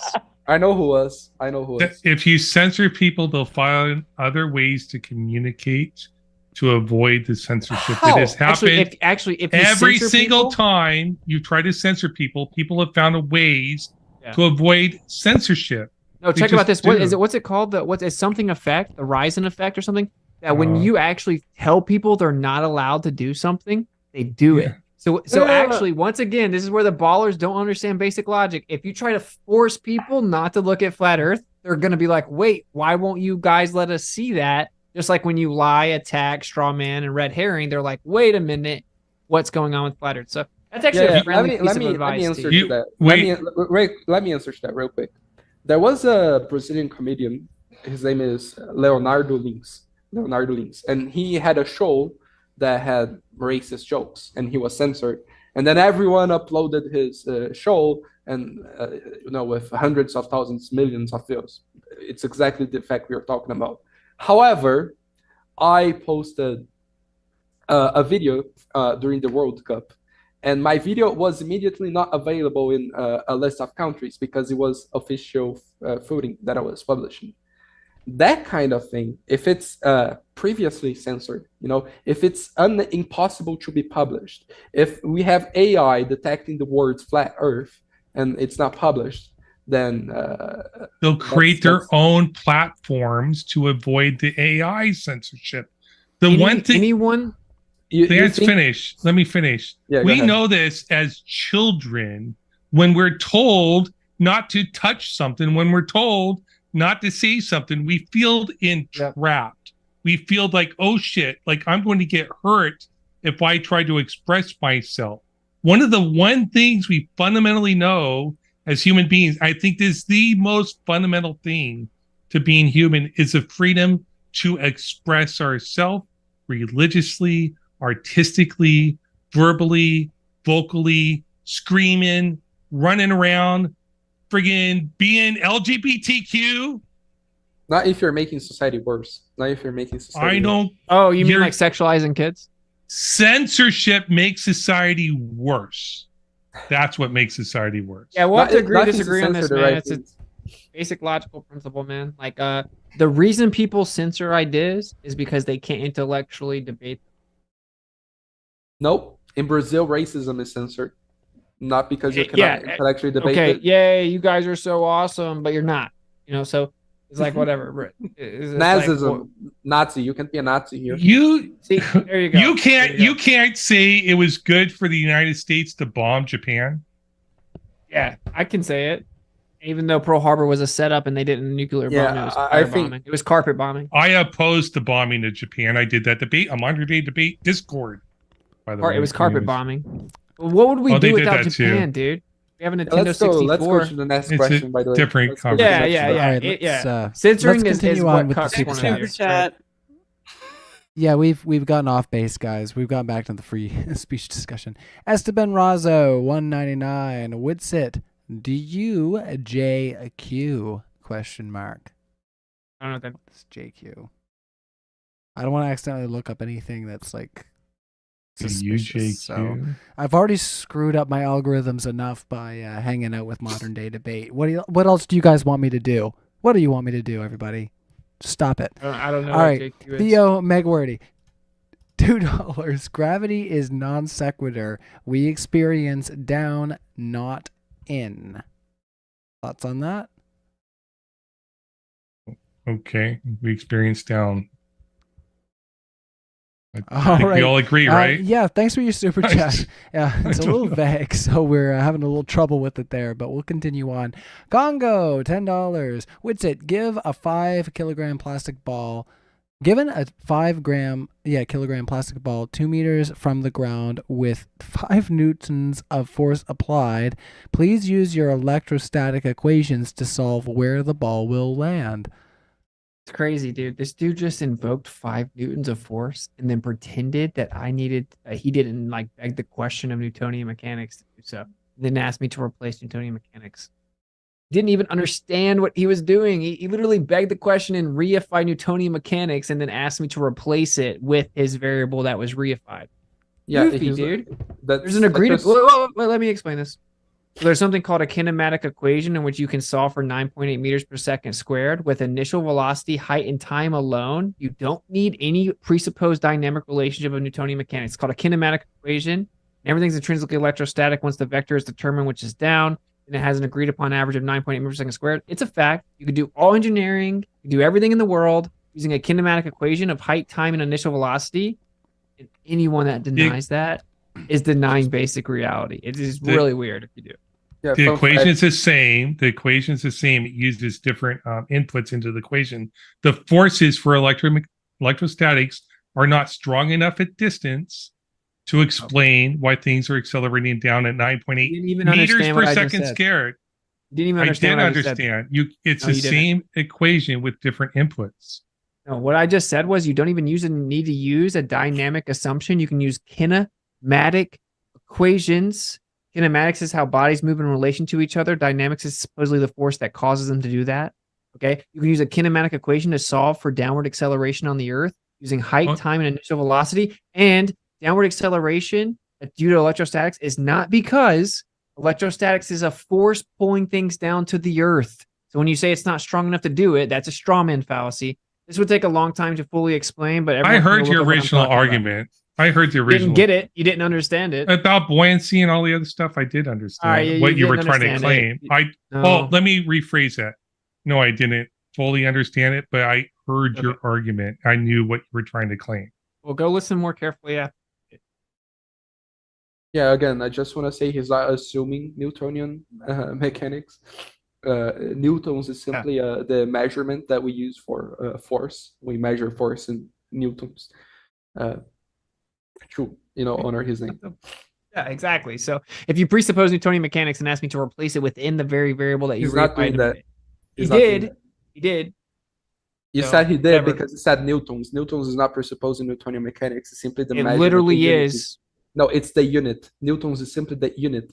If you unit of the presupposed force. No. So, if you measure the magnetic strong and weak forces, you're gonna measure it in newtons. If you measure the force, the force between two magnets, you're gonna measure it in newtons. It's not saying that the gravity is why magnets are being pulled. Yeah. Okay. So assuming a force pulling things down to the ground because of the effect of downward acceleration is a begging the question and reification fallacy I just explained in depth that the density relationship and the electrostatic relationship of the object and the medium is what's going to determine its vector. It can be directly manipulated via scientific experimentation. We can move on. I answer your. It'll take forever. We'll debate some other time about gravity. It will take forever.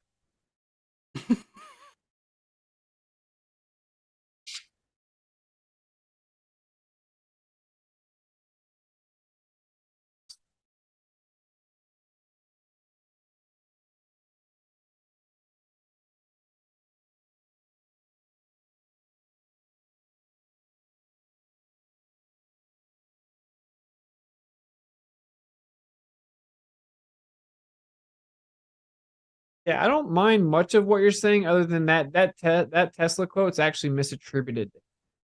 Tesla did not actually say that quote where the Earth is a realm.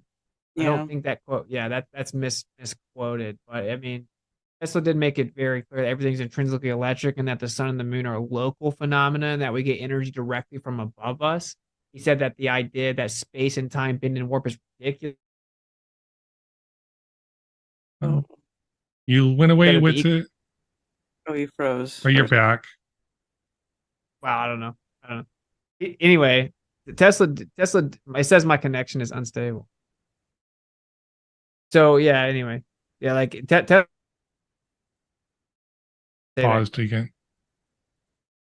I love Nikola Tesla. Like I think he was probably one of the most influential people in world history because of AC. But I don't worship Tesla, and he wasn't right about everything. He was a genius engineer. He could functionally make things do what he wanted them to do. Which, yeah, I don't know what's going on there.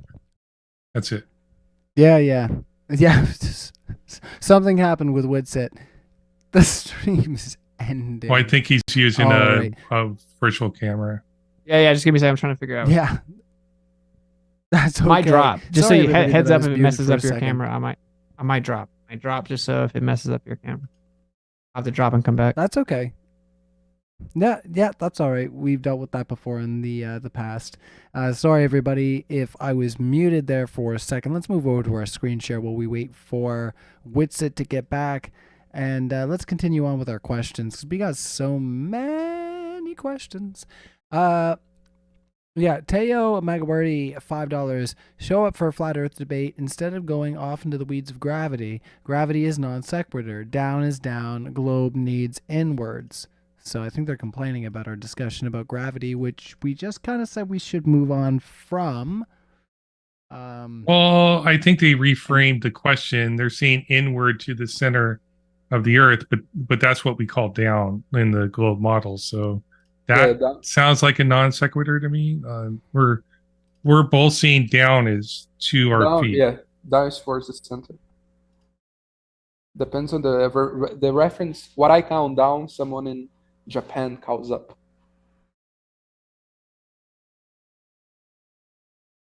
Alrighty. What? No, I Yep, don't agree let's with that. continue on, Down is to my feet. Yeah, what the down for me, which is this direction, for It's the people in center of the Japan. Earth. I'm gonna picture upside but down ball people. If you continue, that's eventually up for Japanese people. I don't agree, but that's okay. All right. Well, I understand what you're let's ask saying, the though. next Conundrum question there is- while we wait. All right. Well, KCR, low Mike Ryan, modern day debate legend. Well, thanks, KCR. I never fail to let you down at least once per debate when it comes to that mute button, do I? I was doing so well for so long there, but I got pulled into this as well kind of last minute, so I might be off my A game a little bit. Bite Me, thanks for being a member for the last 2 months for $10. We'll have to wait for Witsit for this one. Has he has not tried to join back yet. What is it? Maybe All I right, could we'll wait try. on that question. Sure thing. Well, it's kind of a little bit of ad hominy as well. What's it? You're making a joke out of yourself and ruining your own reputation being a flat earther. It's sad because I think you're actually smart. It's sad watching you put that to waste.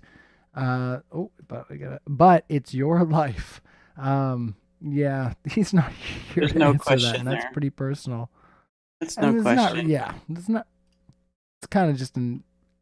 Yeah, And he won't it's care not really because related. Witsit is a doesn't. smart guy and he's confident in his knowledge and it's about your values too. Not all people value a good job or high incomes. Some people value what they believe is the truth, and they value promoting what they believe is the truth. So that's why I think I wouldn't call him a liar. I don't think he's being deceitful. Now there's probably pos. If you don't know what a po is, it's like somebody where you can't tell the difference between the person that legitimately believes something is true versus a person that's pretending to believe it's true. I don't believe that either Karen or Witsit are those people. What was I going to say? Yeah, that's it. You don't necessarily value money or that type of success. Success can be found in other things. Some people value believing in God. Some people value doing charity. There's nothing wrong with that. All right. Witsit is back. Let's get the screens reorganized. In just 1 second, everybody. Don't mind me. My name is James right now, but I'm actually Ryan. You guys never know what happened to James, right? Yeah, I think he's hanging out doing schoolwork right now. The Crawdaddy. You just missed a personal question there, Witsit. Can you hear me? No, I can't hear you, Witsit. Are you serious? Oh, there you go. I can hear you now.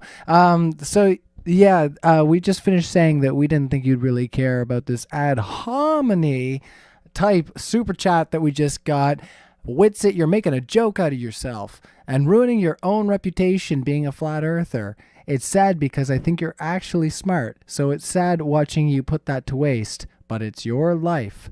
So we'll move on from there, but I figured you'd like to know that somebody was giving you some heat, and we all agreed that you probably wouldn't care too much. Can you please provide physical, verifiable, empirical measurement of the Earth's curvature?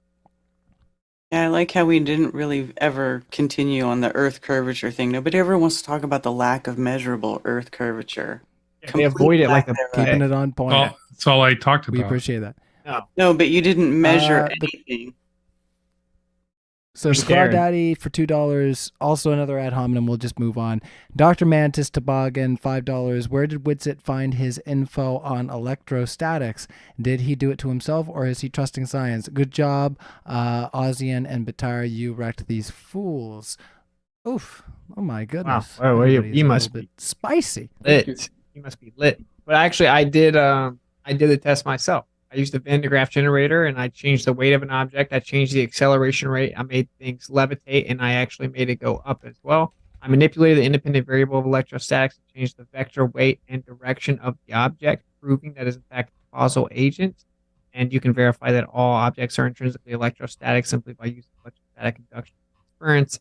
So yeah, I actually did it myself, which is kind of how science works. So I get you guys don't like it. You try it. Aluminum reacts All differently to electrostatics than lead does, reacts differently than iron does. Depending on the Doesn't type matter. of material it is, it reacts differently to electrostatics. Well, electrostatics holds it together and gives it its density, i.e. the compactness of matter, which means it's more compact than the matter of the medium it's surrounded in, which causes it to go down and drastically change the actual directionality. You have to significantly introduce electrostatics relative to the amount of matter. Slow it down, run it back, word salad, whatever. There's 4 fundamental forces, not just one. Okay, you'll get there. One isn't explained by quantum physics yet, which is gravity. I understand that. No, you mean it's not in any way compatible with quantum physics, can't be discovered scientifically at all, and it doesn't actually exist. Okay, so Guys, real quick, I'll be right back. I have to. Sorry. all right, will you go find the Earth curvature while you're gone? All right, that's all right. Let's continue on, everybody. We're all having fun here, and yeah, I don't usually like to ask those types of questions, but I know Witsid's such a good sport. I've hung out with him a few times here on Modern Day Debate, and I know that he every time I say, "Oh, that's a little bit kind of attacking you," he's like, "No, read it. I must hear what you guys have said in your debacle about what he might have said," which is. That's all fun to us over here. So Batar's gone now, so don't mind us. We'll just continue on here because we got so many questions. Teo Megawarty, perhaps I will join Modern Day Debate one day and school optics.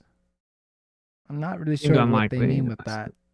Please unless you're if you're a flat earther, maybe you do understand optics. Globers seem to not like it. They deny that the street lights go down. Weird. They don't go down. Oh, you see what I'm like? Case in point. Case in point. You're talking about they could appear to go down. That's an illusion. They're not actually going down. That's what perspective. So yeah, I thought when they said the optics, they meant me, and I was getting my first compliment of the night. Touche. All right, let's continue on. Well, all right, Will Bennett, $1.99. Witsit, why does the moon have shadows and craters? Thanks for your first super chat, Will.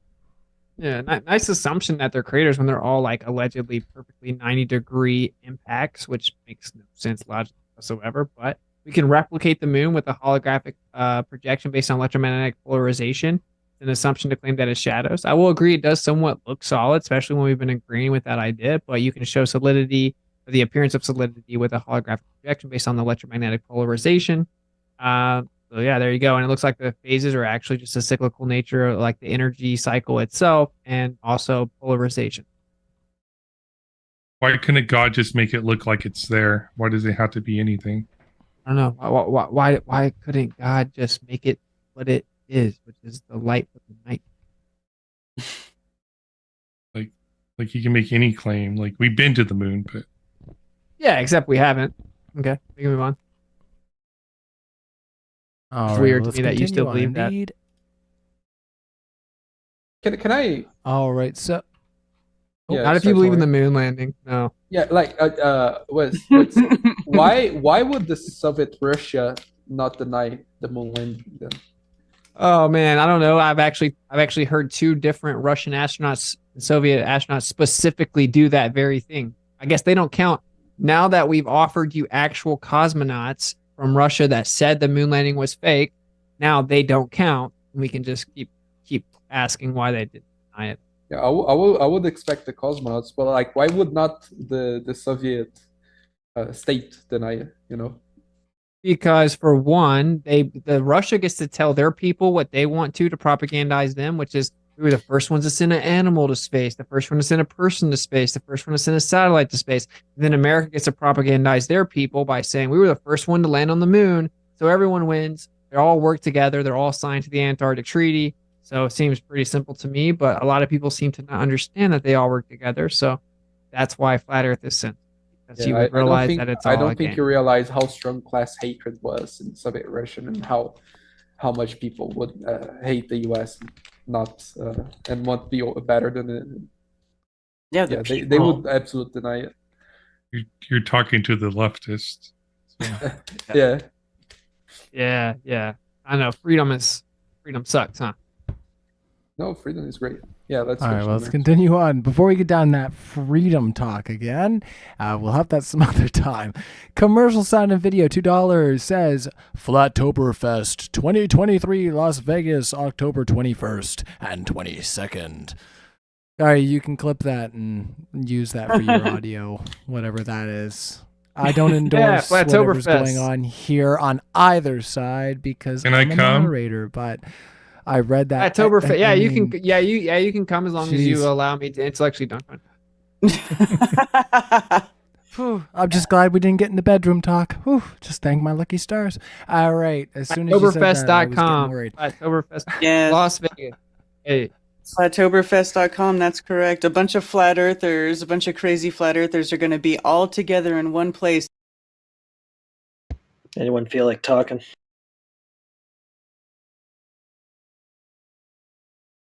Everybody must have gone to sleep. Well, it's been running a while.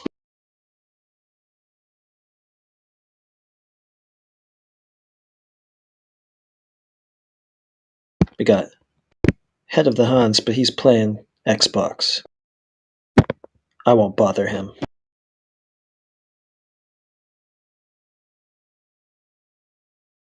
Alright, gonna fire the video back up. Thought I'd try. In Las Vegas. Yep, breathing oxygen, freaking rebels. Yeah. It's fantastic. Darn those rebels. Blast them. All right. All right. Run Boston Bear 999. Witsit, why in your playlist in the field are you able to talk to a professor of astronomy, Dr. Roberts Parks, for 3 hours and 45 minutes with minimal drama, but in here it's all drama? Seems weird. Are we all drama? I don't No, but I mean they do make a good point that when I'm frozen again. No, I can I'm hear not you. frozen. You are frozen. I can hear you, in but the you're worst frozen. position. I'm not even touching anything and everything's glitching out. But like I will say if you can hear me, it's interesting that the PhDs can talk to me about high level science and their theories without all the drama and ad homs and fallacies. I can talk to them for 4 hours, get them to make all kinds of concessions, but when I debate on modern day debate, then they seemingly can't do that. What's a debate versus a discussion? Okay. Yeah. So the professionals have no problem conceding as opposed to people on MDD, but whatever. All right. Well, if we don't have any other thoughts with that one, let's continue on. Yeah, vote. Flair for the drama. Why not? You know, let's have some fun. Amanda, member for 2 months. Here, not really a question. Teabaggins, $10. Karen Witsit are legends, no doubt. Keep up the great work out there, and thank you for continuing to try to wake people up to the truth. May the Creator bless you and your family. So you got a fan out there, you two, from Teabaggins. Thank you so much, Teabaggins, for your $10 there and your nice compliments to our speakers tonight. Jean C. Alicia says for $5, who paid the ancient Greeks to be part of the conspiracy? I mean, the people that were constantly molesting little boys, and then like the 1% of the world that claimed the Earth was a sphere because the perfect shape was a sphere, and then out of the philosophers, just a couple percent of them even thought that, and they all debated it, and they said it had to be a sphere because the perfect shape was a sphere that God made, and then they claimed that boats went over the horizon with the naked eye. I don't think anyone had to pay them. They're just retarded pedophiles. I think Greek philosophers were retarded pedophiles. Yeah, provably and admittedly, they were pedophiles. Yeah. Yeah, but All of you them? think they were retarded though? Like you think? Yeah, I think they were retarded. Yeah, they said the Earth must be a sphere because the quote unquote perfect shape is a sphere made by the sun god. So yeah, I find that pretty retarded. Okay. Let's just try to mitigate how much we are using those terms, because I do know that can get us in trouble in my country, and we do want to watch it here in my country. So just that's all right. Freaking Canada. Yeah. Other thoughts, Ozan? You had some thoughts there, Ozan? I mean, the foundation for epistemology and knowledge comes from those philosophers, regardless of how moral or immoral or right or wrong they could have been about different issues. We built Western civilization upon those concepts over so everything they said was 2,500 right. year. Yeah, No. so I guess well, Every, then that doesn't matter. That's a fallacy, right? That's a fallacious argument. No, I'm actually Yes. pulling your argument out and then Just- making the logical conclusion, which was No. since we used their philosophies, what they said about the Earth must be No, more valid or something. It's not what I said. Then what your points are relevant. Just because he said one things are true, just because we built upon their knowledge, doesn't mean everything they said or did was good or moral. What I said, Or But- correct, exactly. So that was but our point. I wouldn't dismiss them All right. entirely. I don't and want to cut call off them- the conversation, Yeah. but I kind of have to, because we've got so many more chats to go through. Like I'm scrolling through and I'm like, Holy lightning. So let's try to keep rolling through it. Surgeon General, thanks for being here in the live chat tonight. I appreciate everything you do, buddy. He says, consider being a member for $2 a month. Amazing. Thanks for that, Surgeon General. I appreciate you once again for everything that you do. Teo Omegawordy, $2. Bitar, why does ISS show different curve rates? Does it? I don't know. I don't know if it does. If it does, I don't know why. When it moves, like Maybe it's almost like it's about the camera. I don't they know. have different. Can you explain that? I was like, Yeah, the camera They have imposes different curves. types of cameras on the ISS, oh, but we have like satellites that are further away to get full views of the Earth. So No, we don't. No, we don't. They admit they stitch those together and they claim it's every 10 minutes and then it takes 45 minutes. wish I had that. Well, keeping it all on brand, Teo Megawordy for $5 asks, in addition to that, Zion, can you please explain to Wit and Karen how you don't understand that opening propagation angles to reception angles means you can see more? So it seems like we're all in the same vein there, so I'll let you guys continue. Open and propagation angles. So like the camera lens, how it's open doesn't mean. I'm not sure of the question. I'm not an optics Okay, guy. he's talking about how based on aperture and Rayleigh criteria, based on simple resolvability or angular resolution, the reception angle and the propagation angle of the light from the object that you're looking at, that reception angle relative to the aperture determines resolvability. When you're looking in the distance and things fall below that resolvable limit of whatever optics you're using based on aperture, you can no longer resolve it, which makes it disappear. Things below your eye level will be closer to eye level, so they'll disappear first, disappear from the bottom up. So it's just basic, physics. Optics, physics, whatever. Yep. Well, yeah, supposedly it's physical. All right. Everything's Coming in physics, from technically, Dr. I guess. Dino. All right, thanks, Ozion, for wrapping that up there. Dr. Dino, or Dino, $5. Witsit, how do plate tectonics work on the flat Earth? We can measure the plates moving using GPS and physical means. How do earthquakes happen? Wait, you're asking me how plates work on a flat Earth? Well, like, or are they balls? Because if they're plates, then they work perfectly on a flat Earth because plates are flat. So are they balls? Are they tectonic balls? So yeah, there's like horizontal layers of parallel planes that make up the Earth, and there's electrical vibration within the Earth. And whenever there's discharge, we get vibrational resonance. Pretty simple. I mean, actually, the question is, how do tectonic plates work on a globe? Yeah. The Earth is spinning and has a mantle, and the crust rotates at a different rate as the mantle does. And I mean, I'm not a tectonic plate expert either, but I know that's the general gist of where we get tectonic plates. Dude, the question is, like, if it's a plate and it's flat, how does that work on a globe? That's just a name. Like No, it's not. It's we use seismology with horizontal parallels. So they're asking, you're seeing the force that causes the tectonic plates to move and earthquakes and stuff is explained by some release of electrostatics. Is that Electrical discharge. Yep. okay? Which is just science. I mean, who needs that, right? It's not okay. It's not science. How do plates work? Are they tectonic bowls or are they tectonic plates? It would be the name we use doesn't friggin' matter. Sure, and plates are like this anyways. Flat. No, they're not. Yeah, they are. Are you kidding me? Well, how many plates have you bought that were flat? Usually they're curved to hold food in them, like a frisbee. So wait, you're saying there needs to be a curved higher elevation at the edge to contain things like water?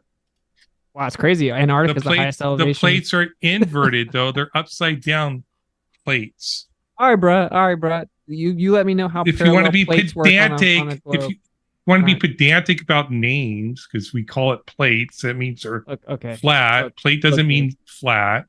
Finally got my camera fixed. Let me explain this to you. Seismology doesn't work on the globe because the globe prediction doesn't match the actual seismic activity. We have arrival times that are off by up to 7 minutes based on the propagation speeds. That's like all the way across the earth. So an object or a location that's right here, thousands of miles closer than another location, will receive the signal last, even though it's closer to the epicenter. We also have all kinds of anomalies with the globe model with seismology. We use plates that are horizontal and parallel to even map it out. And it's electrical discharge that causes vibrational resonance. Move on. I've done this too much, honestly. It's honestly All fun. right. Sorry for laughing. Everybody's the mods in the live chat are giving me a hard time on the Discord for once again mispronouncing Ozion's name. Ozion. Ozion. No. You know what? I think they care more than you do, but you know Ozian. it's making me. It's probably It's making Hannah. me. Yeah, it sure is. Yeah. They, anyways, it's funny and Surgeon, but I appreciate you guys trying to keep me on track here because yeah, I do have short-term memory. Do you know how many lyrics I have to keep track of in this brain here? I've talked let's with you. continue on. Anyways, just let me have this. No, I'm kidding. All right, Elijah Riviera, $5. You can measure curvature, a small circle of a radius on the surface with center at that point, and to calculate the circumference or area of the circle. But wait to not Wasn't give really any addressed to specific anybody. It's not methodology. curvature. Yeah, duh. Well, he didn't even say a method. He just said, you can do it, I promise. A circle and a circumference. Okay, that's still not curvature. Yeah, where's the radius to the sphere matching the convexity of the surface? Where is the physical empirical measurements of Earth's alleged curvature? Yeah, crickets. That's what we get. was that a question for me? I thought you were responding to the That's a super question chat. for all ballers for going on 7 years now. Uh-huh. What's your question? Can you repeat it? Can you provide physical empirical measurements of the Earth's alleged curvature? Yeah. If you watch that Netflix documentary, they literally the flat earthers did it themselves. No, they didn't. Exactly. Which is what goes to So, show where you are. flashlight. That's so bad. It's like, Big admittedly, It's see, the funny person- too that ballers think that flat earthers proved the Earth it has curvature. yeah, that they can't, even do it themselves. Pendulums do it. Gyroscopes Yeah. do it. The Like, person that made that They don't. documentary literally said, well, there were some flat earth results and some globe earth results, and sure, we took you out of context, but it's because we decided to make it a flat earth hit piece and be dishonest. They said that themselves. Yeah, Mhm. just watch the documentary, folks, and Yeah, to Watch completely the ignore what the dishonest producer of documentary. the film said Yeah. about being dishonest and lying. Who cares what they said? Just watch the documentary and believe the lie. All right, well, let's continue on there. Mr. Monster, you've been a member for over 18 months and you've asked a question. We appreciate that. And you said, oh, no, you didn't ask a question. You're just saying this is the best channel for debate. I happen to agree with you. That's kind of why I wanted to be here. Hopefully everybody else agrees with me. Smash that like button. That's always fun. And give lots of love to our speakers that are out here tonight. All of their links are going to be in our description, even in the podcast. Elijah Riviera, $5 to the Flirts. Do you think the Earth is three-dimensional? you just said nothing's two-dimensional. I agree. It's insane to think flat earthers don't. Yeah, Earth Well, has depth. The universe is flat, though. Yeah, I which is agree with that. which is a you problem because that's called the flatness problem, which is Uh-huh. which is a big issue for you. How did the inner density just so happen to be 0.00070 Yeah. zeros? Yeah, it's called the flat. It's impossible to explain. In your I cosmology. don't necessarily believe it's true. I just believe that's what the evidence is indicating. But, Yeah, All I agree with that. observations show us that, yeah, but it doesn't work within your cosmology. It should be negative or positive curvature based on the energy density and the mathematical statistical probability of it being positive or negative. Then they have proposed the inflation theory, which said it was curved at the beginning, I promise, but then it just flattened out because it moved so fast. Then they saw that the galaxies were way too formed, so they had to add the early dark energy And then they were like, oh, wow, that actually contradicts the inflation theory of the inflaton particle that turned into everything. So yeah, your cosmology is kind of weird. We didn't maybe there's different physics in the early universe. Yeah, whatever we, but that's not God of the gaps though. Well, I think we have, until we exhaust all the physical explanations, and I wouldn't presuppose a non-physical explanation. That's typically my position when it comes to that. We've already exhausted all the physical explanations. So right now, for over 100 years, we've been sitting here saying, I think there may be something else we'll discover one day. Yeah, I heard that the universe is flat. I don't necessarily understand it. Can't explain. Well, that's the I did, bro. What it is like, say the Big Bang says there was a singularity, and then everything exploded and expanded out from there. Yeah, So I know the Big Bang. No need to real explain. fast. The flatness problem, that the universe is flat, is that if there would have to be the perfect amount of energy density. Bro, with all due respect, no need for it to repeat ourselves. We have like. Yeah. I mean, like, you don't need to know your religion. You can just believe it. I don't have a religion, bro. Yeah, you do. Yeah, I'm close to Buddhism, though, but. Wait, no, you believe in the Big Bang cosmology, but you don't know why or what it is. And that's kind of a religion. It's not my area, bro. I believe whatever the scientist tells me. If you want to discuss, that's a religion. That's a religion. If you want to discuss software, I have my materials here about how does the RAM memory stores the addresses of You're defining religion. You're defining religion differently. So go to the Oxford Encyclopedia. Oxford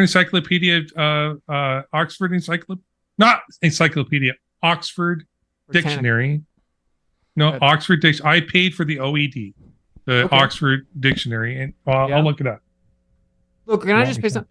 Batar, here's the problem. What's up? You said, well, no, I believe it, but I trust the scientists. That's what a Catholic would say, right? They'd be like, well, yeah, I believe that's what the Bible says. I don't know why, but the priests say it, and they've been studying it for way longer than I have. They went to college for it. That's a religion. You believe you believe something built upon the doctrine of men, void of empirical evidence. You don't know exactly what you believe. It requires blind faith and belief, and you just trust the authority that told you what to believe. That's what a religion is. No, everything in science needs empirical evidence. Like you can have like hypotheses to explain a data, but like everything in science needs falsifiability, needs empirical evidence. Science, what science claims, a lot of the times it isn't true. We prove science false all the time, like spontaneous generation was proven false in the past. Yeah, science is just the best explanation for the stuff we have today. That's the best explanation the guys that study the universe came up with. Oh, the universe is flat. They don't know why. Okay, I'm not challenging that. It's not my area. My area is software engineering. If you want to discuss that, I'm not a scientist on it. I'm a graduate. I know you guys hate the word religion. No, I have no problem with you redefining religion that way. That's not how I use religion. I'll just say you have a belief system that you don't know what is. I have beliefs I accept as true. Things I accept as true. Based on, even though you don't know what it is, you accept as true, and you just trust the authority figures are going to tell you the truth, and you blindly believe whatever they say, even though you don't know what it is. So, I mean, I have justification for accepting certain testimonial claims. So I have to justification. Yeah, I just want to say religion. It's justified. It's not unjustified. I have justification. It is unjustified. All the evidence shows the Big Bang cosmology is wrong. Justified in your mind doesn't mean it's justified. Religion, the way religion we're not is science. You believe your beliefs are justified, right? Go ahead. My bad. Go ahead. The way religion is usually defined is like a religare, from Greek reconnect. So reconnect to like the spirity, whatever that you believe. Like I'm very close to Zen Buddhism that doesn't believe in souls, in God, doesn't believe in reincarnation or any of that stuff, but that's an exception. Most religions, they're about reconnecting to a lost supernatural, and there's nothing supernatural in science. Therefore, it's a category ever to call science a religion.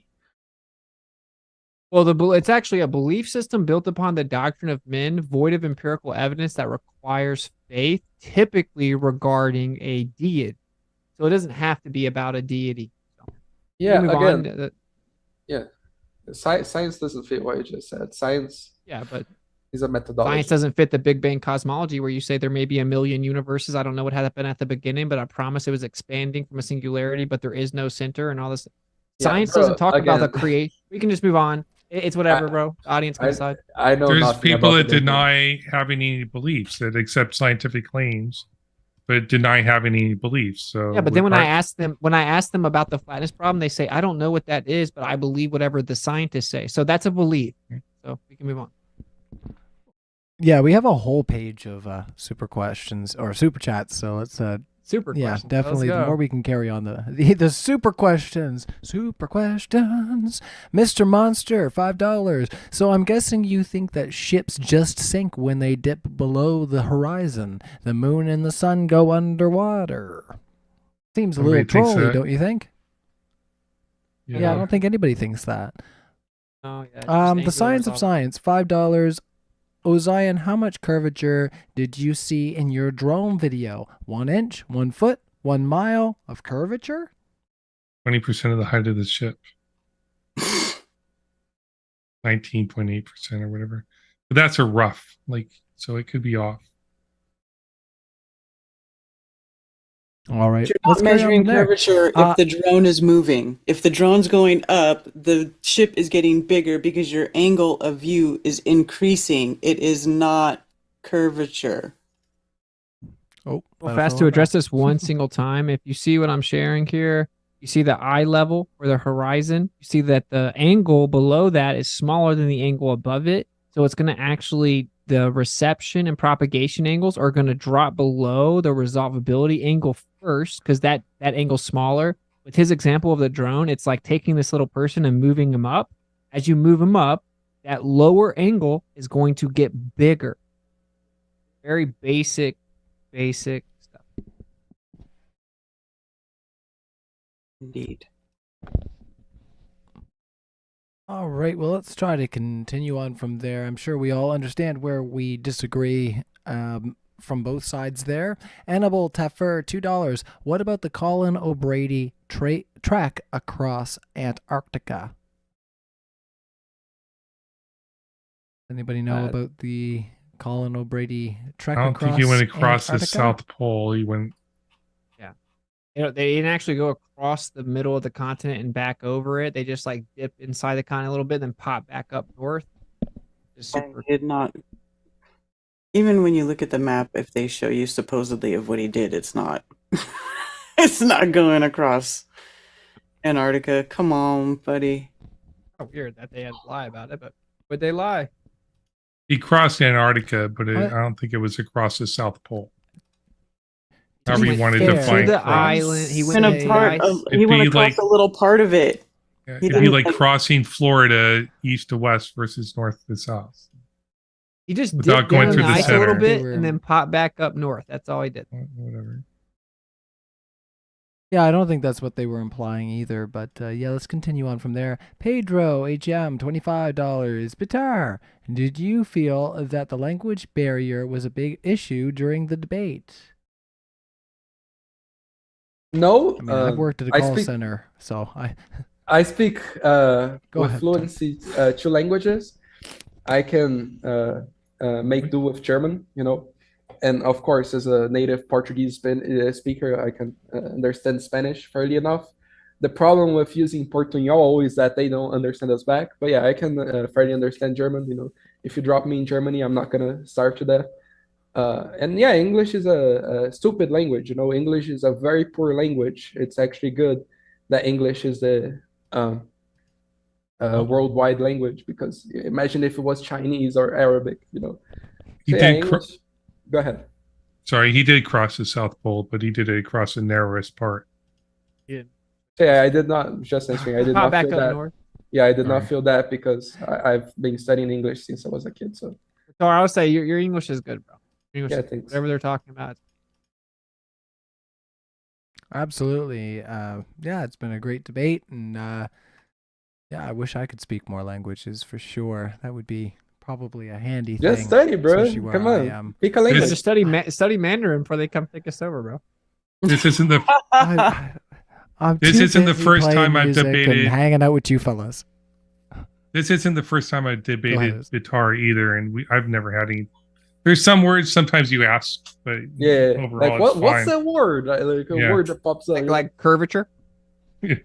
No, I know curvature. It It's all seems like good. none of the Richie ballers seem to Constitution. understand the question. Like, can we get physical, tangible, empirical measurement of Earth curvature? That question seems to just like shut their brain off. Let's get these questions out of the way because I'm going to fall asleep. I'm an old man. All right, cool, yeah. Okay. I was gonna say I'm an old man too. I got 2 kids, so that Let's automatically rush through 'em. qualifies me as an old man. What's the flat Earth model from Richie Constitution? She just had a baby. She had 6-month-old. It's my wife. Flat Earth model. Good. 6-month-old? Awesome. What? You have a 6-month-old, you said? Yeah. Yep. Congrats. Thank you. Mine are 22, congrats. 21, and 19, almost 20. Yeah. No, I'm just kidding. Yeah. I'm in my 50s. I'm the old dude. My oldest son is 20 today. Happy birthday, Hey, son. happy birthday. Happy I'm birthday. 22. Well, since Well, we're then doing you still have this, time to- happy you still have birthday time to to my figure out. 9-year-old daughter tomorrow, right? Hey, Yeah. happy birthday. Which is yeah. why I should behave. Yeah, Vitar, you still I have should you still behave have so I time to can get figure up out. and- You still have time to figure out that. Karen, you look really young. I wouldn't say that you have a daughter my age. Congratulations. Well, it's a son, but thank you. Son. Okay. Yeah, he's 20. Yeah, you. I have gray hair. Yeah, you're preserved, girl. He Congrats. doesn't date ballers. Sorry. Okay, let's before we start making other pitches, debates and whatever else we're doing, let's continue on with our super chats, everybody. Run Booster Bear 9.99. Karen, when you couldn't find any Earth curvature with your Earth curve with your team tried, how were you able to walk away from the ball Earth? Seems many can't or won't. Very well written, but I'm not sure what. Basically saying he's like when you went and tested the Earth and you didn't find any curvature, how were you able to walk away from the ball? Because it seems like a bunch of people can't. Do it. Oh, yeah. Well, that made it easy.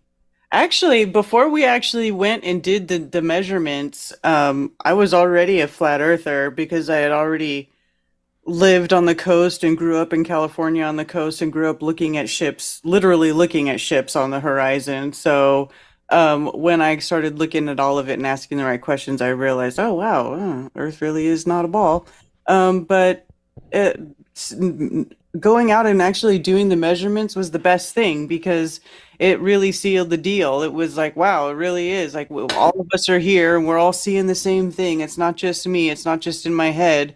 We're all seeing things we shouldn't see based on the size and shape that they tell us that the Earth should be. So that makes it easy. That's why, I don't consider this a belief. Like, somebody, like the other guy was saying, oh, your belief this. I don't have a belief, dude. I used to believe in the globe. Then I tested it and I found out it wasn't true. And now I know Earth is not a globe. I don't really know what Earth is, but I know it's not what they tell us it is because we have tested it. And every time we test it, it fails. That's all there is to it. So what Earth is, I don't know. It appears to be level and stationary. That's why I go with that. It's just that simple. All right. My Well, that was pedantic for side you, comes so out we'll about continue on. beliefs, but go ahead. Like, belief is just Yeah, I was something gonna say, we except got it's so many true. questions. That's it. Yeah, whatever, man. Like, give us I physical don't measurement of care. curvature, or we're gonna move on. Yeah, go ahead. Yeah, I was gonna say we should move on just because, like I said, it's a list. Rick Wright, $5. Ozian, can you show me credibility? Do you have proof or evidence of how far the boat was? I still struggle to see what you were proving. Thanks for your first super chat, Rick Wright. That as the drone went higher, more of the ship was exposed. Angle of viewing. Alrighty. Well, let's continue on. There's lots of conversation, I think, about that particular thing there, so definitely check it out. Kelly on V, $5. What is the difference between magnetic north and true north, implying each shape of the Earth? It doesn't really matter. Try to limit to 2 minutes. Yeah, like the true north no, magnetic north, if I'm not mistaken. It's like the center of the Earth. No. No. Like, That's true. True north would Let be- Karen, yeah, let like- Karen B explain. Okay. Yeah, like it has. No, let me finish. I think I got this. Like it generates a magnetic field, and like it isn't necessarily where up north, you know, it actually moves. If I'm not mistaken, that's the difference. Yeah, let Karen B's got you. She'll teach. Yeah. Okay. It's 1,200 miles south of the magnetic north is about 1,200 miles south of the true north, which is the axis Yeah. of the Earth. There's all kinds of different souths though. There's 3 different points up there. There is the actual geocentric center, okay, true north. There's actually 2 magnetic poles over there. One of them is moving and one of them stays relatively stationary. So that's the difference. And where your compass points to is considered the magnetic north, right? But that is not the same as true north. True north is supposedly the actual axis, okay, or where the point in which the sun goes around.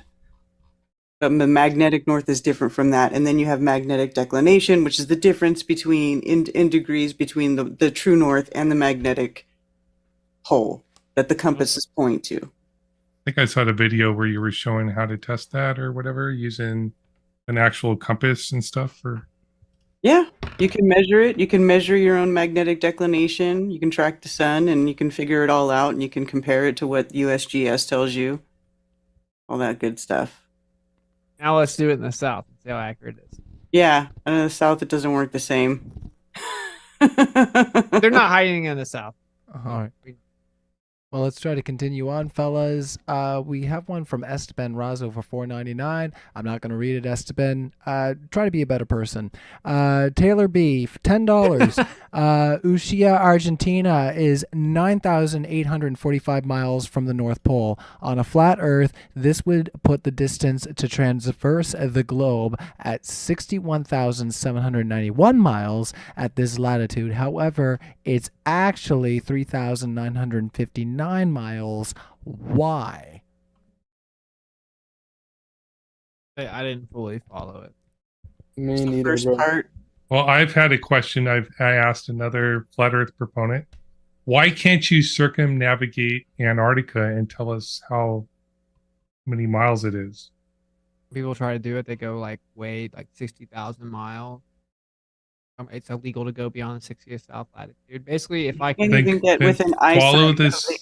You can't even get within eyesight of the Antarctic coastline legally. You're not allowed to go. What do you mean? There are tourists that go there. Tourists. You on a guided tour, you can go to very specific places on guided tours under supervision, but you cannot take your own boat and go sailing south of the 60th parallel and try to go storm Antarctica. You will get stopped. It's happened before. It's What do you not- mean? Like that land doesn't There's a- belong to any country. Like it's international waters around it. You can circumnavigate.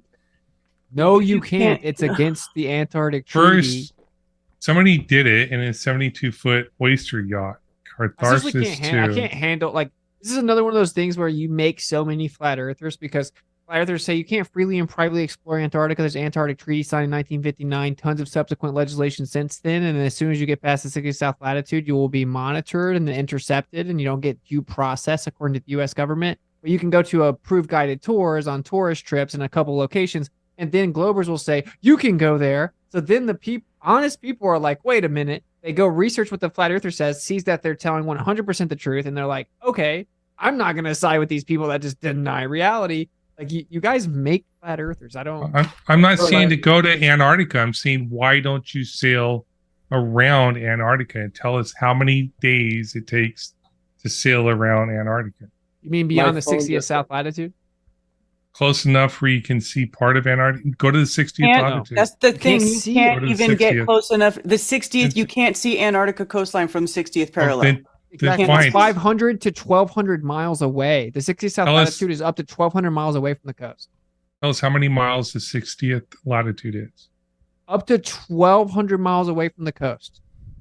Okay, so how many miles around is it to circumnavigate at the 60th latitude? I don't know. When people actually try to do that, it takes them way longer than they think they have to try to go around Antarctica. Well, it doesn't matter how long it takes. You calculate how fast they traveled. How many days it fast you takes. go in a boat? How many days it? Well, yeah, you have to presuppose the distance. Yeah, let's just Whatever. Leave me alone. All right, let's try to carry on.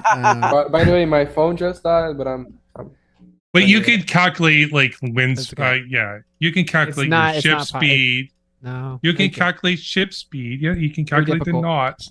You have to know the distance. They've been doing it, but they've been Speed doing it equals- forever. Speed equals distance over time. In order to be in an ocean and try to determine how fast you're going, you need to know the distance and the time, which means you have to presuppose a specific model like the globe and know how far of a distance you travel divided by the time. It's just very basic stuff. We just move on. They were literally doing it for thousands, using knots. Actually, knots on roads. Thousands. Here we go with this thousands of years. Well, maybe not thousands of years, You have hundreds to know of the years. distance and time, man. Let's just move on. Accurately measure it. Next They super can chat. calculate the speed. Yeah. Yeah, let's go. Oh yeah, we've gotten a pile of them tonight. So yeah, Teo McGuarty, $5. Mr. Adiohead, round uncertainty is greater than any supposed Coriolis artillery are bracketed in 100-meter swings. Coriolis is a claim, only a claim. Next question. Like, okay. He We said, already yeah, I discussed know you're this. right. Okay. I'm just gonna put Yeah, my we did baller kinda have that glasses on so I can discussion, so answer. for sorry, you yeah. guys. I want to go to bed. Awesome Lawson Clips, $10. Friday, May 13th, 2011, Venus, Mercury, Jupiter, Mars, Raglaries, the 13th alignment. Photo from Earth at night. Impossible on the heliosexual model. Explain globies. 30-second video on YouTube. Pull it up. What is in the video? What did he say the video has? Some specific celestial positioning in the sky they're claiming is not explainable on the heliocentric model. The position of the Southern Cross. Yeah, I'd It's have getting to so see bad this. for the Ozean, right? You Yeah. know it's getting really bad for the globe out here, bro. Like it's so bad now that it's like almost embarrassing. I'm not even joking. Like everything that you guys believe has been destroyed now. You just let it go. It's like getting embarrassing. Like by 2025, it'll actually be like Okay, intellectually criminal to think the Earth's on the a- flat Earth model, how long does it take for a radar signal to travel 1 radar range mile? Depends on what I mean, direction I it's can going. ask you all fucking stupid types of questions that I don't specifically know the answer to. It doesn't mean that it's false, right? So just because I don't know his very specific type of claim, some celestial arrangement in the sky, doesn't mean there isn't an explanation for All it right, bro. on a globe model. I was just trying to give you a friendly all. heads up, dude. Well, I understand, but I could ask you questions that you don't have the answers for, too. I don't. Oh, I it just doesn't did. matter. Like, dude, here's the deal, bro. The globe's a positive plane. We went and tested it. We debunked it. The Earth's default position is a stationary topographical plane. We went and measured it. That's just a fact. People that deny it, they're a little behind the times, but it's okay. People still believe in the moon landing and think that bioweapons are health. So, come on. Yeah, let's avoid that. I'm gonna start being a baller. I'll help us get this. Well, let's get through these super chats because there are quite still a few. So angle of elevation, $10 Canadian. The pressure gradient in air is proportional to the sound vector acceleration according to Euler's equation governing flow. Gravity doesn't do that. Infrawaves do. Sound keeps you on Earth, not gravity. Sound. Okay. Sound's a vibration. Vibrations keep us on Earth, not Low key gravity. bass, bro. Low key bass because vibrational resonance is what everything is comprised of. There's nothing that doesn't have an intrinsic vibration. And what is sound? It's the medium's vibration. That's why you can't hear things in a vacuum because it's actually just the air vibrating. So sound, but more specifically vibrational resonance of all the mediums, including the etheric background, would create a downward pressure from the energy above us, basically rippling acoustic vibrational resonance down to us. But that's for truthers. It's not for those that it's not. In the pretty base, he said, "I don't know." Next, I didn't say I don't know. I'd say I disagree. he said, "Nuh-uh." Next. Yeah, thank you. Next. All right, let's continue on. So Taylor B. Low altitude radar demonstrates the globe model. Why do aircrafts disappear? Why do aircrafts disappear? They go over the curvature. That's why.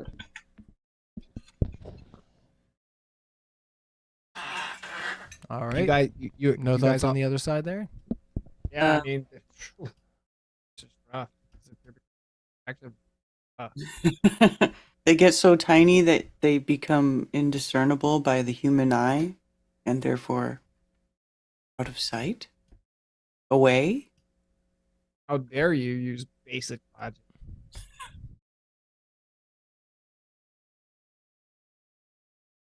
All right. Well, let's continue on.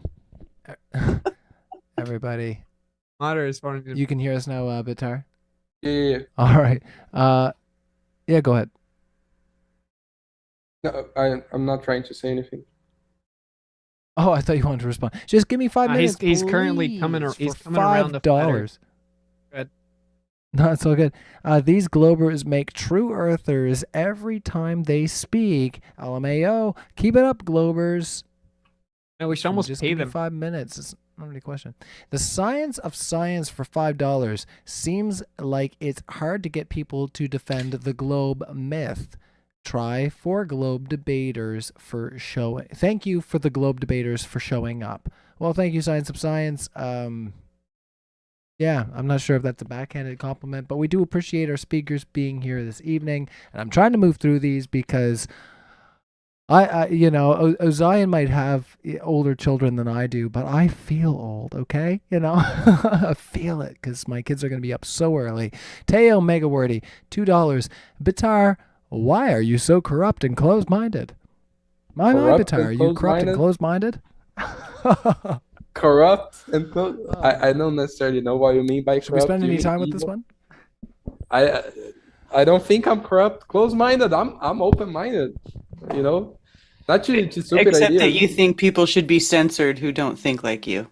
Yeah, that's where you Not that lost don't everyone. think- yeah, not people who don't think like me. People that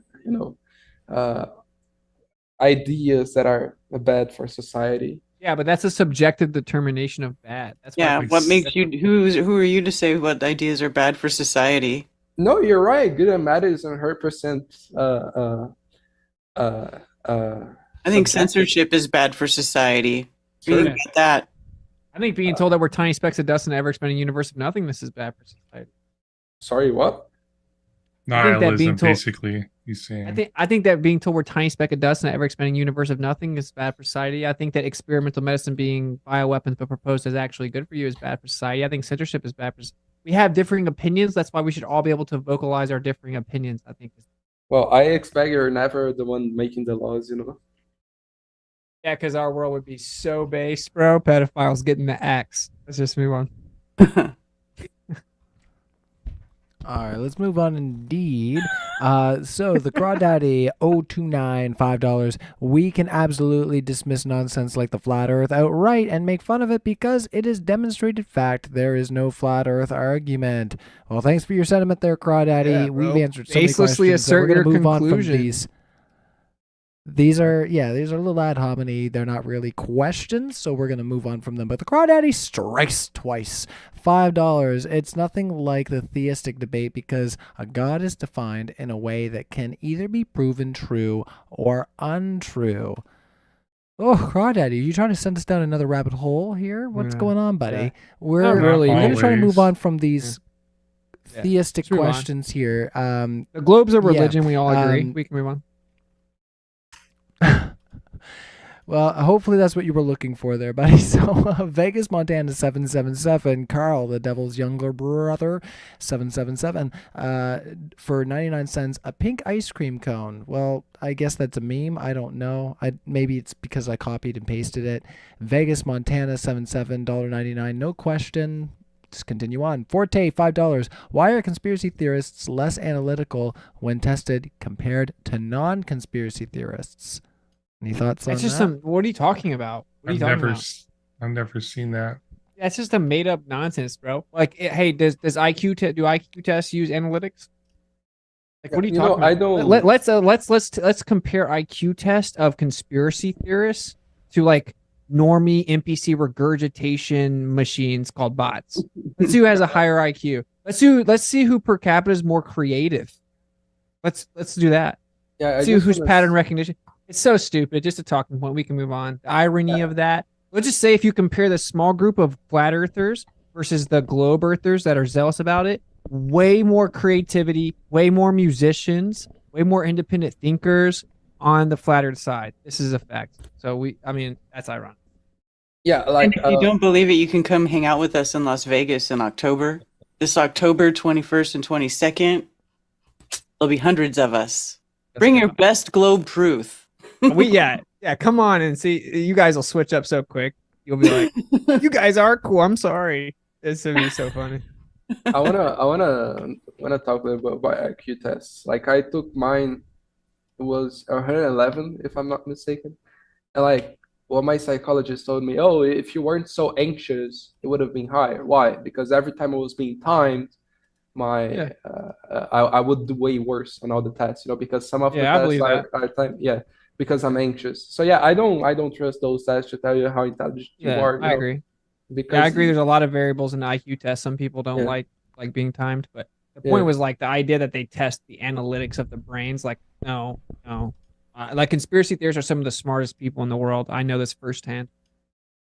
Like I've seen correlations between high IQ, schizophrenia, and conspiracy theory beliefs. So There you go. if anything, Yeah, you could, yeah, doesn't mean yeah. shit. Like, that was pretty slick. You're pretty slick, bro. Let's just move on because I don't like we could go into that, but we'll move on. I don't agree with it. All right. Let's continue on because we do have a few more. It's flat and amazing. That was from Ominal. Thanks for your membership. We'll move on from that. Rick Wright and Bitar, I'm right. They're wrong. Censor them. Beta. I didn't do that right. Beta. There we go. Beta. It was too low energy. It was too low. Yeah, I can't energy. even had can't to even match get a little bit more in JLP. there. It's a lot.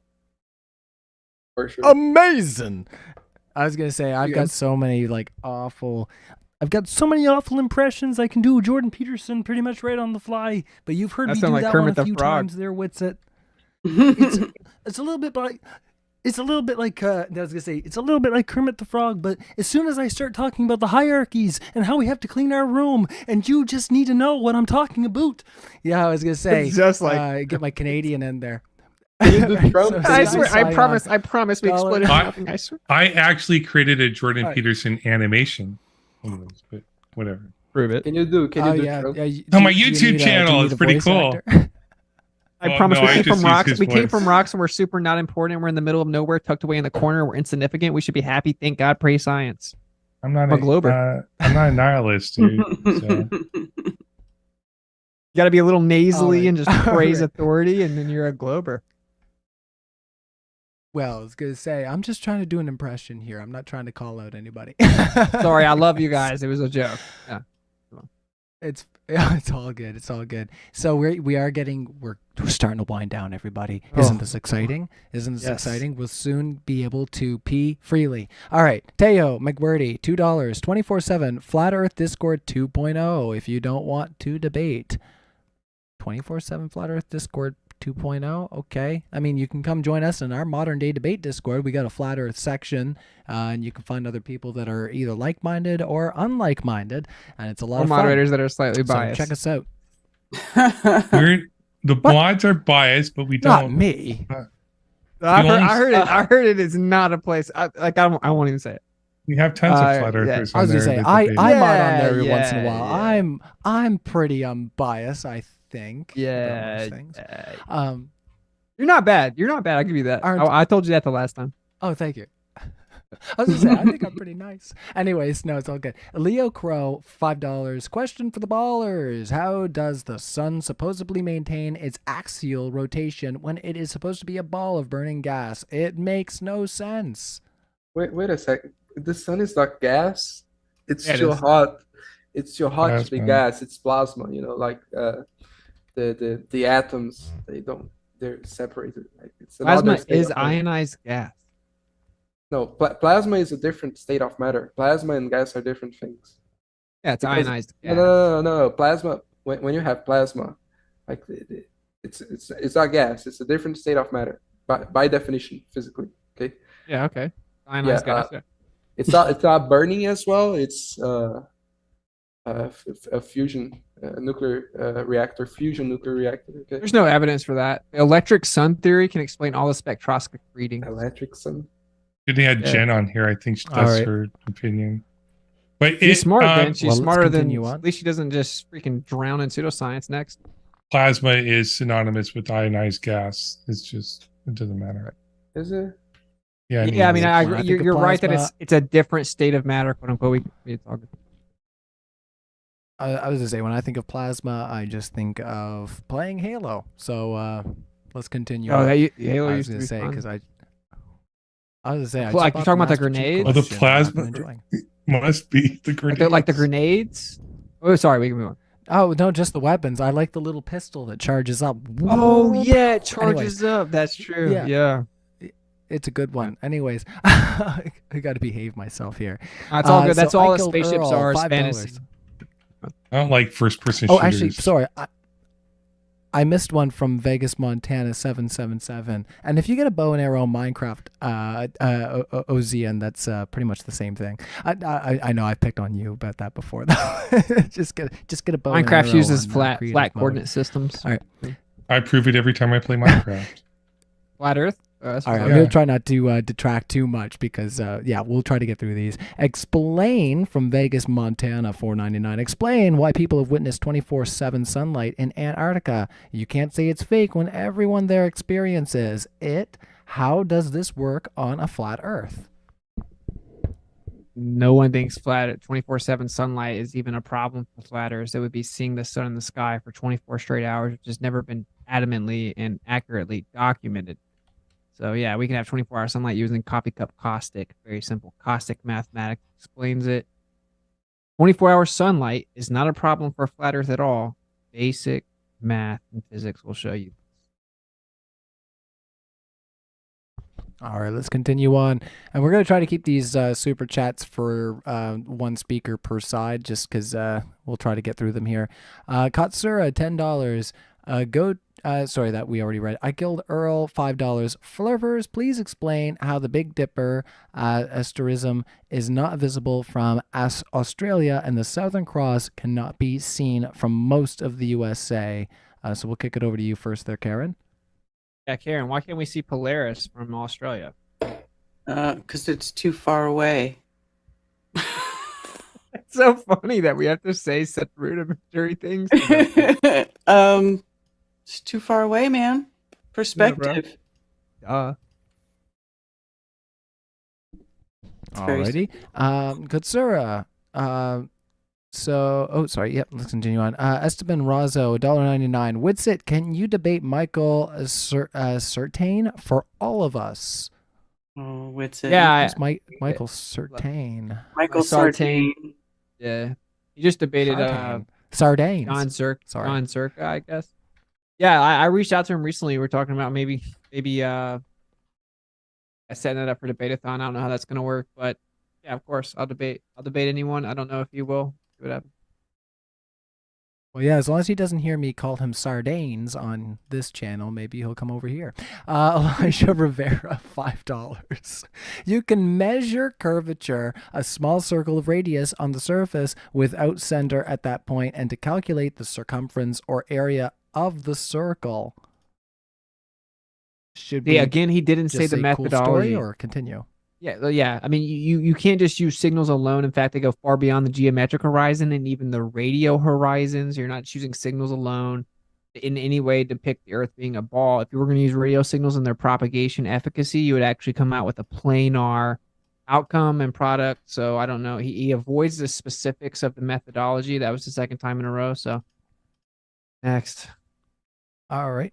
Dr. Dino, $2 coming at you. So I'll say it and we'll just continue on. Another field Witsit is incompetent in. Big surprise. Well, as we've established, Witsit feeds off of your hatred. It feeds his anger. Yeah, to it makes the me dark power side. up. No, I still love Feed you, is man. power. I get that you're kind of going through this cognitive dissonance struggle where you have to like attack me for being the messenger, but it's all good. Karen and I are just trying to help you guys out, and you'll see it one day, or maybe you won't. Maybe everyone's not supposed to see it. Awesome. Teo Magwerdi, $5. Ozean, I clearly demonstrated to the audience your ignorance about optics and consequences of the angles. Your drone footage is moot. You are wrong. I disagree. Okay, thank you. His answer was nuh-uh, but yeah, you are correct, Super Chatter. The propagation reception angles completely dunks on his alleged claim that verifies that the Earth's a ball because it's basic physics. Well, it doesn't seem like they want us to go. This is some of the most this is the longest list of super chats I've had. I guarantee you, think, the ever. end of them, Trolling. the end of them are going to be a lot more insulty. Towards Are me. you in the half of it at least? Yeah. We are almost to the end. Don't worry. It's just that this is a lot, and I just want to say thank you to everybody who did stay here, and especially you as well, Batar, because you came out of the blue. So I mean, everybody else here is kind of a little more used to this and ready for it. You just kind of popped in here, so thanks for that. I don't know what Trolling time for it the is for truth, you guys. $5. Aaron, Yeah, did you sure. know you were going to be here for 4 hours? No, I didn't know. Not for 4 hours. It's 1:40 for me, bro. But yeah, continue. We're almost done. It is 1:40 for me as well. We're in the same time zone. I'm in Nova Scotia. Ozean, drone tests was climb a tree on steroids. That's from Trolling Yeah. for the Truth. Okay, We'll just thank you. continue on. Basically, There's what not he's saying much is to there's a go really on there. stupid comment people say about the prove the Earth's a globe, just climb a tree. You can see further that proves the Earth's a globe. He's basically saying that your drone was that on steroids. All right. You know, I think I think I did cap the open discussion at a good time. It's just these super chats. They pulled No, us no, into dude. a whole Yeah, new you're number. good. You're good. Iron Horse, Iron Horse, $5. It's all fun. James has opened a spot for me to debate Professor Phil Bell next week, and he's too cowardly to front up and defend his fantasy ball. So Iron Horse, sides you with out, you there, Phil. Flat Earth and Karen, and Calling you somebody out, doesn't Professor want to Phil. debate him, Professor so- Phil, don't be scared, bro. You spam my DMs on the regular basis, watching my videos with your commentary. Why don't you just debate the guy that's trying to debate you, man? Prove that you know so much about the Earth being a ball. Debate Iron Horse unless you're scared, Professor Phil. Iron Horse won't bite you. He's not that bad. I debated Yeah, he's him. cool. He's cool. He can get anyways. Oh, Another talk. No, it's all good. Teo Magwerdi, $2. Is this a social club or a debate? This is a debate. What have you been looking at? Like, did you miss Yeah, we've most of intellectually it? Like, these guys eviscerated the don't agree globe. about much. We destroyed the globe so much that it kind of does become like a social club in a way. It's kind of like, you guys can get there. We got you. You know, I think it's No so hat funny ons, no how poison you- in the well. Yeah, it's so funny how you have to reaffirm how you won all the time, so it looks like No. You guys didn't provide any physical measurement of Earth curvature, and we've been waiting for 7 years, so it's not really anything to reaffirm. I'm only here for the audience. Yeah, you're just repeating what I just said. Yeah. Well, give us physical empirical measurements of Earth curvature, and then we'll reconsider. Bro, I debunked you, okay, when I did this with two objects. Like Hey. with No. Let the audience I should, decide, bro. I should step on the scale and not wave anything because Straw there's man. no electric, like the electrons pass. Yeah. Now I'm straw having man a- fallacy. It's not a now I'm very having good an argument. English barrier. Yeah. It's all good, brother. I see what you're saying. I All know right. what you're saying. You're wrong. Give me one. Well, let's continue on. Sorry. So, Angel Quellis, $5 for the Flat Earthers. Do you believe the center contains Mount Meru? I think it's possible. What's Possible. Mount Meru. I It's possible. I fear Mount to ask that Meru. because I don't want to. Supposedly a magnetic mountain in the center. We don't know that there actually is a magnetic mountain in the center, although in the old maps it does say that there's Rupus Negris El Altissima, which means the high black cliffs, and it describes them as being 33 leagues tall, and yada yada yada. And then all of a sudden, somewhere around 1500 years ago, the islands and everything disappeared off the map, but we still do have our two magnetic points, but they're not in the same place. because they're Yeah. traveling magnetic points. This is why I'm not necessarily sure that there is a magnetic mountain in the center that's above the surface, maybe below the surface, because there's certain types of minerals that have a natural magnetic field, like magnetite and such. But it's possible, but I don't know. Or Karen, what do you think? Maybe like it's like above the surface, but it moves around like when Cammy showed me where like the quadrupole was like over the 4 magnets, and then they put that piece of like magnetite over top of it, and it was just like levitating above it and kind of moving around. I don't know. Who Maybe knows? it's floaty. Maybe it's a Yeah. floaty pole. Maybe it's float. We don't know. We don't know. It's a trap. It's a trap to try to get us to sound crazy, because the truth is that this Earth we live on is way more amazing and incredible than we were told, and people aren't ready for the gravy. People aren't ready for the gravy. All right, well, Not let's ready. continue on. We got a couple more here to go. Oh, just hold on a second here. I had tried to copy and paste the other ones here. I just think it's so what is the weird best that, like- Bible verse. Oh, I think it's so Sorry, I was weird gonna ask, that what is the- you believe in a flat Earth. I mean, Yeah. I can Alright. I can say the same shit over and over again. All right, cool story, bro. well, let's continue on. Angel Quail says, what is the best Bible verse affirming the flat Earth? Oh man, I don't know. The Earth takes shape like clay pressed under a cell. The Earth is stationary, immovable, and fixed on pillars as a firmament stretched out, strong as bronze. It's impenetrable, and we're grasshopper inhabitants within it. There's a few of them. You know. There's like hundreds of them. It said Your heavens question- above, the bounds of the deep are below. That doesn't prove it. So you can go ahead and save that, Strawman. About the firmament being hammered out like glass, like You're molten Christian. glass. No, I don't adhere to labels of religions, but you know what's so funny, man? What I was gonna say is what I find very funny.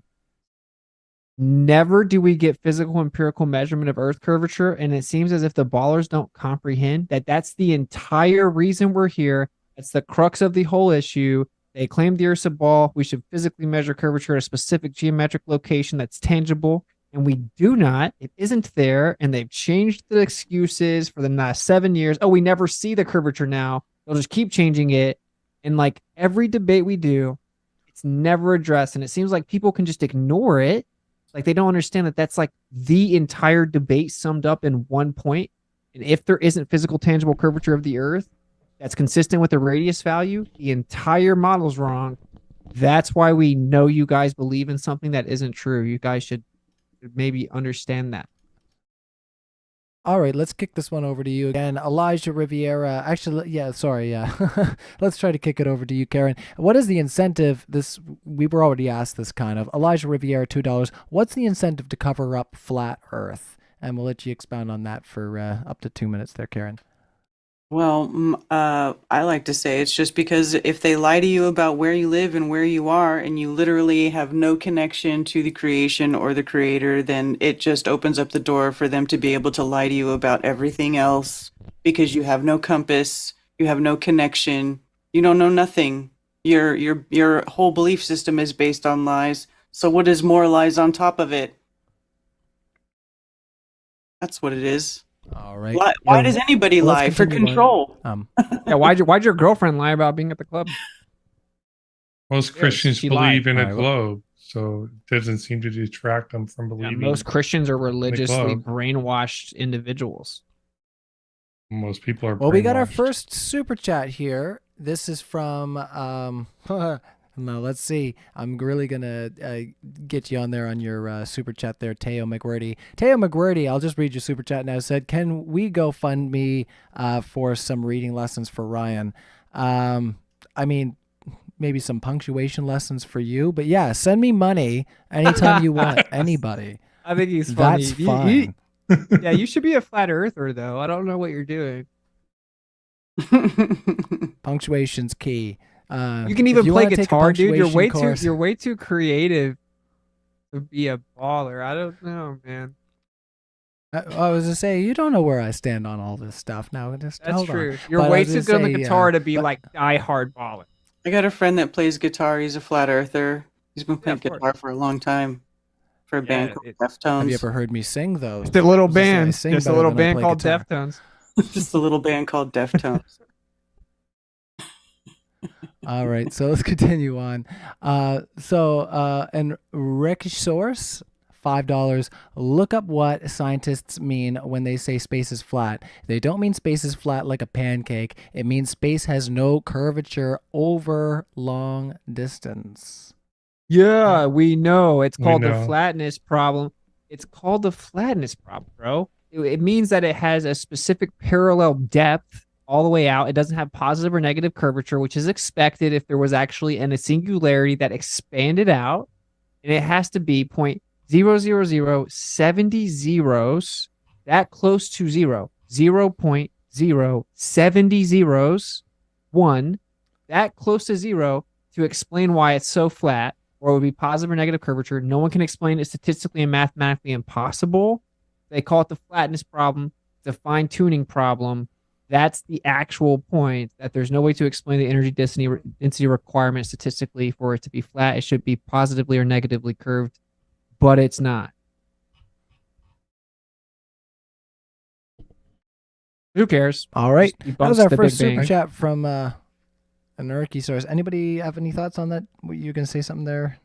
Yeah, like that's why I didn't engage much on that topic. I don't know much about Big Bang cosmology. I study software. If you want a calculus 1 or 2 lesson, I can talk to you. How to solve derivatives. I know that. I don't know nothing about Big Bang Yeah, it's cool. cosmology. It's cool. Do the equation for the Earth's curvature, which is 1.225 times the square root of the observer side of feet, should be where the geometric horizon is, and see if you can help us find the curve of the Earth. We've been looking for like 7-8 years, and it's literally non-existent, provably. And it just All people right, released so, talking about a different shape of the universe too. It's like we don't actually know. Yeah, we know it's not what. All right, well, let's you carry guys on. say it. Word. Well, let's carry on from there. We're almost to the end of this here. Teo McWordy once again says, Ryan, my Datsun Titlys cost money. LOL. Well, yeah. Maybe if I keep calling you out, you'll keep sending it, and then I'll get a few tips. Who knows? Hey, you never know what's going to happen there. All right. Teo McWordy once again. Twitch, join 24/7, Flat Earth debate, Flat Earth Discord 2.0. I will set up a debate between you and Witsit. Ping IA Ardent when you get there. So this Teo, somebody you know, Witsit? Maybe. Yes? No? I mean, they say they can set you up with a debate, so I mean, I figured they must know. who you Yeah. are. If they're on 24/7, yeah. I mean, no, yeah. I don't know. I didn't hear the Okay. name. I don't remember. Well, let's continue everyone, on from but it's- there. All right. Yeah. Well, their name in here was Teo McWorty. Megaworty, sorry. Oh yeah. It's not. Yeah. I've been saying that as like, yeah, one full name. So anyways, awesome. Well, you Lawson Clips, misidentified $10. them, Didn't- and there's a civil lawsuit for bigotry, but we'll let you slide this time. Straw man. Oh, thank you. Oh man, well, I guess I was gonna cry.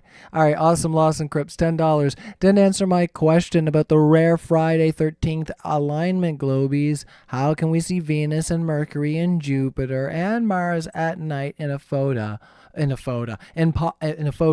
Impossible. That's the part that was screwing me up. Impossible in the Hey, your brain was- heliocentric model. Explain, please. Yeah, Your brain was really reading did. the next word as you were pronouncing out. You're making the claim it's impossible. The answer is going to be the same it was last time. I don't know your specific question. The answer to the specific Damn, question. bro, you just have a religion, brother.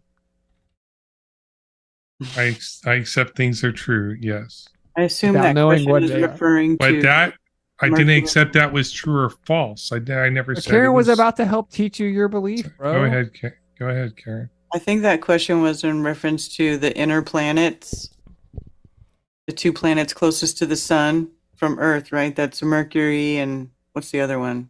Mars or Venus? Which one is it? Venus? Venus and Mercury. I always forget, sorry. Right, so Mercury and Venus, but they're on the inside, right? So why are we, if they're on the day side of Earth, why are we seeing those planets at nighttime? Why are we able to see the outside planets that they mentioned, like Jupiter, at the same time? Yeah, at the same time as inside planets. That I don't doesn't have make the sense. answer. Oh. That's okay. I said that the first time, second time. No, it's all good. Now the It's all third good. Your time. the truth is that your model is mathematically and physically impossible in like a million ways. Okay. No, I know it's not impossible because I know there is an answer for this question. Yeah, I it don't says know the sprinkle answer. sprinkle a little magical dark the energy answer is dust that on it. They're not. God done it. There you go. It's a better answer than what they Alrighty. say. Not what Let's I continue believe, on. but yes. Once again, I'm going to get Theo's comments out of the way towards me. So Theo has assured me it is Theo Mega Werty. LOL. Knit. Theo, I forgive you. I'm sorry. I knew somebody who's French whose name was Theo, and that's how they spelled it. So I just assumed. But yeah, don't bother me on that. Tyler 432, $20. The sun destroys the entire globe model. What do you think about that? They were asking if the sun Any if the thoughts sun on is that, Bitar? They're asking you if the sun is gas or plasma, how does it maintain axial rotation? How does it maintain axis of rotation? Mm-hmm. Yeah. I don't see how the two things relate. Well, you would actually need some mass to actually cause the gravity well with enough density to cause the axial rotation within the gravity well. He's saying if it's gas or plasma, how is it maintaining axial rotation? Well, mass, gas, and plasma have mass. What do you mean? Yeah, I mean, I understand your position. Would just be like, yeah, I promise it works. Plasma maybe kind of saves you, but it's not the same as material causing the gravity well distribution. So I kind of see their point as well. The real problem with the sun is beyond that.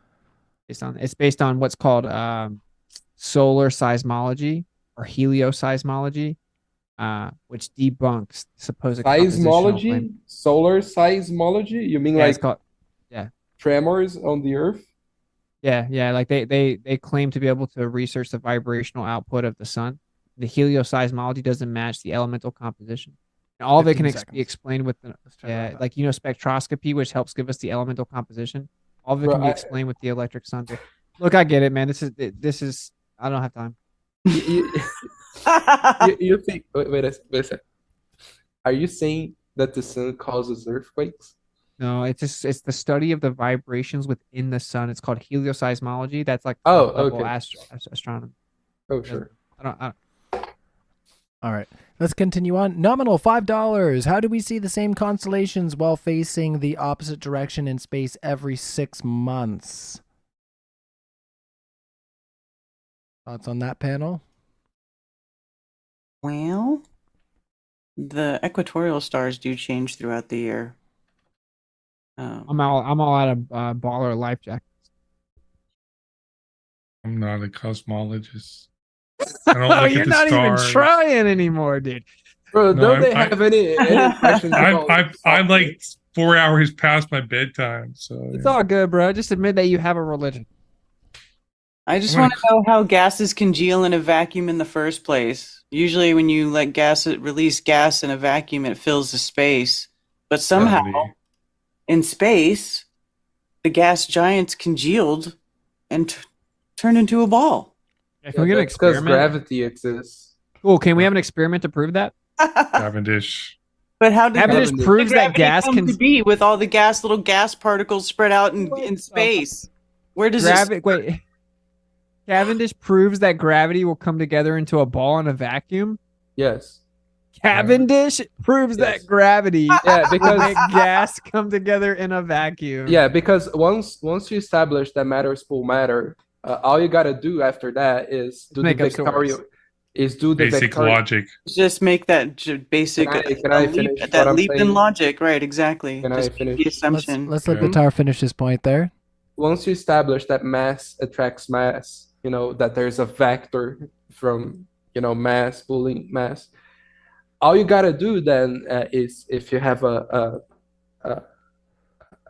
big cloud of gas, which is how stars are born, is do the add up the vectors. So you do a mathematical model when you have the the big cloud of gas, which is how stars are born. We can actually observe that in the sky, and then you do the simulation with all the vectors adding up, and they become stars. Like it's really easy to do. Yeah, because actually we don't observe anything like that in the sky. I don't know why you said that. And actually, when you add the kinetic velocity of gas seeking equilibrium in a vacuum applying the second law of thermodynamics, that would be way stronger than any downward acceleration bias could possibly cause any coalescing of gas into a sphere. Because again, the second law of thermodynamics reigns supreme. So we can move on. The answer is no. You can't provide experimental evidence for it. It's a story you believe, the creation account void of evidence that you believe, as other people in lab cults told you, like priesthoods, poisoning the well. It's religion. Poisoning the well. I thought you were going to engage in fallacious arguments. Dude, poisoning the well was preemptively discrediting your opponent to an audience. I didn't do that. Okay. It's literally just adding up vectors. That's all you gotta do. Okay, it's a simple simulation. Adding up vectors. Yes. Proves that gases congeal in a vacuum to form a planet. Yes. Really? What's the vector? What's the vector of gas in a vacuum? What's the vector of gas in a vacuum? No, okay. You just said add up vectors. What's the magnitude of gas seeking equilibrium in a vacuum? The magnitude of the vectors are gonna vary as gravity pulls them together, because gravity, as the radius decreases, the magnitude of the vector increases to the square of that. So the vector is actually going to be variable, and it's going to pull the mass together until the point that the vector is so big that it causes it to nuclear fusion. And of course, the planets, what happens to the planets is that we don't have enough gravity to keep the hydrogen in. And what's the hydrogen? Let me finish. So hydrogen. Let me finish. Hydrogen escapes from the Earth because we don't have enough gravity to keep there in. It reaches escape velocity. The Earth is losing hydrogen like every day, and then what we're left with is just the metallicity. Like those clouds have metallicity, which is all the rest except the hydrogen. It's how you identify which cloud does this star come from. You look at the metallicity of the star. All right, bro. We'll buy a science fiction novel to hear the rest. No, it's not science fiction. You can literally do this math. Physicists do this math all day. Math does not dictate reality. Exactly. Math describes reality. What are you talking about? Yeah. Math also can describe Superman flying. Math doesn't prove things. We want physical demonstrations. You're making claims antithetical to physics. Pictures. It's the pillars. Oh my God, I'm getting dumber. Can we wrap this up? Next super chat. Cool story, bro. Yeah. Okay. So everyone watching, just type the pillars of creation, which is a nebulous cloud. That is exactly what I'm talking about, which is like stars being born out of that cloud. No, that's you assuming what's happening. DM us the rest, bro. We're seeing what's happening, bro. We see that in the sky. All right, I'm sorry, but we got 3 more questions to go, and I do want to let Uzi and Ozian, all the other names that I can try to wrap all those syllables around. We do want to let everybody go here soon because we've gone on. We're at 1 a.m. Leo Crow from Same here. Leo Crow, $5. Regardless of what the sun is, plasma or gas, how does it maintain its axial rotation? You guys didn't even answer it.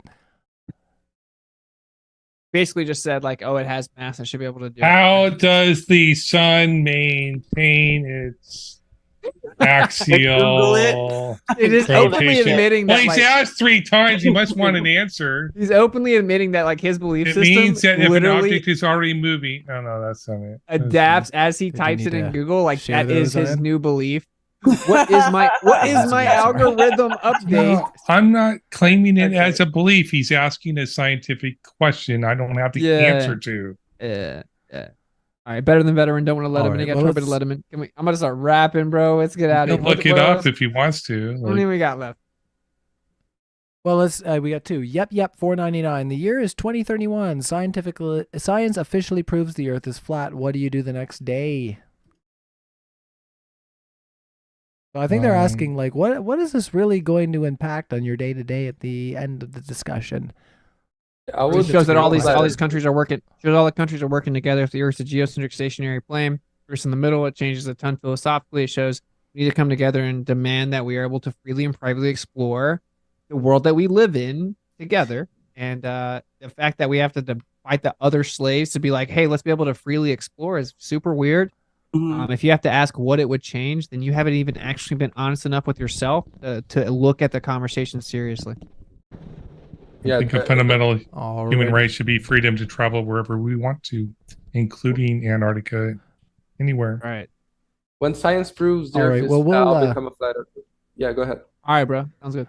Well, I was gonna say, we've had plenty of closing thoughts as far as the Q&A goes. So I do, I'll read off these last few super chats here, but we're not gonna get any input here just because there's not really a whole lot of conversation. But there are some compliments. What's it for the win? I'm now a flat earther from Stephen McCool reacts for $2. Stephen McCool once again says for $2 a Glober is why be closed-minded drones. Try waking up.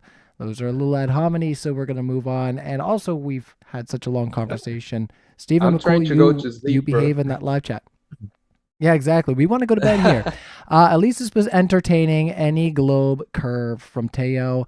From Enslaved by Truth, $2. Research toilet bowl Earth. Yes, and while you're at it, research that the Earth is a bag of bread, as I made James say on air many years ago when I first did a super chat, and then I never did it again. All right, so I just came over here to work. Stephen McCool reacts for $5. The more Globers have to defend their position, the more convoluted it becomes. Why do we have to make up so many theories to prove what we see?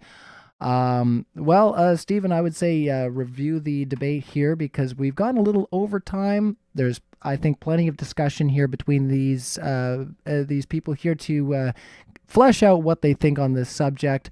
So I hope everybody had a good time. Thank you, Karen and Witsit, Bitar, and the Ozean for coming out here tonight. And we appreciate you guys. And we'll see you next time, okay? All right. Much love. Thank you. Cheers. Cheers. Bye. Stay flat. Make it weird. Yeah, bye. You baller. Ciao.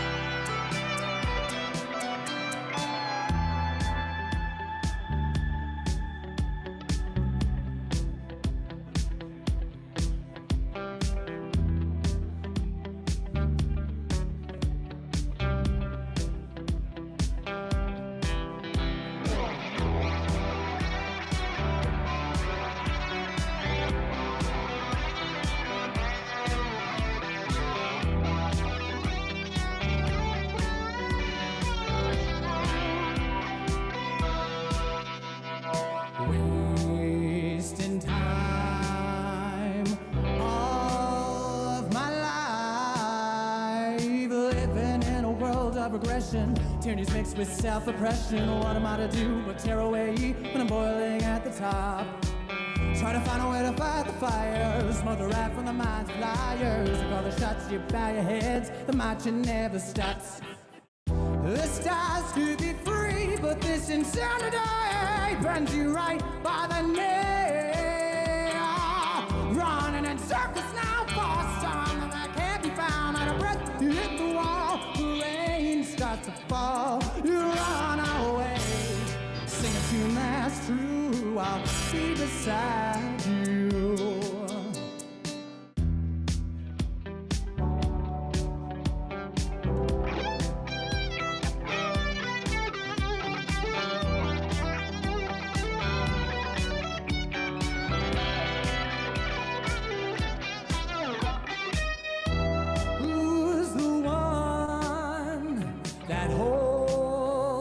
down. Push through there in your way, anything to make you stay. Cut the strings before your life starts to decay. From tears of blood, regrets of laughter, turn around and happy faster. Your hollow shape as the faith begins to drop.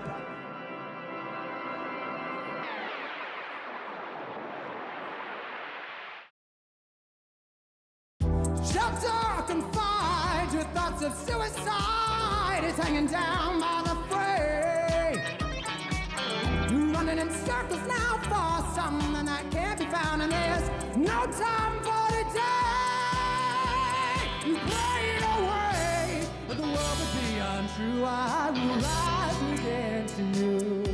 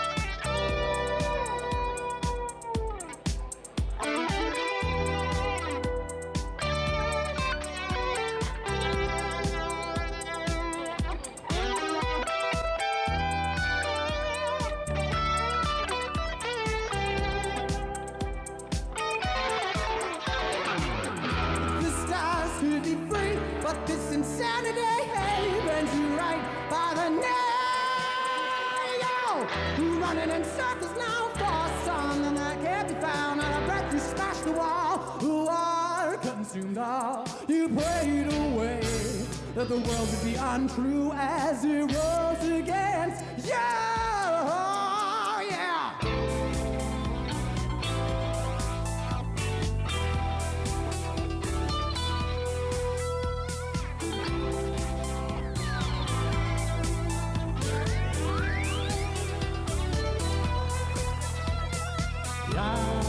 It's all here, but if you try, the pain unveils through genocide. Until we're gone, nothing can matter at all. We're gone, nothing can matter at all.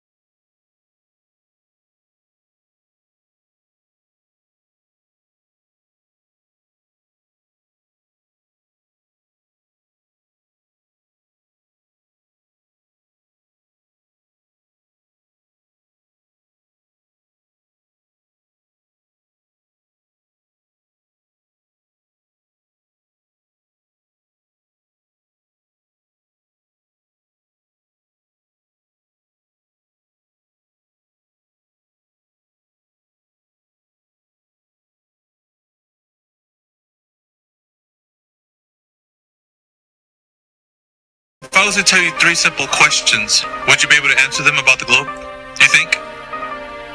Potentially, yeah. Okay, 3 simple questions. How have they measured the curvature of the Earth from ancient times up until today? They said that Earth was established to be a globe at least 1,000 years. For at least 1,000 years. Well, I couldn't tell you the scientists because I haven't got anything up in front of me. But there's some scientists who used a mountain and also a lighthouse. It was somewhere in Egypt or something. And he basically went up. He knew the distance between these 2 points, went through them to sort of figure out the distance between the top points, the bottom points, and then sort of work out the curvature of the Earth. Alright, so what I'd like to ask you is that the method that you're speaking of right now, do you know it fully, or are you just kind of vaguely responding to what you think Just vaguely responding. Okay. Yeah, it's good that you're honest in this conversation because that is key, right? Yeah. For us to have a good discourse. Alright, so since you are vague, I would say that, well, you just believe that that's how they measured it, right? I mean, because of the information that you received and how you're telling us, right? Yeah. Okay, so now up until this point, is there any time in recent times that they've measured the curvature of the Earth that you know of? Well, I'd use this may not be a good answer in your book, but you can use the ISS as an example, as when they go up whatever distance they are from the surface of the sphere that we live on, well, they can see that it is in fact spherical. It's just like your own eyes. You can sort of believe it. Right, your own eyes, but not your own eyes, right? At the same time, because it's not your own eyes; it's their own eyes. They're telling you the story from that place that they're at. They are telling you the story. Right. So you're basically believing what they're saying. Once again, you're believing what some. Right. So we're just establishing, that as much as we're not going to get into any details right now in this conversation. But so far, what I'm gathering is that you just basically believe what they're telling you. So that's fine. You just believe that they said that the Earth is measured to have curvature. Yep. So we'll go ahead and go to the next question, which is, how do you know, or how has it been measured that the Earth has been detected to be spinning on its axis, axial rotation?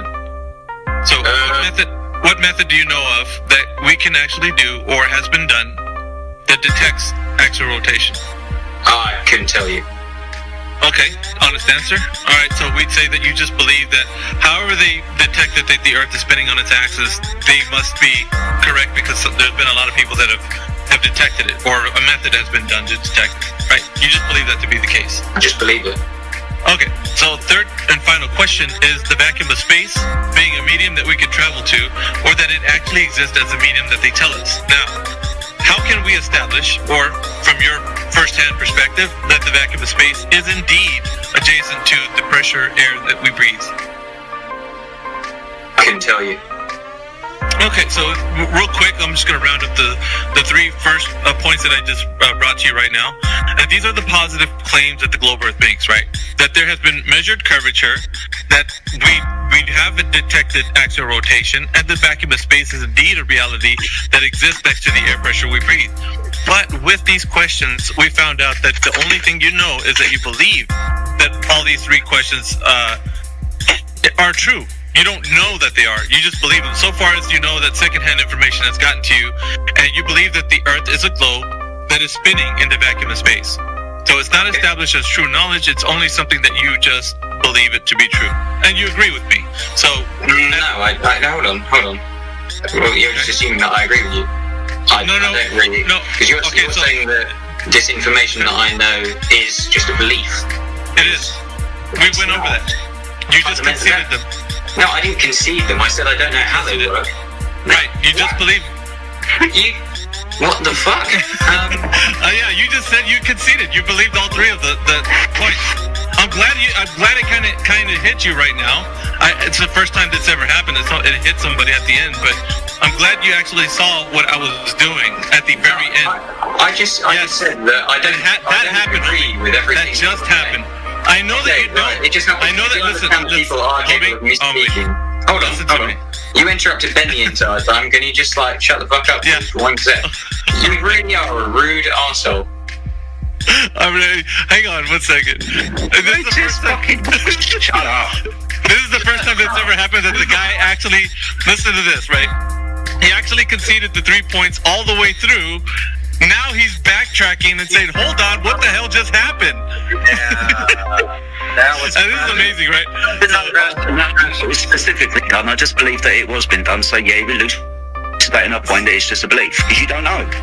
So you do understand the power of my kung fu now, right? You just got beat on and didn't even know it. So here's the thing, though, homie.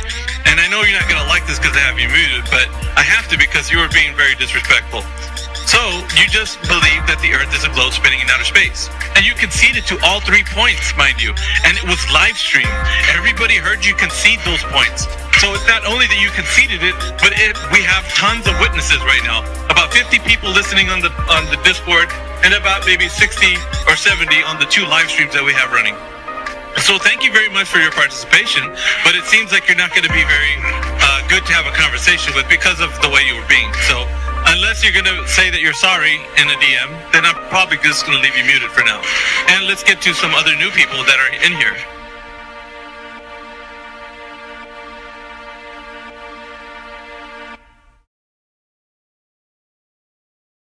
You tell us, what is the curvature, that sea level, 8 inch per mile square, that stuff, because now 10 miles is flat, but you shoot to curve, something like 66 foot of drop, with accent, I can tell you in Italian, I can tell you in Croatian, it doesn't matter, it's the same, See, Sasha, here's the thing. Usually, it's not your accent is fine. It's that sometimes you rush some words. That's the problem. Oh, I rush. Let's talk about the Earth rather than rushing to sea level. Russian. I've dated many foreign girls. I understand accents. You are living on UK, like me.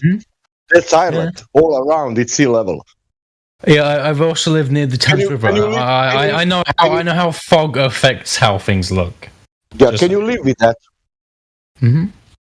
You can live with that. Because, people saying that water is curving. The only problem is because water doesn't care what people say. No, you're completely right. Water doesn't curve, but tides and waves do exist. Yeah. Yep. That's not what we're talking about. We're not talking about elevation change. We're talking about curvature. Awesome. Being as water doesn't curve. No, water doesn't curve without an applied force. You guys are absolutely correct. The thing about that is, forces are applying to water all the time. Awesome. Are you going to talk about gravity again? I said forces, not just gravity. Yeah, and forces. Not just gravity. Oh, not just gravity, kinetic forces as well. Awesome. Yeah. So being as water is level upon the surface, observed, measured, practically used to be as such. Where's the curve of the water of the Earth? Where is it? I can give you many explanations. You just won't accept any of them. Here we go, many. We want one. Absolutely. We want one proof that you can prove the horizon in the picture. In the picture. We're using an example. Of the picture. Show us the curve in the picture. Where is the horizon at 1.225 miles? Show it to us. Calm down, Uncle fucking... Okay. Calm down, Uncle. Go back home. Honestly, you've outstayed the family gathering event. Back to what I was saying. No, just you try to address the actual argument here instead of waffling away like a weasel. A weasel? What do you guys have against weasels? They're beautiful. Talk about weasels instead of the lack of curvature. Good idea. Let's just avoid that at all costs. Weasels are great. Anyway, to point out the forces that are applied to water, there's more than just gravity. You guys know this, right? Gravity is one of them. Yeah. Gravity is not a force, is it? Guys, stop fucking spurging out, okay? Do you guys need to go to care homes? You guys need somebody to fucking look after you and give you your meds? Excuse me. Gravity is not a force. We had this conversation earlier. Would you? I know gravity is an apparent force. Gravity is not an actual force. It's a phenomena that produces effects very similar to a force. Yes, we can agree on that. That's the bending and warping of space-time, non-Euclidean geometry. You're going to apply to your curved Yeah, the bending and warping of space-time produces an apparent phenomenon that is an apparent force. Yeah. So where is the curvature of the Earth then? Pardon? Where is the curvature of the Earth then? Where is it observed? Where is it measured? Where is the curvature of the Earth? Everywhere on Earth. Awesome. Can you point to it, please? I can just point to the Earth. Awesome. So underneath me, that's flat. That's curving, is it? It's not flat. No, is it not? Have you got a direct measurement of that? I don't have the direct measurement, but it sure as fuck isn't flat. What can I say? Well, yeah. Well, being it is observed, measured, and practically used to be flat, that's not a problem. And I'm also talking to somebody who couldn't point to the horizon in a picture earlier, so most definitely wouldn't be able to point to the curvature of the Earth now, would you? No, I can't point to the curvature of the Earth because it's apparent. It's not a real thing that actually exists in the universe. You're absolutely right. Like the horizon? Like the horizon? You don't say. Guys, you understand? Curvature is an aspect of something. It doesn't it's not an actual physical thing that exists on its own. Yeah. So wait. What does apparent mean again? Apparent is. You know what? No, I'm gonna go for the Google definition because now you guys are fucking like. Yeah. Hold on, sorry. We'll be patient. Okay, guys. So apparent, clearly visible, or understood to be obvious. 5 seconds. The next time somebody comes in and asks a question like Heretic, please don't jump in and start making comments. Right, so Heretic has asked a question. He's going to get a direct response from this man. Nobody else is going to jump in with that 10 pence worth. Do you get me now? Question, response, please. Smell juice. So apparent means clearly visible or understood to be obvious. Shut up. Seeming real or true. Can this guy shut up? Prove the globe, silly goober. Well, guess what? I'm going to piss on your fucking nan. Anyway, seeming real or true, but not necessarily so. Similar to the word ostensible. Okay, so quick question: could you restate that statement you just said about the curvature of the Earth, where you said it was apparent, not actual? It's not actual. So it's apparent, clearly visible or understood to be obvious. Seeming real or true, but not necessarily so. Absolutely. It seems to be so. Quick question. Is the curvature of the Earth apparent or not? It's apparent, obviously. So it's actual? No, it's not like real, right? okay, visibly it's apparent. Yeah. Okay, but that would mean that it appears that way, but is not actually that way. Yeah, if you look at the horizon, it appears the curvature is so. But if you use measurements that observe not the curvature itself, but the effects of curvature, then it necessarily must be true. Well, wait, hold on. I just realized I got a little ahead of myself because I just realized that even in that sentence, you're misusing the word apparent, or at least from my perspective, you are. It's more subjective at that level. So I would say subjective. We will cling on to that word. But continue. So it appears the base word. All right. So I would say the Earth does not appear to be curved, but you would say it appears to be curved, right? Mm-hmm. All right. But you do understand that apparent does not mean actual, meaning that something can appear to be one, but it does not mean it is that way. Mm-hmm. All right. So I just want to make sure we're clear on that. But then the question arises, do you have a direct measurement of the surface of the Earth detecting curvature? No, because what you guys mean by direct measurement is not something that could be produced for something that can't be directly seen, but has to be seen through its consequences. So you can directly observe the effects of curvature, but not. So guys, let me give you the example. You can't directly see God, but you can consequences of God, right? Oh boy, here we go again. I'm just That's saying. the non sequitur. Listen, April, that has nothing to do with what we're talking about. It's a non sequitur to what we're talking about. Nothing to do with it. All right. Human society, you don't see it, you see its consequences. Okay, but how do you know that those are consequences of curve if you've never observed curve? Wouldn't you have to have proof of the curve, confirmation of the curve, to know that any of these things are effects of curve? No. No. You don't have to prove the curve to know that something you're looking at is an effect of curve.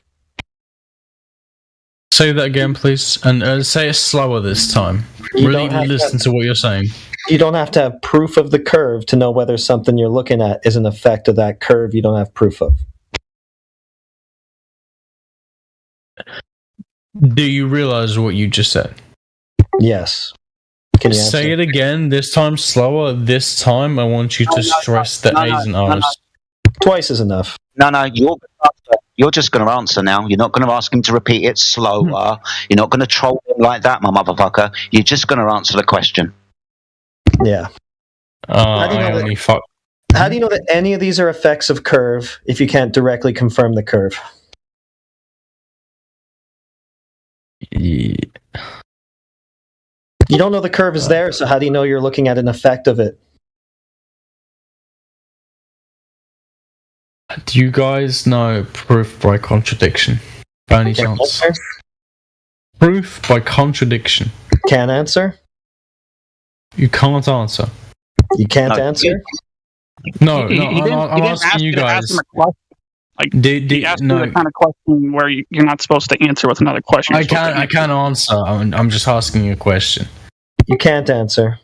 Okay. Yeah, so you don't know that you're actually looking at the effect of any curve. You just imagine that to be the case. Because you don't know there's any curve there to know that there's any curve having any effect on anything.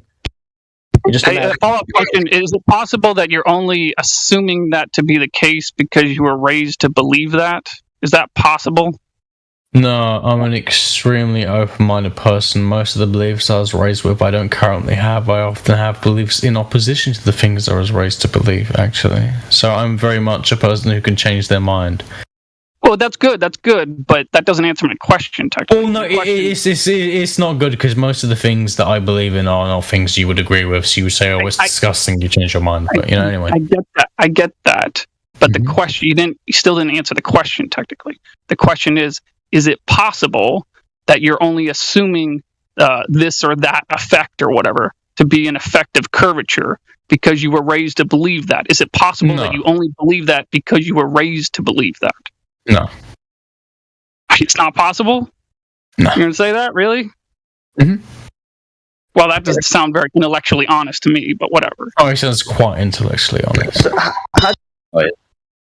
how do you validate curve as the cause of any of these effects?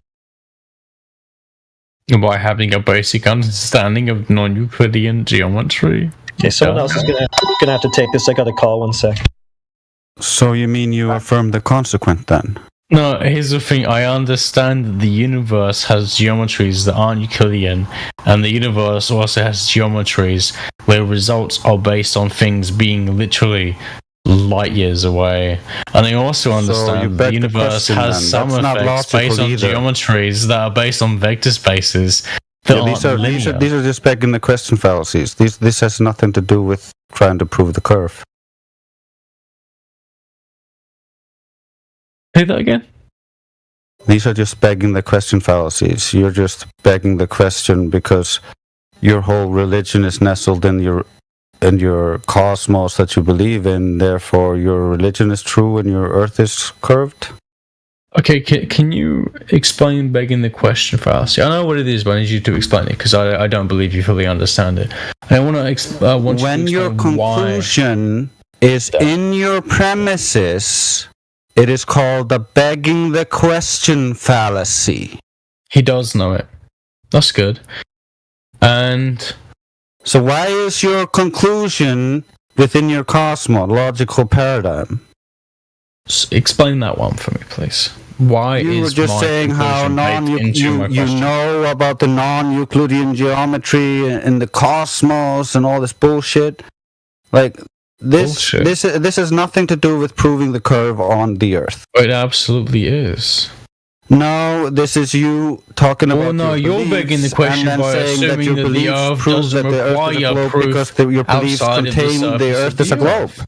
That's The not Earth. logical. It is. You just No, misunderstand it's what called. logic is. It's called being irrational. It's called the begging the No. question fallacy. It's not No, logical. No, it's not. No, it's not. You just You want to fundamentally try to make a oppose coherent argument for scientific your consensus. side, or you're just going to waffle here with sophistry all day. I'm not waffling. I'm not a sophist. I'm quite. You are a sophist. That's pretty obvious for all to see. You have used nothing but sophistry since you got here. Try to make a coherent, logical argument, and we will go from there.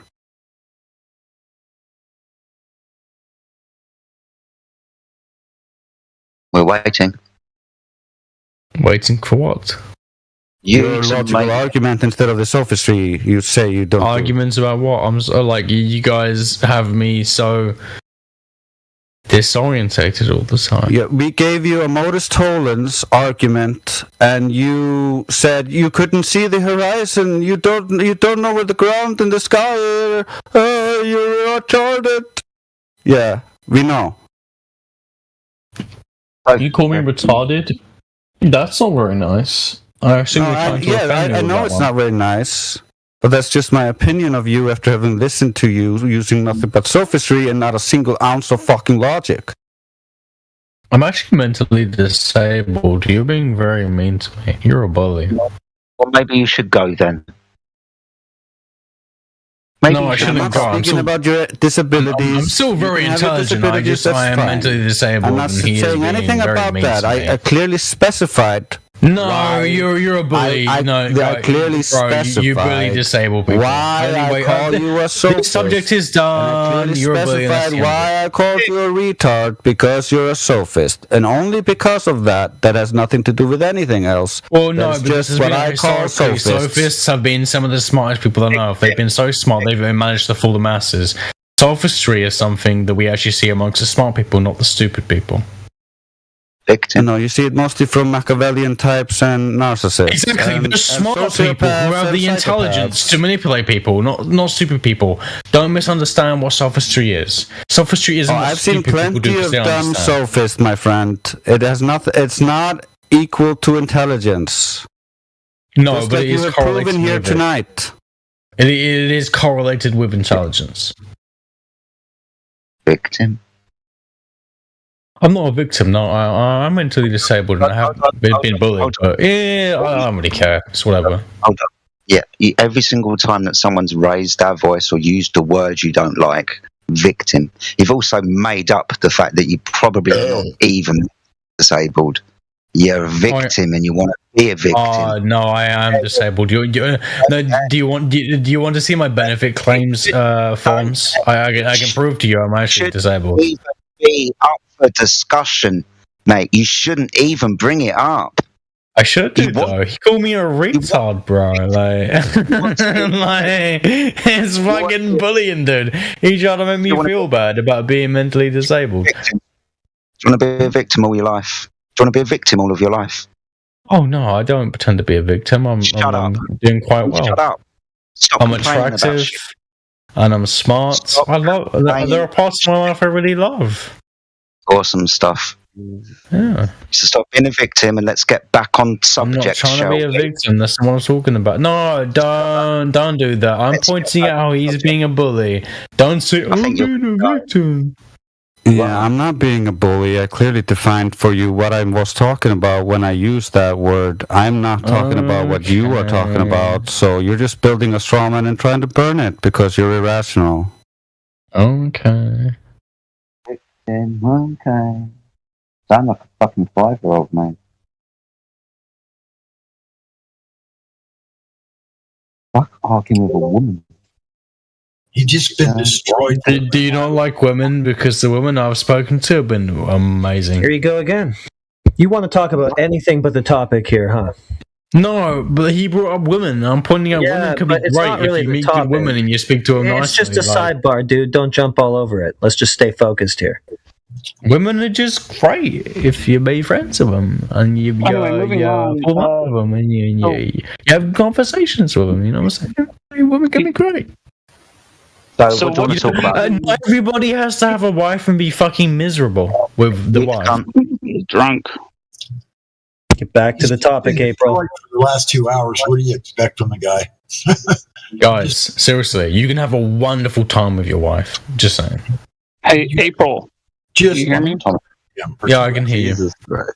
What reason do I have to doubt that the Earth is flat? If any. The fact that the moon doesn't really change its appearance at all, no matter where you go, it should signify based on basic optical knowledge of parallax and stuff. And not even parallax, just the fact that we understand how straight lines work at distances. Clearly, the moon must be very far away. We're thousands of miles. Because when you see things even miles away, they don't. April, did you see ever in your life lake or body of water? Ever? Wait, yeah, but let's analyze this. I just asked you a question about the surface of the Earth, and you pointed to the moon and said the moon is doing this, thus the Earth must be curved. Yes, okay.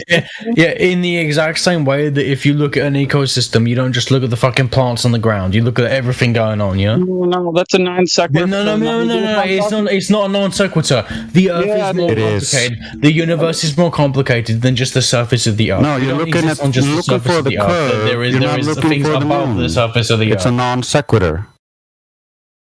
Yeah, you're looking for curvature of the surface, so that's where you want to look. Okay, this is how you guys tried to divert the conversation. Divert by talking about the exact thing we're talking about. Where you can just bring it into a constant circle about, can you find curvature of the Earth? No, I cannot find direct curvature of the Earth. I need to use stuff outside of the curvature of the Earth. No, you can't do that. You have to look at the curvature of the Earth. I can't use the direct curvature of the Earth. Oh, no, I need to use stuff outside of the curvature of the Earth. No, you cannot use things outside of the curvature of the Earth. Thank you for admitting at least that you cannot find the curvature of the Earth in your beginning of your directly, yes. I cannot use a ruler and show you the curvature of the Earth directly on the ground. I need to go above sea level. You could use lasers of different wavelengths if you wanted to try it. No, because you guys say, oh, actually, the atmosphere and blah, blah, blah, blah, blah, blah. No, don't you know that lasers of different wavelengths refract at different rates? So you would see by the separation of the beams how much refraction is in the air? You don't know that? That's already been done, and y'all fucking said it wasn't true. Okay? It's already been done, and it shows that the Earth is flat. How high do you need to go to see the curvature, April? Many, many miles. How many miles? Huh? How many miles? I don't know. It depends. What eyes do you have? You are saying now... Sasha, it depends. How good are your eyes? What lenses are you using? What is the atmosphere like? I don't know. Yeah, and how high we need to go? I don't know. It depends. It depends of what? It depends on conditions. It depends. Approximately. Approximately, I don't know. I don't know the average stats for this. What is the first height when you can start to see the curvature? I don't know. You don't know? I don't know. Yeah. Okay. I can Google it. Maybe it will give me an answer. Maybe it won't. I don't know. Oh, you think that everything is on Google? Yeah, pretty much. Yeah. Does Google saying also how lake it's curving in reality? Yeah, there were plenty of wiki pages on it. Yeah. Okay, there are plenty of non-wiki pages on it. Okay, April. That means that you will Google and believe that what some people think about that lake, or you will believe that lake. Go to that lake and see yourself. Maybe it's not curving. Do I believe what lake? Yeah, because I can Google it and somebody can say, look, this lake, it's going up pyramid, cylindrical, or whatever. It's spiraling, It's spiraling every 1 mile, and have waves like 30 meters waves. And I say, oh, fuck, let's see that. And I go to that lake, and that lake doesn't have like a wave, not even like 20 centimeters. Well, you understand that, like, they wouldn't say the lake has 30-meter waves. Every wave is different. They would say the biggest wave the lake ever had was like 30 meters. That mean lake, what is some big lake, it's curving for sure, because it must curve, because we are on spherical lab. And if it's written on Google with that size, it must curve in reality, of course. And you don't need to check that because they are saying that.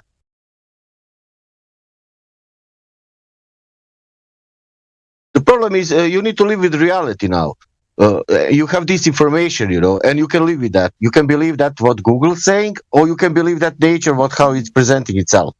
And that's on you now. It's not, nobody wants that you... Well, you guys don't even believe in nature. You guys don't even believe in evolution. No, I believe in nature. I believe that lake doesn't curve and the ocean doesn't curve. Do you believe in evolution? No, you don't. You don't believe what nature shows you. That's a false equivalence. Man-made theory is not nature. April, you know how people in Switzerland calling sea level?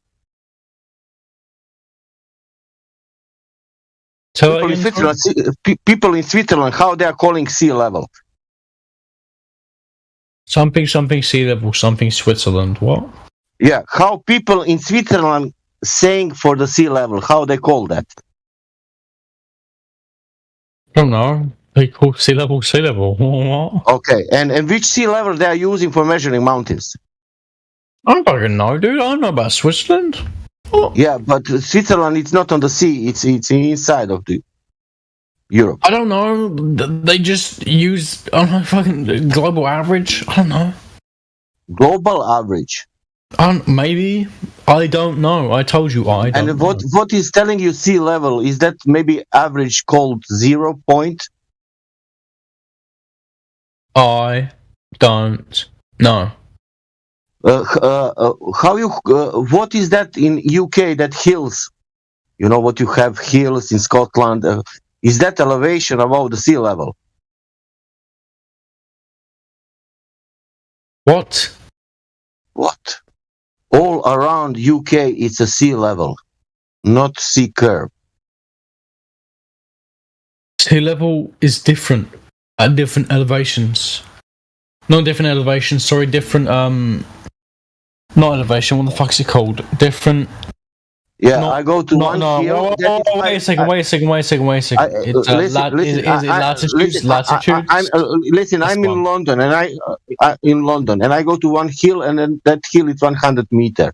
And now I go to Birmingham, and I go to another hill that is 200 meter hill, and I'm 200 meter above the sea level, also in Birmingham, and there was 100 meter in London above the sea level. But sea level is the same, it doesn't curve. And that land doesn't curve also. That's like asking Yo-Yo Smasher. That's like asking, why do you call yourself a mathematician? You don't know all the math in the world. Okay. I know what is sea level. Sea level is an average. But it's a level, We have tides all over the planet based on the of course, tides more or less, but on some distance, for example. Exactly. So this idea that there's an exact sea level, it just isn't true. Yeah, but for example, you have the guy who made the photo distance, long distance photo. It's like 275 miles, And then he got some mountains there with elevations, above the sea level. Okay. Hey, what's going on, you guys?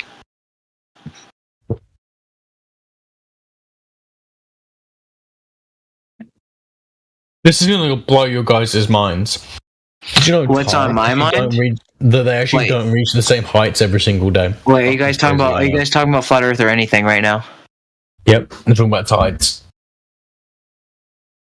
The tides? Yep, tides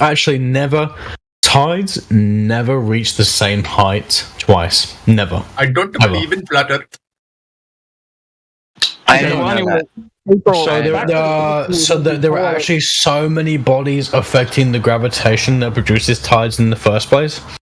Oh, really? Yeah, you guys know about like how chaotic bodies work. This idea you have a system and small changes in the beginning affect big changes in with the your end. stories. If you want to present I'm just for gonna math you something to not. support It's- your it's that belief simple. system, then you're welcome to try to do so. It's just true. We are This not is just here a to fact. listen to your Tides nonsensical never reach the stories same and your height. belief system and your rants. But nothing curves. That's the point. I like ranting. Well, that's not true because is my booties favorite thing to curve. do. What are you on about? So if gravity is affecting the oceans, right, then it must be curving, right? The ocean must be curving if it's being affected by gravity. Yes. No. It's okay. Here's yes, the thing. It depends on what you mean by curving.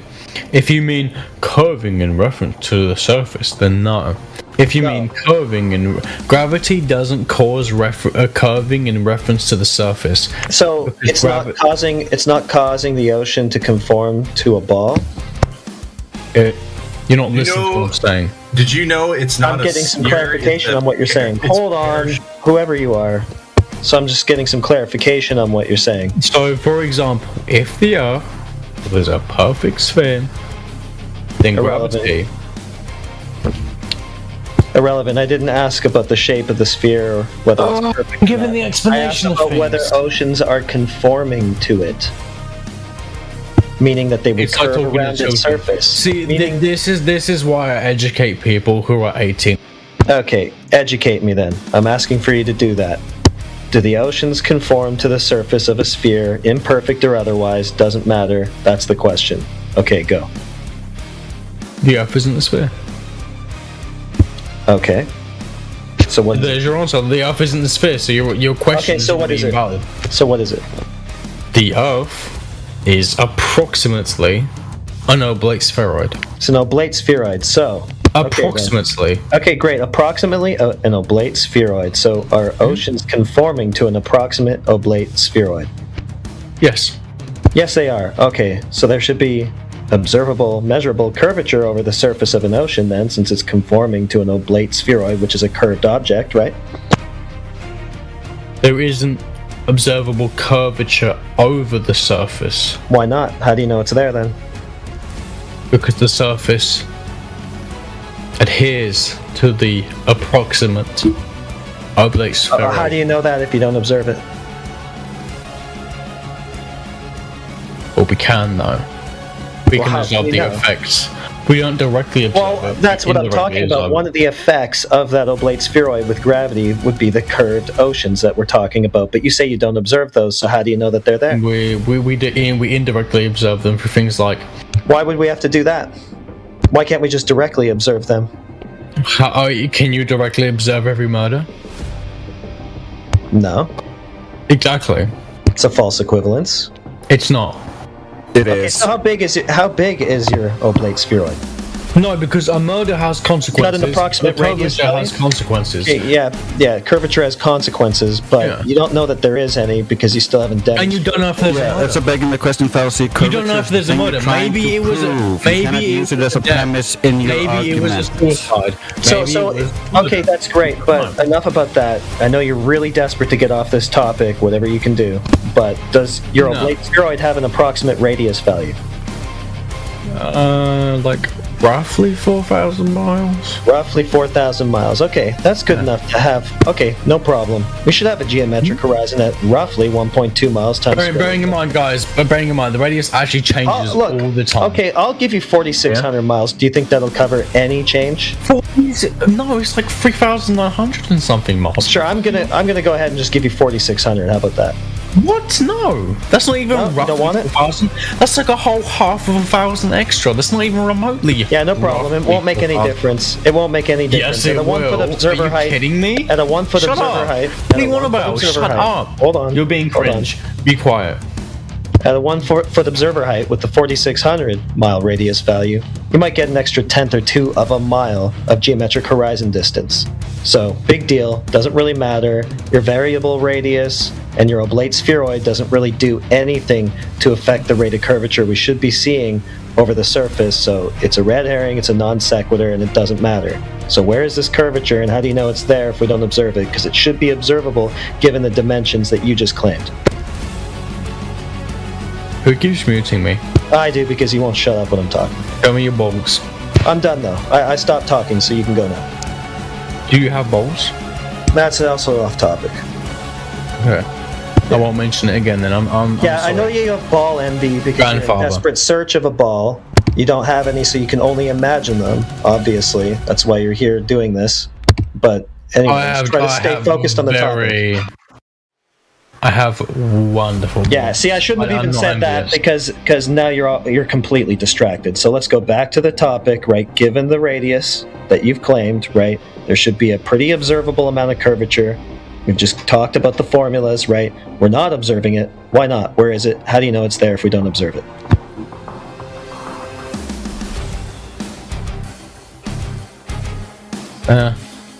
Will you let me speak the whole time? You won't mute me, okay? Yeah. Can you promise this? Okay, are you gonna No get promises. No, I'm being serious now because you keep muting me. Yeah, don't midway waste from your saying airtime to ask if you can talk. Just talk. My That's what airtime? you have the airtime for.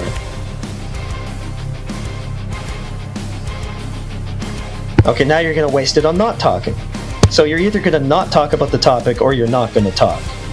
Not a lot of glow proof to be found there. What's the question? Sorry, I forgot. I was too busy. Well, yeah, you gave me the approximate radius value. From that, we get the approximate rate of curvature, the geometric horizon distance we should be seeing, right? So we have all of that now because you've given us the radius, right? We're not observing it. You've said yourself that we can't observe it, even though it should be observable, given the geometry that you've claimed. So the question becomes, how do we observe it? How do we know it's there if you don't observe it? Can you observe the entire border of Spain? Okay, it's another non sequitur. No, seriously, can you observe the whole border of Spain? No, yes, seriously, that it was a non sequitur. Try to answer the question. It's not you guys don't understand what non sequitur means. Yeah, it doesn't follow. It has nothing to do with what I just said.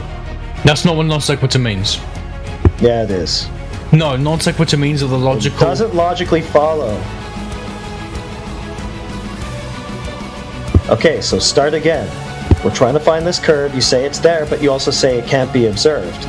That doesn't logically follow either. How do you know it's there if it can't be observed if you haven't observed it? What are you talking about?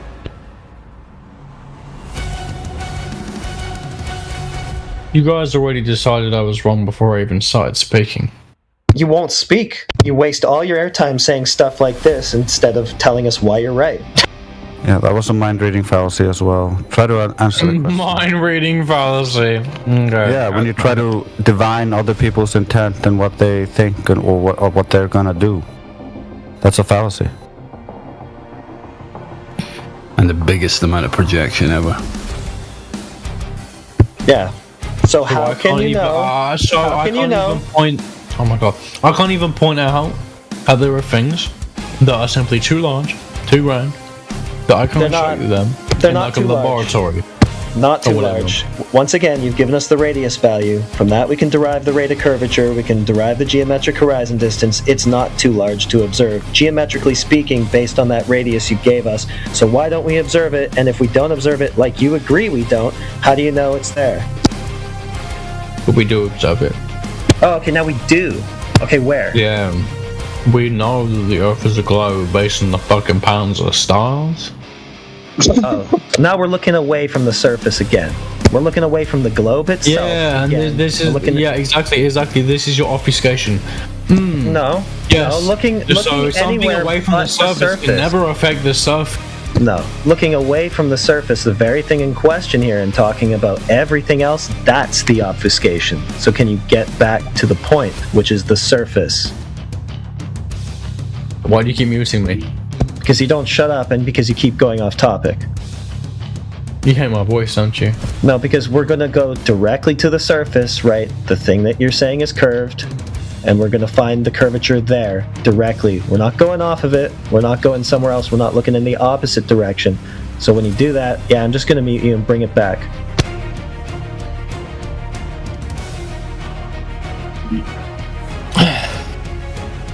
Yeah, we're not going to look in the wrong direction. We are going to look at the thing you are claiming by looking in the wrong direction. So how can we directly observe it? Given the dimensions you've claimed we should, it's not that big. It's not too big. Directly.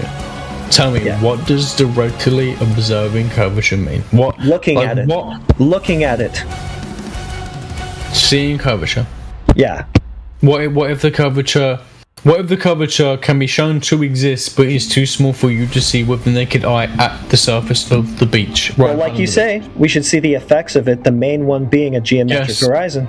That should be the main effect. I never said you have to see it with the naked eye. Well, we should see a geometric horizon. If not with the naked eye, then for example, bacteria exist. You believe this? Yes. Okay, it's another irrelevant thing. Because it's not irrelevant. It's not irrelevant at all. It's not irrelevant at all. You can say it's a non sequitur. You can say it's not irrelevant. It's not irrelevant. That doesn't mean that you're right. Right, but now you're just talking about why April. If you want to go into some kind of asking us a question, first establish your point, and then ask us a question. So the point I'm making is don't try to answer a question with a question. Answer the question first, and then you can ask us the question based on your answer. Okay. There are many facts about the real world you cannot see. Okay, so once again, you're just going to tell us why we can't see the thing that you're claiming. So how do you know it's there if you can't see it? It's kind of self-defeating, don't you think? Magnetism. Magnetism? You cannot see magnetic fields. Okay, yeah, but that's irrelevant because we should be able to see the thing. It's not irrelevant because you cannot see. It is irrelevant. It's a false equivalency. You cannot see directly. Okay, gotta meet you again. It is irrelevant. This is a false equivalency. Yeah, it's false equivalence, right? Because we should be able to see it given the dimensions and given the radius value that you just claimed. 1.2 miles at a 1 foot height is not too far to see because as you can see we have a picture of a horizon that's 10 times further than that, right? The camera can resolve that far so we can see things that are further than that. It's a false equivalence. Try again. Just because the camera can see it doesn't mean you can notice the curvature. Simple geometry. I'm very good at geometry, and I know that you don't know fully what geometry is. So. Okay. You know what? I literally get paid to teach people geometry. I know geometry. I know that you guys think you know geometry. You clearly don't, bro. I clearly do. Yeah, you're going off topic again. We should be able to resolve this horizon. Given the telescope, the telephoto lens, good camera, we should be able to resolve this 1.2 mile horizon and confirm its existence. No problem. You can resolve it. Does that mean the human eye can distinguish it? No. That's irrelevant. The human eye looks through a camera. The human eye looks at a picture. The human eye looks at a picture that was taken with a zoom lens. That's irrelevant. We don't need to see it with our naked eye. We can use tools to resolve it. You have to be able to resolve it for the human eye to see it. We did, using a camera. Okay. Yeah. Okay.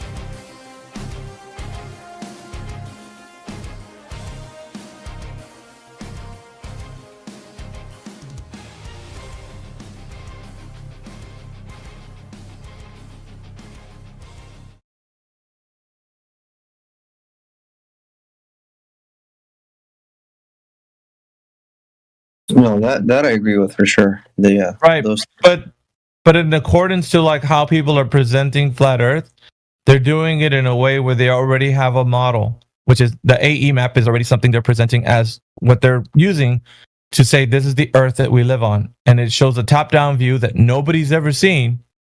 Yet flat Earthers are presenting it as a matter of fact, and it's not. It's a speculation. Did you know that, Rebel? I mean, yeah, I guess, but it's okay. It's better than nothing.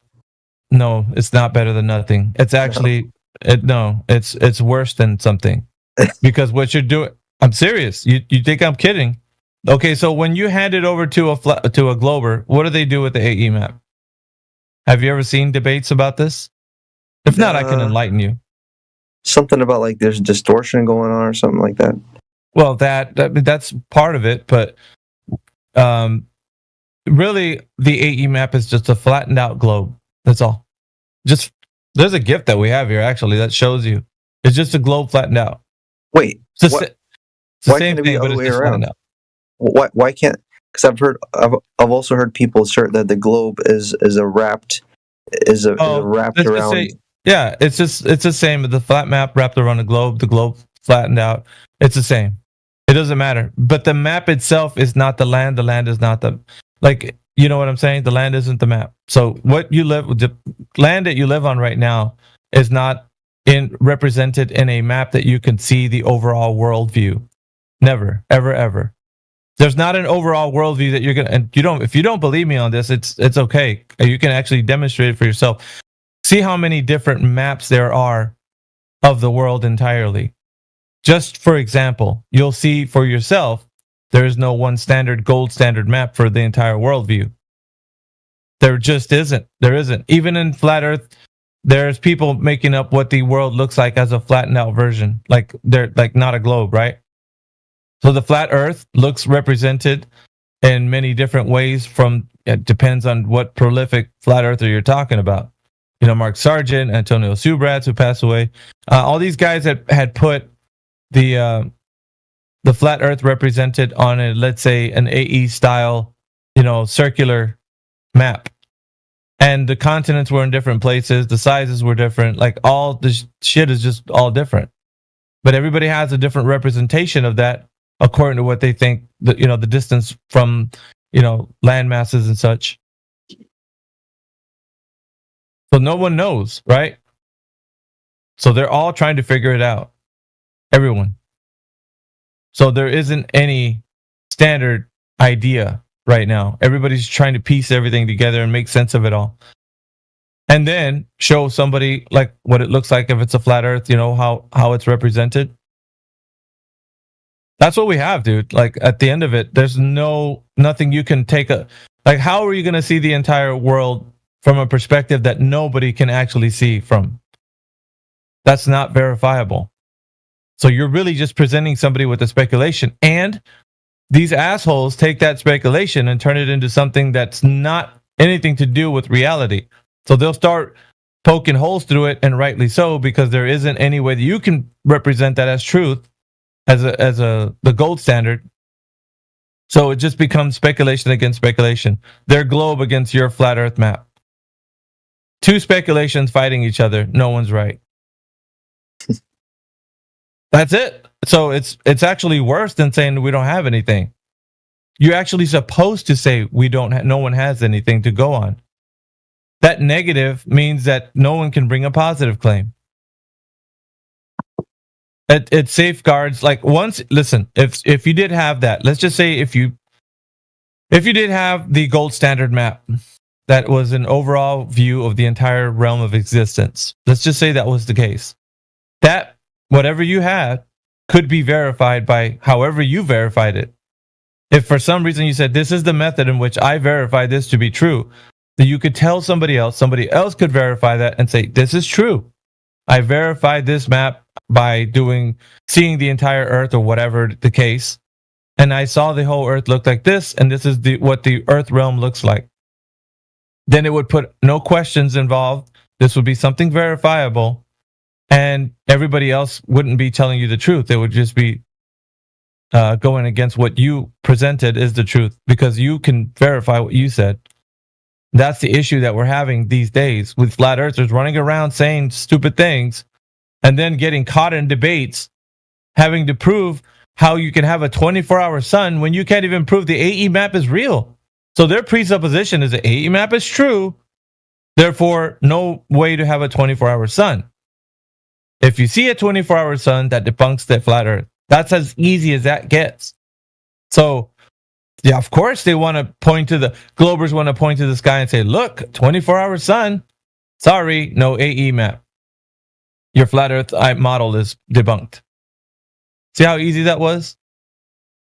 But when you don't present to them any map or model, they struggle with debunking, because you're going to be like, I don't care what you see in Antarctica. The sun could be doing spirals like a spirograph. I don't care. You can do whatever it wants. The ground will not be anything different than what we see in reality. It's just it. And they struggle with that because they want to use a debunk. So Anyone can easily debunk the AE map, because I can tell you the way I debunk it is simple. It's just like, okay, if you say this is reality, how did we verify it? Verify it for me right now in front of everybody. Do that. If you can't do that, guarantee you it's speculation. And it keeps you away from making positive claims. Because once you say there cannot be a 24-hour sun, and that's what you're challenging, it's a derivative argument from the premise. You're starting with a faulty premise, which is the presupposition that the Earth is an AE map. Does that make sense? Yeah, but for me personally, I don't have a problem like presenting. Then you're models. part of the problem. You're a part of the problem, Rebel. You are a part of the problem, because now we're going to have to mop up your mess when other idiots come in here and say, well, look, they're trying to debunk the 24-hour sun. And then we're going to be like, oh my God, where did you hear this from? This guy named Rebel's talking about the AE map is a true map. Like, but he's saying that you can't verify it, but and then we're going to be dealing with that. So thank you for that. As if I represent the entire flat Earth community. No, you represent yourself. When exactly. you are considering, why do you care what I do? Because you're considering yourself a flat earther, and guarantee you, if you're following other people who are saying AE maps are the way to talk about flat Earth, you're a part of the problem, not the solution. What? So other individuals like yourself the are solution thinking to the what? same thing. The answers to what the Earth looks like in its entirety. You're saying there is no answer for that. No, dude, didn't I just okay? Is there an answer? Yes or no to the entire realm? Yes or no? I mean, surely yes it's possible. No, that's not what I asked you. That's not what I asked you. I asked you, is there a solution to the entire realm of existence? Is there something we can go on, like a map? Is there yes or no? Wait. What do you mean? Wait. Exactly No, sure I need you to tell me. Is. But the problem is you become a problem when you make it difficult for others who are not claiming a map or saying anything to do with a model. Then you insert, well, I want to have a map and a model. That's the problem I'm having. Bro, your life must be really hard if that's like the... Okay, then I don't care about your feelings. I care about the truth. That's all I care about. If that's the problems you have to deal with, is the truth, Rebel, is the truth that we have a map of the entire Earth realm? Yes or no? What about the Gleason's map? Answer the question. Yeah, is there a map? I think the Gleason's map is okay. Is it okay? So verify the Gleason's map. How can you take the Gleasons as the gold standard and then say that has anybody ever verified that that's the entire world map, what it looks like? Who's verified that? Nobody lives their life on 100% proof. Okay, then you're going to be using speculation to verify something that's true or not true.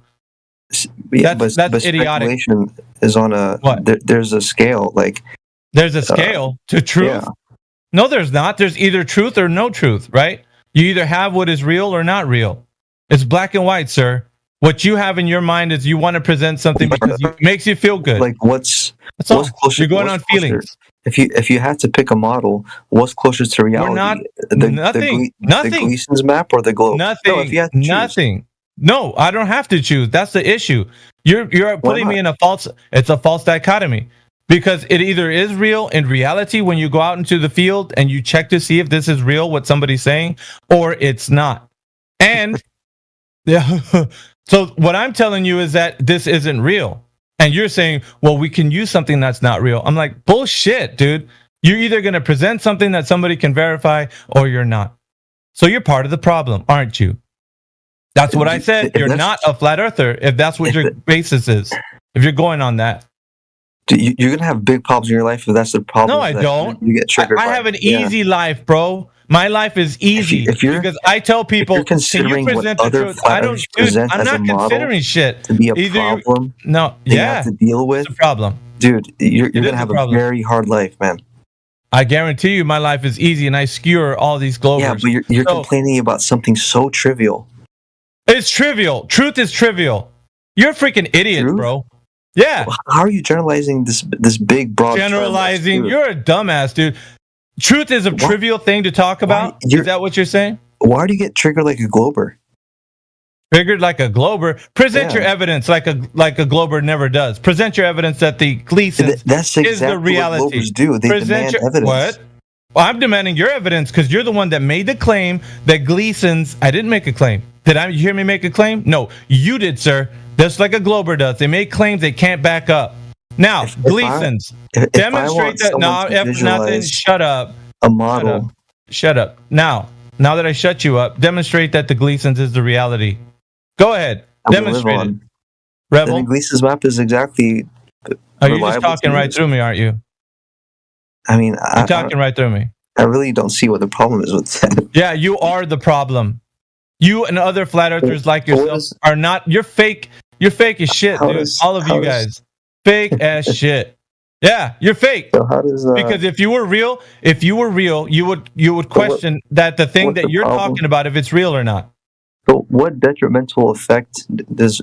I just told you they're taking that shit and then saying, "Well, we're going to debunk it with a 24-hour sun," and then you're sitting there like just eating crow because you're trying to present some stupid thing that has no relation to reality. Do you care about what globers think? Because it's not about globers. Globers aren't presenting the AE map, you dummy. You are. Yeah. So, but why do you care about what globers try to do to the Gleason's map? Because your basis on reality is a stupid AE map or Gleason's. That's your basis of your premise. That's it. That's a cool opinion. It's not, because you're saying, why can't we use the Gleason's, man? You're telling me that. And I'm like, because the issue is you can't present it as truth. When you do, and it's speculation, what do you mean? Who said I'm presenting it as truth? You're the one that said I want to use this thing because why are you can't live. We can rewind the stream and go back to where you just said that. Why can't we use this, man? If you live your life that way, it's gonna be hard, bro. That's what you're telling me. Rewind to the part where I said I'm using it as 100% truth. No, I'm not saying you're using it as 100% truth, but that is the issue because you can't use it as 100% truth. There is no issue. There is no issue. Yeah, then you're a dumbass. Keep using. We'll 24/7. We'll keep mopping up your mess. Don't worry about it. Keep doing the shit that you do. Wow, there's a. Wow. I can't believe I'm creating such a mystery. I mean, no, you are. You and the rest of you idiots that are out there claiming that the AE map or the Gleason's is reality. Do you want to start getting paid on the salary to? No, I don't need to get paid. I do it for free. And guess what? You're a volunteer. I've been doing it very well too. Okay, so it gives you maybe it gives you purpose to your life. Then that's a good thing. Well, I don't care what you say. I don't go based upon what your opinions are. I go based upon I know what the truth is. What makes you think I go off based your opinions? My opinions? No, sir. You go off based on your idiotic opinions that you want to use the Gleason's map, just like the rest of the dummies out there. Oh, the Gleason's is the reality. Why should I go off? Bullshit. Verify it right now. It's an issue to present it as a model. I already told you. I don't want to keep going round and round like a stupid circle jerk like Globers do. I already told you the problem. The problem is you can't verify it. Can you? Can you? It doesn't matter. You stutter, right? Because I got you, bitch. That's what I did. Here. Gotcha, bitch. Yeah. You want another one? Gotcha, bitch. Another one? Gotcha, bitch. You like that? You like the taste of that? Because you can't use it as reality. That's why. I can use it as a model, though. No, you can't, you dummy. Why not? That's what they want. Because that's what they want. And then they're going to skewer. Who cares what they want? So I already told you if it's reality or not. And you already claimed you stuttered because you can't use it as reality. You already know this. See how easy my job is? See how easy it is, Rebel? I didn't know. See how easy that is? Pretty easy, right? I didn't even struggle. About an issue. You're the one that's struggling in this chat. Actually, because you want to use a stupid AE map, a stupid Gleason's, and I asked you, you presented to a Glober. Well, it's not 100% true, but I want to use it, man. I already told you why you can't use it. What? Why does it exist in the first place? If you don't know what the goes on in this show by now, Somebody just completely pulled out of their ass. Yeah, dude. Congratulations. Congratulations. You're an idiot. Congratulations. You're an idiot. It's not based off reality whatsoever, right? No. Tell me how it is. Tell me right now, how is it based on reality? Go ahead. Because it represents a stationary topographical plane. Yeah, It how do you know represents the layout of the whole Earth, bro. That's not the. How do you know that that's the layout of the entire Earth? Yeah, go. How do you know that? Because the Earth is a circle. How do you know that? That's what I'm asking. You just Yeah, how do stated you the know claim again. How do you know this? The star trails and the way the sun and moon move, they have a circular motion above the Earth. That doesn't That's like tell a you glober, what the bro. layout of the Earth is. You're Oh, looking at the and sky also- like a glober. And also, the Bible also says the Earth is a circle. No, But that no, doesn't dude. confirm what. That doesn't confirm what the layout of the entire If Earth. the Bible is the Word of God and God created this place, then yes, it does. It's actually one of the. How are you going to tell an How do you atheist have a that? circle with four How are you going to tell an atheist? How are you going to tell an atheist that? What an atheist, dude! An atheist already is completely retarded to the fact that. Yeah, but he's telling you verify. He's telling the atheist is telling you no. The atheist is telling you verify that for me in the actual reality. How can you verify it? Now what you got, bro? An atheist is completely missing the fundamental reality of. You would this thought Oh, so they're just they're just wrong straight out of they're hand without any evidence. They're missing wrong the with no very evidence. fundamental knowledge that God No, created. you are. You're missing the fundamental evidence. God gave us this creation so that we can show people, look, this is creation out here. Which everything you see is creation. You're missing it. You're actually going against God by saying, oh, well, it's the AE map, God. And he's like, when did I ever shown that to you in creation? When? Where? Did I demonstrate that to this creation? How did I do that? Yeah, he revealed it in his word. Yeah. Oh, so he revealed the Gleason's map. Is that what you're saying? He revealed that it's a circle. Straight. No. Prove that God revealed the Gleason's map. Prove it right now. How did he reveal the Gleason's map to everyone? Many times in the Bible, he talks Many about times. Point one. Where? Show me a scripture that